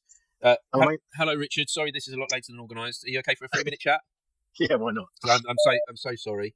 That's no problem at all. But thank you. How's it going? It's going well. We're surviving. We're a little bit behind. Just about. We're a little bit behind where we were hoping to be. But we're still powering on. We're not giving up on this. Fantastic. So we're trying to keep these conversations a bit briefer on the phone. Yeah, absolutely. But Richard, thank you for joining. And are you on holiday at the moment? Did you tell me? No, not at all. No. I'm just away for the weekend. That's all. So you're on a short break. Yes, I'm actually down in Woking seeing my in-laws this weekekend. Okay.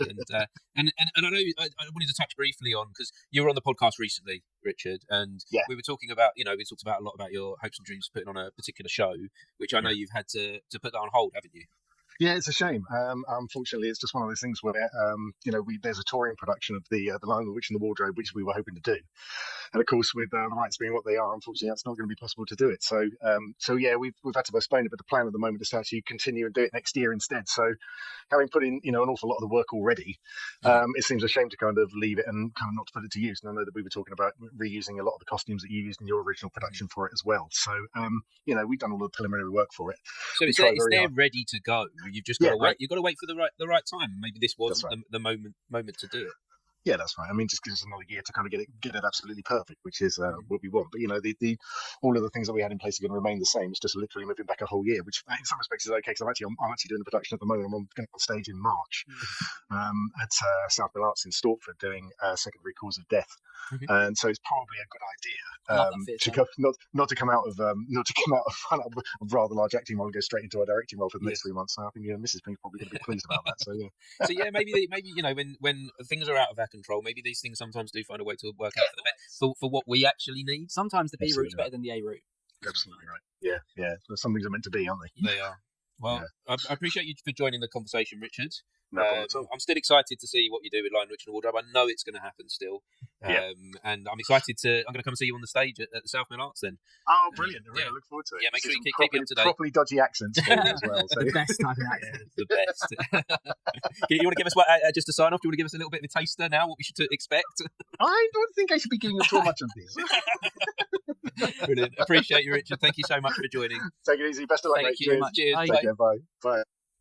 Martin, can we do David? David. I sent you a number. We've got David. And do you know what that helps if you put the name next to the number? We've got David and we've also got Molly and Rox who are both together. Okay. Now, I want to quickly just tell David. Oh, David! I'm going to quickly tell him because I'm scared he's going to come in with something crazy. Okay. So no swear. You're live on YouTube, no swearing. Hello, Dave. Firstly, mate, you are on the podcast, so you're live streaming this one. So that's wicked. Leo was like, we need to warn David. We need to make sure he doesn't come out with anything. I just want to say as well, just quickly, Martin. I know that Dave's someone you've been trying to get hold of for ages, but Dave, in my eyes, as a person raised in Harlow, his story is something that needs to be magnified and screamed about from heights because. What David has come through and his story and what he's doing now and his work ethic and how he's changed the way I think about things and how he's helped me grow. This guy is going to do extraordinary things and he's going to go right to the top. Well, yeah, like Leo said there, David, I've been wanting to get you on the podcast for a while, but timings haven't necessarily worked out. But for now, could you give me a little brief taster of what it is you're trying to do within the world of theatre? Wow, what a question to throw up on me. We're deep on this podcast today. We're diving straight in the deep end. Awesome. Thanks for calling as well. I'd love to be a part of this. I think the elevator pitch, I guess, as to why what's going on is recently I've come to the realization of it's all about world created, right? As we are blessed as humans to have this vessel where we have senses, we can hear, we can taste, we can express with our voices and through vibrations. And with this instrument, I want to utilize it in every way possible to create new worlds where equity is first, where inclusion is first, and where empathy and understanding is first. And for me, art and theatre is the tool that is a catalyst to get us there. And I just think, I'm not going to ramble because I could just go on forever, but that was solely it. Art and theatre is what I use to imagine new worlds and to imagine the worlds that other people would also want to live in. And collectively we can create all these new worlds together. And I think I was also lost growing up thinking of there's this ideal world which I need to create overnight, and that sort of taunted me in a way and teased me. But as I'm getting older, as I'm getting more developed in my practice, then there's space for more than one world in this universe. There's space for more than one understanding of what's right and what's wrong. So art and theatre is just a great way to make these things clear. Wow. And Martin, what was it that Michael Casey said earlier? I can't remember what it was. It was about, was it Think Global? What was it? It was Think Global. Oh yeah, Think Globally, Start Locally, isn't it? Yeah, that's it. Yeah. Think Global, Act Local. That's it. Yeah. And I think from what David's saying and stuff about creating multiple different worlds, and sometimes it's not about creating something brand new, but it's about looking at what's already there and how can you regenerate that, almost like what Harlow's doing at the moment with the town. And it's not about getting rid of the sort of history and what's already there, but it's about bringing that through to the next generation with you, so you have this sort of this archive of all the great things that Harlow is, and allowing that to be the sort of driving point that helps the town grow. Wow, David, I feel like we do need to catch up, and I do need to pin you down for a time and date to join me for a one-on-one. I want to explore further. Well, thank you for being part of this today. Really do Thank you, appreciate you guys. joining the conversation. If you get an opportunity to share the Just Giving link on social, very much appreciate that as well. Yeah, I'll get it up there 100%. Love Appreciate what you're doing. This is wicked. Thank you, David. Speak to you again soon. Legend, Dave. Love you, See man. you later. Cheers. Bye-bye. Bye. All right, we're rocking this thing, Leo. I've just had a message from our guys in the chairs, because we now got guys in the chairs. Guys in the chairs. Guys in the chairs. That we've hit 10 hours on record, but we started recording a little bit before we started the actual pod. So we're doing all right. We're doing 10 hours. Would you 10 like hours. a little number check? Let's have a number check at this. So, point. Yeah. one second. Let me work this out. I tell you what, I'm gonna text Rox and Molly, and we can tell Rox and Molly how we're doing. So, I like the eyebrows there, Leo. I like the eyebrows. Hello. Hello, is that Rox and Molly? Roxy! I've missed you. Listen, you've come at a right. We've called you at a very good time because we're about to announce how many people we have left, not including you two. Okay, come on. So with you two now on the phone, it means we've got to equal the record 44. 44. To beat it 45. We can do this. Guys, thank you. Thank you so much for joining. Guys, Leo's throwing me numbers now to get guests on. I don't know who you are. Tell me a little bit about who you guys are. My name's Rox. I went to drama school with Leo. I've known Leo for nearly 6 years now. My first friend at drama school, when before we even started, and we were in a group chat, me and Roxy hit it off. Nice. And then Leo messaged me outside the chat, being like, "I like your vibes. I think we're gonna be friends." And I was like, "Yeah." I thought it. Something just clicked. So does 100%. So does that mean, because I want to start getting with these numbers Leo's giving me, I want to start finding out his secrets. So have you got anything to share? Don't mention that night in Prague. that was going to be top of my list. To be fair, if you're looking for embarrassing secrets, I'm really annoyingly don't have any. The man is definitely the man. I hide my secrets well. He has something on you as well, doesn't he? Yeah, 100%. I'm blinking twice right now, but I genuinely do not have a bad word to say about this man. He has helped me through some really rough times. He has been a just wonderful friend to me in loads of different places. He's always tried to put me on work. Just really disgustingly nice man. Roxy, you learned that script really fast. Yeah, he was telling me that people have been slating me on his podcast. I want to come on and So tell me a little bit about you, Roxy, what you've been doing since drama school then. Not a lot of drama, I'm not going to lie. That's okay. You don't necessarily have to go into the thing that you studied. Do you? That is the plan eventually. Mm-hmm. We're just we're living at home at the minute, trying to save some money to get out there and do stuff again. Yeah. Mm-hmm. So this is I'm working in education at the minute. What are you working in? Education. I'm a learning support assistant, so if anyone has any additional support needs, that's my job. Nice. And so, is there a way that the performing arts background is influencing what you're doing now? I think in terms of pretending to be a nice person at work. But that's it. It sounds like a very difficult job that you do, and so being able to put on a persona that to put on an act sometimes is quite important for us, isn't it? I mean, to be fair, the job's not too difficult. A lot of the learners I work with are lush, and all my colleagues are very, very lovely as well. So nice. I'm amazing. And Molly, just tell us a little bit about yourself and what you do. So I studied fashion, but now I just work in marketing. I do content creation, but it's a bit of a random one, really. I work for a company that advertises doors and windows. Everyone needs doors and windows, though, right? So, you know what? It's an industry that I didn't expect to be so big. It's crazy. Yeah, I know too much about doors and windows now. But basically, just an agency. It's all very techy, but that's primarily what the companies that we work for do. But I just get to sort of be creative all the time, graphic design and TikToks and everything like that. And you have to be creative if you're in the world of doors and windows, because initially that can sound quite dull and boring, but it sounds like you enjoy it a bit. Yeah, it's great. It's I think the most important thing about creativity is having a good team with you, and the company I work for and my boss, everyone's amazing, so I think that really just makes it better. And I bet being a creative in the world of what you do, I bet it has to open some new doorways. Yeah, definitely. I think people in my team, they learn so much. There's so much opportunity and so much untapped potential in the industry that it really just gives us more opportunity to expand, really. Well, guys, thank you so much for being part of this conversation. You're amazing, guys. Thank you for being part of the cause.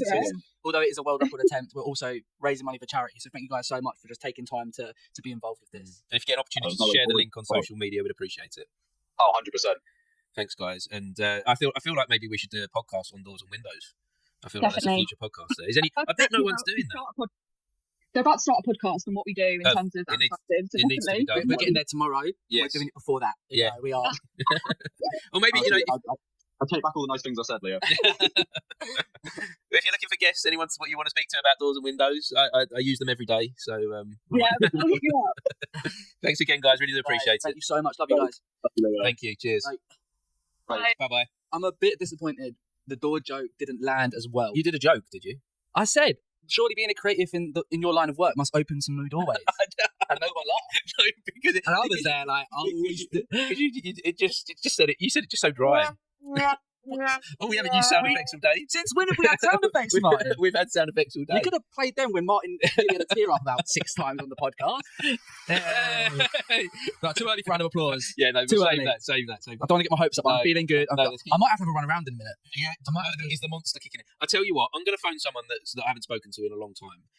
So this one might last longer than 3 minutes. So you're kicking me off the. No, you don't have to go. I'm giving you an opportunity to run. Come this far. No, you can join in, but I'm saying if you'd like to take this moment to run around the building, stretch your legs. I think I'm losing my mind. So let's go on. Have a moment. I'm going to need a break after this one for a toilet. So maybe I can call someone. No. Yeah, you can call someone. I'll call someone. You call someone. Okay. You know. All right, man. I'll leave you to it.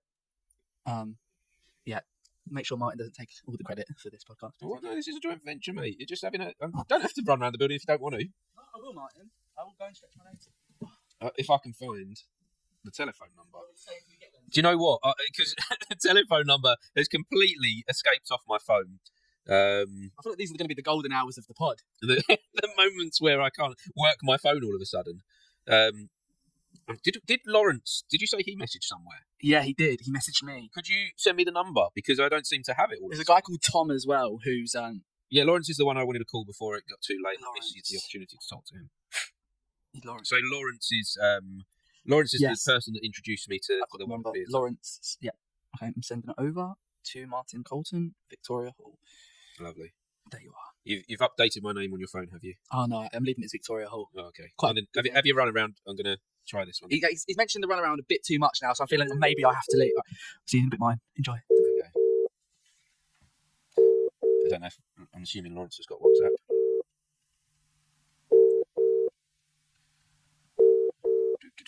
What are we going for? 5 rings. I'll try him on a normal call.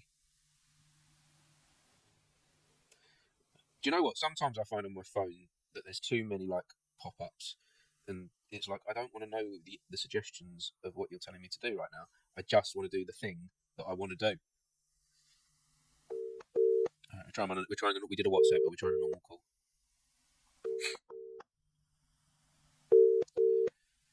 Two more rings, and then we'll move on to someone else. Oh, this is the Vodafone voicemail. There we go. Went to answer phone, so that one didn't work. So hang around for a moment longer. Of course. Here we go. So we've got Phoenix. You've sent me another number here, Leo? No, all the numbers I sent you've called. Apart from the last one ending in 33. That is Lawrence's number. Oh, that was Lawrence's. See where I'm going. There's a guy called Tom. Can we send you his number? Yeah, send me that one. Yeah, I'm gonna call Sky.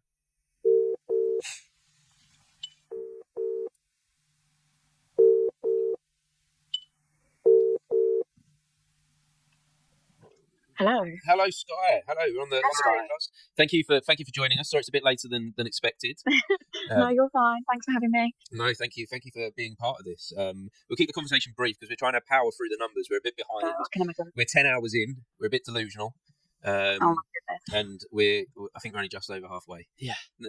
We're getting there. No, we're not that far off. We're about 40. In 6 people time, we can say we've only got 38 people to go. Oh my goodness. I love the way you're looking at that. If it's okay with you, Scott, I'm going to leave you to chat with Martin because I've forgotten what my legs feel like and also what fresh air feels like.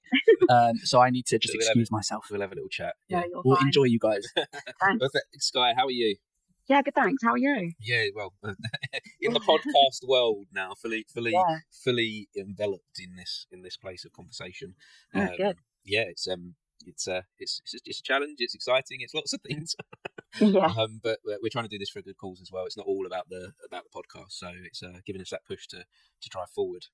Yeah, absolutely. I bet you've met so many different people today. Yeah, we have. Yeah, so many that I'm going to actually probably have to watch this back to comprehend what's happened.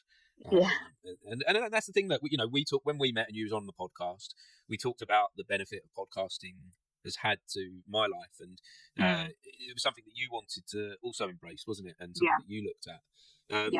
And so, you know, it's hard to bring something new into life. So I know that was a couple of months ago, but you haven't had a chance yet, have you, to do that? Or have you? Tell me something. Well, no. What's You been going know on? what? We just had the most busiest time. Like, I was starting the agency for the kids at the time, and that's like really taken off, which is amazing. And we're also moving house. So it's all just been a bit. It's balancing crazy. up the priorities in all of this, isn't it? Yeah. You know, you're doing. It sounds to me like you're doing the important things that need to be done first before seeking the new thing. Yeah, and it's still there. Like, I still would love to do it, but yes, it's a timing thing, like you say. There will be a time for it, and I think it will link quite nicely with the agency once that's kind of like, you know, where it needs to be, and I'm at a kind of place where I'm really comfortable and happy, and I'm like plodding along, and it's, you know, I know what I'm doing. Then I think my idea with what I wanted to do for the pod would link with that anyway. So I think there will be a time for it. Tell me about the agency, and so for anyone that hasn't listened into the podcast before and is discovering it for the first time, tell me about a little bit about what you do. Yeah, so I mean, I've been in the kind of industry for a long time, since I was a child.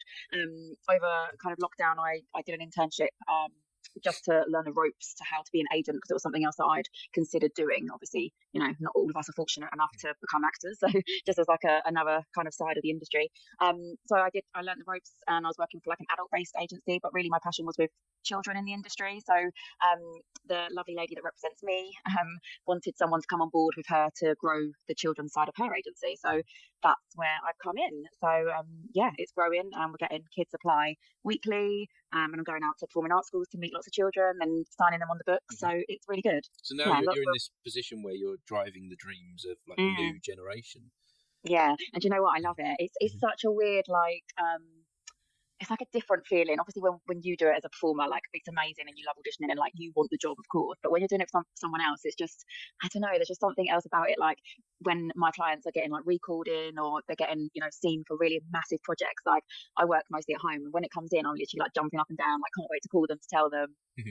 So tell me a bit more about how that feels when you're doing something that's, because, you know, that performing thing, we do it for, we kind of doing that for ourselves, but when you're there supporting performers, you're doing that for others, but you're saying you get something from that. Tell me a bit about. Let's go more into how that feels and how that's a benefit for you, because I often feel like the society that we're in, a lot of people are very much consumed with themselves first. So I think it's so important that we shout about the benefit of helping others. Yeah, I don't know. I don't know. It does just make me feel like, I just think, particularly with children, because I've done it myself, and I started as a child actor, and I know how difficult it can be. I think, and I've taught children, you know, performing arts and things like that. I've kind of like put myself in a little like mentor position, and just always say to them, look, like, I've been there, I understand how hard it is. Like, you know, the knockbacks are difficult.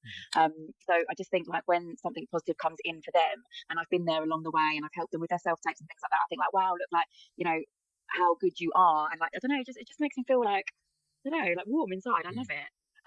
Because, you know, you see their little faces light up, and like how, and their parents, how pleased they are, and how grateful they are to have someone, you know, every step of the way with them, because it is difficult. It's a lot of agents out there, and particularly big agents, they get lots and lots of clients, and sometimes the clients can get a bit lost. And I've been there, you know, from previous agents when I've been growing up in the industry. Like, you're kind of just on the book, and unless something's coming in for you, you don't really have that kind of relationship. You don't really hear from your agent. But I'm trying to be a bit different to that. I'm trying to say, you know, let's you've jump experienced it. You know it. You know it from the others. You know what it feels like to be that performer. Yeah. So that's how you're in a position that you can do something different. Yeah, I just want to give something different, and, you know, give all of my time to the clients that I do have. So I'm keeping it small so no one gets lost. You know, making sure everyone gets like feedback from their self-tapes. A self-tape will never come in and just be sent off. I'll make sure that I've, you know, looked at it, given them pointers. If it's a really big tape, I'm like, I'll meet up with you, we'll do it together, or, you know, we'll go on Zoom and I'll go through it, because, you know, I want them to do well. Otherwise, I'm not doing my job properly anyway. So I just think, why would I not, you know, push the boat out and do those extra, you know, bits for them. Amazing. So, Sky, as we wrap this conversation up, because I've got to move on to the next guest, Oh, look for them to fish on this record. Just tell me about where we find the agency. Yeah, so we are Aston Management. You can find us on Instagram. We've got a website. Instagram followers are actually quite good on there. So yeah, definitely find us at Aston Management. Wonderful. Thank you so much for joining and being part of this. If you get an opportunity, please share the Just Giving link and help us help this cause. Very much appreciate you, Sky, and hopefully speak to you again Thank soon. you. Yes, Thank definitely. You. Good luck. Bye-bye. Enjoy. Bye. Bye. Oh, straight into the next call. Hello, Lawrence. Oh, bear with me, Lawrence. I'm just connecting you to my sound desk. Hello? Hello. Hi. I don't know if this is a good time or not. I just missed your call. I'm at a rather noisy Burnside supper. No problem. Well, we're on the podcast right now. Are you okay for a 2-3 minute chat? Absolutely fine. Oh, yeah, I've retired back from it a little bit. Wonderful. Thank you so much. Me and my co-host. I'm forgetting how to speak here. Leo. Hiya. We're about 10 hours in. 95 guests in. 95 guests in. Well, you're doing a fantastic job. Absolutely brilliant. Good on you. And we're trying to break this world record. And we will break this record, Martin. We will do it. Absolutely, you will. There is no trying. Do or do not. There is no try, as Yoda once said. So yeah, here we are. So Lawrence, nice to speak to you. It's always a pleasure to speak to you. I don't get to speak to you enough. In some ways, I'd like to say miss you. Oh, well, that's really kind. This whole podcast has come at a great time because I actually opened a new production up here with an amateur company last Saturday. Mm-hmm. So, for all your arts and creative interests, it's a quite good time. Tell me a little bit about what it is you're up to. You still is it still in? I live in a tiny village called Storytellers, and it's about a 5-minute drive from Barnard Castle, which people are probably more likely have heard of. Never heard of it. Never. What's that place? Oh no, have they got Specsavers there? Is that? They've got a Specsavers there, and you can go and get your eyes tested. That's the one. That's the one. So you're launching this new theatre company. You got this. Well, no, the theatre company's been going for some time. A group called Castle Players, obviously because of Barnard Castle, and they do every year a winter tour, which goes out around some of the village halls. And I've been responsible for this year's production. And tell me a bit more about what this year's production is and what it's about. Well, I've dramatised a memoir that was written by someone who ran the Tan Hill Inn. Now, the Tan Hill Inn is the highest pub in the UK. It's been in the news over the last sort of 3 weeks because they had a whole bunch of people trapped up there by the snow. I heard about this. Yeah, well, this happens regularly. It's very, very high. It's 1,732 feet above sea level. And I picked up a copy of a memoir written by someone who ran it as managers in 1978-79. And I've dramatised the memoir. And it tells of all their adventures trying to run it. Really basic provision there. Generators that conked out. Water that had to be pumped up from a stream. You name it. They normally they didn't see them closed for the winter because it got so bad, but they decided they'd keep it open. So they got snowed in up there. One of them went walking outside the pub during a snowstorm, and just it was a whiteout. So they could barely see the way back to the pub. So why is this an important story that needs to be told then? Why does this need to be out there in the world? Why do you need to dramatise this? Up here, see, the Tan Hill Inn is only about a 40-minute drive from Barnard Castle. In fact, I was up there Wednesday of last week because we're going to finish the tour up with a couple of performances up at Tan Hill. So everyone knows it up here. You talk to people and they've all got their little anecdotes about Tan Hill. They've all been up there. Maybe they've had celebrations up there. 1 or 2 people have sort of had lock-ins up there. And it's just a tradition, certainly back in the 70s, as they say in the play, it's a pub that never closed. They say that they never closed on the same day that they'd opened. It was like almost 24 hours of drinking up there. Wow. This sounds really interesting, and I'd like to. It's a real legendary place. It is, and it does sound like this place does have stories that need to be shared, and I do want to find out more about this, Lawrence. I'd love to go into a deeper conversation with you about it. Yeah, well, give me a time, and I'll be very, very happy to come onto a podcast in the future. That'd be great because there's so much on a personal level I'd like to talk to you about. I credit so much of my life to how you affected things for me at a young age. That's very kind. I think you know it. You were a driving force for me, and you gave me direction at a very important time. And I wouldn't be here today doing the things I was doing if it wasn't for you.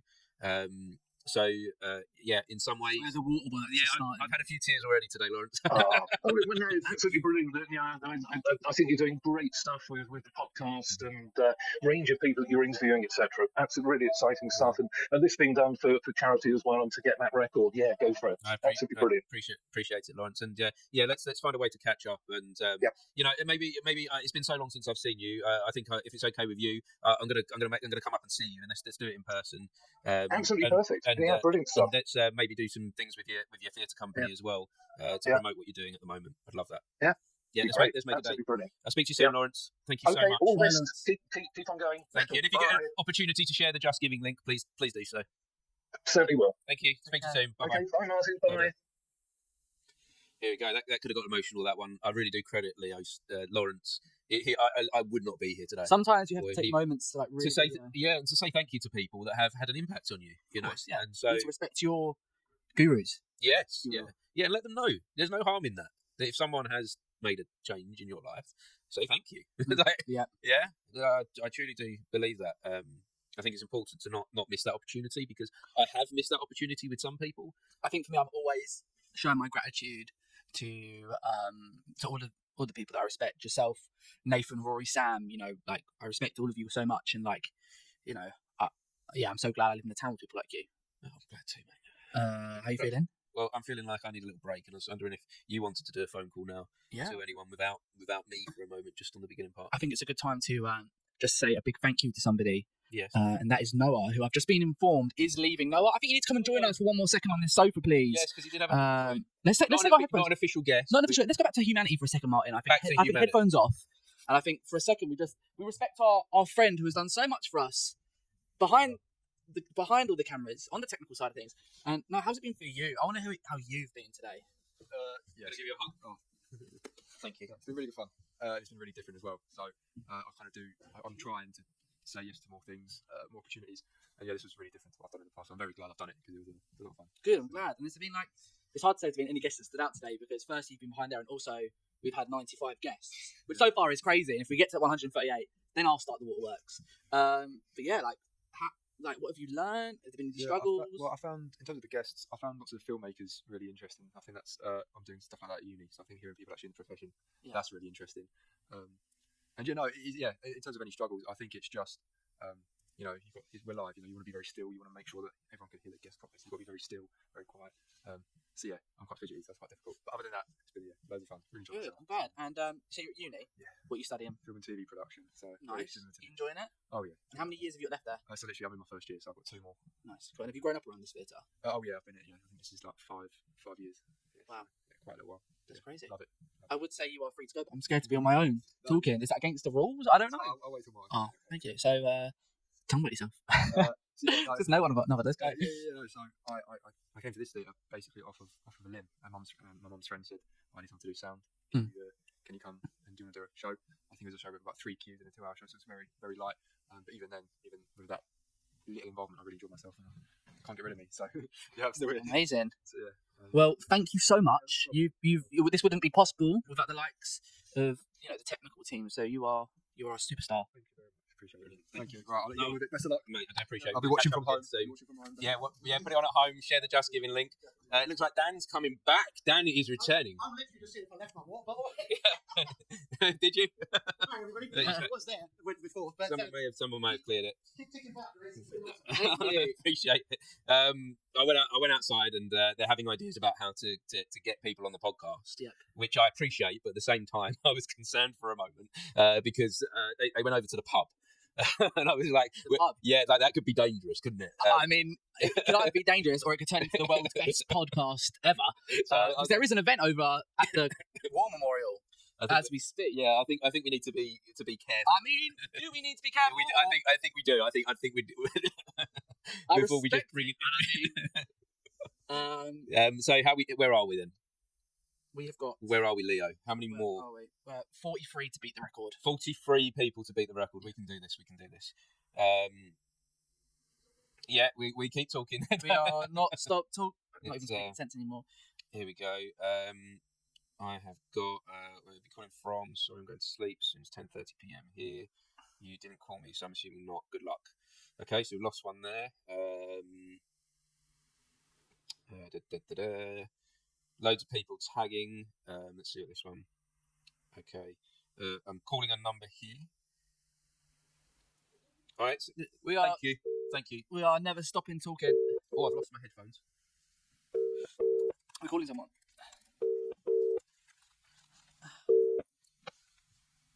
Hello, it's Martin. Hello, how are you?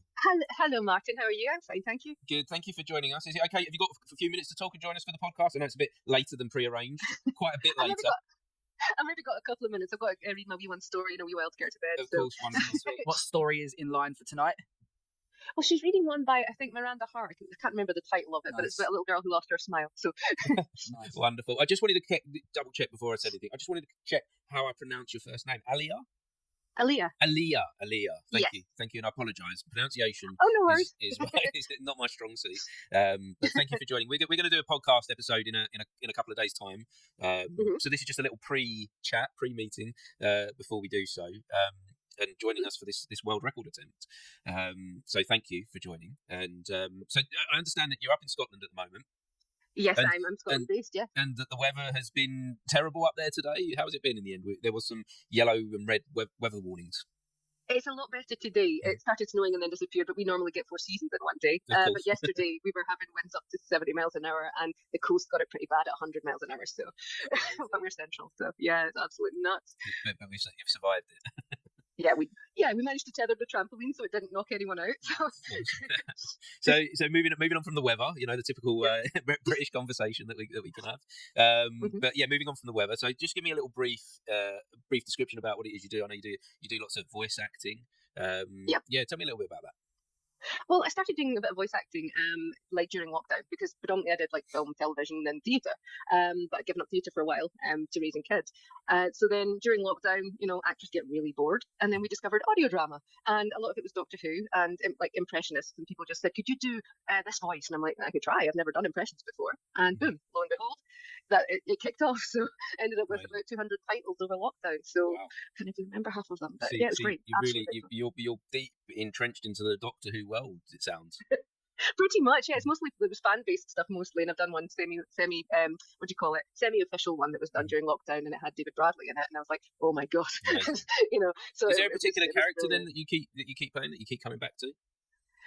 Quite often I either get asked to play the 13th Doctor, the Rani, or Sarah Jane Smith, but often now I'm getting to do a lot of original characters, and I would also be Ace as well. So and on the off chance, I'm sometimes the Doctor is an original Doctor, so it's fantastic. It's great fun. Wow. And it keeps your practice up, Yeah. And so do you have lots of different voice acting in your bag, different accents that you can pull out? Is it absolutely? Sometimes it's like practice. It's like somebody will say, "Can you do this acting?" I'm like, I don't know. Let me go and try it, and I'll get back to you. Yeah, where does that start then, when you've got to find a new voice? Well, generally, I think with I had an audiobook called Dreams of Fire by Nathaniel Wayne, and what I had to do was that literally I always do a voice for different characters and I had to give them accents. So I've got to separate them. I tend to go off and listen to real people speaking and maybe try and pick up their accents as best. And there's one tricky one in an audiobook I'm just doing just now, and although I'm half African, I can't do the accent. So I'm actually really struggling when I'm like, I really don't know if I'm doing this. But yeah, just go off and listen to people and absorb how they sound and bring yourself to it, if that makes sense. So, yeah. Well, I look forward to diving deeper into all this with you later this week when we go into the full episode of the podcast. Well, thank you so much for being part of this today. And I really do appreciate it. If you get an opportunity to share the Just Giving link, we're not just doing this to beat a world record, but we're trying to raise funds for St Clair's Hospice as well along the way. So. Absolutely. I was looking into that today. Absolutely. I was looking into that today, and well done on you for doing that. And I'll pop to wee something. It's not much, but it's just something. Every penny helps. It's they're important and good cause that need our support. They're very underfunded, but they're very important to a lot of people's lives. So indeed, and non-discriminative. As I was reading, they don't discriminate on gender or race or anything like that, and that's absolutely wonderful. Yes, absolutely. So very much. So well done. No, thank you. No problem at all. And look forward to speaking to you again this week, and we'll discover a bit more about these accents and how you do your craft. I appreciate it. Absolutely, and thank you so much for calling. No, thank you. All right, you. take care. Bye bye now. Enjoy your story time with your daughter. I will do. Take care. Thank you. Bye. Bye. That's good. There's one. We are. I think it's hard after every conversation before we move, especially with these last few. It's been hard to pause and to have a moment of conclusion. Well, it'd be nice to reflect on the conversation. I'm really. I'm conscious of time. I'm conscious that it's 9 p.m. now, and that these people are going to start going to bed. So, every guest that we've had though has been remarkable. And there is so much to unpack that we can review these things. Maybe me and you need to do a sit down and do a commentary of this 10-hour commentary. 10-hour commentary. I've never watched it. I'm sorry. Have we done? I'm done. There you go. When you've seen me just briefly smile and walk past. Are we going to become those faces? You know when like you know someone, Yeah. but you're like kind of you knew him in the past, and you move it, your life's moved on, but you recognise each other, and then you're kind of like, all right, let's make contact, and we're going to be that. Are we after today? I think so. Okay. Sorry. You want to see me cry, don't you? Well, you've been teasing it all day, Martin, to be fair. How many times have someone comes in, they're like, oh, these cushions are really nice. You're like, hang on a second. I'm going to get emotional here. But I love it. Yeah. A man in touch with his emotions. You have to lean into it. You have to lean into it. Yeah. Yeah. So where are we with numbers? I'm like going through my phone. How are we doing the list? Yeah, I've got. Oh, Joel. I think. Oh, Joel knew it was a good time to speak. Hold on. Live stream. Is he on the live stream? Someone. Hey, I saw you dial someone, and like, I'll save you the trouble. You must be getting tired. Yeah, I'm getting. I've got like my computer here and my list of people that I need to call, and I mean, my phone is getting confusing. How many's on the list, Martin, to call? You've got my full support, but this is 4 hours and 15 minutes late. Joel, listen, you need to watch the live stream and decide who's the chatterbox here, me or Martin, and then we can point fingers. But I'm not saying anything. I'm so Next sorry. Next time you attempt the world record, you need to say, I'll give you a call at some point in 2025. Year-long world record. At some point in the year, you will be contacted. At some point. I know you'll give me some questions, but I thought I'll just give you just a light-hearted world record fact. I was randomly scrolling the Brain Rot shorts on YouTube yesterday. As you do. And up popped, as you do, I do every day, it's a terrible habit, up popped this world record, but not an official one, of a man on the highest unicycle ever created. I don't know the official height of it. It looked ridiculously scary. He had no safety equipment, and the Guinness World Records would not actually allow this as a world record as it was considered too dangerous. I thought that was interesting. That's interesting. They don't allow. So we you know what? I love that fact. But this is as the days slowly gone, we've just turned into an Alan Partridge episode here. Well, I don't know anything factually about that. Another random thing is I used to collect the Guinness Book of World Records as a child. You might want to get it next year. Yeah, buy it next year because we're gonna be in it. We're gonna be in it. Yeah, I used to collect them. It only started, I think, in the 1950s, but it was the 40s or 50s, I believe. Yes, yeah. Well, so we're not officially allowed to use their branding yet. Officially allowed to. We're doing a world record attempt. This still has to be judged and adjudicated and verified. Hence why we're getting everyone to fill out the application forms, capture all the contact details, so everyone can be contacted to say, yeah, I was a guest. I'm not AI or anything. Is there a time limit? Is there a minimum time per guest, or like could we end the call now? I want to go. No, it's just. I think looking at the one that's a world record already. The guy that's got 137 guests. That he speaks to some people for a minute and he speaks to some people for 10 minutes. I think that's quite vague, isn't it? That what clarifies as a guest, but I think we're doing our best here to have a conversation with people and to ask questions of people, and to listen and speak, and for you to feel part of this. And if everyone comes away saying they feel like they've been part of something, I think they're a guest. We're in this sort of limbo space now where it does feel like a social experiment more than a world. I can't remember. I went outside and I felt like a deer in headlights. There was an event going on across the road in the pub, and I was like, "What is this?" There was an airplane in the sky, and I was like, I felt like I'd just woken up from like. You're in quite a dark environment, and there's not a great feeling of natural light. So that could also be a good thing, because as the day goes on, we've got that natural, called the circadian rhythm, where we naturally feel a bit tired. It doesn't help as well. I'm on a calorie deficit, and I feel like Domino's pizza has been put there on purpose, Martin. Yeah, it is. It's staring me in the face, and I smell it, and it smells really good. I'm sorry, but I haven't had much to eat actually, but I've been drinking all day long, and I've had like these. Let's just make it not alcohol. No, just energy drinks and water is what we've been on. We're just powering. We are getting through. I feel like.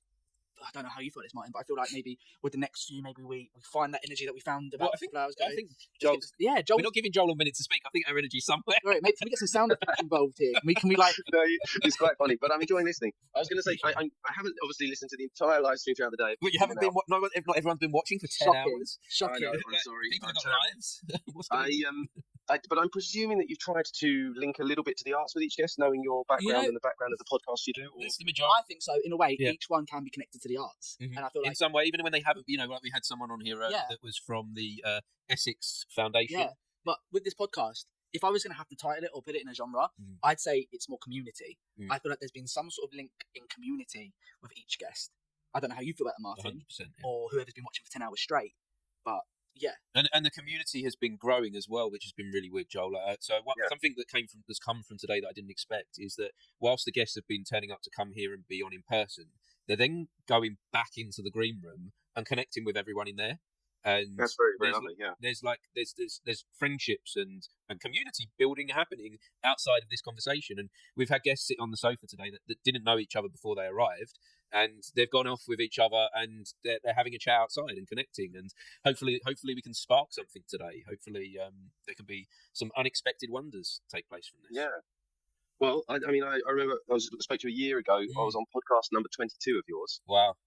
And you've been so dedicated.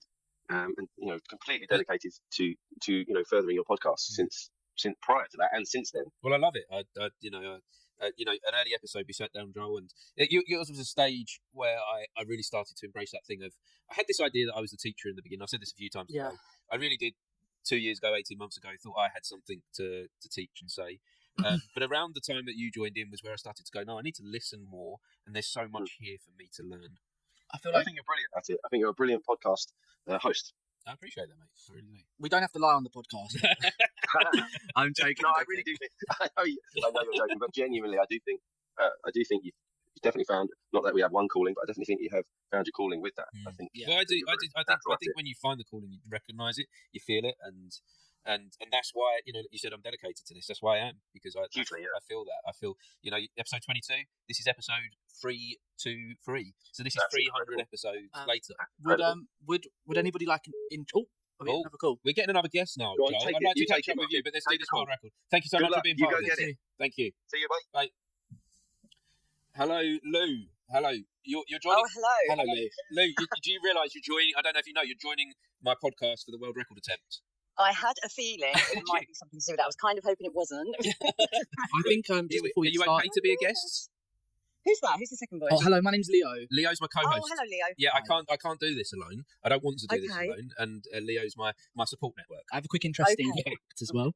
I like that. We have been on the podcast long enough to get on a plane from London Heathrow and fly to India. So next time anyone is on the plane to India, you know what to watch. Other destinations include Barbados, New York, Florida, Antigua, Oman. Fantastic. Yeah, you know what to listen to. So Lou, you're now a guest on the podcast. Thank you so much for joining us. Wow.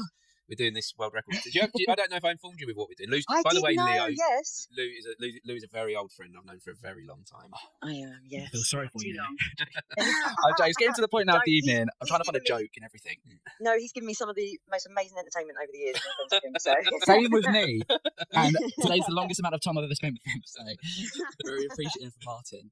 When you say, do you know what? I thought you was going to go to. He's given me the most profound advice, but you went with no. She went with entertainment. What I say to people, because all you have to do is open your mouth and I start laughing. What kind of things have there been then, Lou? What can we reminisce about? Oh my goodness, it is just mainly conversations that just, and it's just the way you say things. The time you said about Gemma. Let's keep this PC. Yeah. I'm just having a moment. I've opened up this question now, and I'm like, yeah, that's true. No, just that time you said I was decorating your front room, and you said something to Gem, and I won't go into what was said, but I just literally fell on the floor in front of you, wetting myself. It was so funny. It's just the way you deliver it, Martin. It's the way you deliver it. I'm going to take it as a compliment. Oh, definitely do. You have to, Martin. I was sad the other night when I went round your house and you weren't there. Yeah. I was very sad. I apologise. Well, I was sad the last time I saw you. The last time that you popped round, you left at like 9 o'clock. I know you wanted to make a night of it, didn't you? Well, and see, the thing is, like, Leo, back in the day when we were young, Lou would come round and she wouldn't leave till like 3-4 a.m. And and now she comes round and she goes, "Oh, it's 9 o'clock. It's late." You know what? As I'm approaching, sort of mid-age, approaching 24 in March. He talks like he's old. I'm starting to realise that I feel like my party animal days are over. Every day it gets to about 10 o'clock and I'm like, I should be in bed right now. That's why I am slowly shutting down and trying to find ways to bring myself back to life on this podcast because I am very determined. We're going to do that. We're going to beat it. Lou, we're going to crack on to the next guest. Thank you so much for joining. How long have you been on? Over 10 quickly, how hours. long? Over 10 hours. Over 10 About hours. a flight to Wow. India. A flight to India. Okay. Yeah, a flight. Okay, We've is it been on on, a flight. is it on YouTube? This is on YouTube. Please Right, share I'll the go and look. Just Giving link on I will. on your socials. £670 raised so far. Amazing. Fantastic. Yeah, I haven't donated yet, but I certainly will. The sharing is enough. The sharing is the Okay. caring. So All right. I appreciate. Oh, that was a nice little phrase. Well, good luck, guys. The sharing is caring. Sharing is the caring. So yeah, lucky cat. We've got a little lucky cat. Leo's cuddling. Oh. But yeah, we're gonna push on because of time. Yes, Before okay, everyone goes no to bed. worries. You got You this. have a fantastic evening. Appreciate Good it, Lou. See you soon. Okay, Oh, take care, Lou, make sure bye. you fill out the release form. Get someone to send it to you. Okay. All right, thank Okay, you. we'll do. Bye. All right, Bye. thanks. Thanks, guys. Bye. Bye. I'm looking forward to this next call. I have a lot of interesting facts. How long have we been on? Almost 11 hours. Wow. And I feel young. And I feel energetic. I feel strong. So I've got one I'm going to try. Is your one immediate? He messaged me about 4 hours ago saying, I feel like I'm supposed to be called now. I'm going to try Rachel Rose, also known as Phoenix. Let's see if she answers. And another one that I'm calling very late. Hello, Rachel Phoenix. Hello, Rachel. How are you doing? There's multiple voices. Yes, there I'm is. good. Yeah, sorry, Rachel. I'm joined here with my co-host Leo. I'm not doing this crazy thing alone. I couldn't do this just by myself. Before we start, I've decided amongst myself on this joint podcast that each person that we call from now on, I'm going to give them a little fact about how long we've been on. So, according to Google, in the 10.5 hours that we've been on, what we could have been doing instead is working a 9-to-5 job and watching 2 feature-length films.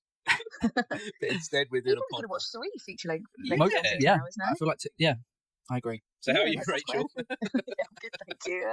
How are you holding up? Yeah, I think we're doing well. We're pushing on. We'll keep this conversation brief because some of the conversations have gone on some have gone on maybe longer than they should have done for trying to achieve this thing. Yeah. It's been a challenge to try and balance it up.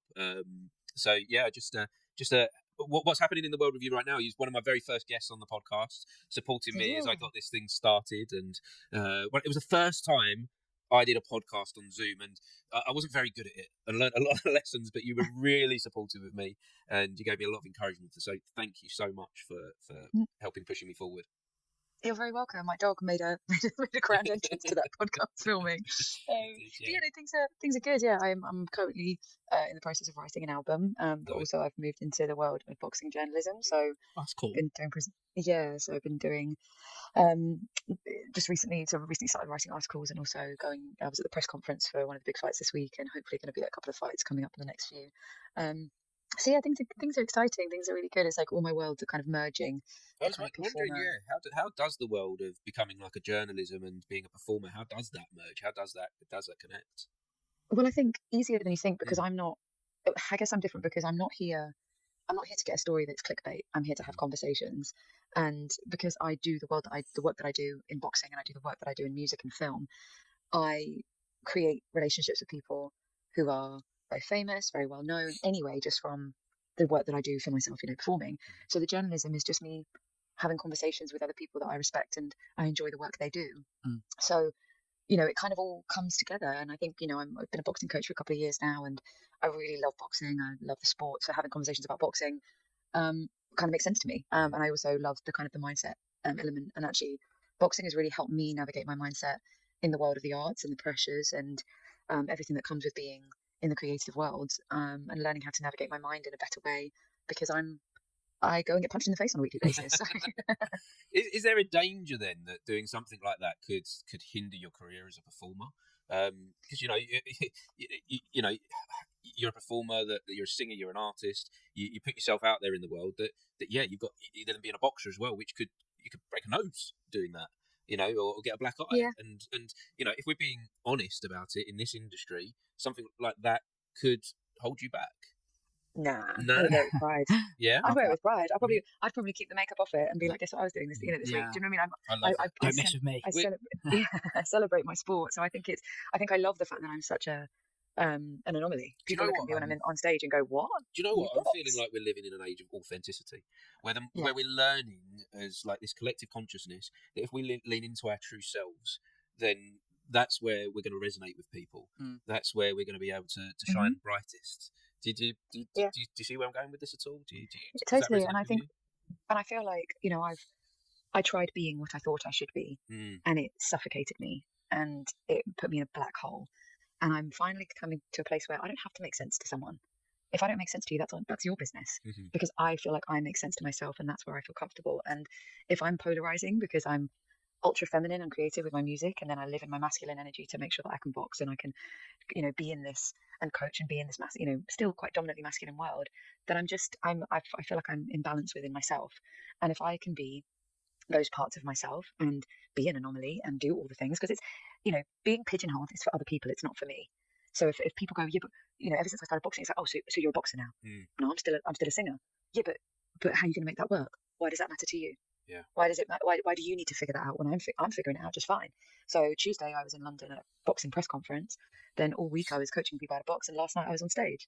And to me, that's magic that I get to do that. And it's because I've stopped trying to make it make sense, and I'm just letting it flow. And for other people, they're like, yeah, but how are you going to make it fit? How are you going to? I don't know. I'm making it fit now. Rachel, so I'll just figure it out. In the short time that I've known you, I've really seen you come into your own. That I've seen. I think we met on my brother's film, didn't we? Just before COVID, and I've really seen you grow, following everything that you do on social media with your singing and your boxing, and it's just that's one of the things I love about social media is watching someone's journey. And I congratulate you on this amazing place that you found in your life. Yeah, thank you. That really means a lot, Martin. I look forward to seeing where this goes for you next. It's as an outsider, it's really exciting to see, and keep sharing your voice on social. Keep doing it, because you're amazing, and I'm loving seeing how this boxing is transforming you as well. And just before we finish, best boxer in the world at the moment. Well, Usyk, obviously. I mean, Usyk's my favourite boxer and favourite male boxer. I think not just from his skill, but his mindset, his energy. Like, he's just such a great guy. Female boxer. There's so many good ones. I mean, does there have to be one best? And does there have to be? I mean, I know someone's got to win, the belt or whatever. The world, have the world record. I think it's to be honest, I think it's more favourites. Do you know what I mean? I think who's your favourite? Yeah. I think that's it. So I mean, I love Caroline Dubois, but I love Fran Hennessy. She's on the come up. She's in the early parts of her pro career, but she's just got the best energy. If you ever Google any of her walkouts, she just looks so happy. She's so happy, and I met her on Tuesday, and she's just grateful to be here. She's so cool. So yeah, that's probably them. Awesome. Well, thank you so much, Rachel. Good luck with the rest of this. You're doing amazing. Thank you. And if you get an opportunity to, please share the Just Giving link on the socials. We still want to, we're doing this. We're not stopping yet. We're not stopping yet, and we're doing this for a really important cause. Hospice. Amazing. Good luck, guys. Thank you for including me. Thank you very much. Best of luck. Thank you. Speak again soon. Look after yourself. Take care. Thank you. Bye. I'm not gonna say anything, but if it's okay for this next call, I'm gonna do a little speech beforehand. Can you please get a round of applause ready, please? If that's okay. You sent me the number? No, I haven't sent you any number. I'm just for this next call. Yeah. Whoever it may be. Oh, you don't know who it's? I don't know. You can choose. I've got some news. These numbers that you sent me. The bottom one, that Tom one, I don't think we've called. The rest of them you've called. Tom. Do I know Tom? Maybe. I know Tom's, so I don't know. He was in the group. Let's have a look. He was supposed to be in person. Right. Oh, yes, Tom. Yes, his picture. It's good that, wasn't it? Yeah. The picture comes up. Let's see. We are calling these people. It's guess. I've just seen the time, 20 to 10. We can't think about that, Martin. We can't think. It's up to them if they pick up. We can call them. We'll call them again and again and again. Hello, Martin. Oh, hello, Tom. Thank you for answering. Am I live on air now? You are. Yes. No. We're diving straight in because we're powering on this world. And before we start, I've actually got a bit of news. Tom, you're a very significant guest because you are guest number 100. Guest number 100. There we go. Thank you very much. 37 to go to equal the record, 38 to beat it. This is a good milestone. Yeah. We're getting there. We are getting there. Thank you, Joe. Are we going to hit the total number, do we think? No, we're not giving up. We won't stop. We're not giving up, even if this is... Well, actually, that's a very good idea. We will call takeaways and get a conversation out. That's the spirit. I like that. We'll be calling Deliveroo. Can you call Deliveroo? I don't know. We'll find a way. We will get... there's a list of... I've got the diesel emissions claims people calling me all the time, so maybe I'll start... I get, spam called by them. I'll ask them to give you a call next time they hit me up. I'm always getting, insurance things calling me and stuff, so, yeah, we will find a way to do this. In fact, I've got a couple of friends in the States as well to call. So they will be awake. They'll be awake. They will. It will be daytime for them. Exactly. So no, thank you for being part of this, Tom. No worries.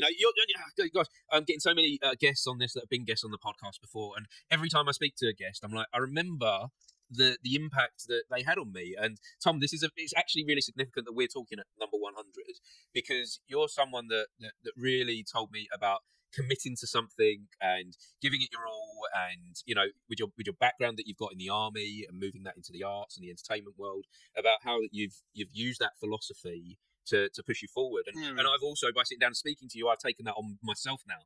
And amazing. And that shows the impact of these conversations that we have. That's great, but that's the thing. I'm very jealous of you doing what you do, because you do get to pick up little things from people all the time. And I think I love the idea, perhaps the romantic idea of taking little things from people that you meet, and each of us being a little mosaic or patchwork of the people we've met, but having a systematic way of having guests on a show and a podcast. Sorry, there's a siren going past me, so sorry. No, go on, hear it. Yeah. It's a great it's great to hear, and thank you for saying that. That's very kind as well. No, it really was impactful sitting down with you, and it's funny how you meet people at the right time in life as well. Like I'm finding that I'm having these conversations at the right moment, because it was quite early on in my podcasting journey that you sat down. He was one of those very early guests for me, that someone I didn't know, because this started off with friends and then friends of friends, and you were someone that we didn't have any previous knowledge of each other, and it gave me that confidence as well to speak to strangers. And nice, I really appreciate that, and I like watching my guest journeys as well. I've been seeing what you've been up to recently. You follow me on TikTok, don't you? Of course, and that's really quite cool. And seeing you've been on The Chase recently. Yeah. Tell us a little bit about that time that you was on a game show. Yes, so I was on ITV's The Chase. But I say recently, it was aired recently. It was aired like 3-4 weeks ago. But of course, we filmed it nearly 2 years ago. Wow. So you were having to keep this like top secret. Well, and that's the thing. You're not allowed to tell people if you win. And you're not allowed to tell people like which chaser you had. Did you win? No, he's been on TV now. It's been on. Oh, it's been on TV. Yeah, I did win it. So I had the beast. And I won. But what's very sad about it all is I bought a puppy with my money like over a year ago. I got the puppy, but then my puppy died the week, like he got hit by a car the week that The Chase was aired. So all of a sudden, and on the sorry, no, but because I talk about it on the episode, like on the episode I say like, oh yeah, with this money I'm going to go and buy a puppy. Like I'm so happy I'm going to finally get a puppy. So like all of and it was quite a fun episode. Like I thought I'd signed up for Hunted on Channel 4, and I'd never seen The Chase, and it was a very chaotic episode. And all of the newspapers like got in touch with me, and you can there was little stories in the Express and I think the Star about my episode, and they all rang me up and were asking me like, oh, did you buy a puppy in the end? Did you buy a puppy? Oh. And I had to be like, yeah, I did, but literally like a couple of days ago he passed away. I'm so sorry. So it was a bittersweet kind of week of my life that it was aired, because it was a way of almost celebrating, this is how I got my dog, but then the dog is no more. Oh, mate, I'm so sorry for putting it down. No, but like the impact that dog had on you, that opportunity, would you change that? You talk about things happening at the right time and meeting people. So for last year, most of last year, I've been on crutches with a broken leg, and it was as we spoke about when I was on your show. I like to be active. I do a lot of fitness stuff. I'm a personal trainer. I'm really into the gym and running and staying fit. And it was a real kind of burden to be on crutches, because, and I mean, even now, like I'm only walking without a limp as of this week. Wow. But it was, I think in terms of my mental health, it could have really struggled. But that year was the year I had my puppy. And I think he came at the right time. And literally when he died, it was the week that I finally kind of got rid of crutches, was walking around properly on 2 legs without hobbling. And it's almost like he was there for all of the difficult times and really helped pull me through. And once I say almost jokingly, but like almost like his job, it was done. Like if he was here to help me go through that, the week that I was finally able to walk again was the week that I lost him. And it's like I couldn't have got through that year without the love and support of my puppy. Well, that's actually amazing, and that's beautiful. But it's such a sad thing that you've had to go through, and such a sad loss that you're a dog person as well. So on your WhatsApp you've got a dog, don't you? Yeah, and I lost my dog last year after 14 years. Really? It's my first time having one. So like whenever I would hear people tell me like before about dogs passing away, I think I would have previously maybe not have appreciated it, but now I'm like, I totally get it. I totally get it, because they come. For me, my dog was part of the family. I don't want to 100%. My dog, my son is 19, my daughter's 16. The dog passed away at 14, so it was there throughout my kids. Oh wow! So really, I was going to say, that's literally through all of the moments in your kids' lives. And do you know what? He looked after us, and He looks And they after ask for so little in return, but they give you all. Sorry. Yeah, no, I was going to say when my wife went through cancer, he just gave love, and he carried her through that, and he carried us as a family as well. Like it can't be, the love a pet can get cannot be underestimated. 100%, and that's one of the things because it's terrible and it's sad when a dog passes away, and I think you have to. I mean, it's sad when a human passes away. You need to kind of rationalize it in your own way. And for me, the way I've rationalized it with my dog Sammy is he was not just loving, but I think he was very present. He wasn't worried about taxes, he wasn't worried about employment, wasn't worried about this. He lived in the moment. We've got so much to learn from dogs, haven't we? 100%. And that's my goal going forward, to kind of like honor him, is to be much more living in the moment, content with what's happening, especially in our trade as artists. You never know when the next good job is going to come along, or if it's ever going to come along. But you're healthy, you're happy, warm and clothed in the moment. That's enough. And a dog wouldn't complain. And I want to take that kind of memory and that attitude forward and just be content with where and who and what I am, even if things are on the perhaps a bit more uncertain. Yeah, I think that's a great philosophy to move forward with life with from this moment. And I want to go deeper into this. This is such an important chat, Tom. But this we always get so deep. We do. But I need to crack on with this world record attempt today. No worries. As we're moving into the night, so thank you for joining. We'll check in properly another time. Yeah, let's get you back on the podcast for a follow up catch up. I'd love to do that with you, Tom. 100%. Yeah, and lovely. I'll let you go. You, good luck with the rest of it. Very much. I'm rooting for you. Yeah, 100. Thank you, Tom. No worries. Bye. So I reckon these last 38. It's got to be hello, goodbye. We've got an in person. We got an in person. Yeah, if you could turn it down, please, Joe, that'd be amazing. Yeah. And then with the calls, we have to just power because of time. Hi, how are you? What do you do? Thank you for being a part of this. Anything you'd like to say? Bang, next person. Because it's 10 o'clock now. Still an hour. Yeah. But also it is Saturday night. Yeah.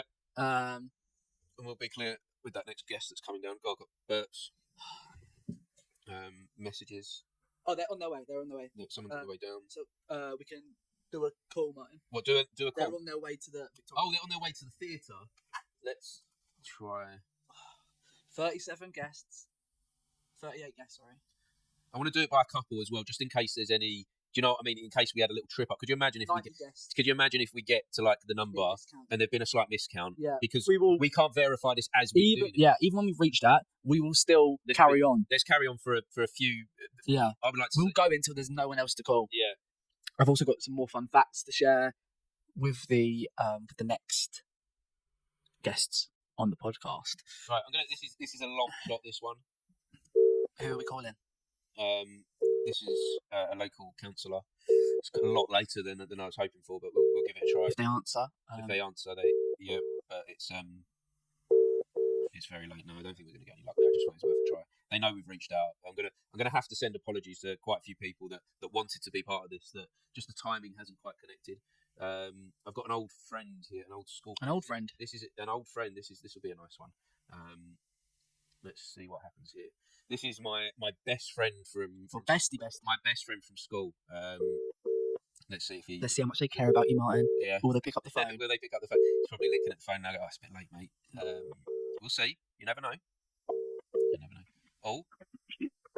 Can get your name, number, and it is a bit late. I think this might be. Who have we got next? Martin, I'm not liking this sort of. I'm getting all of a sudden, Martin. There's this cloud of negativity coming from your side of the room, Mr. Record Breaker. It's just being. I don't know what I'm being. Keep stop! Don't let me do it. I won't let you do it. So this guy is a street artist. I feel like I don't want to say their names in case they don't answer. I don't want to put any negativity their way. We're going for about 5 rings, aren't we? Mm. They know that we've tried at least. Listen, this might inspire you, Martin. Gandhi once said, "The podcast ain't over till the podcast is over." All right, and that's what we're sticking with. Here's another one. I hope that's a long list. There's a list here.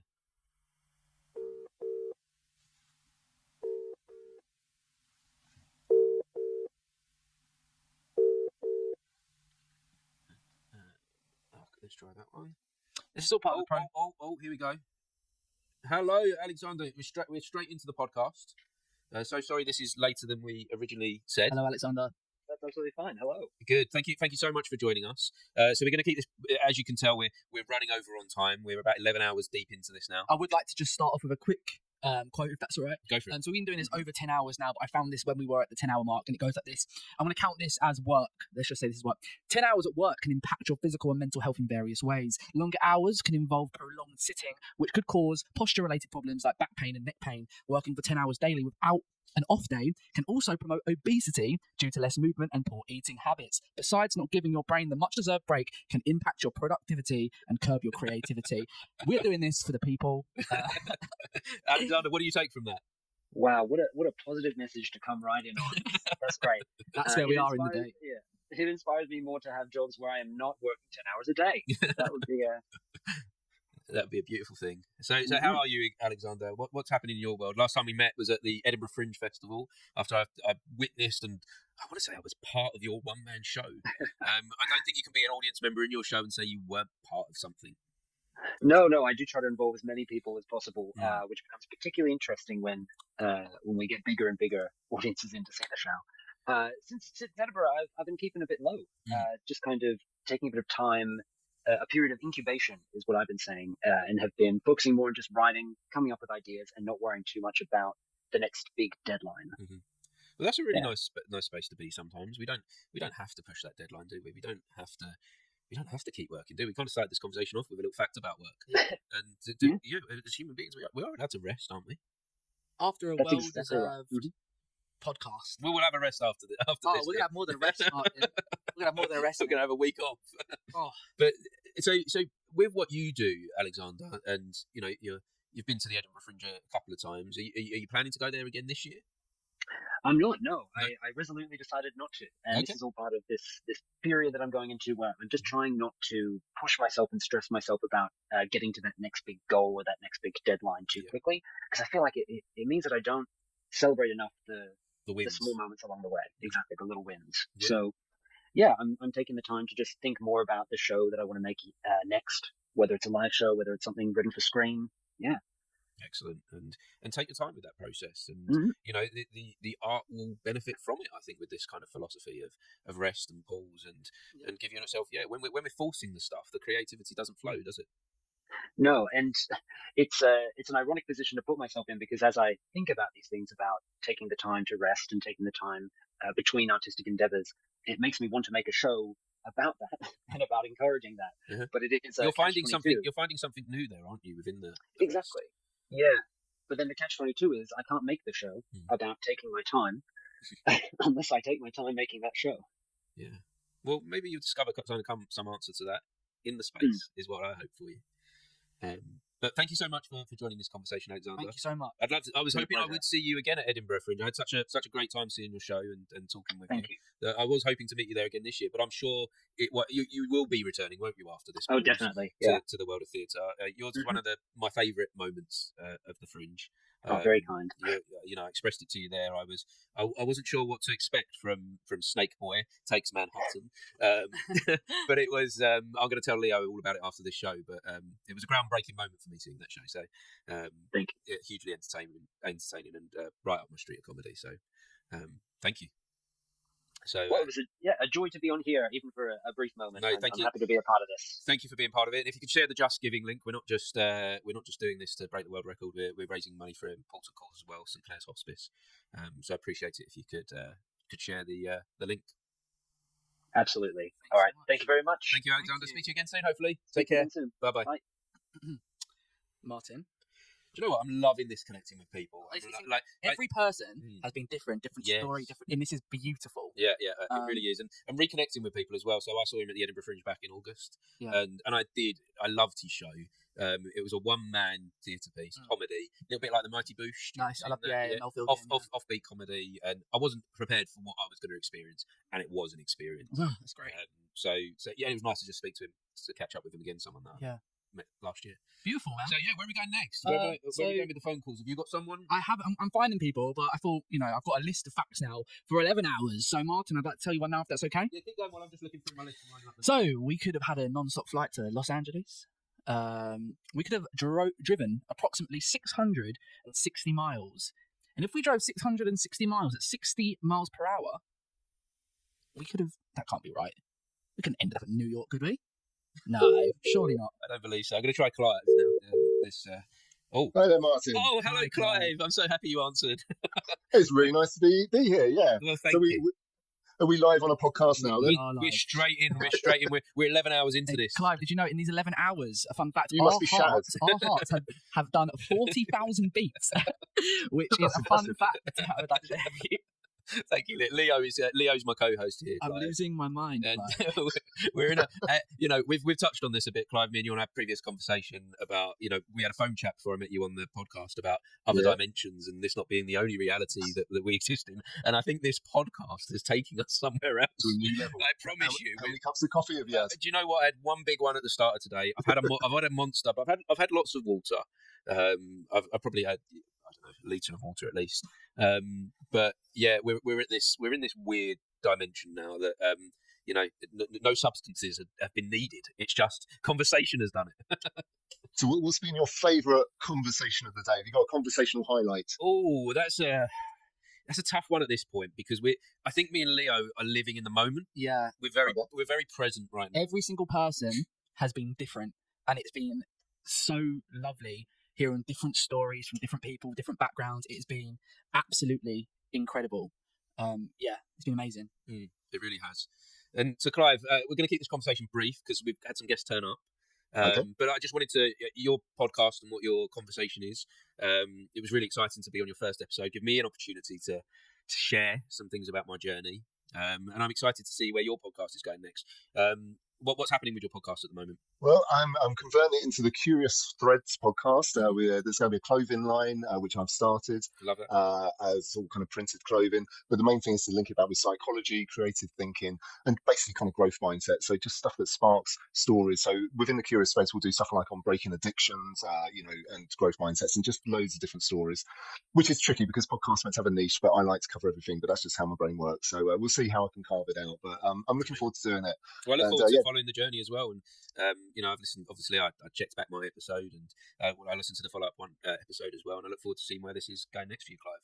Yeah, well, again, if anyone wants to check out my music on Spotify, QR Poet, and there's some interesting stuff on there, and that's going to be developing shortly. So and your music is something that's influenced by those other dimensions a little bit that we touched on at the beginning. A little bit, yeah. I mean, it's definitely a piece of music that can take you somewhere on a journey. Meditation is something over 50 years I've never addressed, and it's fantastic. I cannot recommend game changer.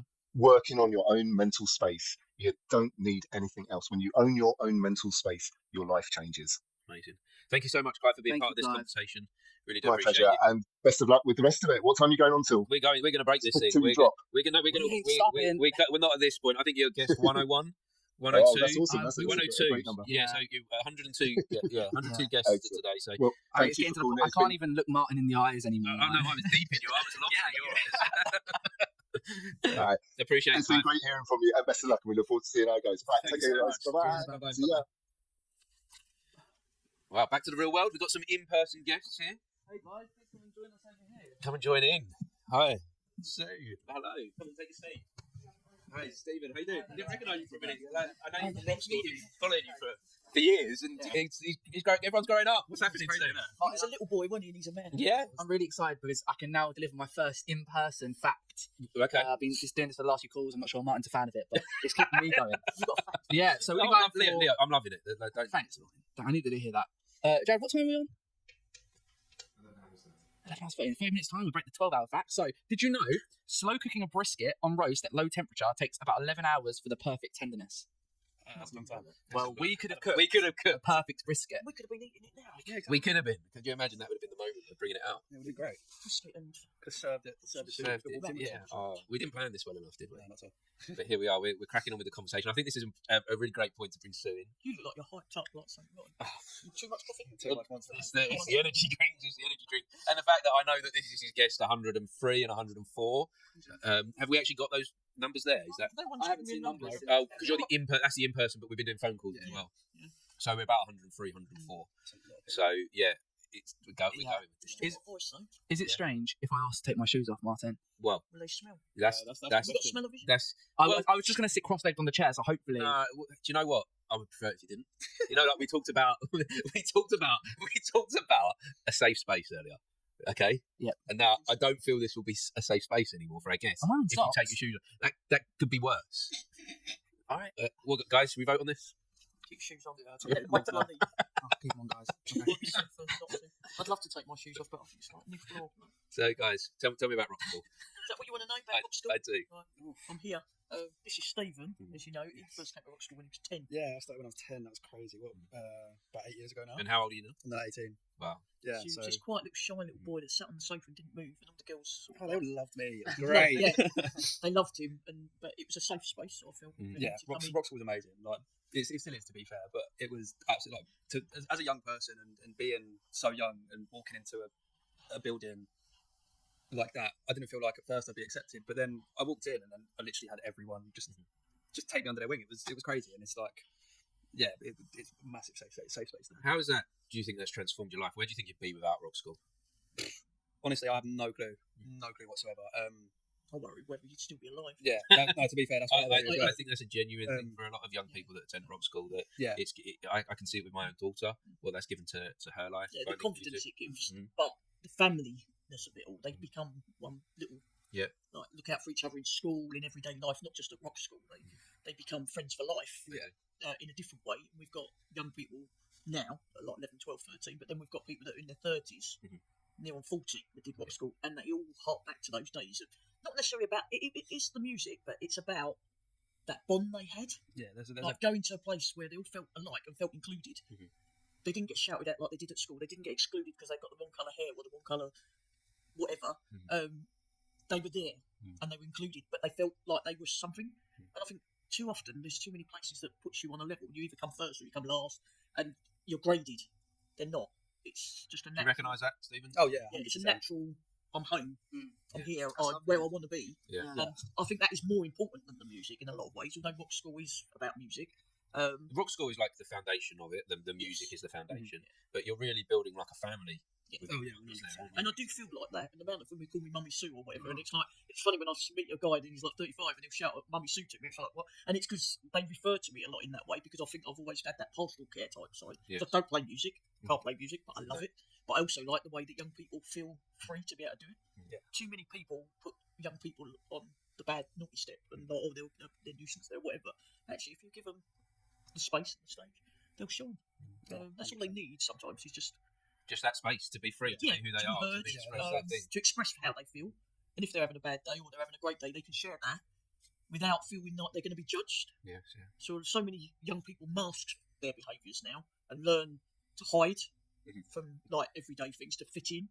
Where I think it's the other way around. No. I want to bring Torrin into this. Torrin here. Torrin, come and join in. Can we budge up? Can we make a Torrin in the middle? He's but Torrin has also been part of Rock School, so a great moment for you to turn up and we did bring him from the station. I made him get a bus here. Have you been working today? No, I've been travelling. On the trains? On the trains and buses. Placement and everything. So that's the thing. Rock School again is all about music, but he's into trains and buses. Yes. But he felt so at home at Rock School, and he could share that. We couldn't share it somewhere else. No. He's grown up and he's learned more than just playing music. It's not every day that you can walk out as such and then turn around and say, I like trains, so bluntly, because you kind of get... The story, then we do get judged. Yeah, you could this one, you get judged and you get mocked and you get laughed at, but that you found a community here where I'm going to say this word, and I've said it a few times. Your weird side is embraced, and you're weird, and I must, being weird is important. I'm always saying to my daughter, like, you're so weird, but I love that. You want them to be individual as much as you want them to conform and be part of society. But like when you look at these two, they're complete opposites, educationally, school backgrounds, everything else. In so many, but they're both going to meet up tonight to go out for a drink and drink together socially because they've got together through music, through Rock School. So found this common interest that they never would have had through school. You know, Stephen hardly ever went to school. He avoided it at all costs. Torrin struggled through schools in different ways, but they felt at home together there and confident enough to be around each other and talk about their weirdness and their individuality and help each other through it. I think it helps if you realise you're not the only weird one in the room. Well, I'm so grateful for what you do at Rock School, being a parent of someone that brings their child to Rock School. it's meant so much to my family and to my daughter.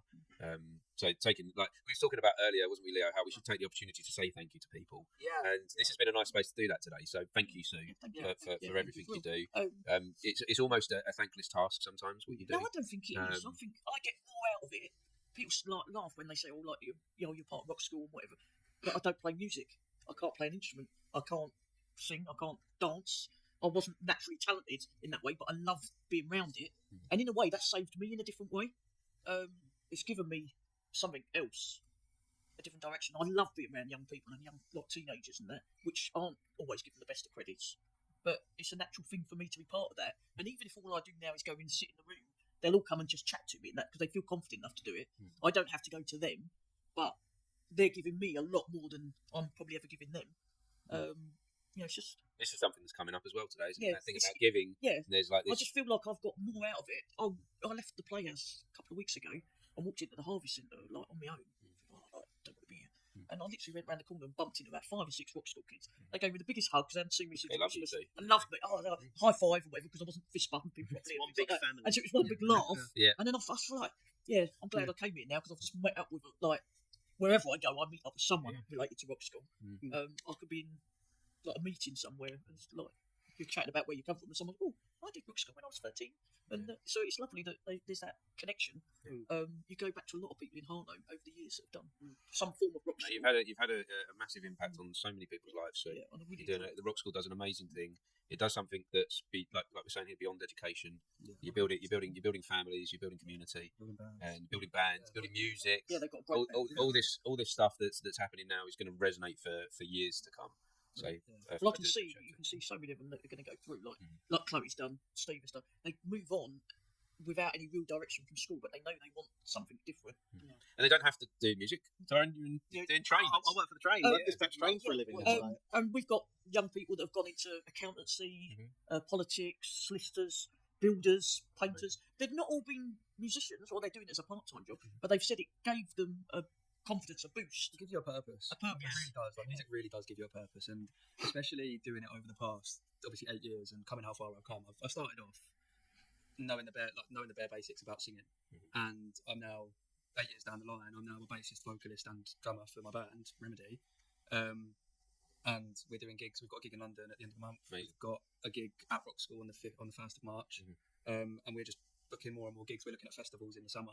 So, rock school can push you to so many good places, and it's the launch pad, isn't it? Yeah, literally wherever you want to go. And there's a lot of bands and that. It's a launch pad, and you sort of almost push them out the nest, ready to fly, but you're still there helping them on the way. So, like his band, then is ready to fly, but how do they get their gigs up? So we were able to nurture them out into the right places, so they'll represent rock school, but then they're also then getting gigs in their own right, but learning how to run everything, the PA system, the sound, lighting in the process, so that they can go out on their own and do it. And we've got young people now gone into sound engineering, photography, lighting. So they're still working maybe in the theatres or in the industry somewhere. But they come back. And what I've noticed as well, being there for so many years as well, is that people come back. They don't forget that rock school is their roots, is where they come from. They come back. They say hello to newer students, people that they know that have gone into volunteering, part of the crew. And they come back and they give on their I can't think of the word now, their experiences, what they've had post-rock school, give it down to the younger students and give them that boost as well. So, final question for you, as before we move on to our next guest, because we're pushing forward with this thing, cool. So we've got to keep moving. But before we do, what would you say to anyone that was considering joining rock school? Because we talked a lot about the future and what it's giving to you guys now, but what does it give to someone at that very first moment? If you think back to when you guys were 10 years old and you joined, what is it for you then at that moment? Admittedly, it is really scary at the start. Yeah. The second you walk through them doors is for me especially, was probably one of the scariest moments of my life, because I didn't know what to expect. But honestly, the one key thing I would say is just make yourself at home. If you want to join rock school, obviously we'll audition you, and the second you get the confirmation, then make yourself at home. Rock school is then your second home. I've called rock school my second home, because I've probably spent more time there than I have at my own home.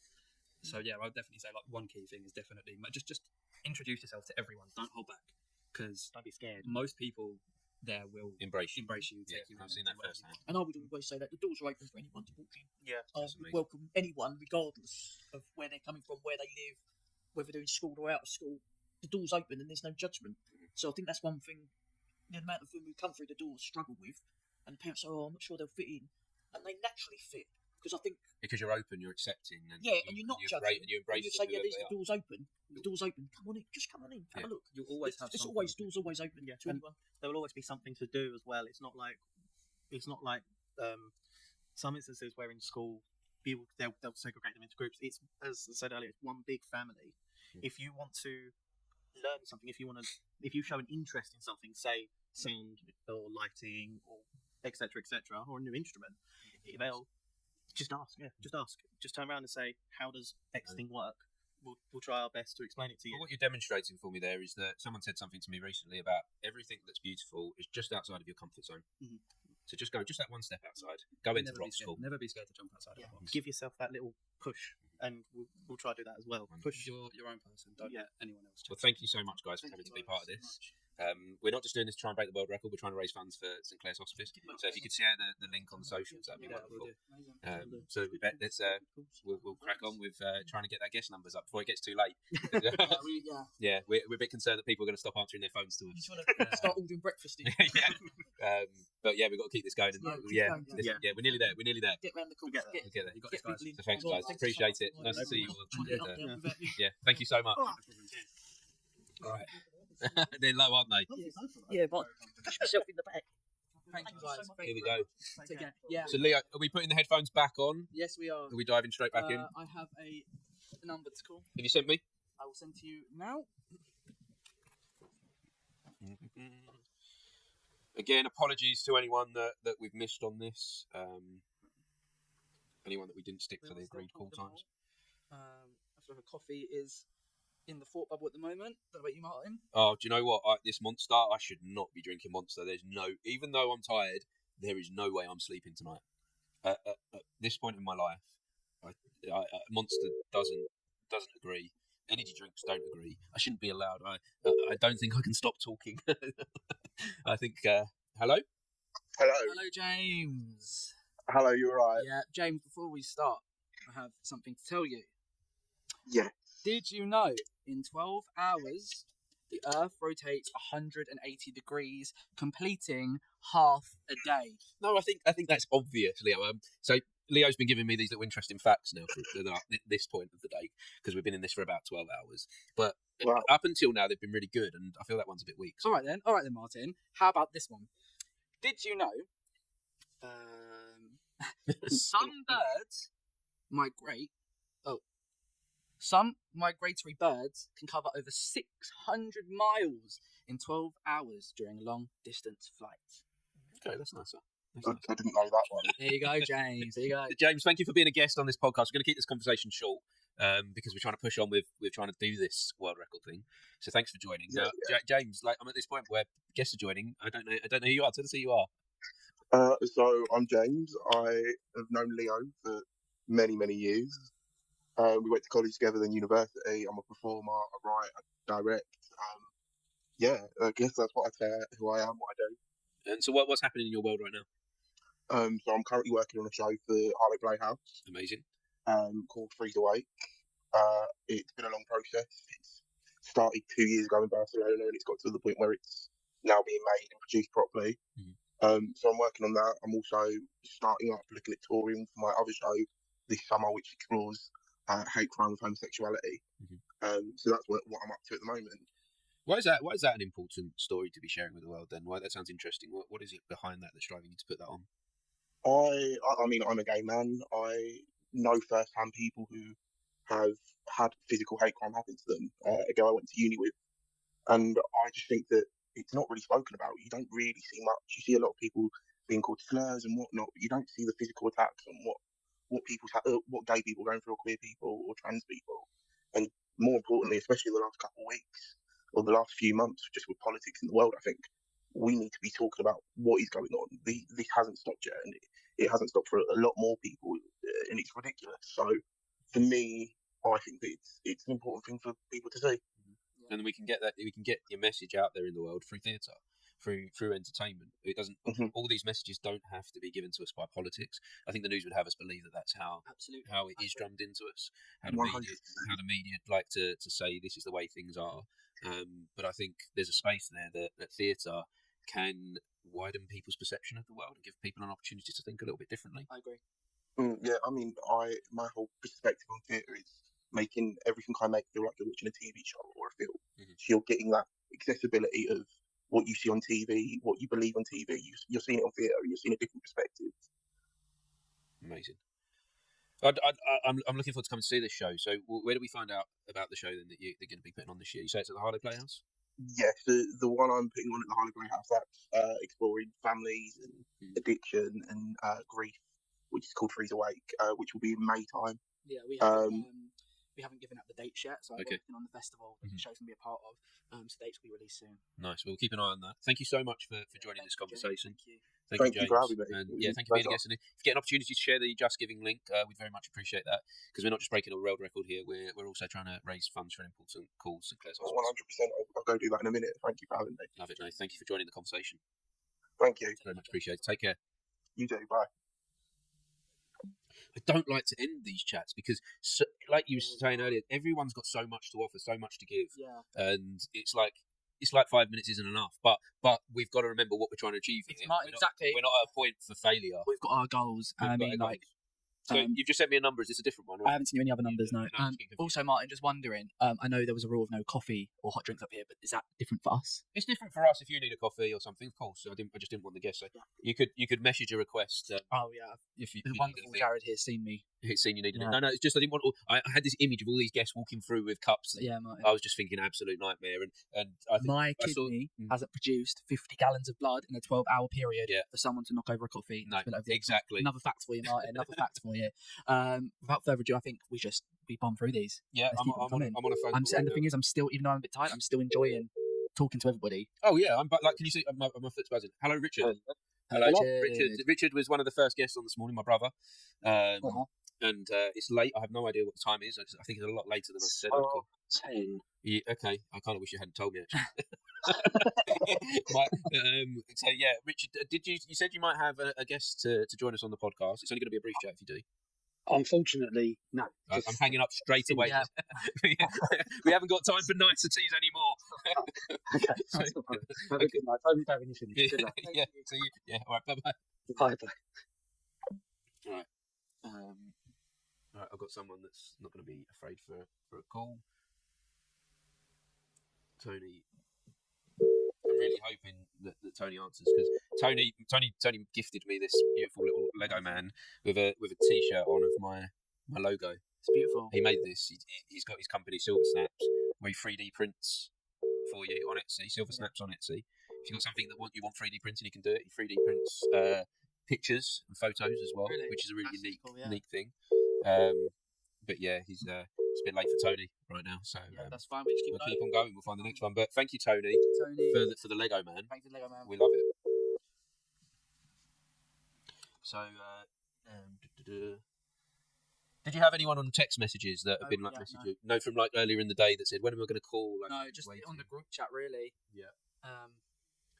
Like I'm looking at some of the names and I'm thinking, God, I know they got children and things.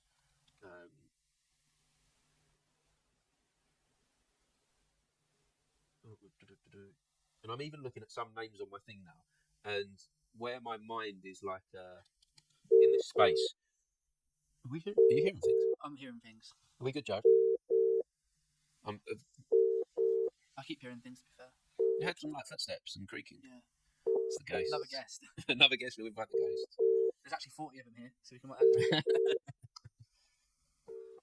So that who you're playing with there, that's My Lucky Cat, gifted to me by Henry Chalbane. He's an author, a comic book writer, and he gifted that to me after appreciating the podcast. And he's become a bit of a sponsor of the podcast. Actually, he took me up to the Thought Bubble Festival, and he's been a real champion and supporter of this podcast and helped me along the way. And so, yeah, My Lucky Cat. Lucky Cat. Yeah, I haven't given the Lucky Cat a name. However, I think it may already have one. Lucky Cat will be called the next person who picks up the next person that picks up the phone is going to have the name Let's of My Lucky Cat. Who's lucky enough guys, if anyone is watching on the live stream and they haven't been involved with the conversation yet, and you've got my number, you can call me. Yeah. Because obviously, just everyone I know is just continuously watching. Let's surely. go. Let's put. Yeah, obviously. Come on, Martin. Right, I'm going to try Mark. I've got a feeling Mark could be in. Some people might be looking at this phone call being like, "Guys, Martin, what are you doing calling me this late? This wasn't what was agreed. This is so unprofessional." And this, I think that's the most we can try on a phone call. We'll keep going. The thing is, it doesn't stop. This is all part of the process. This is all part of it. Yeah, it can't be easy, can it? Like if it was easy, if it was easy, everyone would do it. Yeah. So here we go. Like, should we put a warning on this at this point for anyone else that's considering doing this? That's looking at the world record of the most amount of guests. Oh, hello, Joseph. Joe. Yeah, Martin, how you doing? Good. You're straight in the podcast, by the way. Hello. All right. Hello. Sorry, this is a lot later than you probably expected. Or was That's all right, man. I've been keeping up to date with it. How's it going?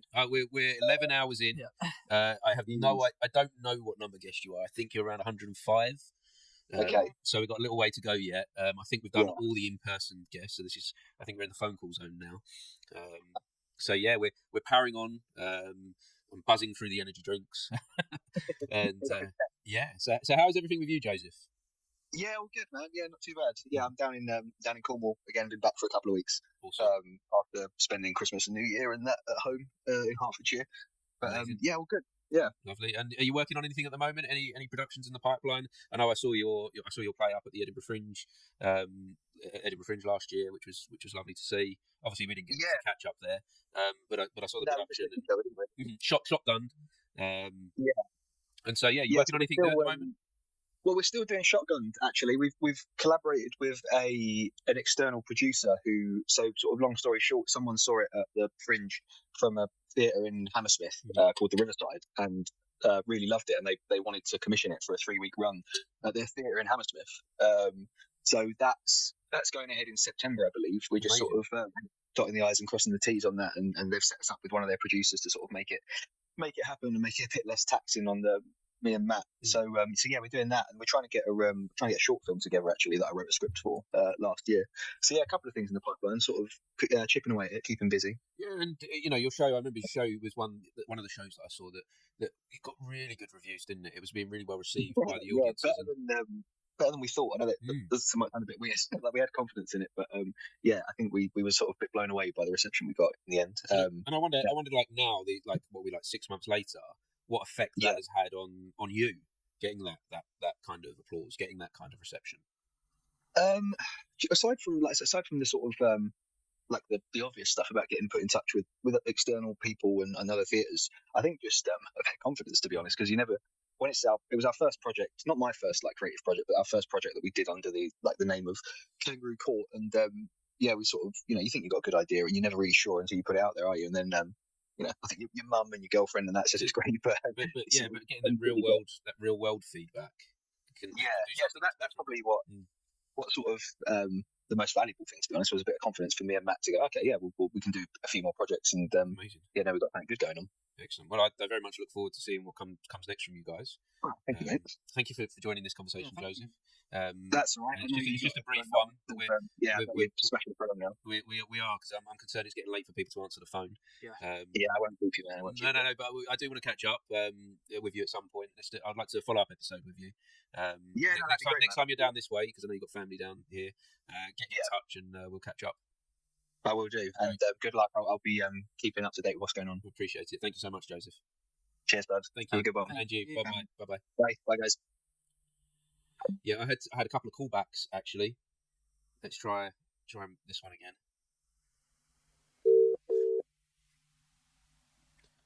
Hey, Martin. Hello, Mark. We're still ongoing with the podcast. Are you okay to join us? Yeah. Yes, I am. Wonderful. Mark also here with my co-host Leo.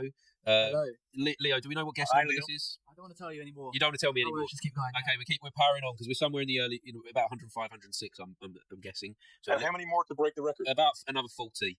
Okay. To break the record. So is that within 24 hours? Or? It's not going to be. There's no time limit on this, apart from our sanity, because we're 11 hours in. And, wow. And we haven't stopped talking. So we're in a bit of a weird space. To be honest, with you, this isn't a natural thing to do to just keep going. But I've got Leo here. I'm not doing this one alone. Leo's supporting me, so it's a team effort. I've got a question actually, Mark. Imagine you've been doing a podcast for over 12 hours, and you've been putting all your effort, all your energy, and then you ask for the simple request of taking your shoes off. What would you say to that? Take them off along with your socks. And your pants as well. See, I said no, Mark. Trousers in English. I was told no to taking my shoes off, and I can't believe it. I said I put my foot down.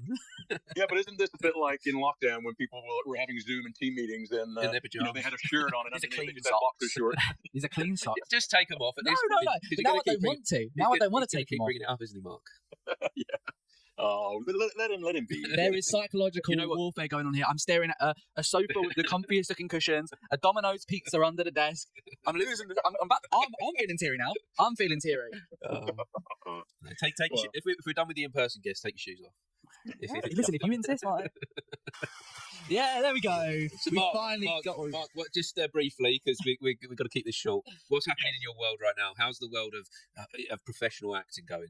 The world is going very well for the beginning of the 2025. I did a short play at the Hope Theatre in Islington, and it was part of the Writers Club Play Festival there. Mm-hmm. So I did that, was it the 11th, 12th, 13th, 14th of January? Mm-hmm. It was called Family Dynamics of the Recluse with interpretive dance breaks. Long title, but it was a comedy, and it was by Ivan Falk. Sounds like something a bit different for you. It sounds like I decided to. Sorry, go on. Yeah, it sounds like that you're extending your range. We were speaking before, wasn't we, about how you've kind of slotted into this certain type of character within the movies and things, and within the films, which you're doing very well at. But this sounds like something that's slightly outside of that. Yeah, well, I played a professor in his sort of late 50s, but it was a comedy, so I don't tend to do a lot of comedy. So that was a lot of fun, and it was a really interesting script. Right. So that was a great creative start to the new year. And on Friday, I voiced a commercial, a radio commercial. Oh no, sorry, TV commercial for a well-known car brand. It was interesting because I actually went up as a principal actor in it.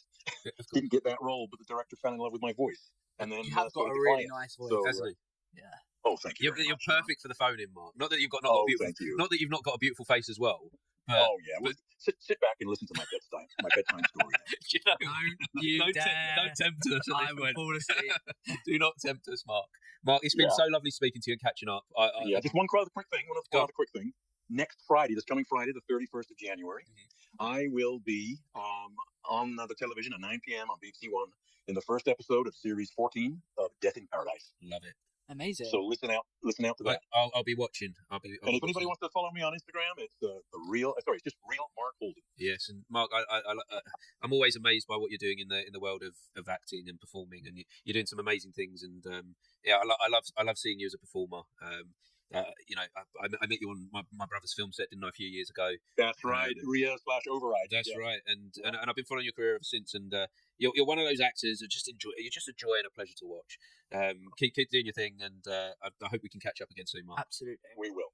And good luck with the rest of the calls, guys. I appreciate it. If you get a chance to share the Just Giving link, I'd very much appreciate it, because we're not just trying to break a world record here. We're trying to raise money for charity. Right. Amazing. Of course, yes, I will do that. Thank you very much. Thank you so much. Okay, take care, guys. Thank you. Bye-bye. Good night. Right, we have quite a few to steamroll now. I've just sent you one. I'm about to send you another. Oh, that's good. I just had someone that didn't answer their phone that said they're going to try again to call us. For the first point today, my throat is hurting. How are you doing? I got a feeling that I am going to be quiet for the rest of this week. No worries. Yeah, of course. I sent you Delara's number. Was Delara by any chance? She was the cat in the panto. She was a cat in the panto. One of my best besties. Oh, mate, she was amazing. She's on the train. She's been on the podcast. Hi, Delara. Hello. Thank you so much for joining us. Thank you for having me. I'm just at a train station at the Okay, moment. I hope we don't lose you in a tunnel or anything. We're going to keep this brief because we're like 11, 12 hours. Can I just say as well, one of the best human beings on this planet. Yeah, I've only met. Stop that. Well, oh gosh, I'm losing my voice now. We've been going a long You've been talking time. all day, that's why. We have literally been talking for 12 hours, and all of a sudden my voice is going, and we're so close. So close. How exciting! So how have you been, Delara? We met just before you was about to start Panto. Yes. I saw your penultimate show. Loved it. I'm so glad. It was so much fun. It was such a thrill to be at Harlow Playhouse. Yes, yeah. It was so enjoyable watching you. I could tell as an audience member that you were loving your time on the stage. Definitely, I was having the best time with the best company, and the audience was just so nice. Especially the last one. I think we really went out with a bang, which was so nice. Amazing. Oh, Delara, I'm obsessed with you, and I miss you so much.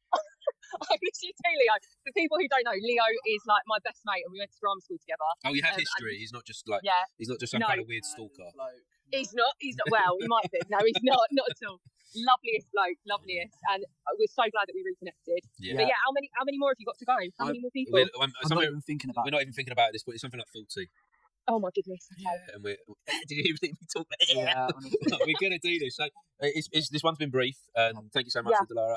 I remember when we were chatting last time on the podcast. I was like, I need to get you back on. I need to discover more about Delara's journey. So can we catch up? Yes, we absolutely can catch up. I'd love that. Lovely. Thank you so much for talking to me. Thank you so much for being part of this. Lots of love, guys. See you soon. Bye-bye. Bye. Bye. That's Oh, mate, what's happened to my voice? You just sent me another one? Yep. So this was a number Rosine sent. Okay. So someone was calling me, but what's happening there? And just before that, we'll do the call back because I don't want to miss anyone that's calling back.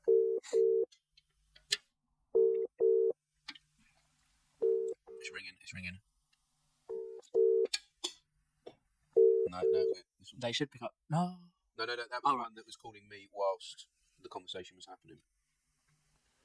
God, this is crazy, though. This is crazy. We're going to do this. You just sent me a number here for Tom. Tom, yes. This was number Rosine sent. Here we go. Who's this? Hello, James. Hey, Martin, you're right. Hello, James. Yeah, thank you for answering the phone. You're on the podcast, by the way. Yeah. You're jumping straight in. Thank you for joining us. We're doing this world record attempt and raising money for charity. How are you? Wait, yeah, I'm not too bad, thank you. Sorry I couldn't come to the event tonight. That's okay. You're part of it. You're part of it now on the phone. You're still part of it. That's the main thing. That's what I appreciate. So, how long is the podcast on for? So we've been doing this for about 12 hours. Fucking hell! Yeah, wow. we've spoken to over 100 people. We've got about another 40, roughly another 40 to go.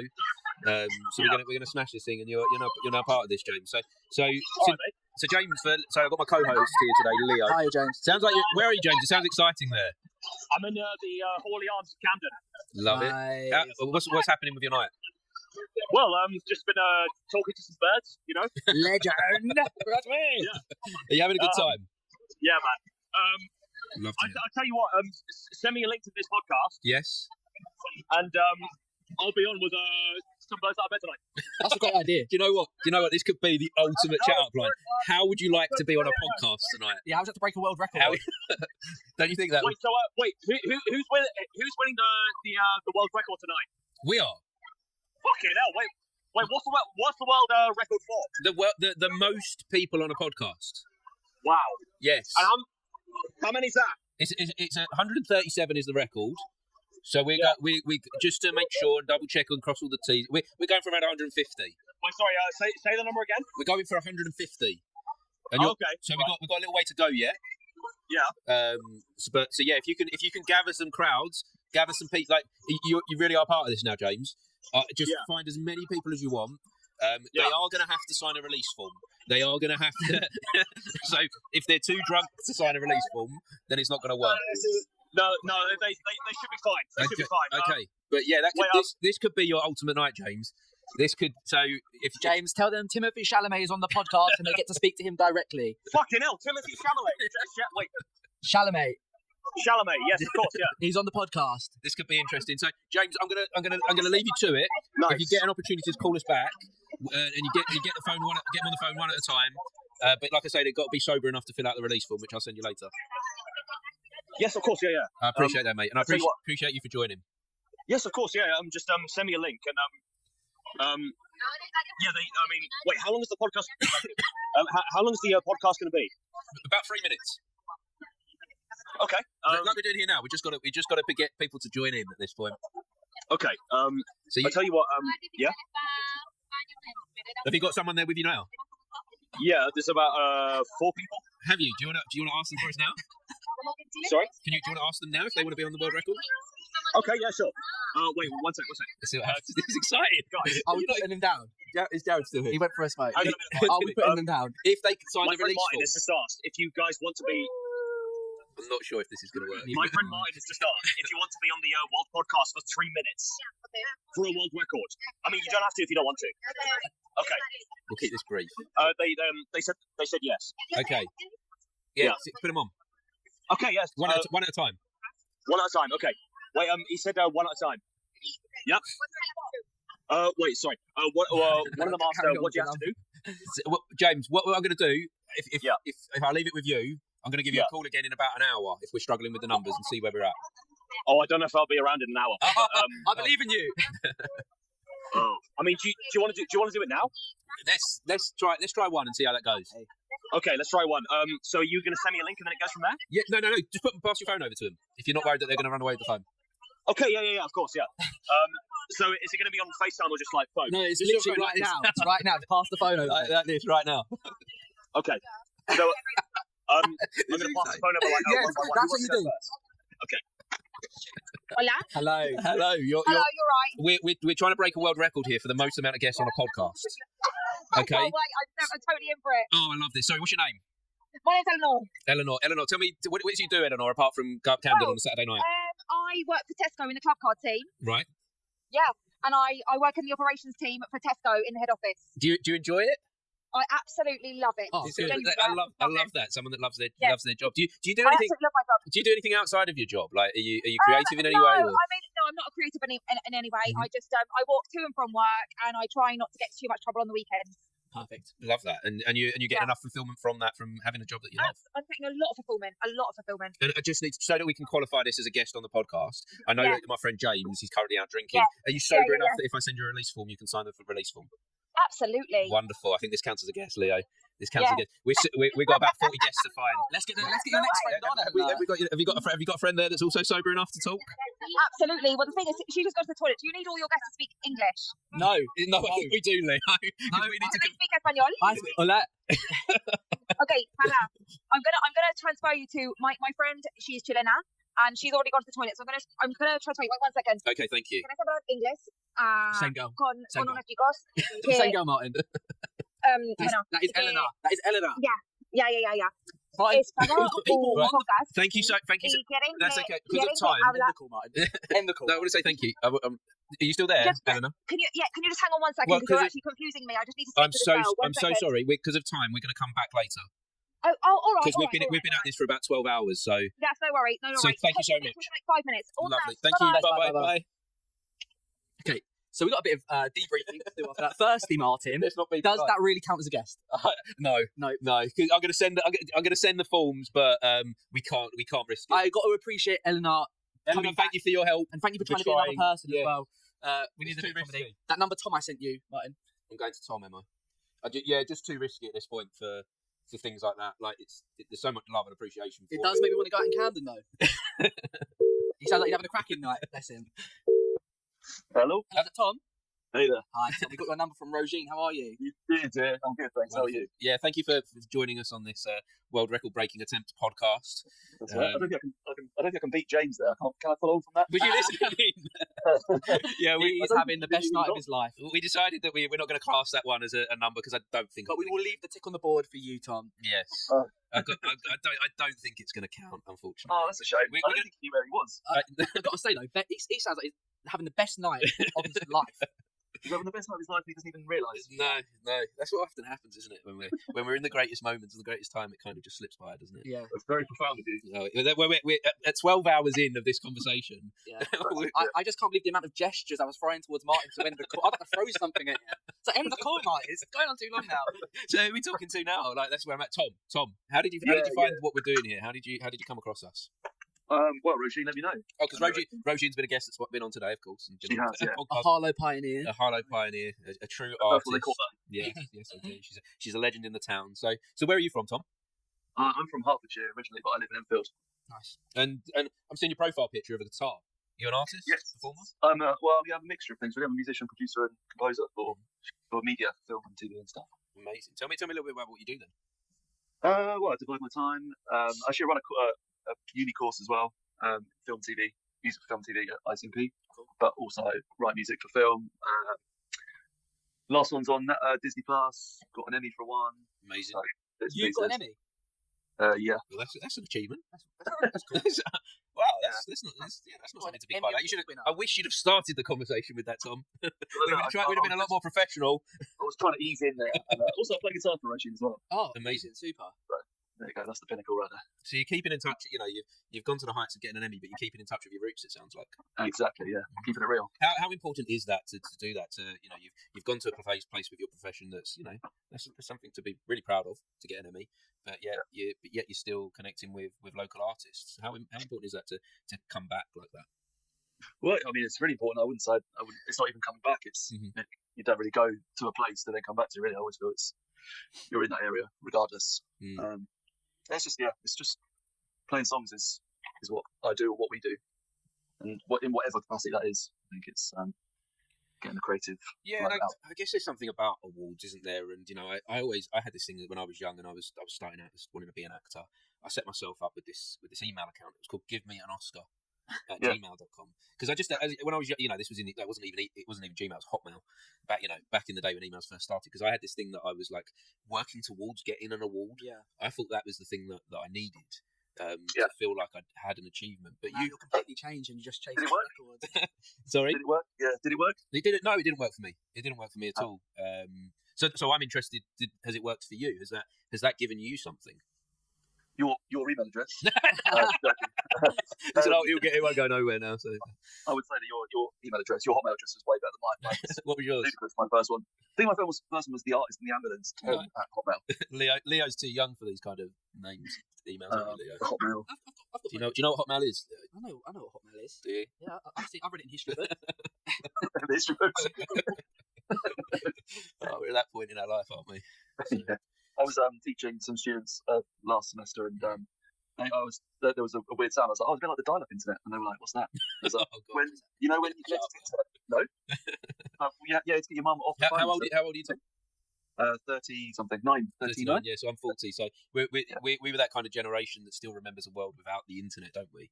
Yeah. Kind of like we were. It was phased in for us, Leo. Bit of history for you now. Thank you. Yeah. When we had to get in there. Yeah, you had to wait. You had to get the weird noise connected. Can you do the noise? The messenger. It was like. Was this like Yellow Pages? It was. Yeah. Sorry, what was that? Was this like Yellow Pages? This was as Yellow Pages was being phased out. It was getting thinner and thinner, wasn't it? Until it became like a leaflet. That's what happened with the Argos catalogues. Yeah. So annoyed at that. Yeah. Like we used to get this big, thick book, didn't we? That would be delivered like twice a year, and then. Yellow Page. Yeah. It's a good time. Get home to jump on MSN Messenger. That's what it was about. So yeah, that was how the world used to look, and now it's this. Now we're all having conversations with the world, crazy times.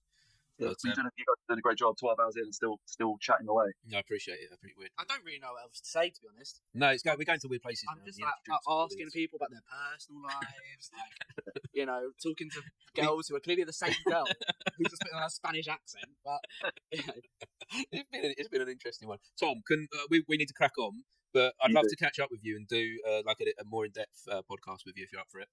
Yeah, absolutely. Yeah, that'd be awesome. Great. Yeah, thank you so much, Tom. And thanks for your time, guys. I need you to sign a release form so that we can certify the world record. So if somewhere in the mix of this I forget to send it to you, please send me a message and say, where's that release form? We'll dial it in. Yeah, and we'll dial it into you. Yeah, I'll kind of probably dial into the internet. And, messenger pigeon. Yeah, I'll fax it over to you or something. I appreciate that. And let's catch up again soon, Tom. Thank you so much for being part of this. Nice one, guys. And if you get an opportunity to share the Just Giving link, we are trying to do this to raise money for an important cause as well, St Clair's Hospice. Nice. And then when will this be online? We're live streaming now. When will I get the FaceTime? When will I get the FaceTime link? When you get the full link. Well, I'm going to put this up on the podcast station, on the podcast channels by Thursday. And hopefully by morning there will be some form of announcement to say we've won. We have done it. With every takeaway in Harlow and we better crack on though because of time. Yeah. All right, that's my little ode to James as well. Well done, Jake, from before. Brilliant. Well done, Jake. Thank you so much, Tom. Cheers. Nice. Bye, Tom. Bye. Bye. That's brilliant, Tom. That he was listening into the chat beforehand. That fills me with a new sense of power, actually, to continue this. How are we doing, Jared? No. How are we doing as in you? I'm conscious of you. Jared, you missed. You missed. What was the best calling? But it was interesting. But we're not. I'm going to send James the release forms, but I'm not going to tick him off the board as official. Yeah, he got a girl on the phone who then said, "Can I put my friend on the phone?" Who was just clearly her putting on a Spanish accent. No, I think she was trying to help. I think she was trying to. No, she was trying to be like a go-between. She was trying to be like that, like a middleman for us. She was trying to help. But when you get James on the podcast and do the Camden debrief, I need to be there because I've got a lot of questions. Yeah. This is Tony again. Hello. Oh, he answered. Yes, Tony. Hello. Tony, did you hear in the podcast? We're going to keep this brief. Okay. Go on. But you're a guest on the podcast. We're like somewhere like 12 hours in. We're about. I know. I've been checking in and out throughout the day. It's unbelievable. We're about 40 guests away still. So we said that 40 guests ago, Martin. I was like, I don't know where we are. I don't know what time can you go on till? We can go on as long as we like, as long as we don't stop. It's just got to be one episode. And it's a good thing you chowed down on that pizza earlier. Yeah, I've got pizza here still. There's something weird going on where I'm not hungry. I'm thirsty. Yeah, I'm at this point where I'm drinking caffeine and I feel really energized. But at the same time, I'm like, I feel like mate, you are going to crash. I'm going to sleep for a week after this, and I don't think I'm going to have a voice. But I'm enjoying it. I'm at this point where I'm buzzing here. Like, I'm enjoying this. I wish I could say the same, Martin. I'm shaking. Like, literally, I'm like. That's what I mean by buzzing. I'm shaking too. But Tony, I don't know if you're watching on the video, but I'm sitting here and I've already done a little shout out for Silver Snaps to say brilliant. Thank you for the Lego, man. That's all right. Really do. Lego Tony. This is Lego Tony. Silver Snaps Tony. Super cool. Yeah. So so he's been my little. This has been my real co-host today. My little Lego man. No, Leo, I love you. Don't look at me like that. I went to me today. He said I can't take my shoes off today. I'm starting to wonder if I should just walk. Maybe I should just get out. No, I wouldn't be able to do this without you, Leo. Please don't go. Tony. It's amazing, man. I've seen you smash the goal on the fundraiser as well. Yeah, do you know what? I have no idea where we are with that. Could you give us an update, Leo? Could you tell us where we're at? Yeah, of course. The fundraiser? Because about 140% now, I think, last time I checked. 728. Wow. £728. That's amazing. Yeah, man. Like whatever we do, that has been worth it today. Exactly. That's a massive thing for St Clair's. I'm so happy. I appreciate everyone so much for donating, whether it's £1 or £10 or whatever. Thank you. St Clair's do an amazing things for absolutely. And we need to support them where we can. Every little helps. Is that Tesco? That's I can't remember. I don't know. I'm having another emotional moment. Why are you crying, Martin? There's nothing to be crying about. I'm happy. I am happy. You know what? It's delirium after this amount of time. No, I genuinely, this morning I had a little moment where of course you did. I had this moment where I was like, I can't do this. I'm not going to do it. I'm not going to do it. I don't think I can. I'm seeing things. Yeah, and I keep thinking there's someone running towards you from that far right corner, but there's nothing there. Mate, that's because it's haunted, right, Martin? It is. It's haunted. The Ghost Hunters had them. The Ghost Hunters have been in today. Yeah, really? Yeah, Rooney's been in. What is he actually? Did he come in physically? Yeah, he came in person. Yeah, with Amy as well. Oh, legend! So they've been part of this. But no, I genuinely got a tear for that's the achievement, that's the win that we've done something for St Clair's today. Yeah. So thank you, Tony, for being part of this. No, my pleasure, mate. Now you've been a part. I'm going to crack on, and we're going to find the next guests. So you take it easy, and good luck, and we'll speak soon. Speak to you soon. Bye bye. Cheers, guys. Goodbye, mate. See you. Bye. Wow, £720. Thank you. From the bottom of my heart, everyone who's donated. Beautiful, mate. But Martin, it ain't over yet. It ain't over yet. Who's next? And even once this is over, that doesn't mean we stop giving. If there's an opportunity, if you're watching this back on the playback, there's still the link in the description for where you can donate to St Clair's Hospice. If you see the love and the passion that we have and how important they are from all the guests that we've had today and how we're speaking about, you can still give later on, even if you haven't been involved with the live stream. Never stop giving. Never stop giving, mate. And how many guests today have talked about how much they receive from giving? It's not a completely selfless. You're laughing at me shut up and call someone. It's the way you word things, Martin. I'm just I listen back to him and I'm just thinking really naughty things. But yeah, it's right. We are loving the amount people are supporting the cause. That's what it's about. Where are we? Mate, I'm looking on. I can tick Tony off on this. James, Mark, Hope, Joseph. Is Marisol on the list? I know we've got 8. I'm going to try someone here now. Go on. Now it's a bit late, but we'll see. God, it's 11:10. God, we got to really hope that people are. Yeah, we got to speed through these, Martin. Come on. Some people might be a little bit upset with these late night phone calls. I think so too. But we've still got to do it. This is bigger than us. This is for the world record. This is actually for the world. The world will end if we don't beat this record. The world will. Oh, don't. There you go. No, so that one. Shall I put a little message in the chat just saying? Anyone that we haven't contacted, message us to let us know that you're still awake.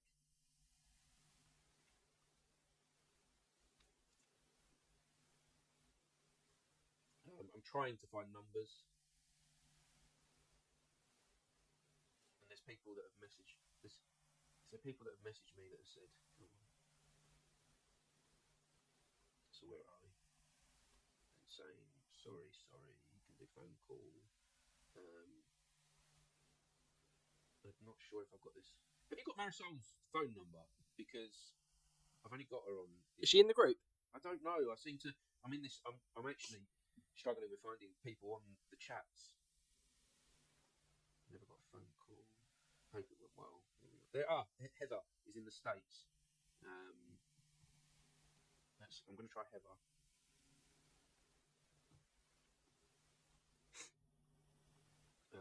Leo, talk to me. Tell me how things are going. So I wish I knew more people. Well, hello. Oh, this is Heather Parodies. straight And to I apologize for. I was so excited then. Yeah, okay. Oh, that's a shame. Who else have we missed? That's a shame. I got so excited there. I think this is a good moment to. We are not stopping. We are never stopping. We are forever going. Yeah, we'll keep moving. We'll keep moving. I'm gonna try AJ.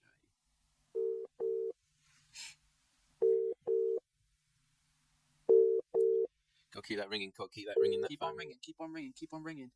Never stop. How many rings can you find acceptable? And I get, this is part of the excitement of this, that we we're literally at this point, like, is this possible? Yeah, for real. It is possible. It is possible.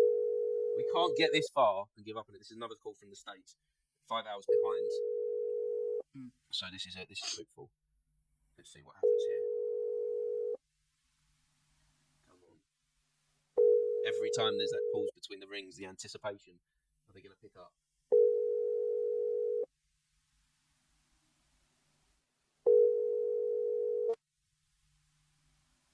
No, so keep the next one. Maybe some of these that we're calling as well. I think if worst comes to worst, we'll just have to do an all-nighter. No. We don't have to go there. We don't have to. We can't like sleep. No, we won't sleep, Martin. We'll go all night long. I apologise to anyone that I'm ringing that this is too late for you. You've got children, you've got families. You're just looking at your phone right now going, why the hell is he calling me at this time of night? I am sorry, but we really want to do this. So I was gonna bear with. Yeah. So I was gonna make a phone call quickly. You're gonna make a phone call separate to try and find someone.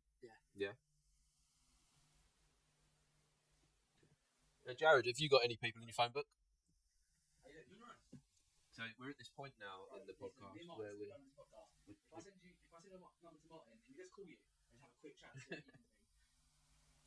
I think after this one. This is the real challenge spot here, isn't it? This is the real moment of God. We're so close, but yet so far. It's a really weird space to be in. Legend, right? I'll see you in a second. Funny. Right, got a number, Martin. You got one? Yeah. Send it over. This is a very drunk drummer. The drunk drummer. Okay. Let's see how this goes. His phone was breaking up a little bit when I called him, but hopefully he will be okay. We're gonna have to do a count up of the numbers. Just send it to you. Are you getting that, by the way, Jared?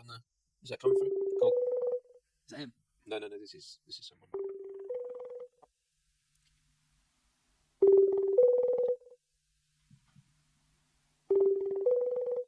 Martin, call the number I just sent you, because he'll definitely pick up. That's it. Okay. Number you just sent me is definitely. And then also there's someone else in the group chat who said their son's happy to do it. He's 17.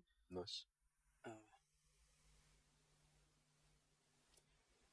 My eyes are blurry now. Who's this? Ollie Stacey. Ollie Stacey. Mum's Jan Stacey. Love it. Killer massive everywhere they go. Hello, Ollie Stacey. Hello, mate, you alright? Ollie, you're part of the podcast. You're part of this world record attempt. How's your evening going? Yeah, good. I'm in PC Go-Go at the moment. Legend. What are you ordering? We've got some chicken bites and some curly fries. Love it. I think we might be on the Pizza Go-Go call in a minute. Ollie, how's your evening been, mate? Hello. Yeah, it's been good. Yeah, I've been up in London town. So, yeah, all good, mate. All good. How's your boys been getting on all day? We've been doing this for about 12 hours. We're so close, but so far. Like, Leo, could you give me an update on numbers? No numbers. He's not giving me numbers because at like 12 hours in, we've got to do this. But I know we're over 100, and I know we've got to get to at least 140 to 150 somewhere. So we've got to power. We ain't gonna stop, mate. We ain't gonna stop. No, just we'll keep this brief so we can power on. Of course. But Ollie, just tell me a little bit about the band that you're in.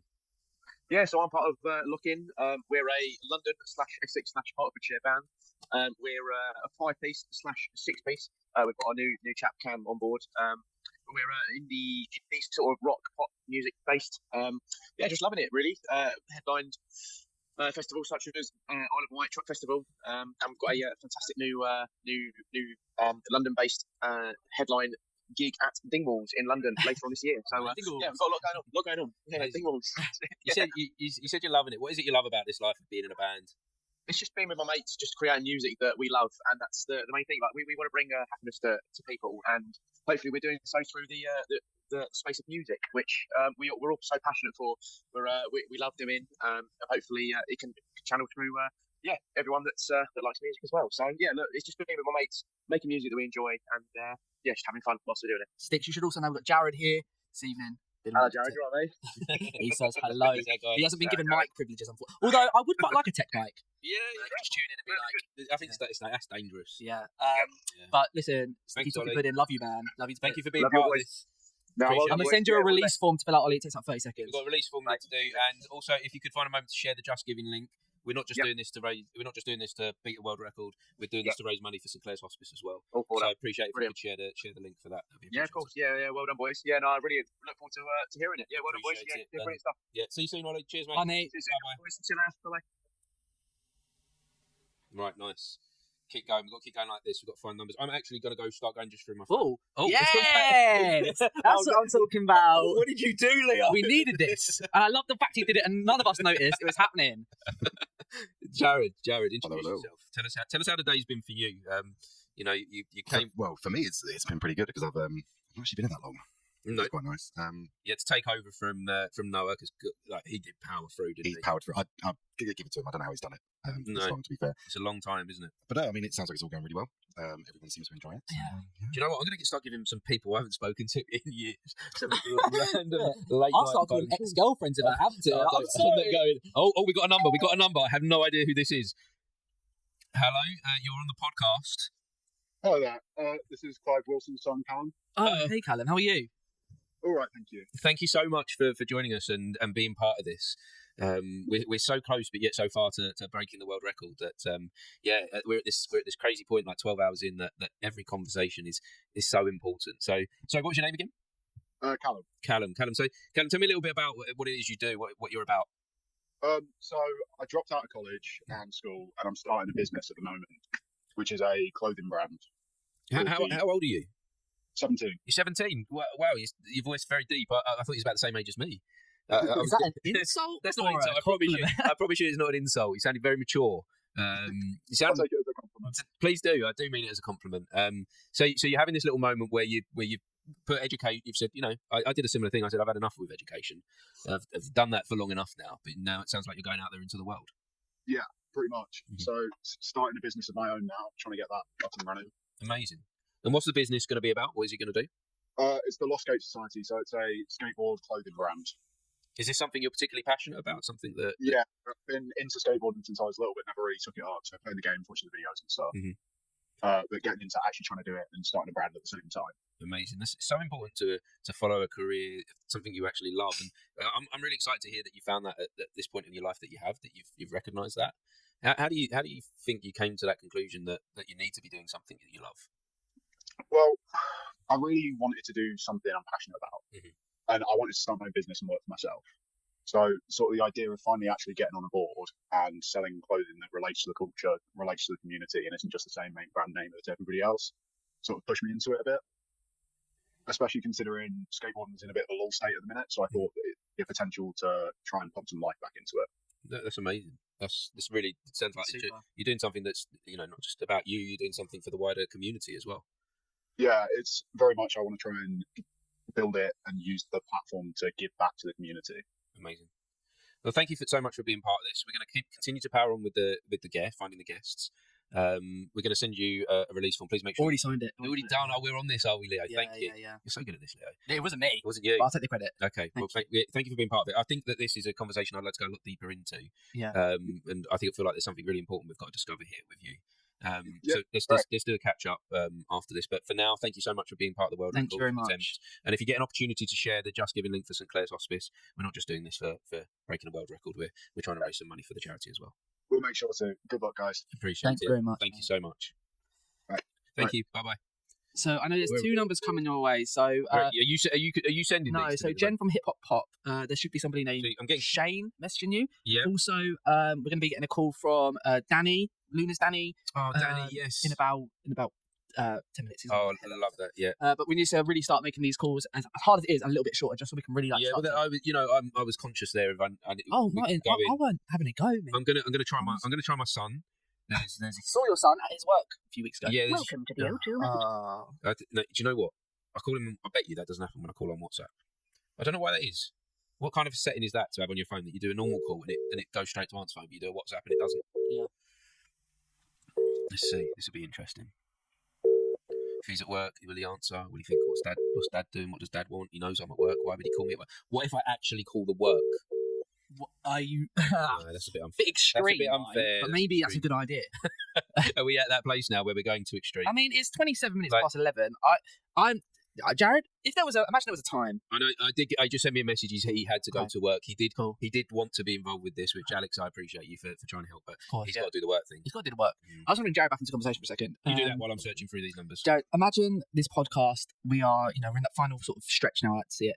And we're really struggling to get the numbers. What do you see as a time when you go? You got to hang up the gloves. No. And you're like, Don't even go there. I want it, Martin, because please. I'm about to deliver the most motivational speech over here. So, Jared, imagine there's a realistic time where you go, I can't do this anymore. What time is that? I mean, it just depends when people stop answering the phone, really. With that. I think if you guys can keep going, you can probably keep going all night. Jared, I've got a question to ask you. What are you doing tomorrow? Are you breaking the world record? Didn't think so. We're at this point now where I'm calling people that aren't prepared for me to be calling, that not prearranged. There's going to be people ringing me tomorrow being like, who are you? What the hell? Like, this is crazy territory. This is the point where people are going to be asking questions about my sanity. We're there now. This isn't even connected. No, that didn't even want to connect that one. Oh. We're so close. Like, what if we do get the takeaway menus out, and we'll be honest with them. We'll say, look, guys, we're not ordering food here.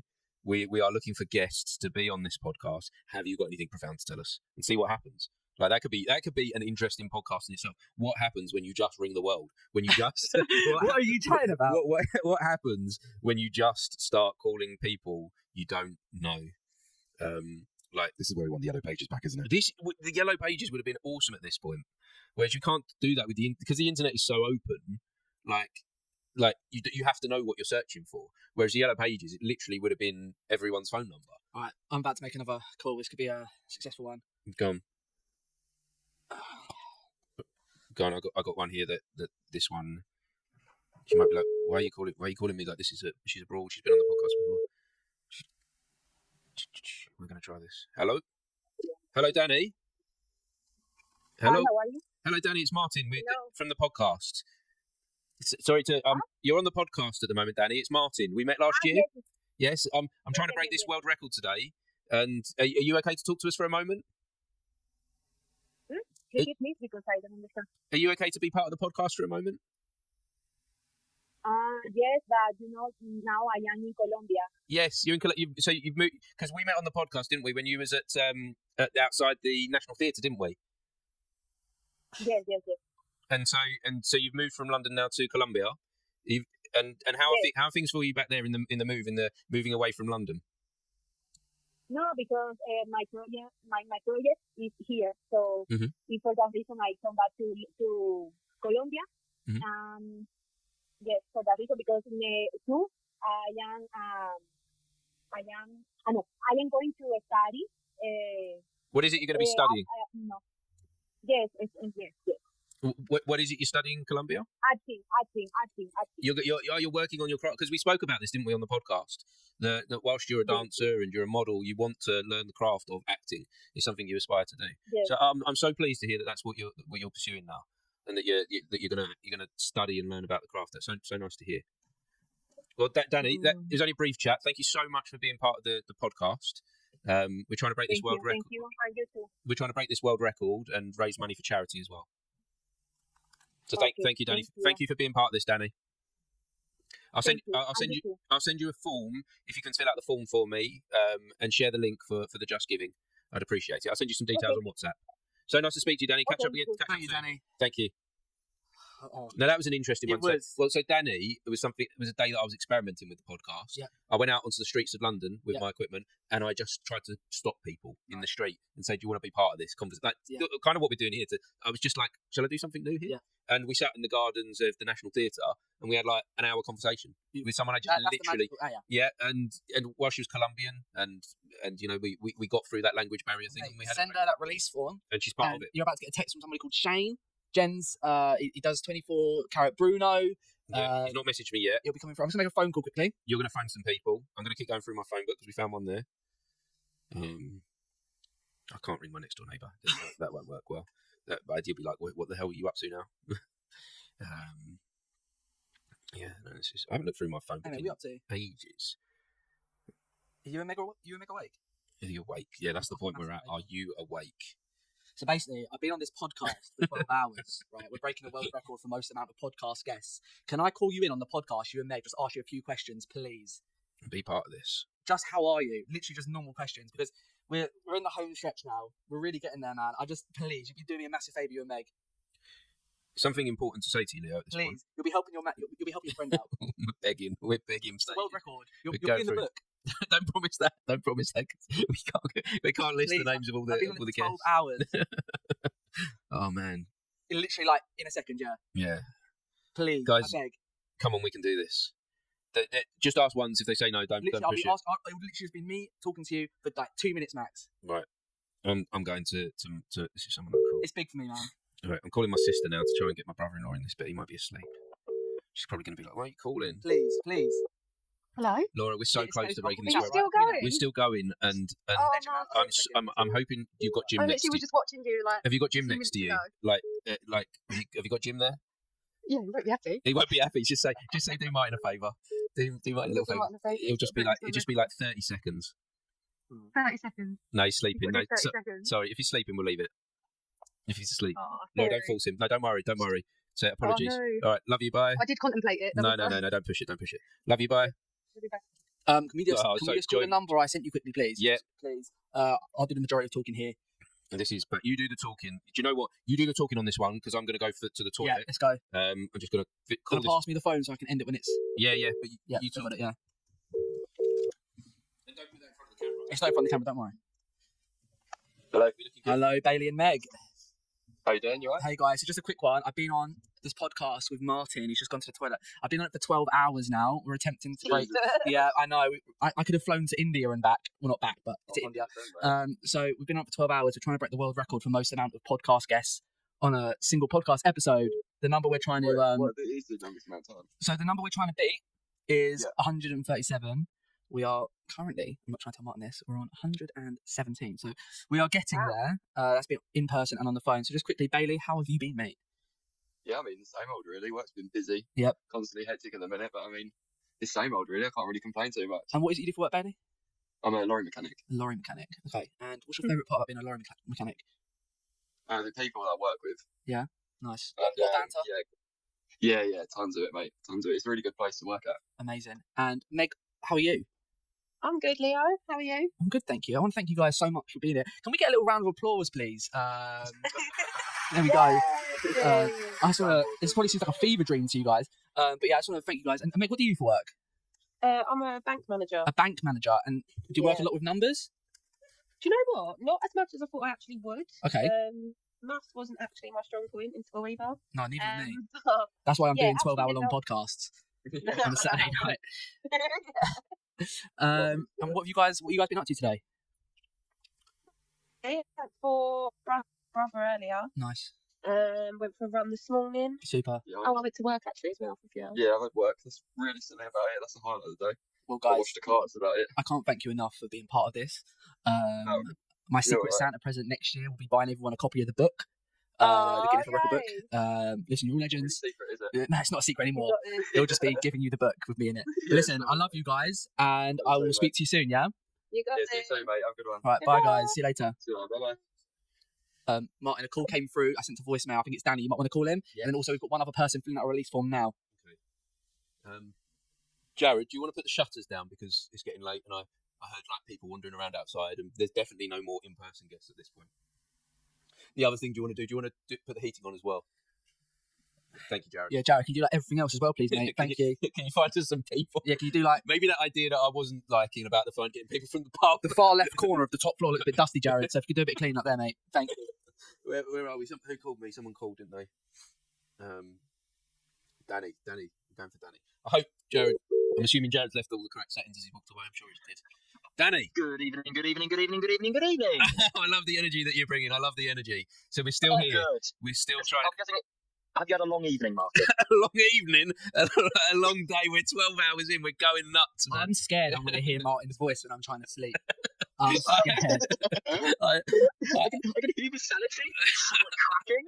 Something has changed with him. Oh God, I'm bursting. Isn't that a song? Something has changed. What's it's that? wicked. It's wicked. Wicked. Something has changed. You're so in trend.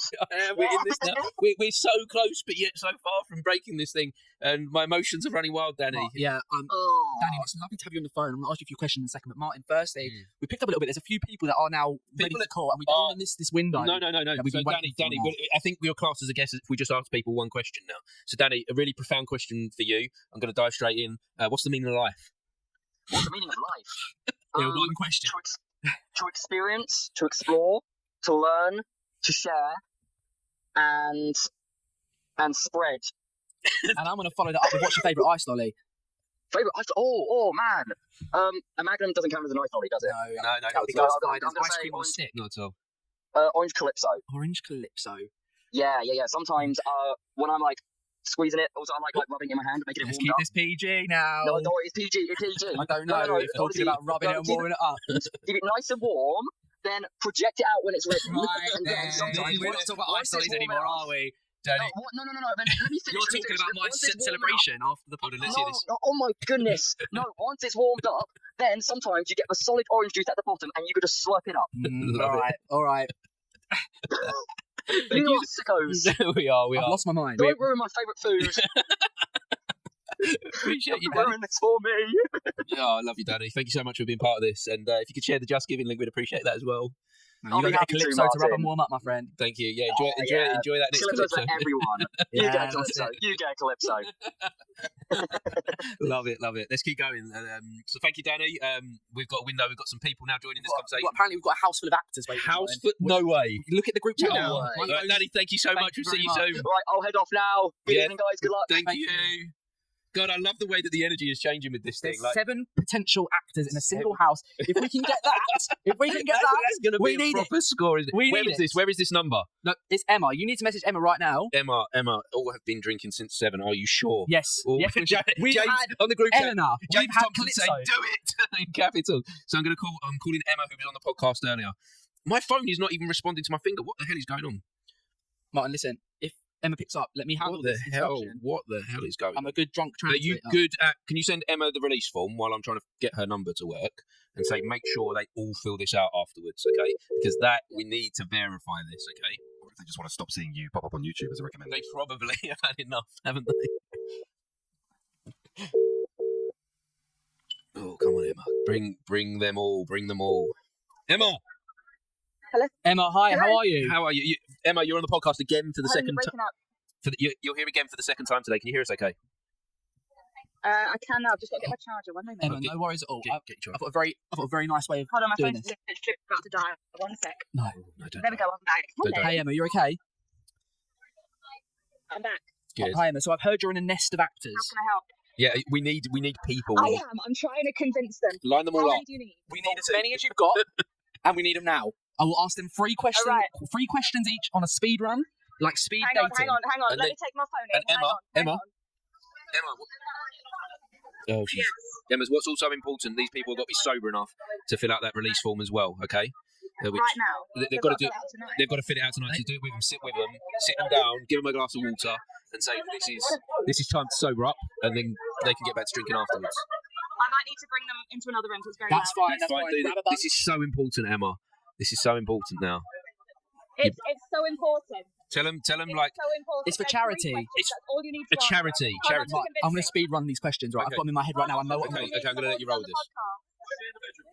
Just do it in the bedroom. Now we're That's talking. all you've got to answer. Now we're talking. I'm just That sort of I'm podcast. just convincing. Jared, that deserves a round of applause, surely. 3 questions. Thank you very much. Is the charger. Come on. Annabelle. Abby. I need you. Come on, Abby. I need This has you. got to make for the best house party to be like, oh, do you know what happened at my house? First off, you're going to be part of the world record attempt. Okay. You're going to answer 3 questions. Okay. Martin and Leo are on the phone right now. This is Abby. Hello, Abby. Hi, Abby. How are you? Answer 3 questions. Abby's coming. Hold on. Nice. Who's speaking now? Hi, Abby. Hi, Martin. This is Leo speaking, actually. Hi, Leo. Hi. Hi, Martin. Firstly, I'm so sorry. The name of the phone is Martin. no worries, Abby. First, what's going to happen is after this, there's going to be a release form. It takes 30 seconds to complete. We're right near the end of our world record attempt right now, so thank you for being here. 3 really quick questions. Firstly, how are you? I'm drunk. How are you? You're drunk. What have you been drinking? Gin and prosecco. Prosecco's a killer. If you were an animal, what animal would you be? That's a good question. I would be a 3-toed sloth because I am extremely lazy. If you could only eat one food for the rest of your life, what would it be? Oh, Leo, what a question. Oh, that's me. Homemade sausage rolls. Oh, lovely. Yeah, homemade. Have you ever put apple in sausage rolls? What did you say? Have you ever put apple in sausage rolls? I've not because my brother is allergic, but that sounds like a very good idea. I'm going to do that. Yes, I'm going to try it. And then also the other thing that I want to ask, the last question is, if you could be any British high street shop, what would you be? Oh, what, for me or for you? You'll have to answer this. You'll have to ask the same question to Tommy, who will be on with you next. Okay, that's good. Okay, That's good. perfect. I would be. Excuse me, I'm so sorry. I shouldn't swear. I would be yours because they offer plus size clothing. Very few high street brands actually offer plus size clothing. Leo, it's a bit of a disgrace. It is a disgrace. Let's change this world together. Yeah, this is the moment we can change that. Abby, you've been an absolute superstar. Fill out that release form for me and you can break this world record with us. You're part of this. We'll sort it out in a second. You never Thank you so much. Who's next up? Bring him round. We're on to Tommy. Tommy. Now listen, I've heard you giggling in the background, Tommy. How are we? Good evening, Leo. This is Tommy. Tommy. Now listen, Tommy, I've been thinking about you ever since I heard you were in the room with us. You're so lovely, Leo. Tommy, if you could be a fruit or vegetable, what would you be? Dear me. Okay, right. Do I give you a fruit and a vegetable? Do I have to decide between? No, one or the other. One or the other. One or the other. Oh, that's so much harder. I think I'd have to go for yellow bell pepper. A yellow bell pepper? Why? Yeah. Because whenever you cut them, you get really interesting shapes out of it, and also they've got a sweet yet savoury taste that I just match. Okay, brilliant. I love that. Very descriptive. Just before the next question, Leo, I know you can't see yourself, but you put a board right in front of your face on the stream. No, we need your I'm still. Is that better? That's a lot better. Okay, sorry about that, Tommy. I know you can't see my gorgeous face. I have long golden locks, a chiseled jawline, and I've been shirtless all day with an 8-pack out. Basically, crimson. Yeah. That's strange because literally so have I. I am sat here right now. Sound like it. Okay, Tommy. You have to be a Pixar character for the rest of your life. What Pixar character are you? Guy from us. Guy from what one? The one with the house. Oh, the old guy. Carl. Thank you very. Oh, either that or it's Remy from Ratatouille. Remy from Ratatouille. Brilliant. Love it. And the last question I'm going to ask you, Tommy, before you go back into that house of actors and you say, I've just been part of the best podcast ever. Get in there now and do it. What I'm going to ask you, Tommy. I've just been part of the best podcast ever. Yeah, that's exactly good, what you got to say. Okay, Tommy, what I'm going to ask you now is you've got a choice. There's a red pill and there's a blue pill. The red pill is unlimited free Gregs for the rest of your life. No way. The blue pill, however, the blue pill lets Martin and Leo win the podcast for the number of guests on a single podcast episode. Leo and Martin. We're gonna if you finish that sentence, we're gonna buy you a Greg's. You're joking, mate. We'll buy you genuinely get a Greg's. Leo and Martin. The blue pill was you guys win, right? Yes, yeah. Well, I'm gonna have to say no, I'm joking. It's obviously the blue pill. Tommy, That's amazing. you're an excellent we love guest. you. Thank you so Fabulous, much. even. Now, Round of applause. now, thank you very much, Tommy. Emma, are you still there? Before we go on, I've got someone else phoning me. We might come back to you, Emma. Okay. All right, I'm going to Thank get you so- guys to fill out the forms. Call me back. We'll call you Thank back. you very much, Emma. We'll call you back. Now, Leo. Now, while this was fun and entertaining, I do have a fear. Okay, we had a guest on earlier who was telling us about the world record attempt that wasn't qualified. They were looking. Joel was telling us he was looking at the unqualified world record attempts, the ones that kind of failed and didn't get through. Yeah. And it was for things like dangerous. And she mentioned that they'd had a drink, and I think that could disqualify them as being part of it. So I don't want to count them in the numbers. You want me to? I think that was I think that was a moment of fun which we needed, which I enjoyed, which I loved, and I appreciate you so much. You handled that with grace and with beauty. Thank you. But I don't want to be in this position that we just do it, and the world record people say to us, "I'm sorry, guys, but they weren't of sound body and mind." It's just not worth the risk at this point. Like, we've done too many that do qualify to be knocked back for that. So I think that was a moment of fun. I think that was a moment of pure love, joy, and entertainment. But we need to crack on with people that are not been drinking. Okay, we didn't class those ones down in Camden. I don't think we can do this. What do you think, Jared? You agree with me? It's just at this point, it is not worth risking it. We've got to take this thing seriously. Martin, listen. Martin, I didn't take you as one for living in this woke agenda of a world, but the numbers. It's not me. It's the adjudicator is going to be set. Well, the numbers rubbed off, Martin. It's the number. We had some fun. I only tallied the first one down anyway before you showered at me, so I rubbed it off now. I understand though. Safety first, always. Safety first. So I tell my kids, which is I'm trying to call one of my kids now because he was trying to call me. I have 2 people sober. To clarify. Yeah, just who are filling out the release forms as we speak. Have I got to look on anywhere? Am I supposed to be looking on any particular kind of app? Like, I've got all of these things going on. All these messages. What the hell's going on WhatsApp right now? What missed call did I have? Got any idea where we are? Guys, we're so close now. Please, if you've called in already, please pass on. Guys, we're live streaming this on the Instagram. My number is 07. This is dodgy giving this out to the world, isn't it? My number, but so like, I don't know. Yeah. Also, Martin, I think you've just been called by the guy from Hip Hop Pop. All right. Okay. You might want to call back. I think he was the call that tried to get through. So the call. Yeah. I don't know who this is. No, that wasn't it. No, that was someone we've already spoke to. No, he's not called me yet.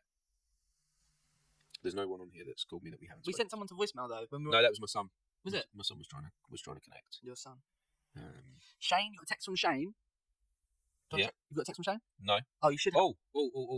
Hi there, my name's Shane. Yes. Give Shane a call. Yes.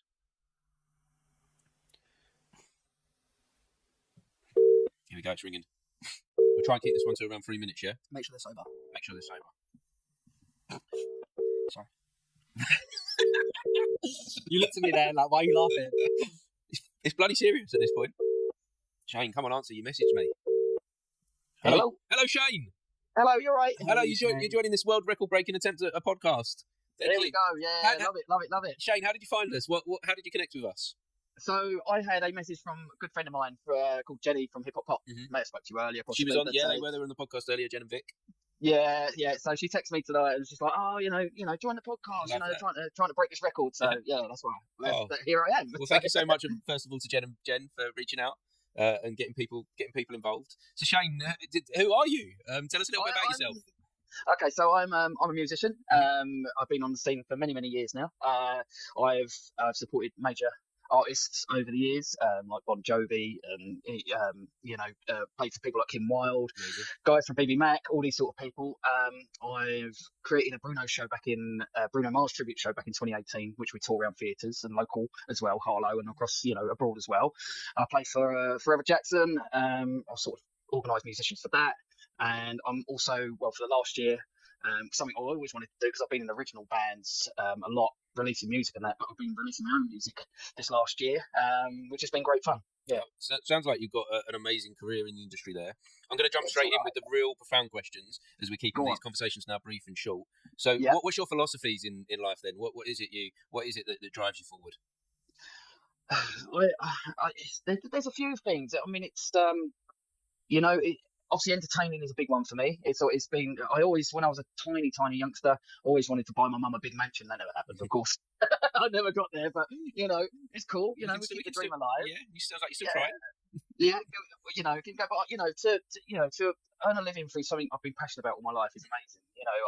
I've done the odd jobs over the years. Working in all your B&Qs, whatever else. I've done all of that, but my goal is to entertain people and also pass on my skills to others, because I teach as well, and I teach a diploma school of music. So, and I've taught a lot of people, and inspiring people to live their dreams and play in front of these thousands of people, because you can do it. I just want everyone to be happy. I want this whole world to be happy. Yeah, wouldn't that be a beautiful thing? Wouldn't it just? There's just too much negativity out there. Let's just we're all one at the end of the day. So. Let's just keep raising that up. Keep doing your thing. I'd love to jump into this conversation deeper with you, Shane. Maybe another time. It'd be great to get you on the podcast, sit down for a chat one-on-one. And for now, thank you for being part of this and for being a guest today. No worries, man. All the best with it. Yeah, if you get an opportunity to share the Just Giving link on your socials, which we're not just doing this to break the world record, we're also trying to raise money for St Clair's Hospice as well. Love it. Will do, and all so the much. best with it. Appreciate you, Shane. Thank you. Take it easy. Good night. Bye. I just sent you a number. Tara, WhatsApp. Tara, WhatsApp. It's amazing, actually, how you can. There are people out there. Yeah. Isn't it? We can do this. Tara messaged me saying she was watching. Tara's watching. Lovely. Here we go. I think there's 2 people there as well. I want to double check. What, with Tara? Hello, Tara. Hello. You're on the podcast. I hear you've been following along a little bit with what's going on. Yeah, a little bit. I was out. Yeah. Thank you. How did you find us? I saw it on the Facebook page, and I was going to come today, but it's like I was going out for our anniversary, so I was in London. But Yasmin is one of our directors, and she said about it. I didn't quite understand how it worked. I actually thought I had to drive down to Vicky Hall. I was watching you guys. I thought I had to get in the car. Yeah, well, we have had a lot of in-person guests today, but we're also doing it over the phone as well. And Tara, can I just ask if you're with anybody else, like who? I know over the phone you said you were doing it with somebody else. No, I'm just on my own on my couch. I'm watching Carole King. Absolutely. I'm watching Carole King concert. Do you mean you've got numbers of other people that you could pass on? Because we're trying to do everything to break this world record. So bless you. The world record is what time have you got until? We're going to go until we break this thing. We're going to keep going. We're so close, but yet so far. Leo, could you give me a number? No. He's not giving me a number. You a number, Mark. Leo's my number guy. Basically, we've got to get it can be on the phone, or it can be. Does it have to be people in this country? Because I know people. As long as they can speak, as long as they can speak English and they can fill out a release form, because we're just verified and certified. So if I send the link that you sent me on WhatsApp to my people, I'd love that, and then ask them to fill that in, will they send it back to Leo or to yourself? Yeah, they come straight through to us. Send them my number so that they can just call directly as well. So your number, but they might, if they're overseas, they might need to send you WhatsApp. +44 if they're overseas. Just let them. Cool. Okay. Cool. Thank you so much for helping us here. Leo, have you got a profound question that you'd like to ask before we wrap this up? Yes, Tara, I would like to ask a profound question. Firstly, are you sober? Yes, I am. Because we discussed this, that it's important that our guests aren't drinking, because we've had a few that are drinking. Well, just like I'm drinking goat's milk. Lovely. I'm drinking goat's milk earlier with one of our guests. I can make the noise if you want. I don't know what goat makes. I thought it made a bad noise, but that's a sheep, and it doesn't make a moo noise, so it makes a noise, I think. When Ollie called earlier, one of our previous guests, I said a drunk drama. I've just realised it's January. And Ollie, it's dry January. Dry January, so we're in the clear there. Yeah. But Tara, I'd like to ask you before we end this the brief conversation. Yep. Is imagine you were a superhero. Yeah. What would your superhero name be? I don't know. It'd probably be like a made-up language name. I don't think it would be an English name. I don't know how to translate what it's. What language? What language are we talking? It would be like a made-up, like a blah blah blah language, like that kind of language, or maybe a bit of a click language, or a digga digga digga language, but it wouldn't be in English. Because I think a digga digga digga language. I think that sounds good, doesn't it? Because it's well, no, it doesn't have to be a woman either, does it? Because it's just a superhero. Here comes digga digga digga to save the day. Digga digga digga, genderless superhero. Yeah, genderless. Yeah. No limits. See, but I will pursue the. So let me just get this process right, because I like to know the process is. So I'm gonna tell my people that you guys are doing this podcast now, and you need more people to beat the world record. That's correct. Yeah, it's gone midnight though. Is that count? Don't tell me that. Don't tell me that, because we have been at this since 10:30 a.m. this morning, and I did not know the time. So if you're going for 20, if you're going for 24 hours, can you do it till 10:30 tomorrow? No. As long as we don't stop. That's the only way we fail, is if we stop.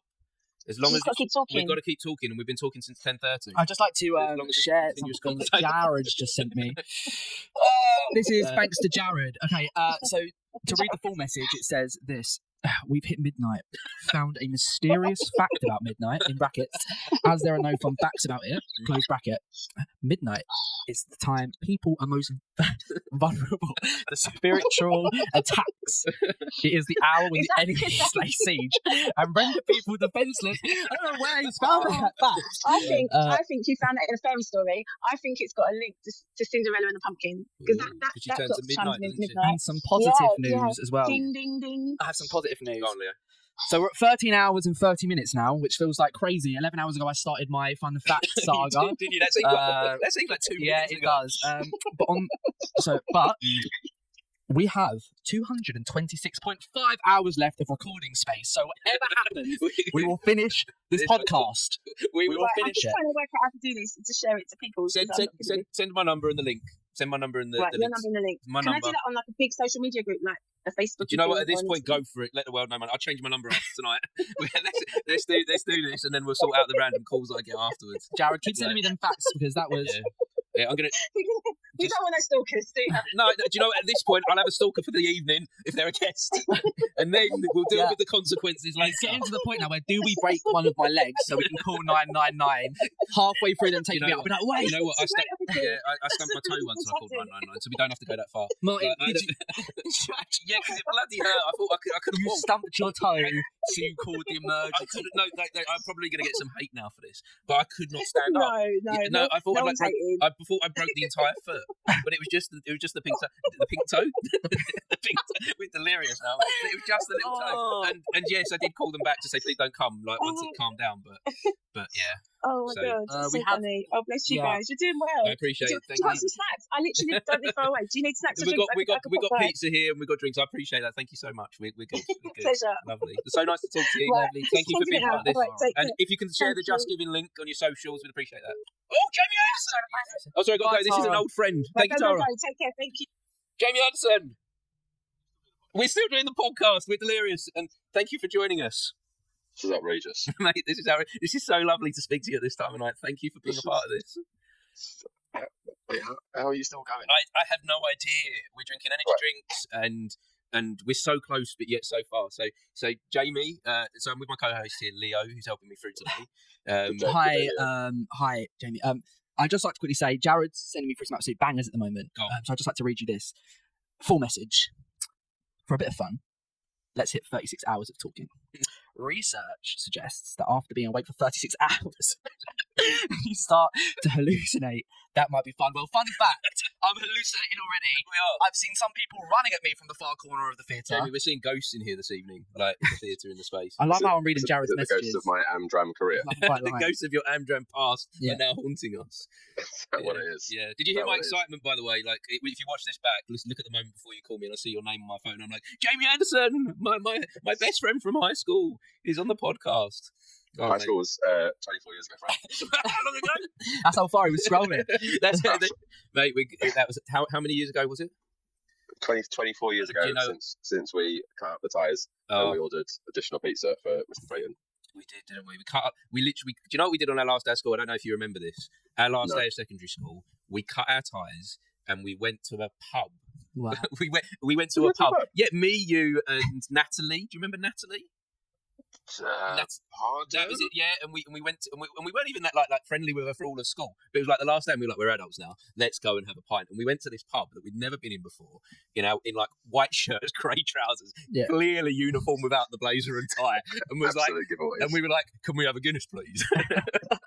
And we sat, knew what we liked when we were young. Yeah, I remember sitting around this little round circle table, the only three in the pub, and we had this like underage drink because we thought we were crying. Am I crying again? Yeah, you're crying again. Mate, cry count. Yeah, cry count. More than guests we've had on the podcast. Fun fact. Go on, Leo, a sea turtle can swim about 65 miles in 13 hours. Wish I was a sea turtle right now. I'd swim 65 miles away from here. Jamie, what would you do if you was a sea turtle? If I was a sea turtle, I just chill out on the spot. If you're a sea turtle, it's probably tropical, so I'm warm. What am I moving for? Why am I going 65 miles? Yeah, that's a fair point. No, sun's out. There'll be a beach closer. Go there. Yeah, could do with this. Edinburgh wasn't sunny enough for you? No, it was a bit wet, wasn't it? It was a little bit moist. Mate, that was a magical. Spoke about your Edinburgh experience today. I have mentioned Edinburgh a couple of times. It did make me, it did break me. It was beautiful. It was wonderful. Saw some magical things there. It was just so lovely. Like after all these years to see you, to be honest, mate. Just to see there was you. Guinness there as well. There was Guinness there. Slightly less uniforms. Yes, we missed a comedy show. We did because we were too busy chatting, reminiscing about the past. We were chatting, and then there was that slightly intimidating Northerner. We had an intimidating Northerner in the pub, so we had to. Well, he was Scottish. He was just basically just Scottish, and he was probably absolutely fine. But we're Southerners, and decided, it was best that we go. That was the end of our night.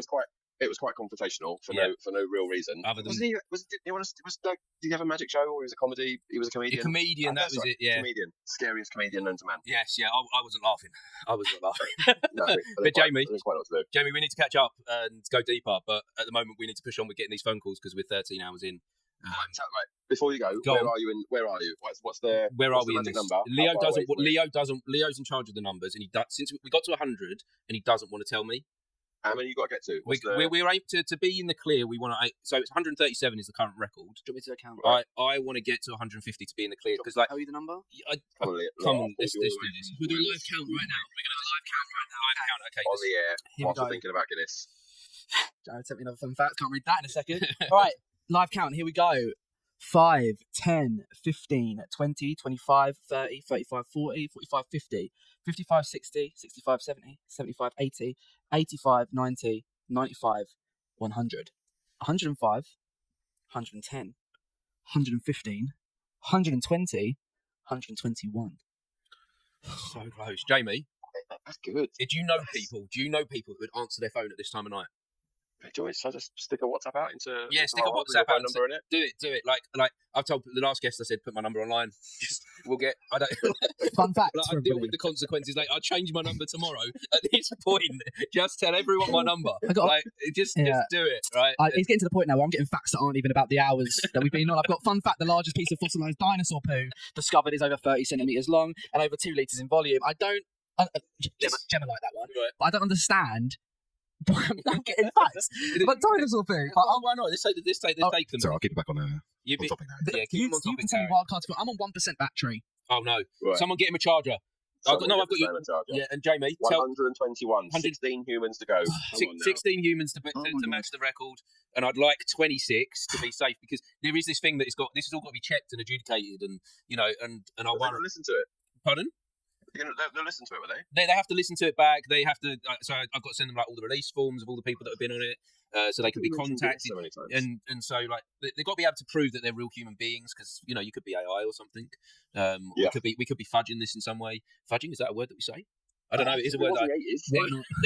Why not, mate? At this point, words are coming out after 13 hours talking. So fudging, we've up to make sure we don't fudge this. Okay, right. That's why. Okay, so Jamie, tell people my number. Tell people to call. Wake up the cat. Wake up the dog. Call on the phone. Wake up your neighbours. Mate, so lovely to speak to you. We're gonna enjoy it. Smash on 16 people. Good work, Leo. Good facts. Thank you, mate. I appreciate it. Thank you, Jared. Thank you, Jamie. Nice to meet you. Jamie. Jared. Jared, say hello. Hello. That's Jared. Okay, that's Jared. See you soon, mate. See you later. Bye. Crazy times. Do you need a charger? 12.15. Yes, please, mate. What phone have you got? I've got it needs a USB-C charge. Do you know what? I've got one of them. Is this... Mate. Oh, I'm sorry. Jared, you're the tech. Jared, it's a bit funny, Jared. You have to wiggle it around for it to charge. And at this point, do you know what's weird? I'm not hungry. Something else is fueling me, but I'm going to just try and nibble. Like Emma made these cakes earlier, and so I'm going to try a bit of cake now. A little bit of cake. How is it? How is it? It's lovely. Do you know what Emma told me? She spiked him. You're about to fall into a daze. Yeah, it could be dangerous. Yeah, it could be dangerous. Or it could be the best podcast in the world. This has been the best podcast in the world. This has been. I really enjoyed having my shoes off about 3 hours ago. Now I'm kind of hating it. The live stream. Yeah. The live stream. The live stream on Insta. To try and connect with some people. Because, you know, I know there are people out there that are just scrolling. That they're just scrolling the TikTok, that they're just scrolling the Instagram. And why not be part of this? Good idea, mate. Good idea. Of course it wants all my bloody login details. Well, you know, What are you thinking? This is a time just to speak, mate. This is when you say your thoughts. Yeah, and there's a lot of thoughts going through my head. One, do I have a slice of pizza? Two, Yeah, go for it. At this point, this is cheat day, mate. It's Sunday. Sunday is cheat day, to be fair. So maybe I will have a slice of pizza. Do it. Have a slice. I will do. I'm having a moment here. It's saying my password is incorrect. Martin, what? Your password's incorrect. So what I'm doing now is I'm going on Instagram. Yeah. If I can log in. And I'm trying to connect with the world. And seeing what people are on there. Why? Why? This is an interesting moment. I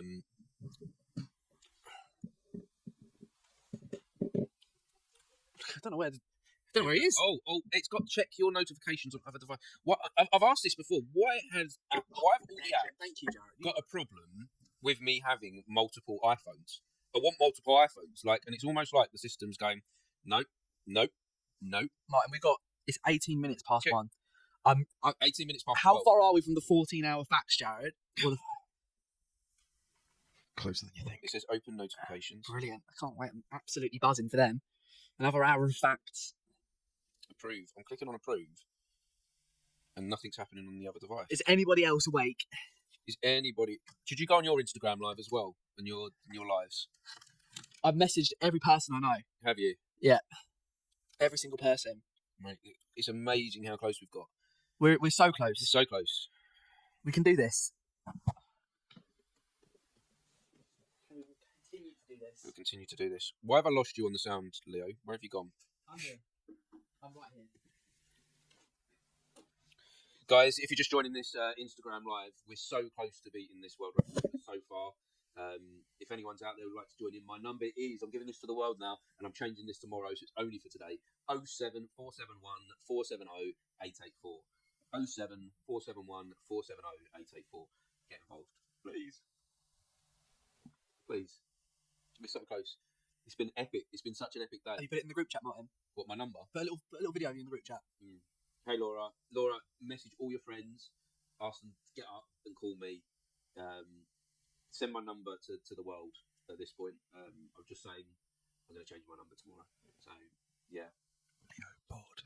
What's the matter? Leo's got the board in the way again. Leo, you got the ball. You can't hide your face, Leo. You're on camera as well as audio. You all see these eating pizza. Is that out of view now? Is he good? Good. Okay. No one else is right. I'm going to put this live stream in there. I don't think the live stream is the answer to that, right? So you're telling me to get back in the group chat and say send my number to the world. The people need to hear their king, Martin. The king, don't start feeding my ego like that. Don't. That's dangerous. But share my number with the world. We are so close to beating this. I hope this helps you in your eagle measure. I love you, Jamie. Thank you. This is Martin. Martin is current. So this is Jamie. Is just he's just put something out to everyone. This is Martin. Martin's currently trying to beat a Guinness World Record. Most guests on a podcast. Target is he's put the target there. He shared my number to the world. This is the point that we're at, guys. We literally are asking you, tell everyone to call. Everyone that's helped and been part of this today. We thank you so much. And this is your world record as well. This is not about us. This is about everyone that's been here today. And this has been an epic journey. Should I sign separate release forms for kids? Yes, please. Yes, please. Everyone needs to do those release forms so we can collect the data. I'm going to start going through this phone book now and seeing who I can get.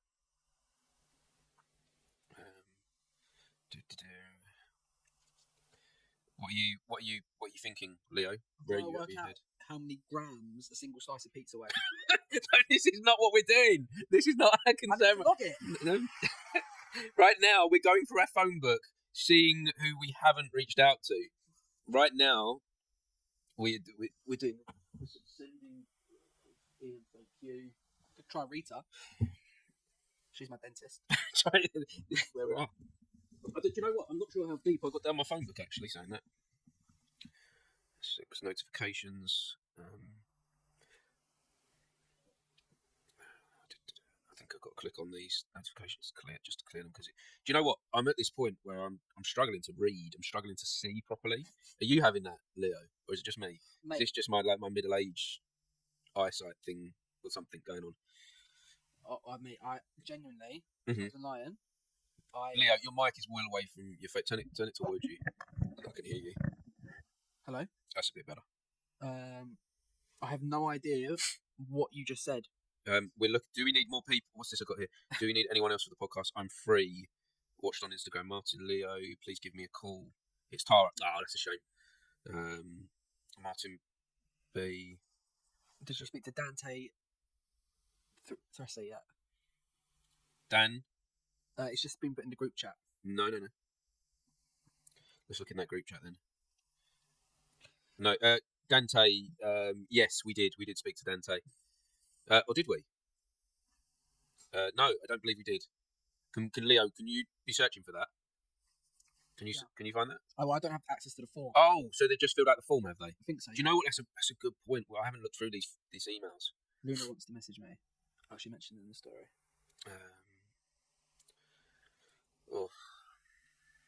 108 grams is a single slice of pizza. You've been searching out this whole time. Yesterday, as in when we started this podcast. Yes, we started this podcast yesterday. Madness. My calorie deficit paid off. I consumed 658 calories. In that is 3 Monster energy drinks. And I started off today with a slice of Domino's pizza. Living the dream. Here's one. Let's try this. Here's one in the United States. Let's try this one more time. Do we know what area code we have to put in for the United States? Because she sent me a number, but it's not got an area code in. Maybe Google. I can ask, when you don't know the answer to a question, you can ask Google. US area code. Oh, there's like 1 million area codes. Oh my gosh. That's not going to work, is it? Where's my headphones? Yeah, there's guys, we're still doing this. Red, if you want to join in, my number is 07471 470 884. It'd be really nice to speak to you, for you to be part of this. Please give me a call, anyone. I never thought there'd be a day where I'm just online shouting at my mobile number. Did you, Leo? Never, mate. But at this point, it's worth a bloody try. We've got to do everything. Do you know what? I'm genuinely thinking that we just go on Google and look for some late night takeaways, and we just be genuinely honest about what we're doing. They don't even have to be local, do they? I think we still wait a little bit. You think we still wait? Do you think there's a potential? What about if we mix that up in between? Mm-hmm. Could do. I don't want to upset people, but yeah. But at the same time, look, I'll be like, genuinely, this is an opportunity to promote your business. You're live on the podcast. How do you feel? Martin, listen, if you want to do that... do you know what's going to be difficult with that? It's collecting their details, isn't it? Exactly. It's going to be that difficult thing of like follow up. Maybe pub crawl. Maybe we're going to have... No, because then they're going to be not sound, body and mind and potential for not being verified. It's all right. I think we just need a minute. Just need a minute. Sometimes we talked a lot today about pausing, didn't we? A lot of the conversation is about the benefit of just stopping. But obviously we're trying to keep this conversation flow continuous. So that's the difficulty here, that we don't actually get an opportunity to pause.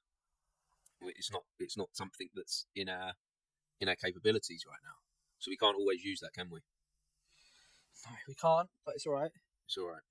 I didn't finish going through my phone book, did I? Maybe there's someone in there. Let's The dog groomer. I haven't used dog groomer for years. Oh, it's too dangerous, isn't it? Ruining that type of random. The dog groomer. Yeah. Yeah, I think so. What do you think? Call it? No, I think that's a bit too random. Yeah. That is definitely too random. We've just hit the 14-hour mark. 14 hours, and how many left to break the world record? Like 13. 13 people. 13 people. No. Let's go to a number from earlier that we missed. Hello? Please leave your message for... That so excited me there. That really did excite me. Are you calling people there? Yeah. Cool. People are like... Oh, bro, how are you? Who's he found? Who's he found? You on your own? I'm searching. How many of you are there? I have a question to ask you, bro. Are you with your brothers? Look at him. Look at him. He's grafting. Mate, listen. Basically, I've been on a podcast for 14 hours, right? We're attempting to break a world record for most amount of podcast guests. We're so near the finish line now, mate. But I just need to call a few more people. If I call you on a number, can I just ask you some questions for like 2 minutes? You're a legend, bro. Bear with. Do you know what, Leo? Yeah. I'm going to let you... Have you got Bluetooth on there? No. Oh, let's probably not. No, let's not mess with that. Still call. I can go on my laptop. I was going to say, if you deal with these calls a little bit and take charge of the conversation for a moment, I'm going to go laptop in and see if there's... It's all right. Honestly, I think if I carry on going through my... if I go through my numbers... And I can start searching some on my laptop. I'll just send you a number if you give that a call.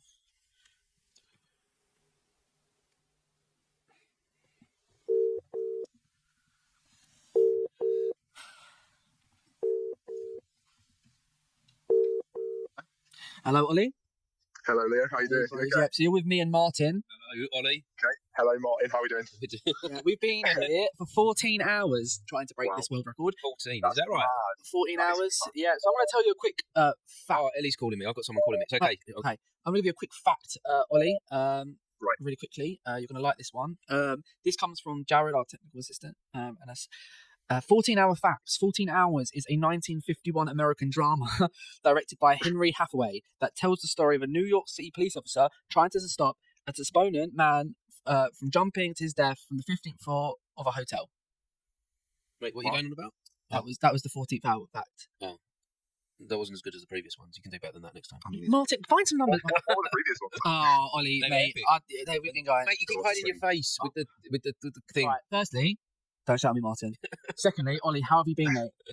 I've been good, mate. Thanks for asking. Yeah, just I'm a drama teacher now, so absolute legend, I'm mate. training to be one, working in my secondary school and stuff. What about you?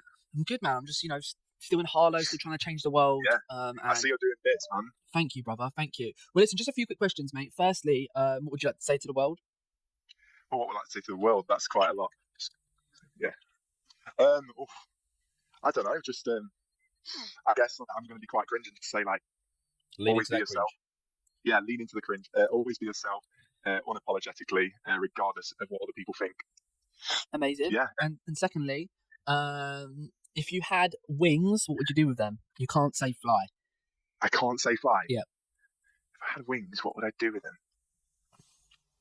Wow, that's a question. Okay. If I had wings, what would I do with them? I don't know. You know what I'm like, Leo? I'd probably strut my stuff and just show them off to everybody. Legend, brother. That's what I like to hear, mate. I mean, this isn't... I know I've called you for this, but I do really want to catch up with you soon, mate. I love you to bits, and thank you for helping me out with this. I'm going to send you a release form. It takes 30 seconds to fill out. It's just to say that you've been a guest on the podcast, mate. Absolutely fine. Best of luck with breaking the record. Oh, we appreciate it. And if you've got anyone you can send our way who'd like to join the conversation, we know it's getting late, so it's getting harder and harder for us to get in touch with people. Yeah. Just send them our number, send this number to them and say, give these guys a call, be part of a world record. Okay, we truly appreciate that. Thank you. All right. Cheers, guys. Thank you so much for being part of the show. Appreciate you. No problem. Speak soon. Bye. Bye-bye. Okay, bye-bye. I had a couple of missed calls there. That's a good idea, Jared. We could call a radio show. Yes. Yes.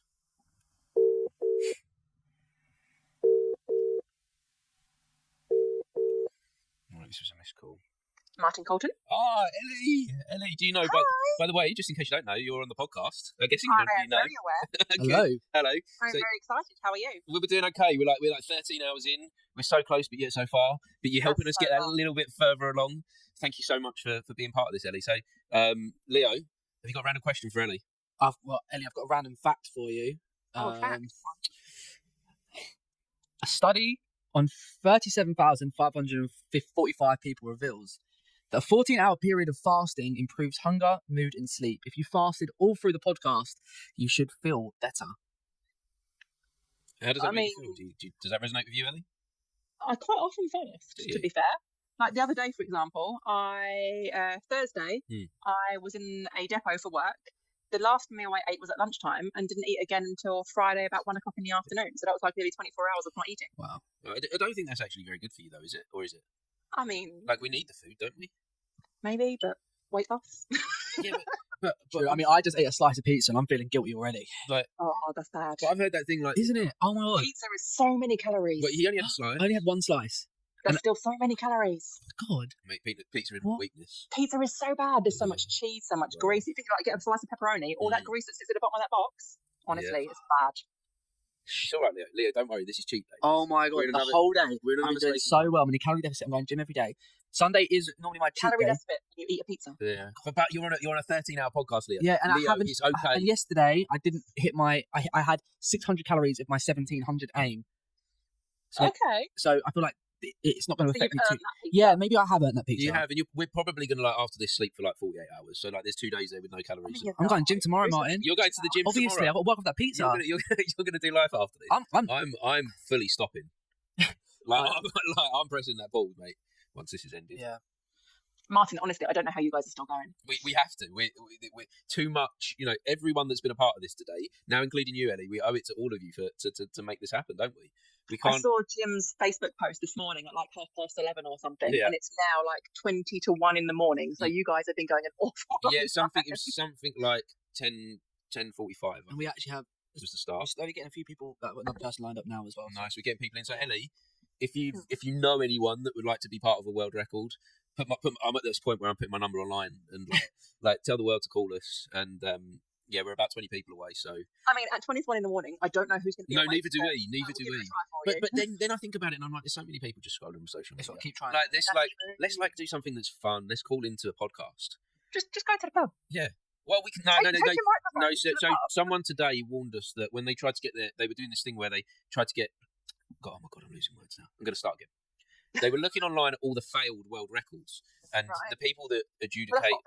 No, but they like the people that adjudicate the world records and certify it. They're quite strict, and so if they say something like the people that involved weren't of sound body and mind because they were drinking alcohol, we don't want that to be the reason that we were like 1 or 2 people short.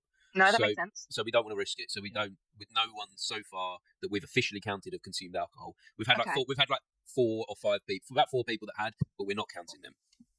Fair. So Ellie, thank you so much for being part of this. But we're going to crack on. You're now part of this, and just share my number and share the Just Giving link as well, please, if you can, because we're also doing this to raise money. Thank you so much, Ellie. Thank you. Yeah, we'll do. Thank you, Ellie. Appreciate you. Take care, guys. Thank you. Bye-bye. Bye. Okay. I sent you Cara's number. I'm going to give her a quick call. She's on 5%. So hopefully she picks up with me. Where did you send this to me, Leo? WhatsApp. Is this Cara Grace? Yep. Lovely.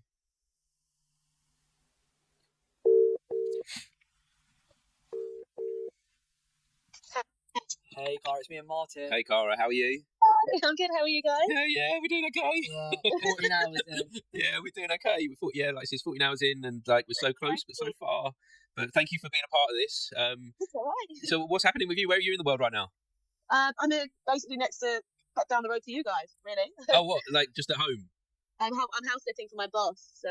Oh, you on your own, Cara? But yes, I am. Yeah. When you say that to people, we're trying to. You say that I'm worried about how that comes. We're trying to find more people. Are you on your own right now? I've just finished my shift. So what exactly is happening with this house sitting? How do you get a house to sit? My boss has gone away for the week and so she asked me to house sit basically. Nice. So I was like, is it nice? I assume it's nice. Oh, it's lovely. Yeah, it's nice. It's nice to with my family, have a house to myself for a bit, get a little break from. The norms of are you still living at home with parents? Yeah, I am. Yeah. Oh, so this week must feel like complete freedom then. It does. Yeah, it does. I also live with all boys. Oh wow. So, as a girl, it's quite nice to so you can have a proper little like chill out. Is there like a bath there and you can put some candles out and things? Yeah, exactly that. Oh. Get to relax, get to chill. That's what you want. That's what I want after this podcast, Leo. I want a bath and I think candles. we both need one. Yeah. Separately, Must like be not happy. together. Yeah, Martin. Yeah. Oh, Leo's having he's gonna cry. I passed it. I'm all emotions gone now. Yeah. So, Cara, if you can help with getting it, we're about 20 guests away from breaking this world record, and we don't want to stop. So, if you can send my number to people, anyone that's awake at this time of night now. We got. I can ask Jake. Jake will do it. For sure. I'll message Jake now. Message Jake. I can't think of anyone else who's awake at this time. Most of my friends are in bed by 9. Yeah, I think it seems like most of the world is. Yeah, on a Saturday night as well. Let's go. Yeah, well, see, when I was younger, Saturday night was the night that everyone stayed up till. They just didn't sleep on a Saturday night. But is that not what the world's like anymore? No, I felt like that at the pub tonight. Oh, right, okay. I felt like everyone wanted to keep going. But you have that opportunity for a nice quiet house. So you've got to take it. Take it. Well, thank you so much for being part of this, Cara. Thank you so much. Thank you, Cara. And I hope all's going got well. a lot more guests going. I hope it goes well. Thank you so much. Appreciate you. And if you get a chance, share the Just Giving link as well on your socials. I will. Thank you. Bye, Cara. Thanks, guys. Bye. Mate, every now and then I get surprised that another guest comes through. They're coming. They are coming. They keep on coming. Keep sending these people, guys. Send out my numbers. Clive, please help us break the world record. Clive's putting stuff out on the socials. Appreciate that, Clive. Thank you so much. There's so many people that are behind us that it's like it gives us energy and power knowing that we've got that support there. Yeah. Oh, we're gonna do this. We're gonna do this. I'm gonna find someone on the socials. There's so many people I've contacted. I tried to be so organised with this. I've reached out to so many people, and tried to line them all up. And the week has been up and down with numbers where people commit 1 minute and then unforeseen circumstances they have to pull out the next, and yeah, it's been crazy this last week, and this is now we're in the moment. You go for making that call. You make that call to people because I'm going through the. Oh, I've got one here, Kate. She's in the United States, so this might help. Kate, previous podcast guest. Hopefully she's on there. Trying to call people over Instagram. I don't know how this comes through to people. Is this ringing for you, Jared? No, nothing's ringing. Ring. I wonder why this isn't connecting. It says calling. We did try yesterday, didn't we? We did. I've had one on Instagram, by the way. We have spoken to one person. Let's try that again. See what happens this time. Leo is currently trying to get people involved. Yeah, he's gone to begging. please. Here we go. Here's another one that's in the United States. Ben. He's probably going to think he's so random. Go and send me a number. I don't know why this Instagram sometimes works and sometimes doesn't work. You sending me a number right now? Sent you a number. Love that. Oh, I'm having heart palpitations. How you doing? I'm all right, mate. I'm all right.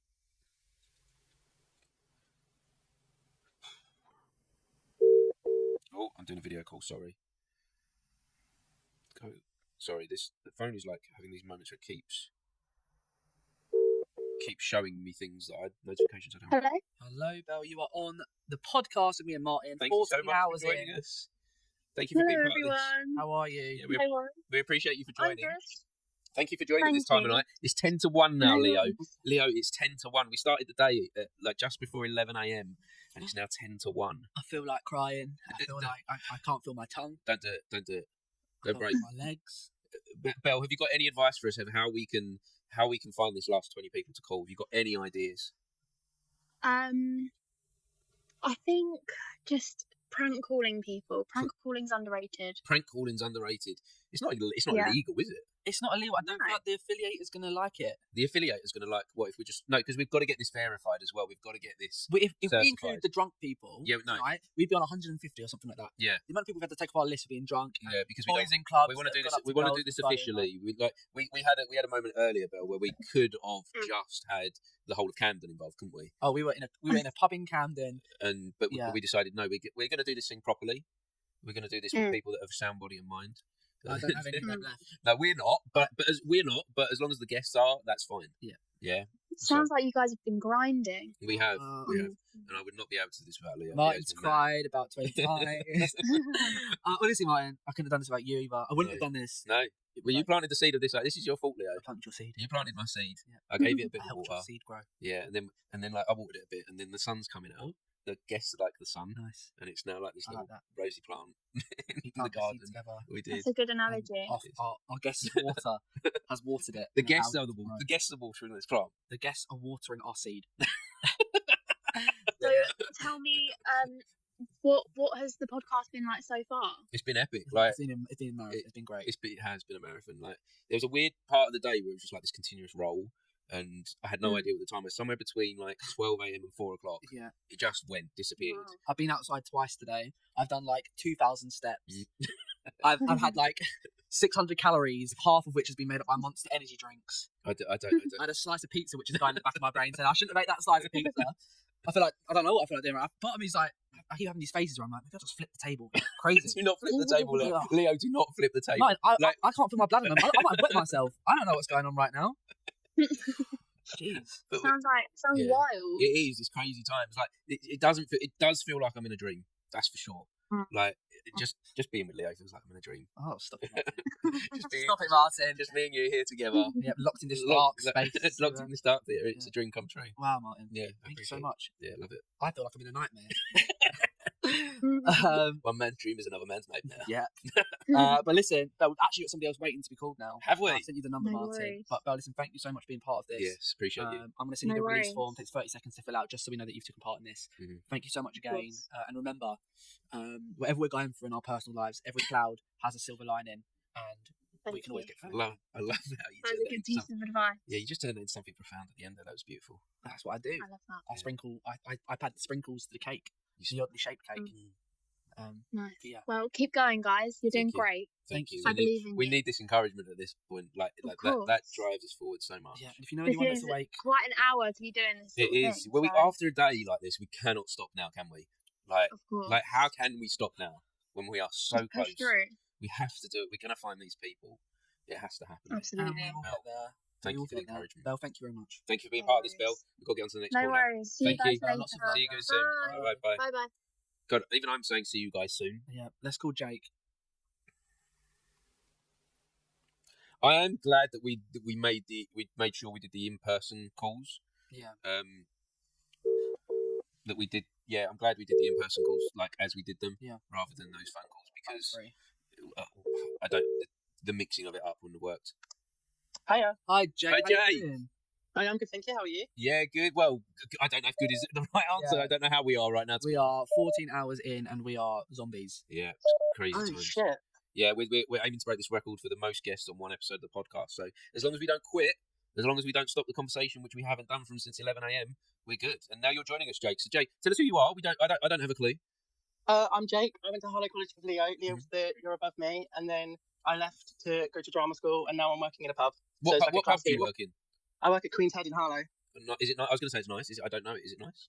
Yeah, it is. It's nice. Yeah. Banging food as well. Yeah, very nice food. Love it. Love it. Can you I've got the next call coming. Does that count as a guest for the next call? I think that does. Thank you so much for being part of this, Jake. Thank you so That's much. all right. I do appreciate it. Thank you. No worries. Good luck. Alex, you there? I am there. You're there, Alex. You're on the podcast.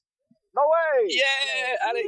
I'm at work. You're at work, so that means you haven't been drinking any alcohol. We're checking that with all the guests at this time of night because it won't work if you've been drinking. I have not been drinking. And Awesome. I've been working. Good. Tell me about your night work. How's it going? I have been working for, what time is it? 1 in the morning. 1. I've been working since 6 p.m. It's 6 p.m. That's lightweight stuff, Alex. Alex, we've been at this since 11 a.m. very loud. It's been very loud.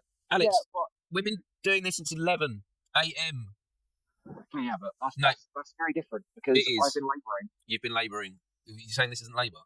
A lot of pork pies, a lot of changing barrels and getting stuff from downstairs. Alex, can you do me a favour? Go on. I'm so pleased that you're now part of the podcast. Right. It's my dream to have you as a guest on the podcast because I know you know the secrets to the universe, and I think it's time that you're old enough now that you share your wisdom with the world and you share what you know because you know stuff. Okay, but we're gonna get into that at a later time. Just one real profound bit of wisdom from you, please, Alex, for our listeners. What is the meaning to life? You put me on the spot here. Yeah, that's it. You know the answer to this, Alex. Do I? The meaning of life. I would say it varies from person to person, but trying to live your life in a way where you're proud of your achievements. That's quite good. Like it. Leo, have you got something for that question for Alex? I went profound. You now go stupid. You now go silly. Excuse me. No. That's what we're What do doing. you mean? Yeah, you go stupid. You go silly. Excuse me. I've done nothing but provide facts this evening. On that case, if you were an ice cream flavour, what should it be? Oh, that's a good question. Oh, I think this in. Something happened to me earlier with the medium, where I feel like I can now see through people. You're about to say mint chocolate chip. No? I won't go to say mint chocolate chip. I was going to go with bubblegum. I don't like bubblegum. It doesn't mean that you have to like it to be it. What does it? True, it's very true. But yeah, I was actually going to say mint chocolate chip. Was you? Nice. What is it about mint chocolate chip that resonates with you? I like it. You like it? Yeah. It's my favourite ice cream flavour. Anyway, I am being called back You need to work, yes. Alex, is there anyone at work that would be interested in being part of a world record podcast? I don't What about know. what about your friends that I've given a lift home to? So you know how my dad's helped you? Yeah. I will ask him once we get off. That might be too late then, Alex. Like what, in an hour? Oh no, yeah, we might still be going in an hour. We'll still be going in an hour. So when you get off, and Alex, as long as they're sober, it's good. Just say, you know how my dad helped you out, gave you lifts. He's doing this world record thing. He's crazy. My dad's a bit nuts, and I just need you to talk to him. I just need you to talk to him. That's all. All right. How close are you?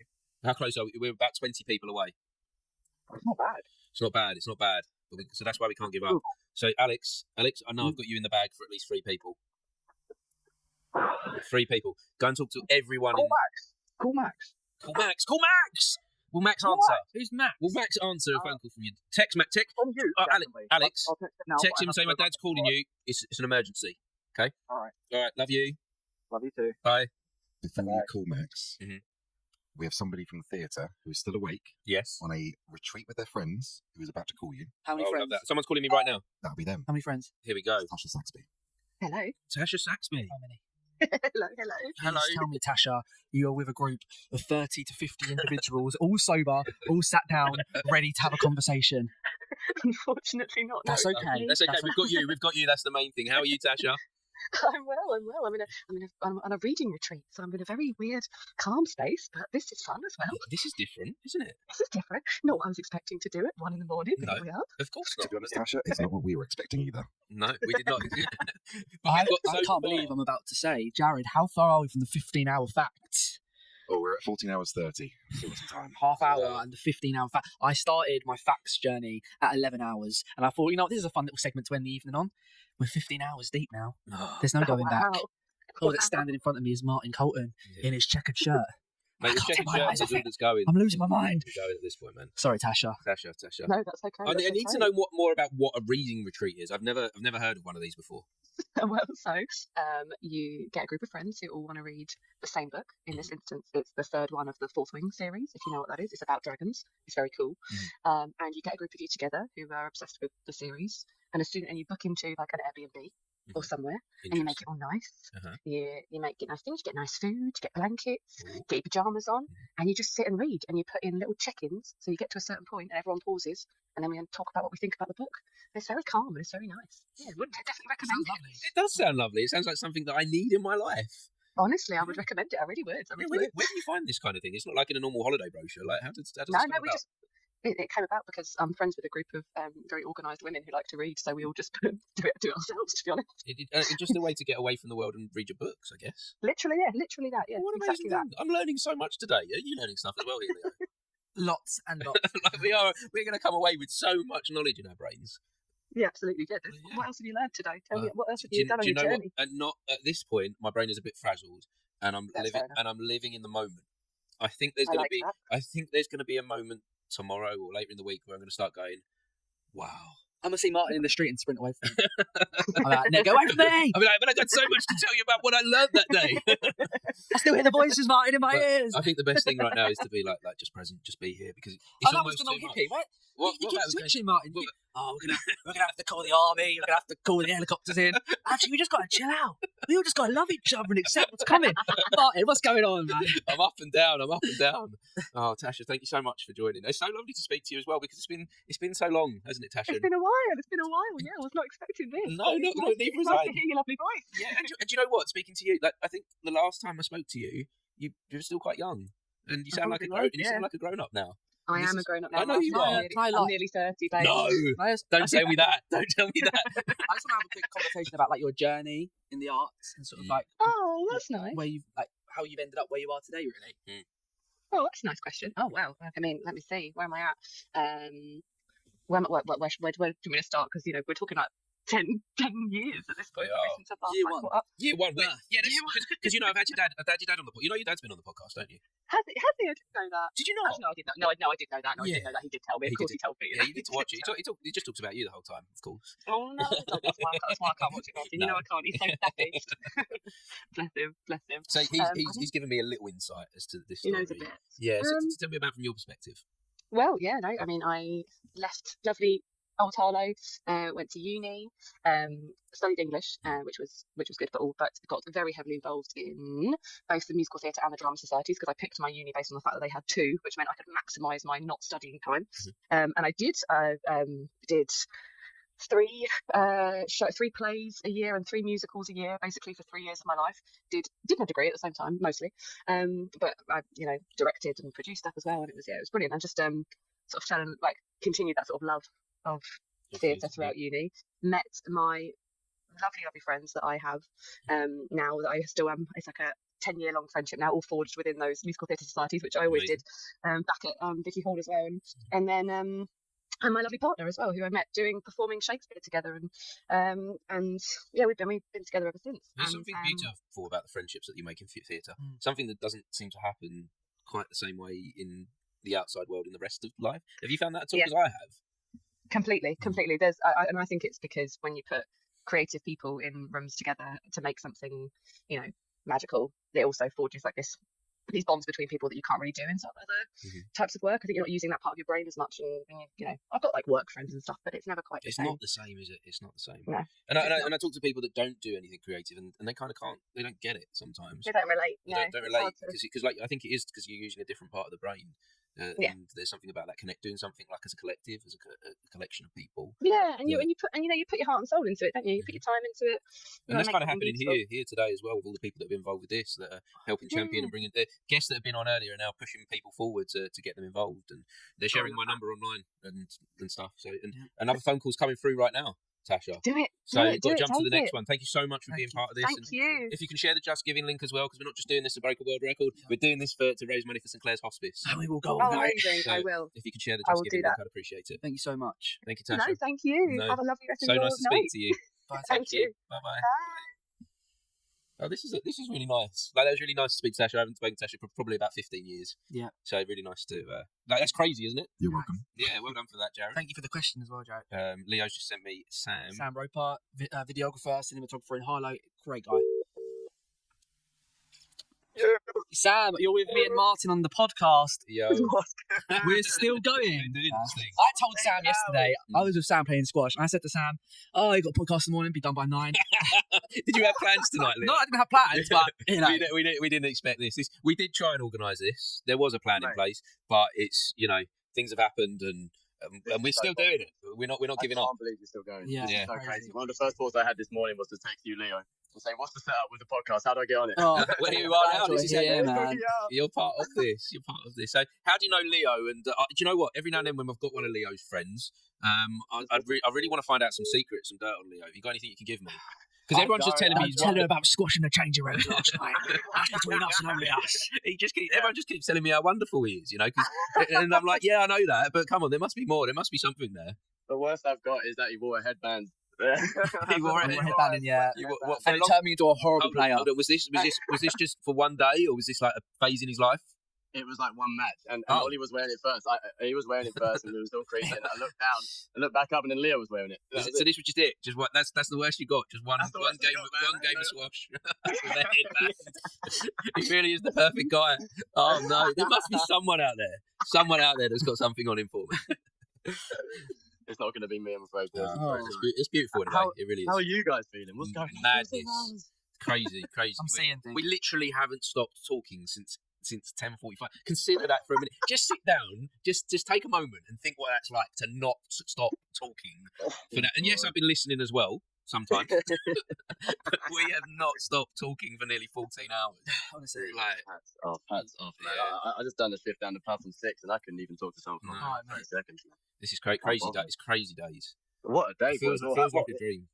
Yeah, it feels like a nightmare. Do you know what's going to be really interesting? It's going to be really interesting when I cut up all the clips for social media. Jeez, that's going to be a date.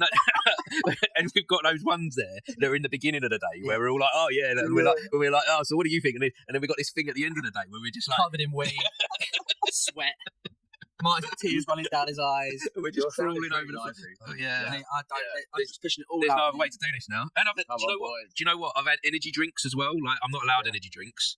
I should not be drinking energy. I'm too old for this stuff. Really? And I've had this whole can, and like there's a reason they don't allow this for children anymore.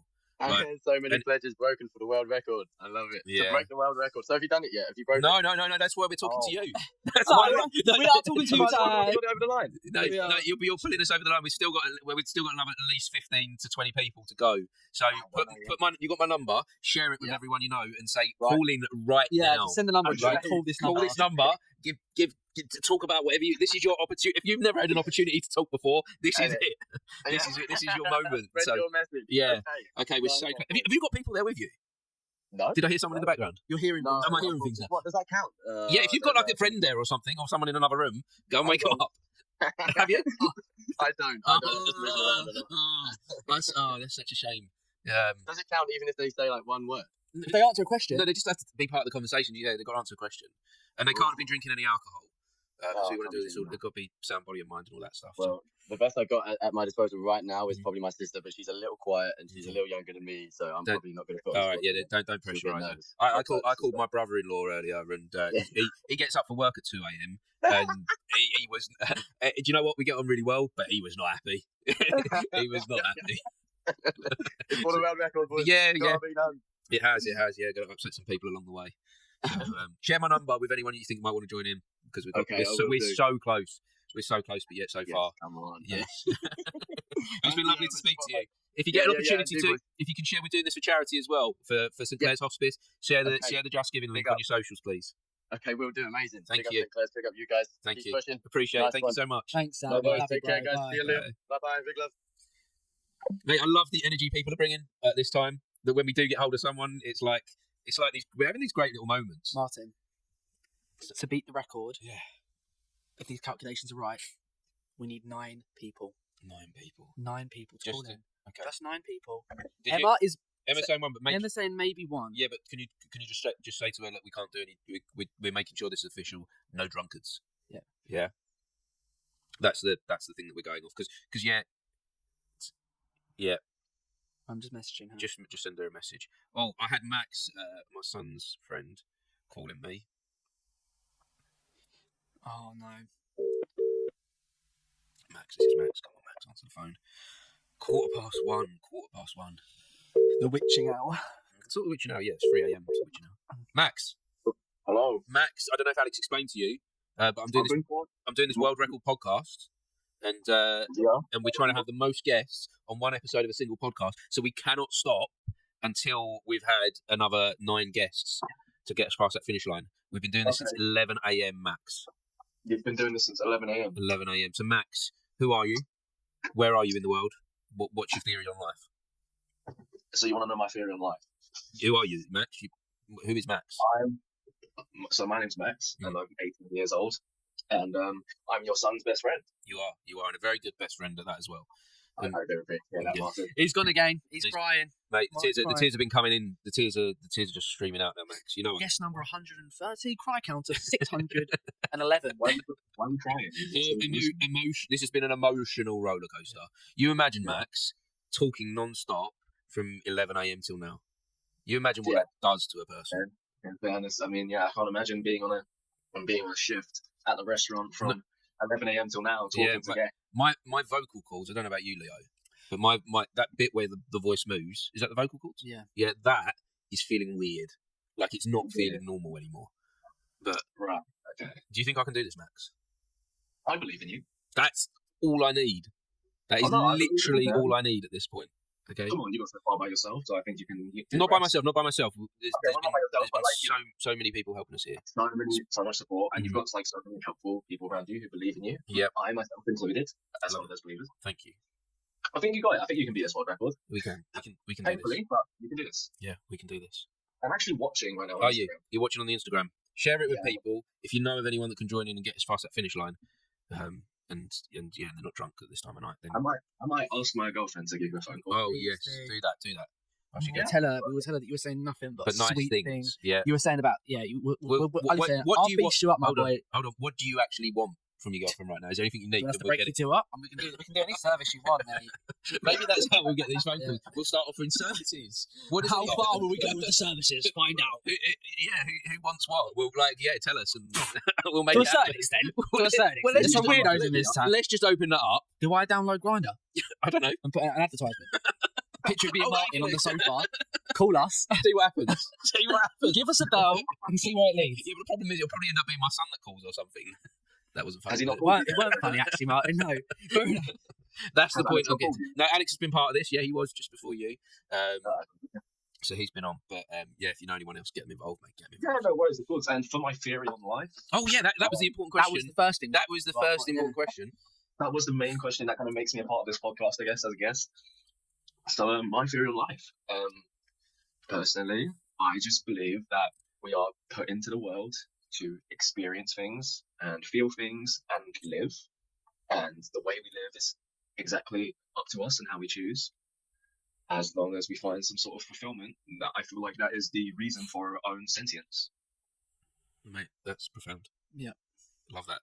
That's exactly what I needed at 1:20 tonight. Nice one. Mate, thank you so much for being part of this. Really do appreciate you. If you could share on your socials the Just Giving link as well. We're not just doing this to break a world record. We're doing this to raise money for St Clair's Hospice. So I'd appreciate if you could share that. Thank you. No worries, of course. Thanks, Max. Love you. No worries, thank you. Thank you for being such an awesome friend. Oh, I've got numbers coming through. I've got people calling me. Here we go. Thank you, Max. Bye-bye. Bye. Yeah. Here we go. Who's calling me here? Is this going to be one of these online numbers? I'm giving my number out. It's a scammer. Just chat to him anyway, mate. Yeah. Numbers? How's it looking?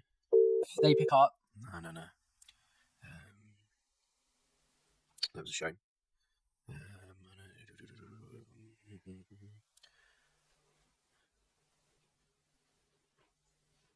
Here we go.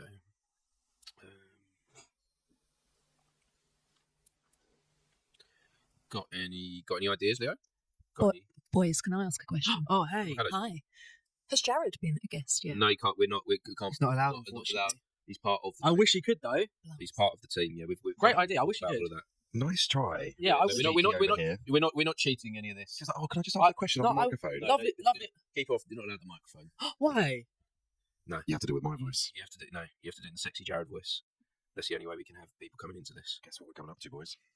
15 hours. 15 hour fun facts. 15 hours. Jared, don't tell me you got work at like 7 o'clock or something. I got 2 people calling in. Would it matter if I said from Sam? Would it would matter? From Sam Roper. Like, it would matter. I wouldn't. I do care for you, Jared, but you don't want us to quit, do you? No. He's saying yes. No, we got this. We're so close. We are so bloody close. Oh, this is mammoth, isn't it? This is so. We're nearly there, mate. We're nearly there. Oh, there's people been calling me. Yeah, Martin, you need to be active on that phone, mate. Yeah, I am. I'm scrolling through every message that I've ever got. Every message that I've ever received. Martin Colton is in the. We've had your Harlow's in the middle of the tent. It's been put out on all the local newspaper stuff. Getting us in there. This is crazy stuff. Come on, there must be people in the world. Everyone's posting stuff on socials, which is lovely. Do you know about the planets aligning? Oh, here's a number. Hello, you're on the podcast. Yes, my brother. So here it is. Yo. Hello. Who have we got here? Who is this? So we got my boy Beecher. I'm Beecher, and we got my guy George with me as well. Hey boys, how are you? Beecher and George. Are you from Sam? Yes, we are. Nice to see you, boys. How are you? Tell me about yourselves. What do we do? So I'm a music producer. My boy George is an artist. Wonderful. Our Instagrams are. We'll do that at the end. We'll do that. No, tell us. Do it now. Do it now. Let's drop them hashtags and stuff. My one is at BEECHERR. And George's is George in Colour. JORGE in Colour. Amazing. So how do you guys know Sam? So we know Sam. He's just a mutual friend of ours. We're part of like a group. He's a photographer, cameraman. Yeah, we work together. Nice. And you guys, do you work in? Is it Harlow you work, or whereabouts are you guys based? So I'm from Hornsey, Crouchend, and my boy George is from Hertfordshire. Nice. And tell us why people should listen to your music. What makes you guys stand out? Oh man, you put us on the spot there. It's a big important question, isn't it? I like the music to do the talking, so I'd say just check our stuff out, and you guys can make your own judgment of it. But we just hope people enjoy it. And what's the dream, finally, guys? What's the dream for both of you? What's the dream? Yeah, man, live life prosper, man. You know, freedom. Freedom. That's interesting. That's something that I always wanted with the things that I do. I remember like a few years ago, just trying to like figure that out. Like, do I want to be like a famous actor? Do I want to be in different places? And I was like, no, do you know what I want? I want freedom. I want that freedom to just do what I want to do in life, and if you find it, it's beautiful. And I think that I may have found it. I think. Do you know what? I'm glad to hear that. So yeah, so what's the motivation behind this, man? To be honest, Sam just sat with me on a whim. Yeah, of course. We've been going for 14 hours now. We're raising money for St Clair's Hospice, local charity, big charity, and we're so nearly there now. So we're just trying to get them numbers in, chat to a few people, and just get this done, basically. Yeah. St Clair's Hospice had a profound effect on me and my family last year. I don't know if you know what they do. They look after people that are terminally ill, families that are struggling with ill health. And I lost 2 friends last year, and St Clair's Hospice was there for both of them. And I never knew what it was that they actually did. I knew they were there. I knew they existed. But I didn't know how important they were. So once I knew that, and once I knew how underfunded they were, I was like, I need to do something to support. And then, doing this world record as well, that just tied in nicely. So yeah, so it'll be in a Guinness Book of World Records. Well, that's what we hope so. We hope so. We'll be sending this off to them to get all adjudicated and judged. And what you got to do for us as well, make sure you fill out the release form. I think Sam would have sent it over. If Sam hasn't sent it over, and for anyone else that has been part of this, it's. Sam's listening to this right now. Is he great? Yes. Fill out the release form for me. Love it. Fill out the release form. Sam, I know why Sam has done this because he knows I'm one of the only people that's going to be awake at this time. Awesome. That's what we. Let's get Peter on the spot quickly. Yeah. See what's going on. Love it. I love how everyone's coming together tonight and these connections are happening. It's amazing. Now we've spoken to you, but just could you pass the phone over to? I forget your friend's name now. His name's George. George, can we speak to George for a minute so that we can confirm him as a guest as well? Of course you can. Thank you. George, how you doing? I'm good, bro.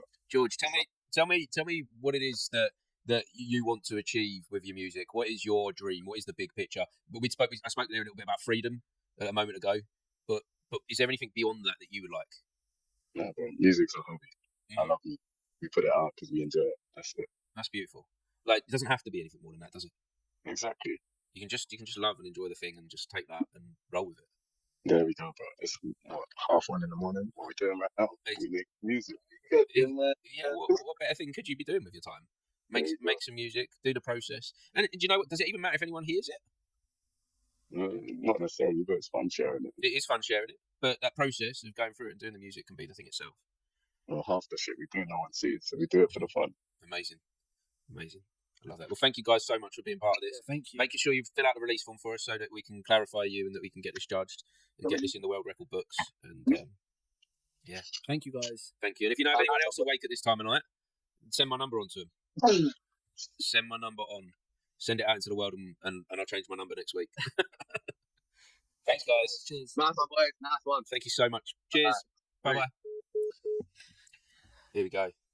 How we doing, Leo? 6 numbers. 6 numbers. We need 6 numbers. 6 numbers to break the world record that we've been doing for 15 hours. Jared, have you got any facts? What the time it is now? Just send them over. Leo, is that ball in front of your face? Is the ball in front of my face, Jared? No, you're right. Oh yeah, I'm all right. All right. He's all right. 15-hour facts are hard to come by. So here's a fact about the number 15. In mathematics, the number 15 is a lucky number, a triangular number, a hexagonal number, and a I just picked that so you could try and say that word. Pentatope. Pentatope. Number. There's one more there from Andy Warhol. Andy Warhol once said, in the future, everybody will be world famous 15 minutes. Now, I just want to... Oh, fair enough. Cut me off, mate. I was about to say how you were talking about freedom earlier, and you said you think you know what freedom is while making eye contact with me, and I felt quite uncomfortable. I was like, I'm your freedom? Like, you are my freedom. He looked at me, you were like, this is my impression. You're like, you are my freedom. I've found freedom.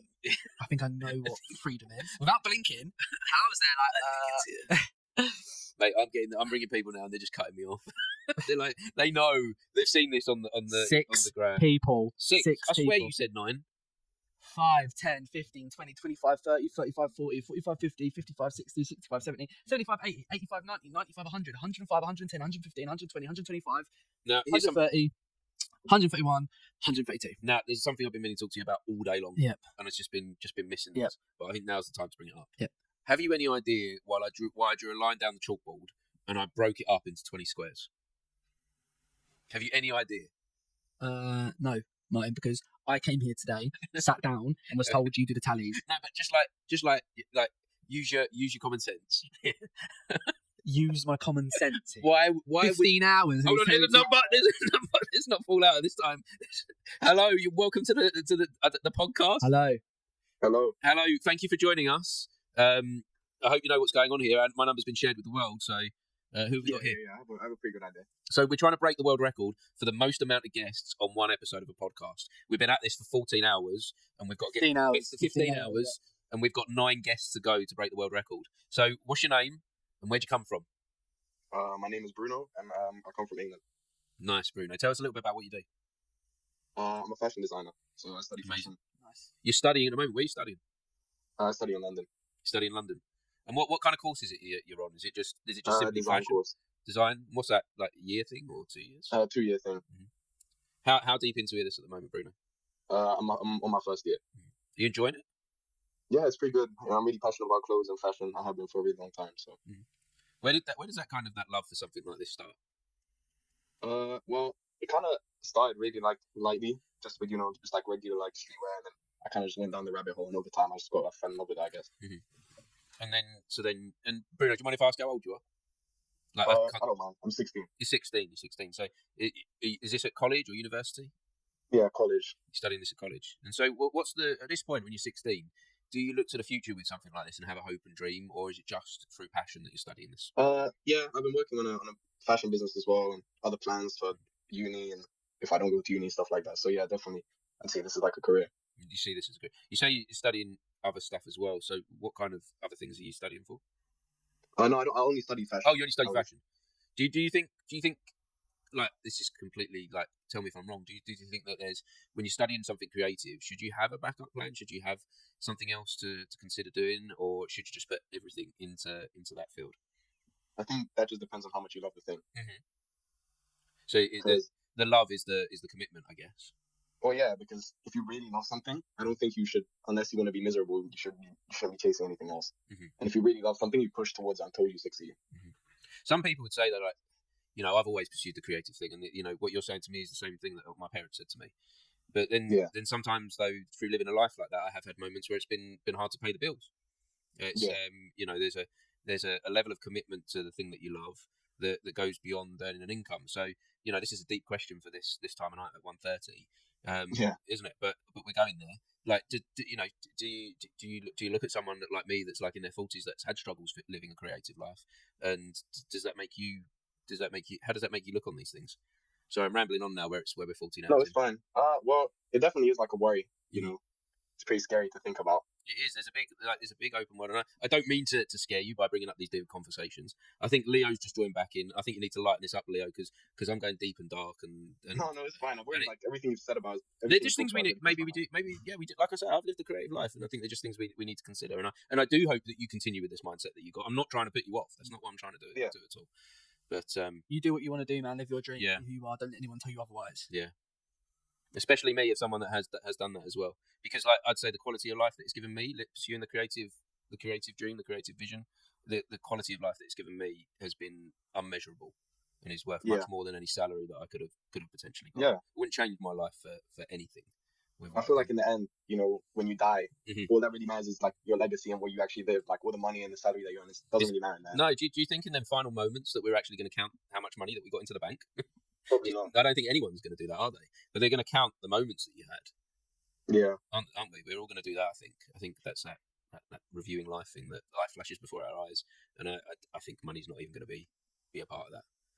Wow. Yeah. Well, we're going deep here, aren't we? It's important stuff to get into. But thank you for being part of this conversation. Thank you very much. We're going to crack on with finding more guests to join us, because I believe we're only 8 guests away from beating this world record. So thank you for being part of this. And we're not just trying to beat a world record; we're trying to raise funds for St Clair's Hospice. So if you could share the Just Giving link as well, we'd very much appreciate that. Of course. Thank you for having me. Thank you so much. Cheers. Really do appreciate it. Thank you. Thank you. Oh, Leo, my mind is I'm at that point where I'm surprised you could comprehend my questions. I really needed you. Well, I just walked to the toilet. You went to the toilet and I lost Got myself. To the toilet, looked in the mirror and thought, why am I here? Why am I here? Why? Don't ask the question. That's dangerous. We're doing this for many reasons. Yeah. And we're telling others why we're doing this. We know the answer. Yeah. We got this. Air fist pump. What number are we at now? We have got 5 more people to beat the record. 4 people to equal it. Well, we have to beat it.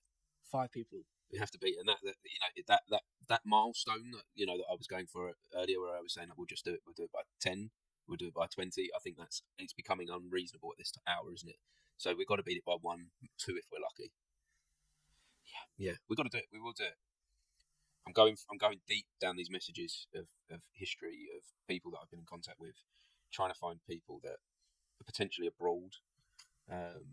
What about, here's a random idea. How do you feel about me calling something like the Samaritans and saying, look, this is what we're doing. If you haven't got time to talk to us, don't talk to us. No, Martin. No. We're all saying no. Don't do it, Martin. And I'm assuming the 999 thing is out of the question. No, I literally, ideas are coming to me and I'm vocalizing them. And there's no filter. Okay, there is no filter. And I think that's important at this time, that we have a Jared there in the background to say no, and we have you, Leo, to say no. I think that's very important. Any ideas? Any ideas? If you turn the filter off, Leo, what have you got coming this way? In life? Just give me anything, man. I'm very excited. I'm literally Googling who to call. Good idea.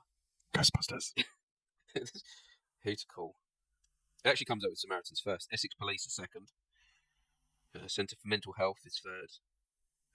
Mind. London Ambulance Service. I mean, what did you expect by Googling that?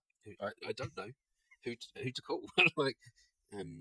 Right. What happens? Here's a good thing. This isn't going to count as a guest, but I'm going to go on AI, ChatGPT, explain the situation. Here's the situation, ChatGPT. Hold on. Here's the situation, ChatGPT. I'm currently doing a podcast trying to beat the world record for the most amount of guests in one episode. I have run out of people who I can call to be a guest. How can I find guests at 2 a.m? Alright, saying breaking the world record is a challenge. Here's some ideas. Social media outreach, online communities, go on Reddit, use Discord, freelancers, gig, people, Cameo. I don't know if that class as a guest, does it? What, if we're paying them? No, but if it's recorded. Or... No, we can get a Cameo live. Mm-hmm. Call out to international guests. We've kind of tried to do that. Good guests. I don't know. The social media outreach thing, doing online communities, we've done. International guests. Any ideas, Leo, where we can find some international guests? Just seeing who's about. You're just seeing who's about. This is going to cost me a fortune if I go on Cameo, isn't it?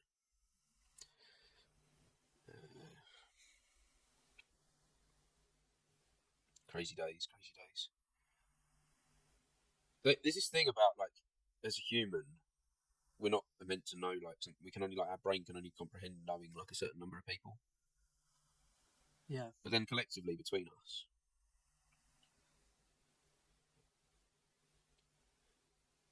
God, it's just been epic. Even, you know, I'm not going to say either way, but we do this or not, we're going to do this. We are absolutely going to do this.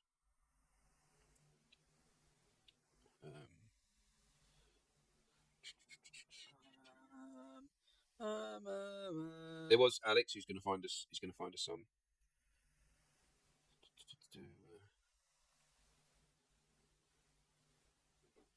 Got anything you're thinking, Leo?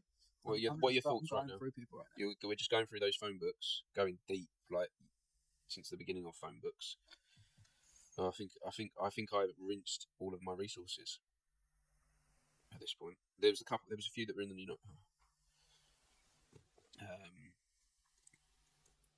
phone numbers.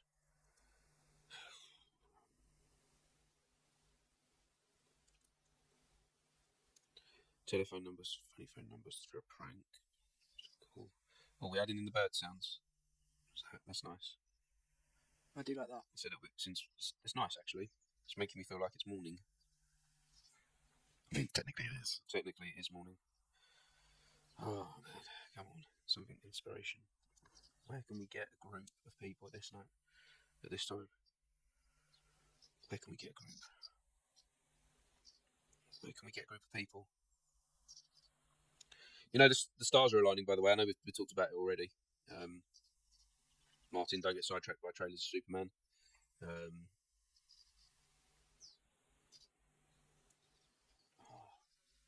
I have literally looked through every messaging chat on this planet.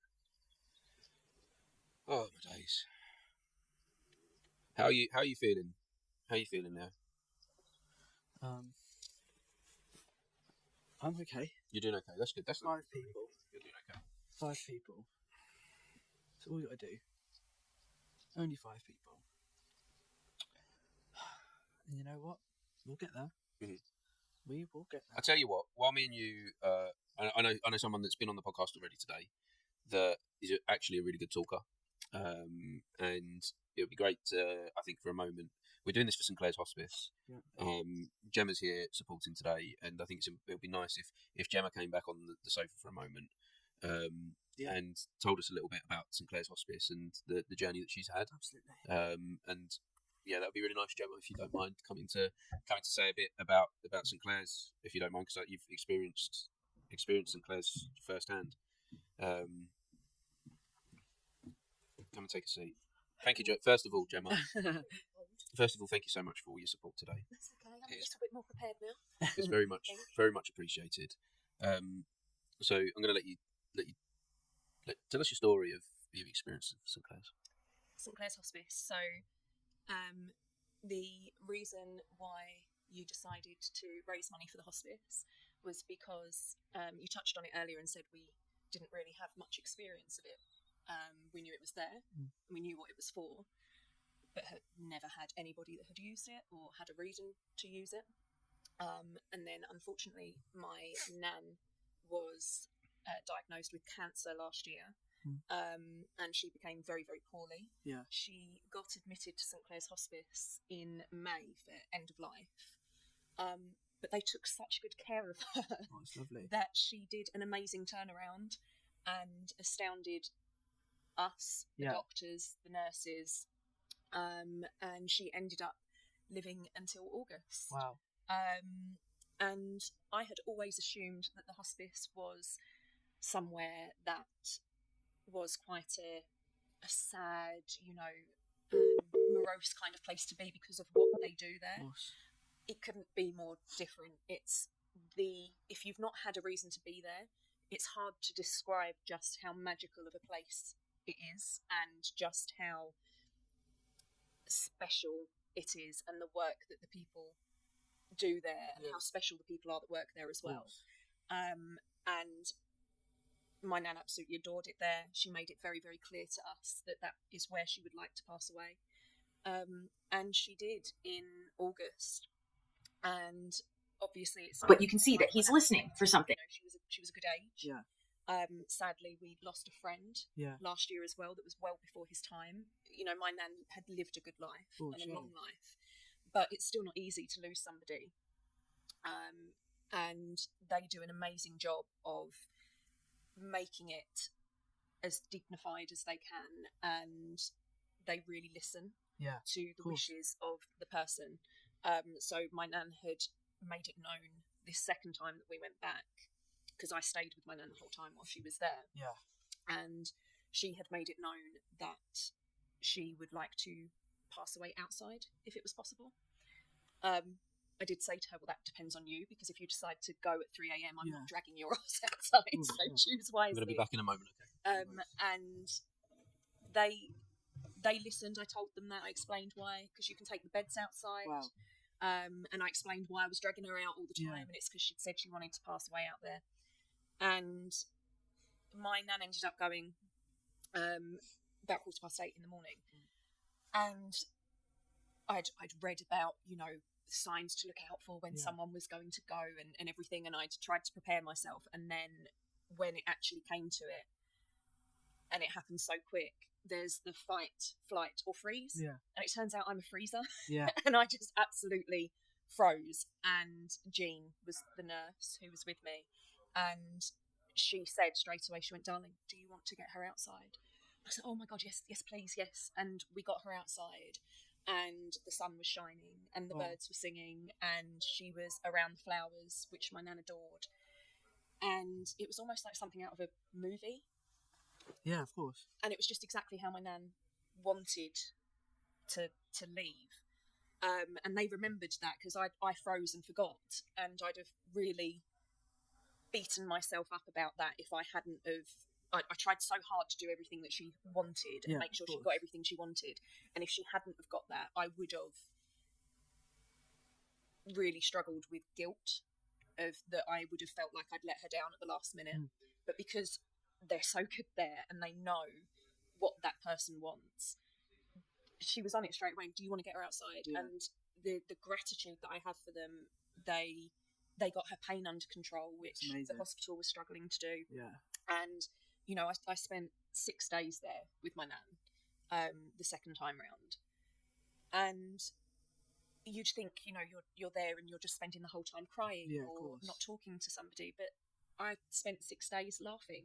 And you know, even when my nan got to the point where she couldn't respond anymore, they say hearing's the last thing to go. So I was talking to her constantly, and the nurses talk and they make it seem, well, it is normal, isn't it? It's a part of life that it's going to happen to all of us. Yeah. We're all going to experience it, and it's just so important. The way, especially to me, it was so important that my nan's last days were filled with so much respect and so much care. Yeah. And like I say, it was difficult, but I was thinking, I could be doing this sat in a hospital where she's not even got her own room. You know, we've just got a curtain pulled around us, and there's noise and busyness going on around us. And she was in her own room, and it was calm, and we could have her music playing all the time. And you know, if you've got a family that's got an animal that means a lot to them, you can take your animals in there. You know, you can take your dogs, and it just, anyone that I've spoken to that has had a reason to use the hospice, they all say that it is magical. It's lovely there. You know, they've got 8 rooms. It's a very small space. They've got 8 individual private rooms, and they've got a family room that's got toys in for children, and there were children there visiting as well. And the children weren't, you know, when children go into hospitals and they look scared and it's not a nice experience. There was a little girl there when my nan was there, and she used to get upset every time that she had to go because she loved it there. It sounds like such a beautiful connection between everyone there. It really is. And you know, all the families, they've got the family room. They've also got a community jigsaw puzzle in the middle. That's lovely. So if you want to take a step out of the room, everyone goes and does a little bit of the puzzle, and you end up talking to other families because you're all there for the same reasons. Yeah, of course. And it is just a really, really special place, and it costs an immense amount of money to run a day. I feel like I'm going to have the number wrong at this time of the morning, but it costs something like £17,000 a day to run. Yeah. So the fundraising, you know, there's a lot of people that do fundraise for St Clair's. Yeah. But it's needed, like it's desperately needed to keep this service going, to keep it available for people, because it's how everyone should have the opportunity to pass on. Yeah. But it was just it was a difficult time, but it was also a very they made it really lovely. Yeah. Really lovely, and the support that they give you doesn't end when your loved one's life ends. Yeah. Like, I have had communication with them since. They offer bereavement support, they offer counselling, they also do, it's not just about the people who are in the hospice, they also have hospice nurses that go and give people care in their homes. Yeah. And it really is, you know, I was with my nan where she was in hospital, and obviously the NHS is wonderful, but it is so understaffed and it is so underfunded. And there was a time where she pressed for pain relief, and I think we were waiting nearly 2 hours for pain relief for her, and she was in agony. Oh my god. And at the hospice you press the button and they're through the door within 30 seconds, because it's such a small space, you know, they're able to give of course that care to people. How are you feeling? Firstly, it's beautiful, like, it's talking about all that, so thank you for sharing more detail. A beautiful charity. It's what I should have spoken about earlier, but I was not expecting to get dragged up, so I was just no worries. froze. I'm absolutely dead. Where is Martin? On the phone trying to. I've literally got one person ready to go. You're so close. Martin. No, he's disappeared. Take it. Does it have to be Martin? I'm gonna try, and then. Is it the phone that? Try and connect to Bluetooth. I think I'll be okay if I speak at this. Can you hear this, Jared? Yeah. Okay. I'll try this. Hopefully. Fingers crossed. Hello. Have I got the person there? I'll go there now. Thank you so much. I think it is on speaker. Just coming now. This is Susanna. Susanna. Hello. Hi, Susanna. How are you? I'm very well, thank you. How are you? Just good. Jared, can we hear? It's all good. Okay. So, Susanna, I'm just going to ask you a few questions, if that's okay. You're currently on our World Record podcast. We're down to the final few guests now. Absolutely knackered. So I'm just going to go through a few things with you, if that's all right. No problem at all. Thank you very much. So firstly, what's your favourite day of the week? Sunday, because the roast is good. Very, very good. And if you were going to attempt a world record, what world record do you think you would attempt? Eating cheese. Eating cheese. What's your favourite type of cheese? Brie. You know what? I love brie, but my favourite sort of gooey cheese would be camembert. Oh, I do like that one too. The brie's better. Brie's better. Where's your accent from? Scotland. Scotland. And it was a special day for the Scots today.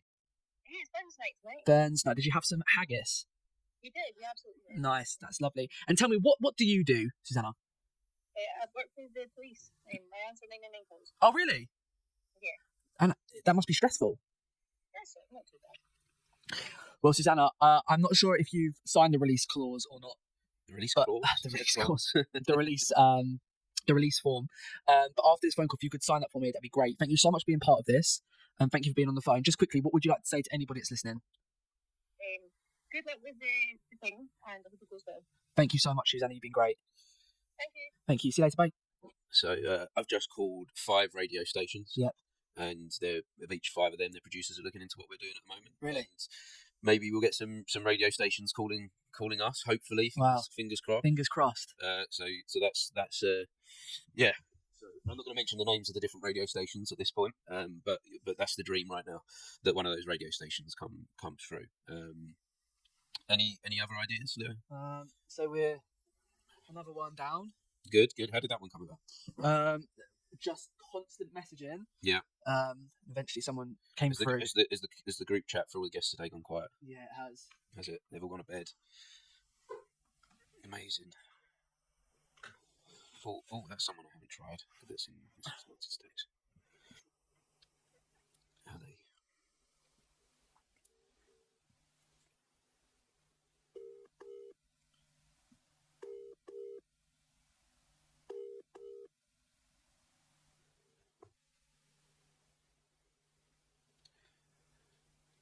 I was only ringing. I'm sort of looking for numbers now of people that I know from abroad. Oh, what's happening? Trying to call someone. On that last call, put it a bit closer to the mic because it was quite quiet.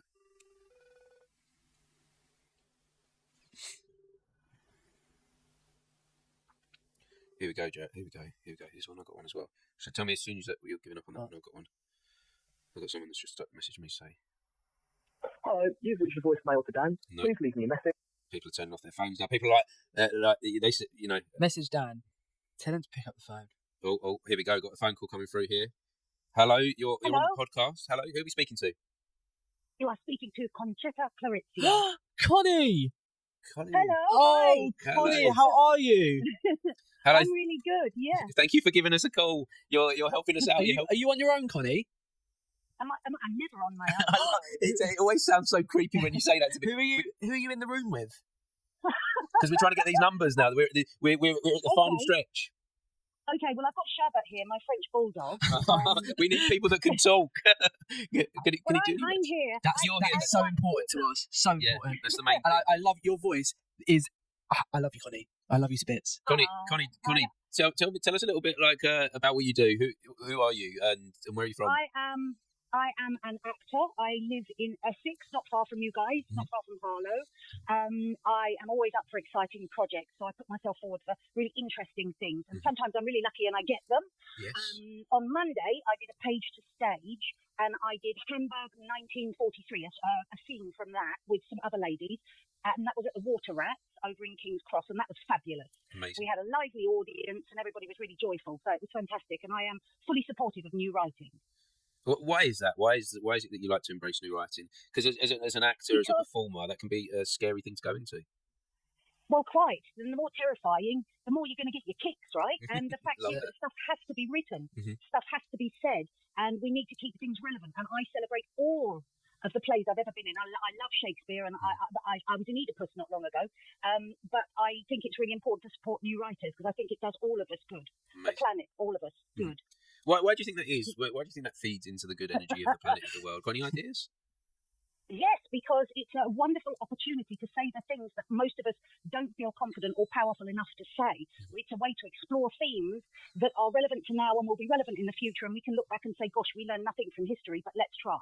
So, yes, it's important. And also it encourages young people to know that it doesn't all have to be in the past. You can write things now, you can perform things now, you can sing things now, you can be joyful now.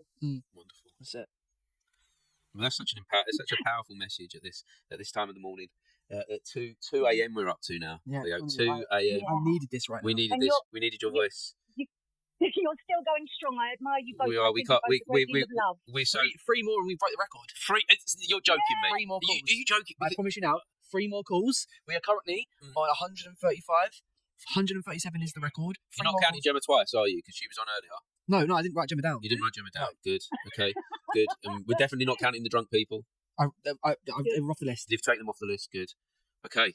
3 more people at this point. I've called some radio stations as well. Yeah. So good if we broke it with a radio station. That'd be nice. A nice way to end this. So we're hoping that we're dreaming now. They're watching it, they're listening in, and they're like, "Shall we get involved in this thing? We're not sure." What would you say to them, the people that were considering getting involved with this right now? What would be your advice for them? Me? Yeah. My advice? Yes. Pick up the phone. Do it. It's lovely. Connect. That's what we're here to do. Connect. Yes. Connect. There's power in that, isn't there? Yeah. Yes. And I think so much power. We've felt that today, haven't we, Leo, with all these guests? Yeah. It's been amazing. It's been a dream. I'm slowly fading away. Yep. Into a realm that I can only describe as consciously dreaming. Yeah, I've been there for at least the last 3 hours. Well, you're doing amazingly. Keep going. You're nearly there. And we're doing this for charity. We're doing this for an important cause as well. We're doing this for St Clair's Hospice. We're trying to raise funds for them. Yay. So if you can share the Just Giving link, we'd appreciate that as well. Okay. Thank Lots of love, guys. Thank you so much for being part of this. Thank you. See you Are you sure your dog can't talk? Bye. She's really belligerent. She'll only do it when she wants to. Of course. Thank you. Good night. See you guys. Bye. Crazy days, man. Crazy days. Ringing people at 2 a.m. 2 a.m. 3 people. Numbers. Just if that do you know what? I'd just love it if that radio station called right now. Radio station executives, come on. Just look back at the history of this, how long we've been going for. We can give you some entertainment. Leo's very funny. I'm very serious. The mix of that, it gives you something special, doesn't it, Leo? I found this special today. Yeah, we can give you some entertainment, guys. Who was our first guest? I don't know, man. I honestly don't know who the first. 5, 10. Was it Mike? Was it Mike and my brother? Yes. 35, 40, 45, 50, 55, 60, 65, 70, 75, 80, 85, 90, 95, 100, 105, 110, 115, 120, 125, 130, 135. Call us now. Let us go home. We're up to 135. And 137 is the record someone else has got. Yeah. So we need to get to 138. 3 calls. No, I don't know the maths. 135, 136, 137, 138. 3 calls, 3 people. 3 phone calls. 3 people. 3 people. Wake up. Come Get out of bed. Let me go home. I've got a feeling. Hold on. I'm calling the girl I used to chat to who lives in New York. Oh, yeah, perfect. Emma, please pick up the phone. Perfect. Have you live streamed this on your socials at all? Yeah, throughout the day, yeah. Yeah. No, they weren't picking up?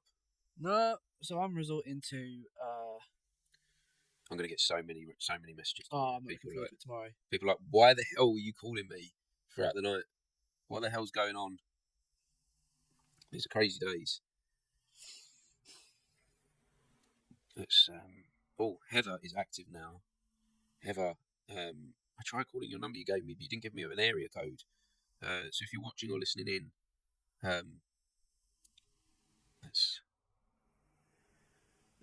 try on WhatsApp. What does WhatsApp need area code? I've tried getting someone to call you. My son's messaged. If you're still going, yes, we are still going, Alex.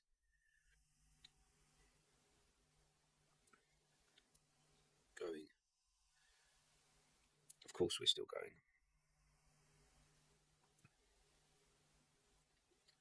Let's see what happens here on the WhatsApp, because I don't know if WhatsApp needs the couldn't place call, can't place call because this number is no longer on WhatsApp. You say you got someone to call, Martin? No.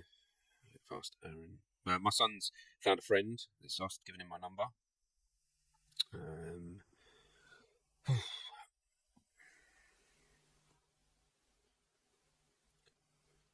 happens here?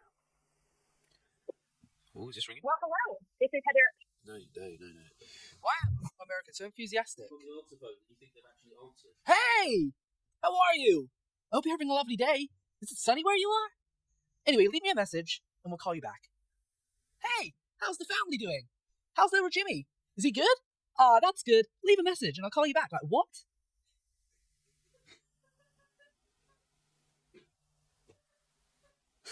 I was going to say something, but I don't think we should get political. Was the voice okay? Nailed it. Thank you. Seems a bit of a silence here. I've got one. Okay. It's like we're fishing. Here we go. Can we give the call to Martin? Yes. Oh, it's over. Hello? Emma, how are you? I'm good. Wait, let me put you on speaker. I've never done this before. Firstly, long time no speak. I miss you. How you doing? I'm doing well. I'm a little under the weather this week, but it's been quite a week for us Americans. So Why? What's been going on in America? Well, because we haven't got a clue over here in the UK. Like, we've got no idea what's going on. Yeah, obviously it's like crazy times over there and stuff. Like, how are you doing? What's been going on with you? Yeah, I mean it's hard not to be affected by everything that's going on, but doing really well. I just started a new job this week at one of the theaters I work at, so I'm really excited about that. But yeah, how are you? Yeah, I'm good. I mean, I've been doing this podcast. We can't just Leo. We can't hear the call. I've been doing this podcast for 15 hours. Oh my god! I can't see. I can't feel anything. I literally don't feel like a human being anymore. But we're getting there, and I appreciate you so much for calling. But after this call, we now have 2 people left to be part of this. To make it. She must know some people. But does she know anyone? Does she know have you got any friends there with you? I have my roommate. Do you? Would your roommate like to be a guest on a world record breaking podcast? That's a good question. Let me ask. Yeah, go ask for us. We'd so appreciate that. Do you want to be a guest on a record-breaking podcast? World record breaking. Episodes or no, not episodes. It is. It's one episode. Yeah. He's literally just now, just chatting to me. Ignore any other voices in the room. Ignore any. Martin, please stop talking, Martin. Please, just for a second. Okay. Ignore every other voice in the room right now and just talk to me. Emma, I'm sorry about this. This isn't what you signed up for. No worries. It's refreshing to hear British voices once again. All right, I'm here with my roommate Carrie. Carrie, this is Leo. Hi, Leo. Hey, Harry, how are you? Good. How are you? You know what? Nothing makes me smile like hearing a lovely American accent. So you two, listen. I thought that British charm. What can I say? So you have a California accent and a New York accent on your hands. Wow. I'm a New Yorker. Both coasts represented. What a treat. We're finishing this podcast in style over here. I've been going 15 hours and now I get to talk to two lovely Americans, two beautiful, refreshing accents. What's the time over there? It's 10 o'clock. 10 o'clock. Not too bad. Is it like 2 or 3 for you? It's literally 2:15 in the morning and we started this podcast. Our first number one was at 11 in the morning. Oh my god, how much caffeine have you had? I don't even want to think about that. I don't even want to think about that. Are you chugging a Lucozade or something? Literally Monster Energy drink after Monster Energy drink. It's a Lucozade. But guys, listen, Emma, I'm going to message you. I want to thank you two for being a guest on the podcast. So much love. Thank you so much. Here we go. I've got to answer this, Leo. Thank you, guys. Thank you, guys. See you later. Bye. Hello, you're on the podcast. Who have we got? It's MK. MK, thank you so much for joining. MK, how did you find the podcast? My friend Sam just told me to ring up. Yes, love it. Sam, brilliant. MK, who are you? Tell me, where are you calling from? I'm calling from Bedfordshire. I'm in Dunstable. Oh, amazing. And how did Sam convince you to get involved with this? To call in a podcast at 2:15 in the morning? Well, he just messaged me, and anything that Sam ever needs, I'm there for it. Yes. So he just messaged me, and then he was like, "Cool, though," and I was like, "No." He was like, "Yes." Yes. I was like, "Okay, I'll call them now." Oh, that's so cool. Thank you so much. Do you want to tell them the good news? What's the good news? Well, their number. What is the number? So we have a very special announcement to make. Go on. After how long, Jared?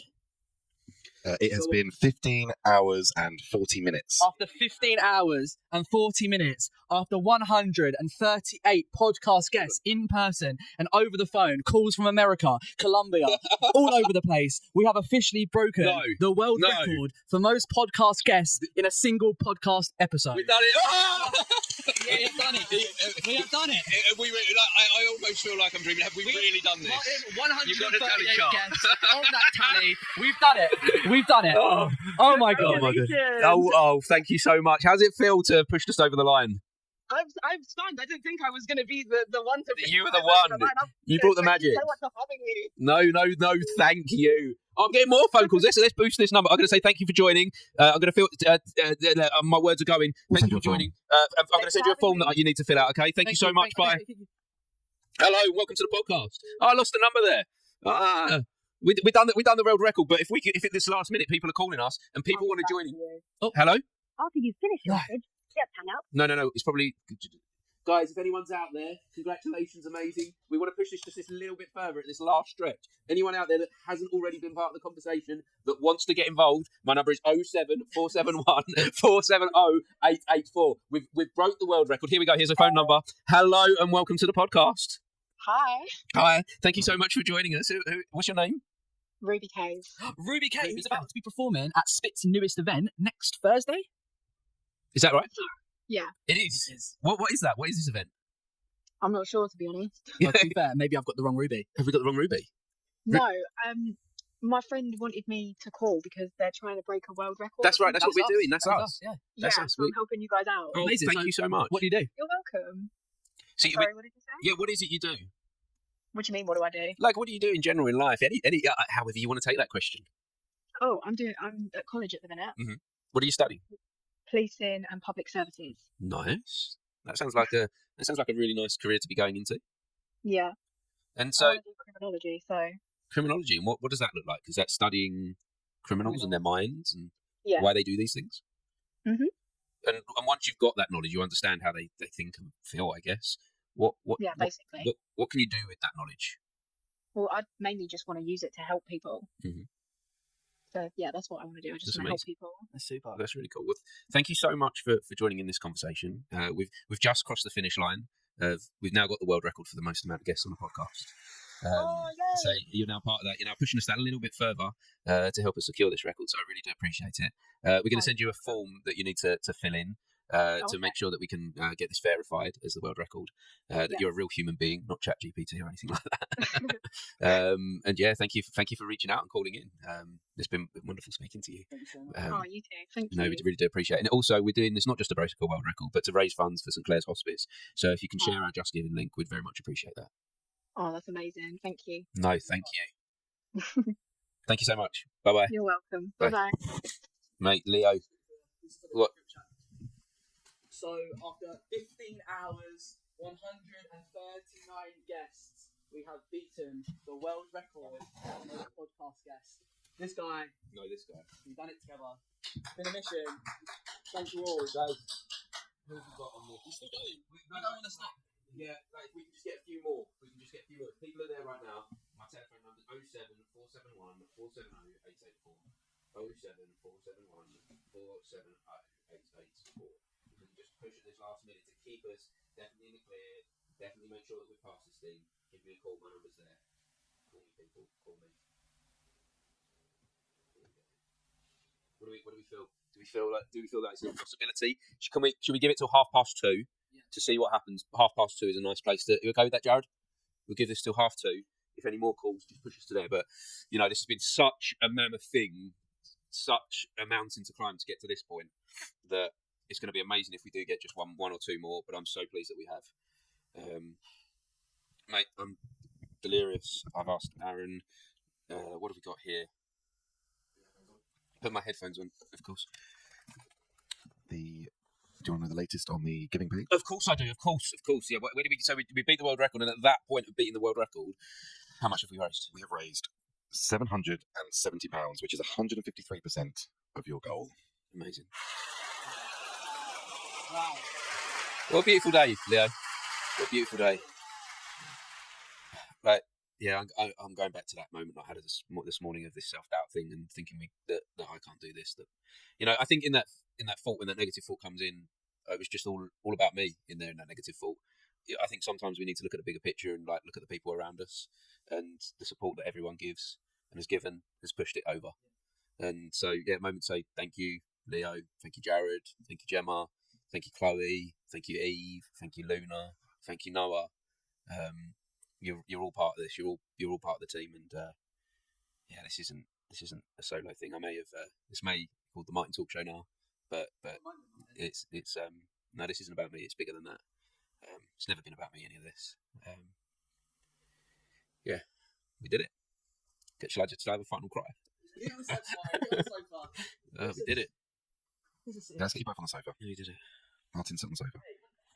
We sat in Costa and spoke about this. We did.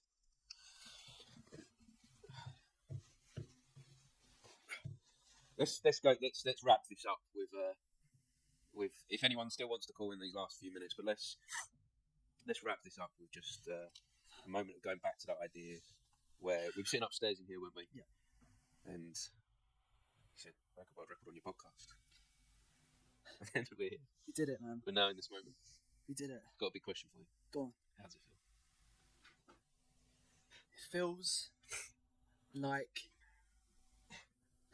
It feels like what is the strongest animal? What is the strongest animal in the world? That was a beautiful moment, wasn't it? George, I think his name was. I feel overwhelmed. Like it's almost impossible to imagine the things that we've gone through on this journey. It's almost impossible to imagine how far we've come since 10:30, 11 o'clock this morning till 2 a.m.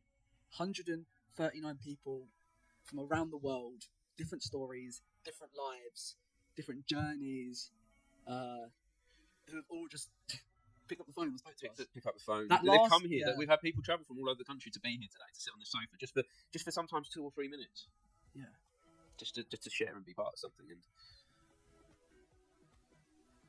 it's been epic. It's alright, man. You can cry this time. Do you know what? I'll probably cry tomorrow. Yeah, I think I'm gonna get in bed and it's gonna be halfway through Love Island, and I'm gonna go, what have I just done? And that's when it's gonna hit me, because today hasn't felt real. It's felt like, and it's felt quick as well. Yeah, like I'm tired. I'm feeling a little bit shaky, but it doesn't feel like it's 2 a.m. Absolutely not. Time has been weird. We've been in another dimension, for sure. For real. Should we end this? Are we 100% certain that your tally chart has been right? Are we 100% certain that at no point you marked 2 people instead of 1? Are we 100% certain? Who were the first 2 guests? We can't go counting the guests through memory. This is that moment where you had one job. Every person there I marked. that was on the podcast. I rubbed one off, which was one of the first. Sorry. No. He's getting the time right now. Mate, you've been saying about giving and receiving all night, and how good it is to receive after you've given. I'm like, what is he talking about, right? Oh yeah, it's really nice when you give and you receive it back. I'm sitting there going to write numbers and I got painful hiccups, man. I got painful. Leo, stop! Don't make me laugh. They really hurt. They really hurt, these hiccups. Like my whole chest is. Sam Roper, you absolute legends. Do you need one more? Get him on, Sam. Come on. Do it, because we're not 100% sure that Leo's been counting right. Sam, get him on, mate. Is he? Call my phone. Call Martin's phone. Send him my number. It'll just be good to just push it that little bit further to when we watch this back. Yeah. What would you do if I start watching this back and put it all together and I say to you, mate, we're one under? Oh, piss off, mate.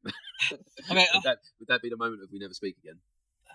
Martin, if you watch this back, because it's just as much my fault as it would be yours. Like I know you had. I don't know why you say. Why say it now, mate? I know you had the chalkboard. I did have the chalkboard. You had the chalkboard.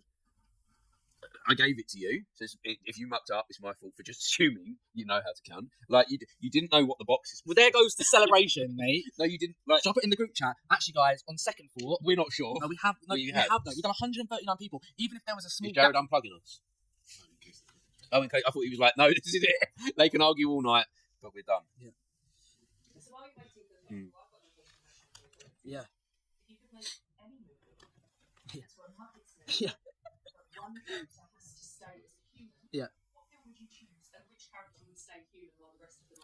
The Matrix. 50 Shades of Grey. Mr. Grey stays human. You're 160. The rest of my minutes. That's what I do. Yeah. I remember the Matrix. Just the Matrix. True. Yeah, it would be Morpheus. Morpheus stays human. Yeah, we need Kermit as Neo. I like that. What about you, Jared? Yeah. It's so tired. I think, are we calling, is it 1:30? Yeah. It is 1:30. I think we're calling this, guys. I think we're taking the risk. Sam says let's try it one more, so maybe wait a couple minutes just to see. Okay. You know. Okay. We've just hit 16 hours. 16 hours on record. So you change that status. Do not put 15 if we've done 16. Over 100 no, put the actual number.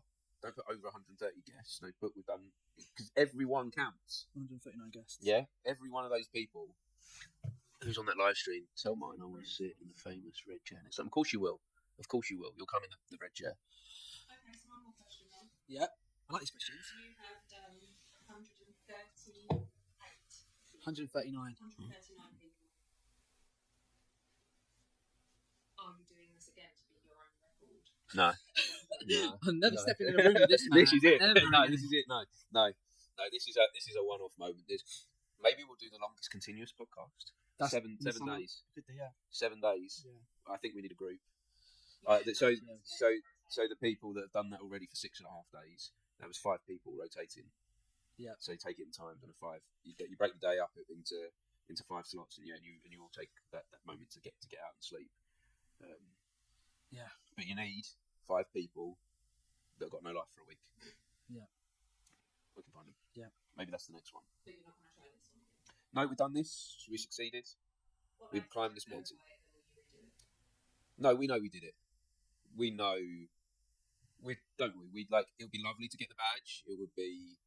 That would be a childhood dream come true. But at the end of the day, what matters is the people that's been involved today, the money that we've raised, and that we know. I'm literally like, I feel so people are still messaging. I know people are watching us late night. This was iconic. No, you are iconic. Yes, we'd like one. We're literally waiting here for 1 or 2 more. So. I have another home if you need it. Sam, go on, Sam. Push us over that line. Push us that little bit further. Sam's got a few. We owe a lot to Sam. I was an absolutely smash. Yeah. I have no life for 1 week. Like, yeah, join in. Like, I'm sure they're out there. Like, take holiday. Like, I guess you could be busy in life, and you're like, all right, I want to do a podcast. That could be your holiday. Yeah. You're like, you do a podcast on holiday? I mean, you can be in the sun doing it. yeah, I guess so. Yeah, we can find somewhere sunny. We can find somewhere sunny to go. Oh, Emma said she is here. Let me in. Oh, Emma's returned. Yeah. If she brought people, remember we can't. We're not doing the drunks.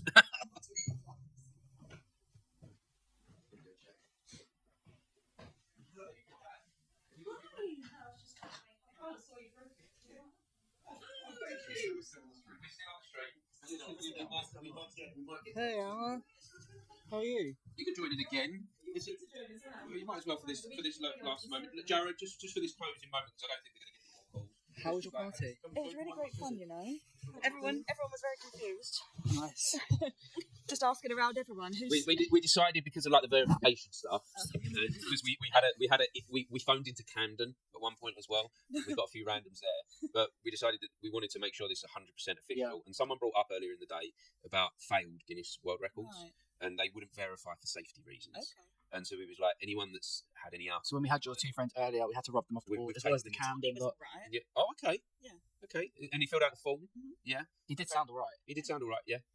So maybe that's just Because you need to think, even though there were some altogether, we have interviewed over 145 people today. We've just made that decision sitting here. But I'm gonna if Tommy's okay and he signed the form and everything like that. Yeah. You adding him back on? Add him back on. Yeah. Add him back on. Emma, we trust in you. If you're saying it's good. So 1, 2, 3, 4, 130. Sorry. 5, 6, 7, 8, 9, 140. 140. That's a nice number as well to end this on. It's a good number. Let's wrap this up, guys. It's 24 to 3. At what time did you lose your mind? 2 o'clock.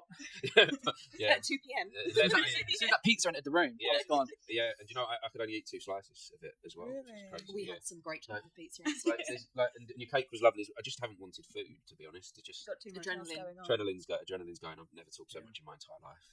So, well done, guys. Have you had like water and stuff? Yeah, I've had loads of drinks. I've had Monster. I assume you're here to pick him up and take him back to yours. Because let's wrap this up at this point before we start moaning about me. So I'm going to wrap this up with. I'm going to end this with a clap. Yeah. We begin with a clap traditionally on the podcast, but I think on these epic ones, like we did with the live, we'll end with a clap. Clap, Jared. Can I get you in this as well? Here we go. Going to end this epic day. 3, 2, 1. Sweet. Thank you, guys. Special day. Here we go. Special day. Wow. Thank you, everyone, who's been involved, who's been part of this. Goodbye, everybody. Goodbye. Good night. So long. Farewell. I'll be to say goodbye.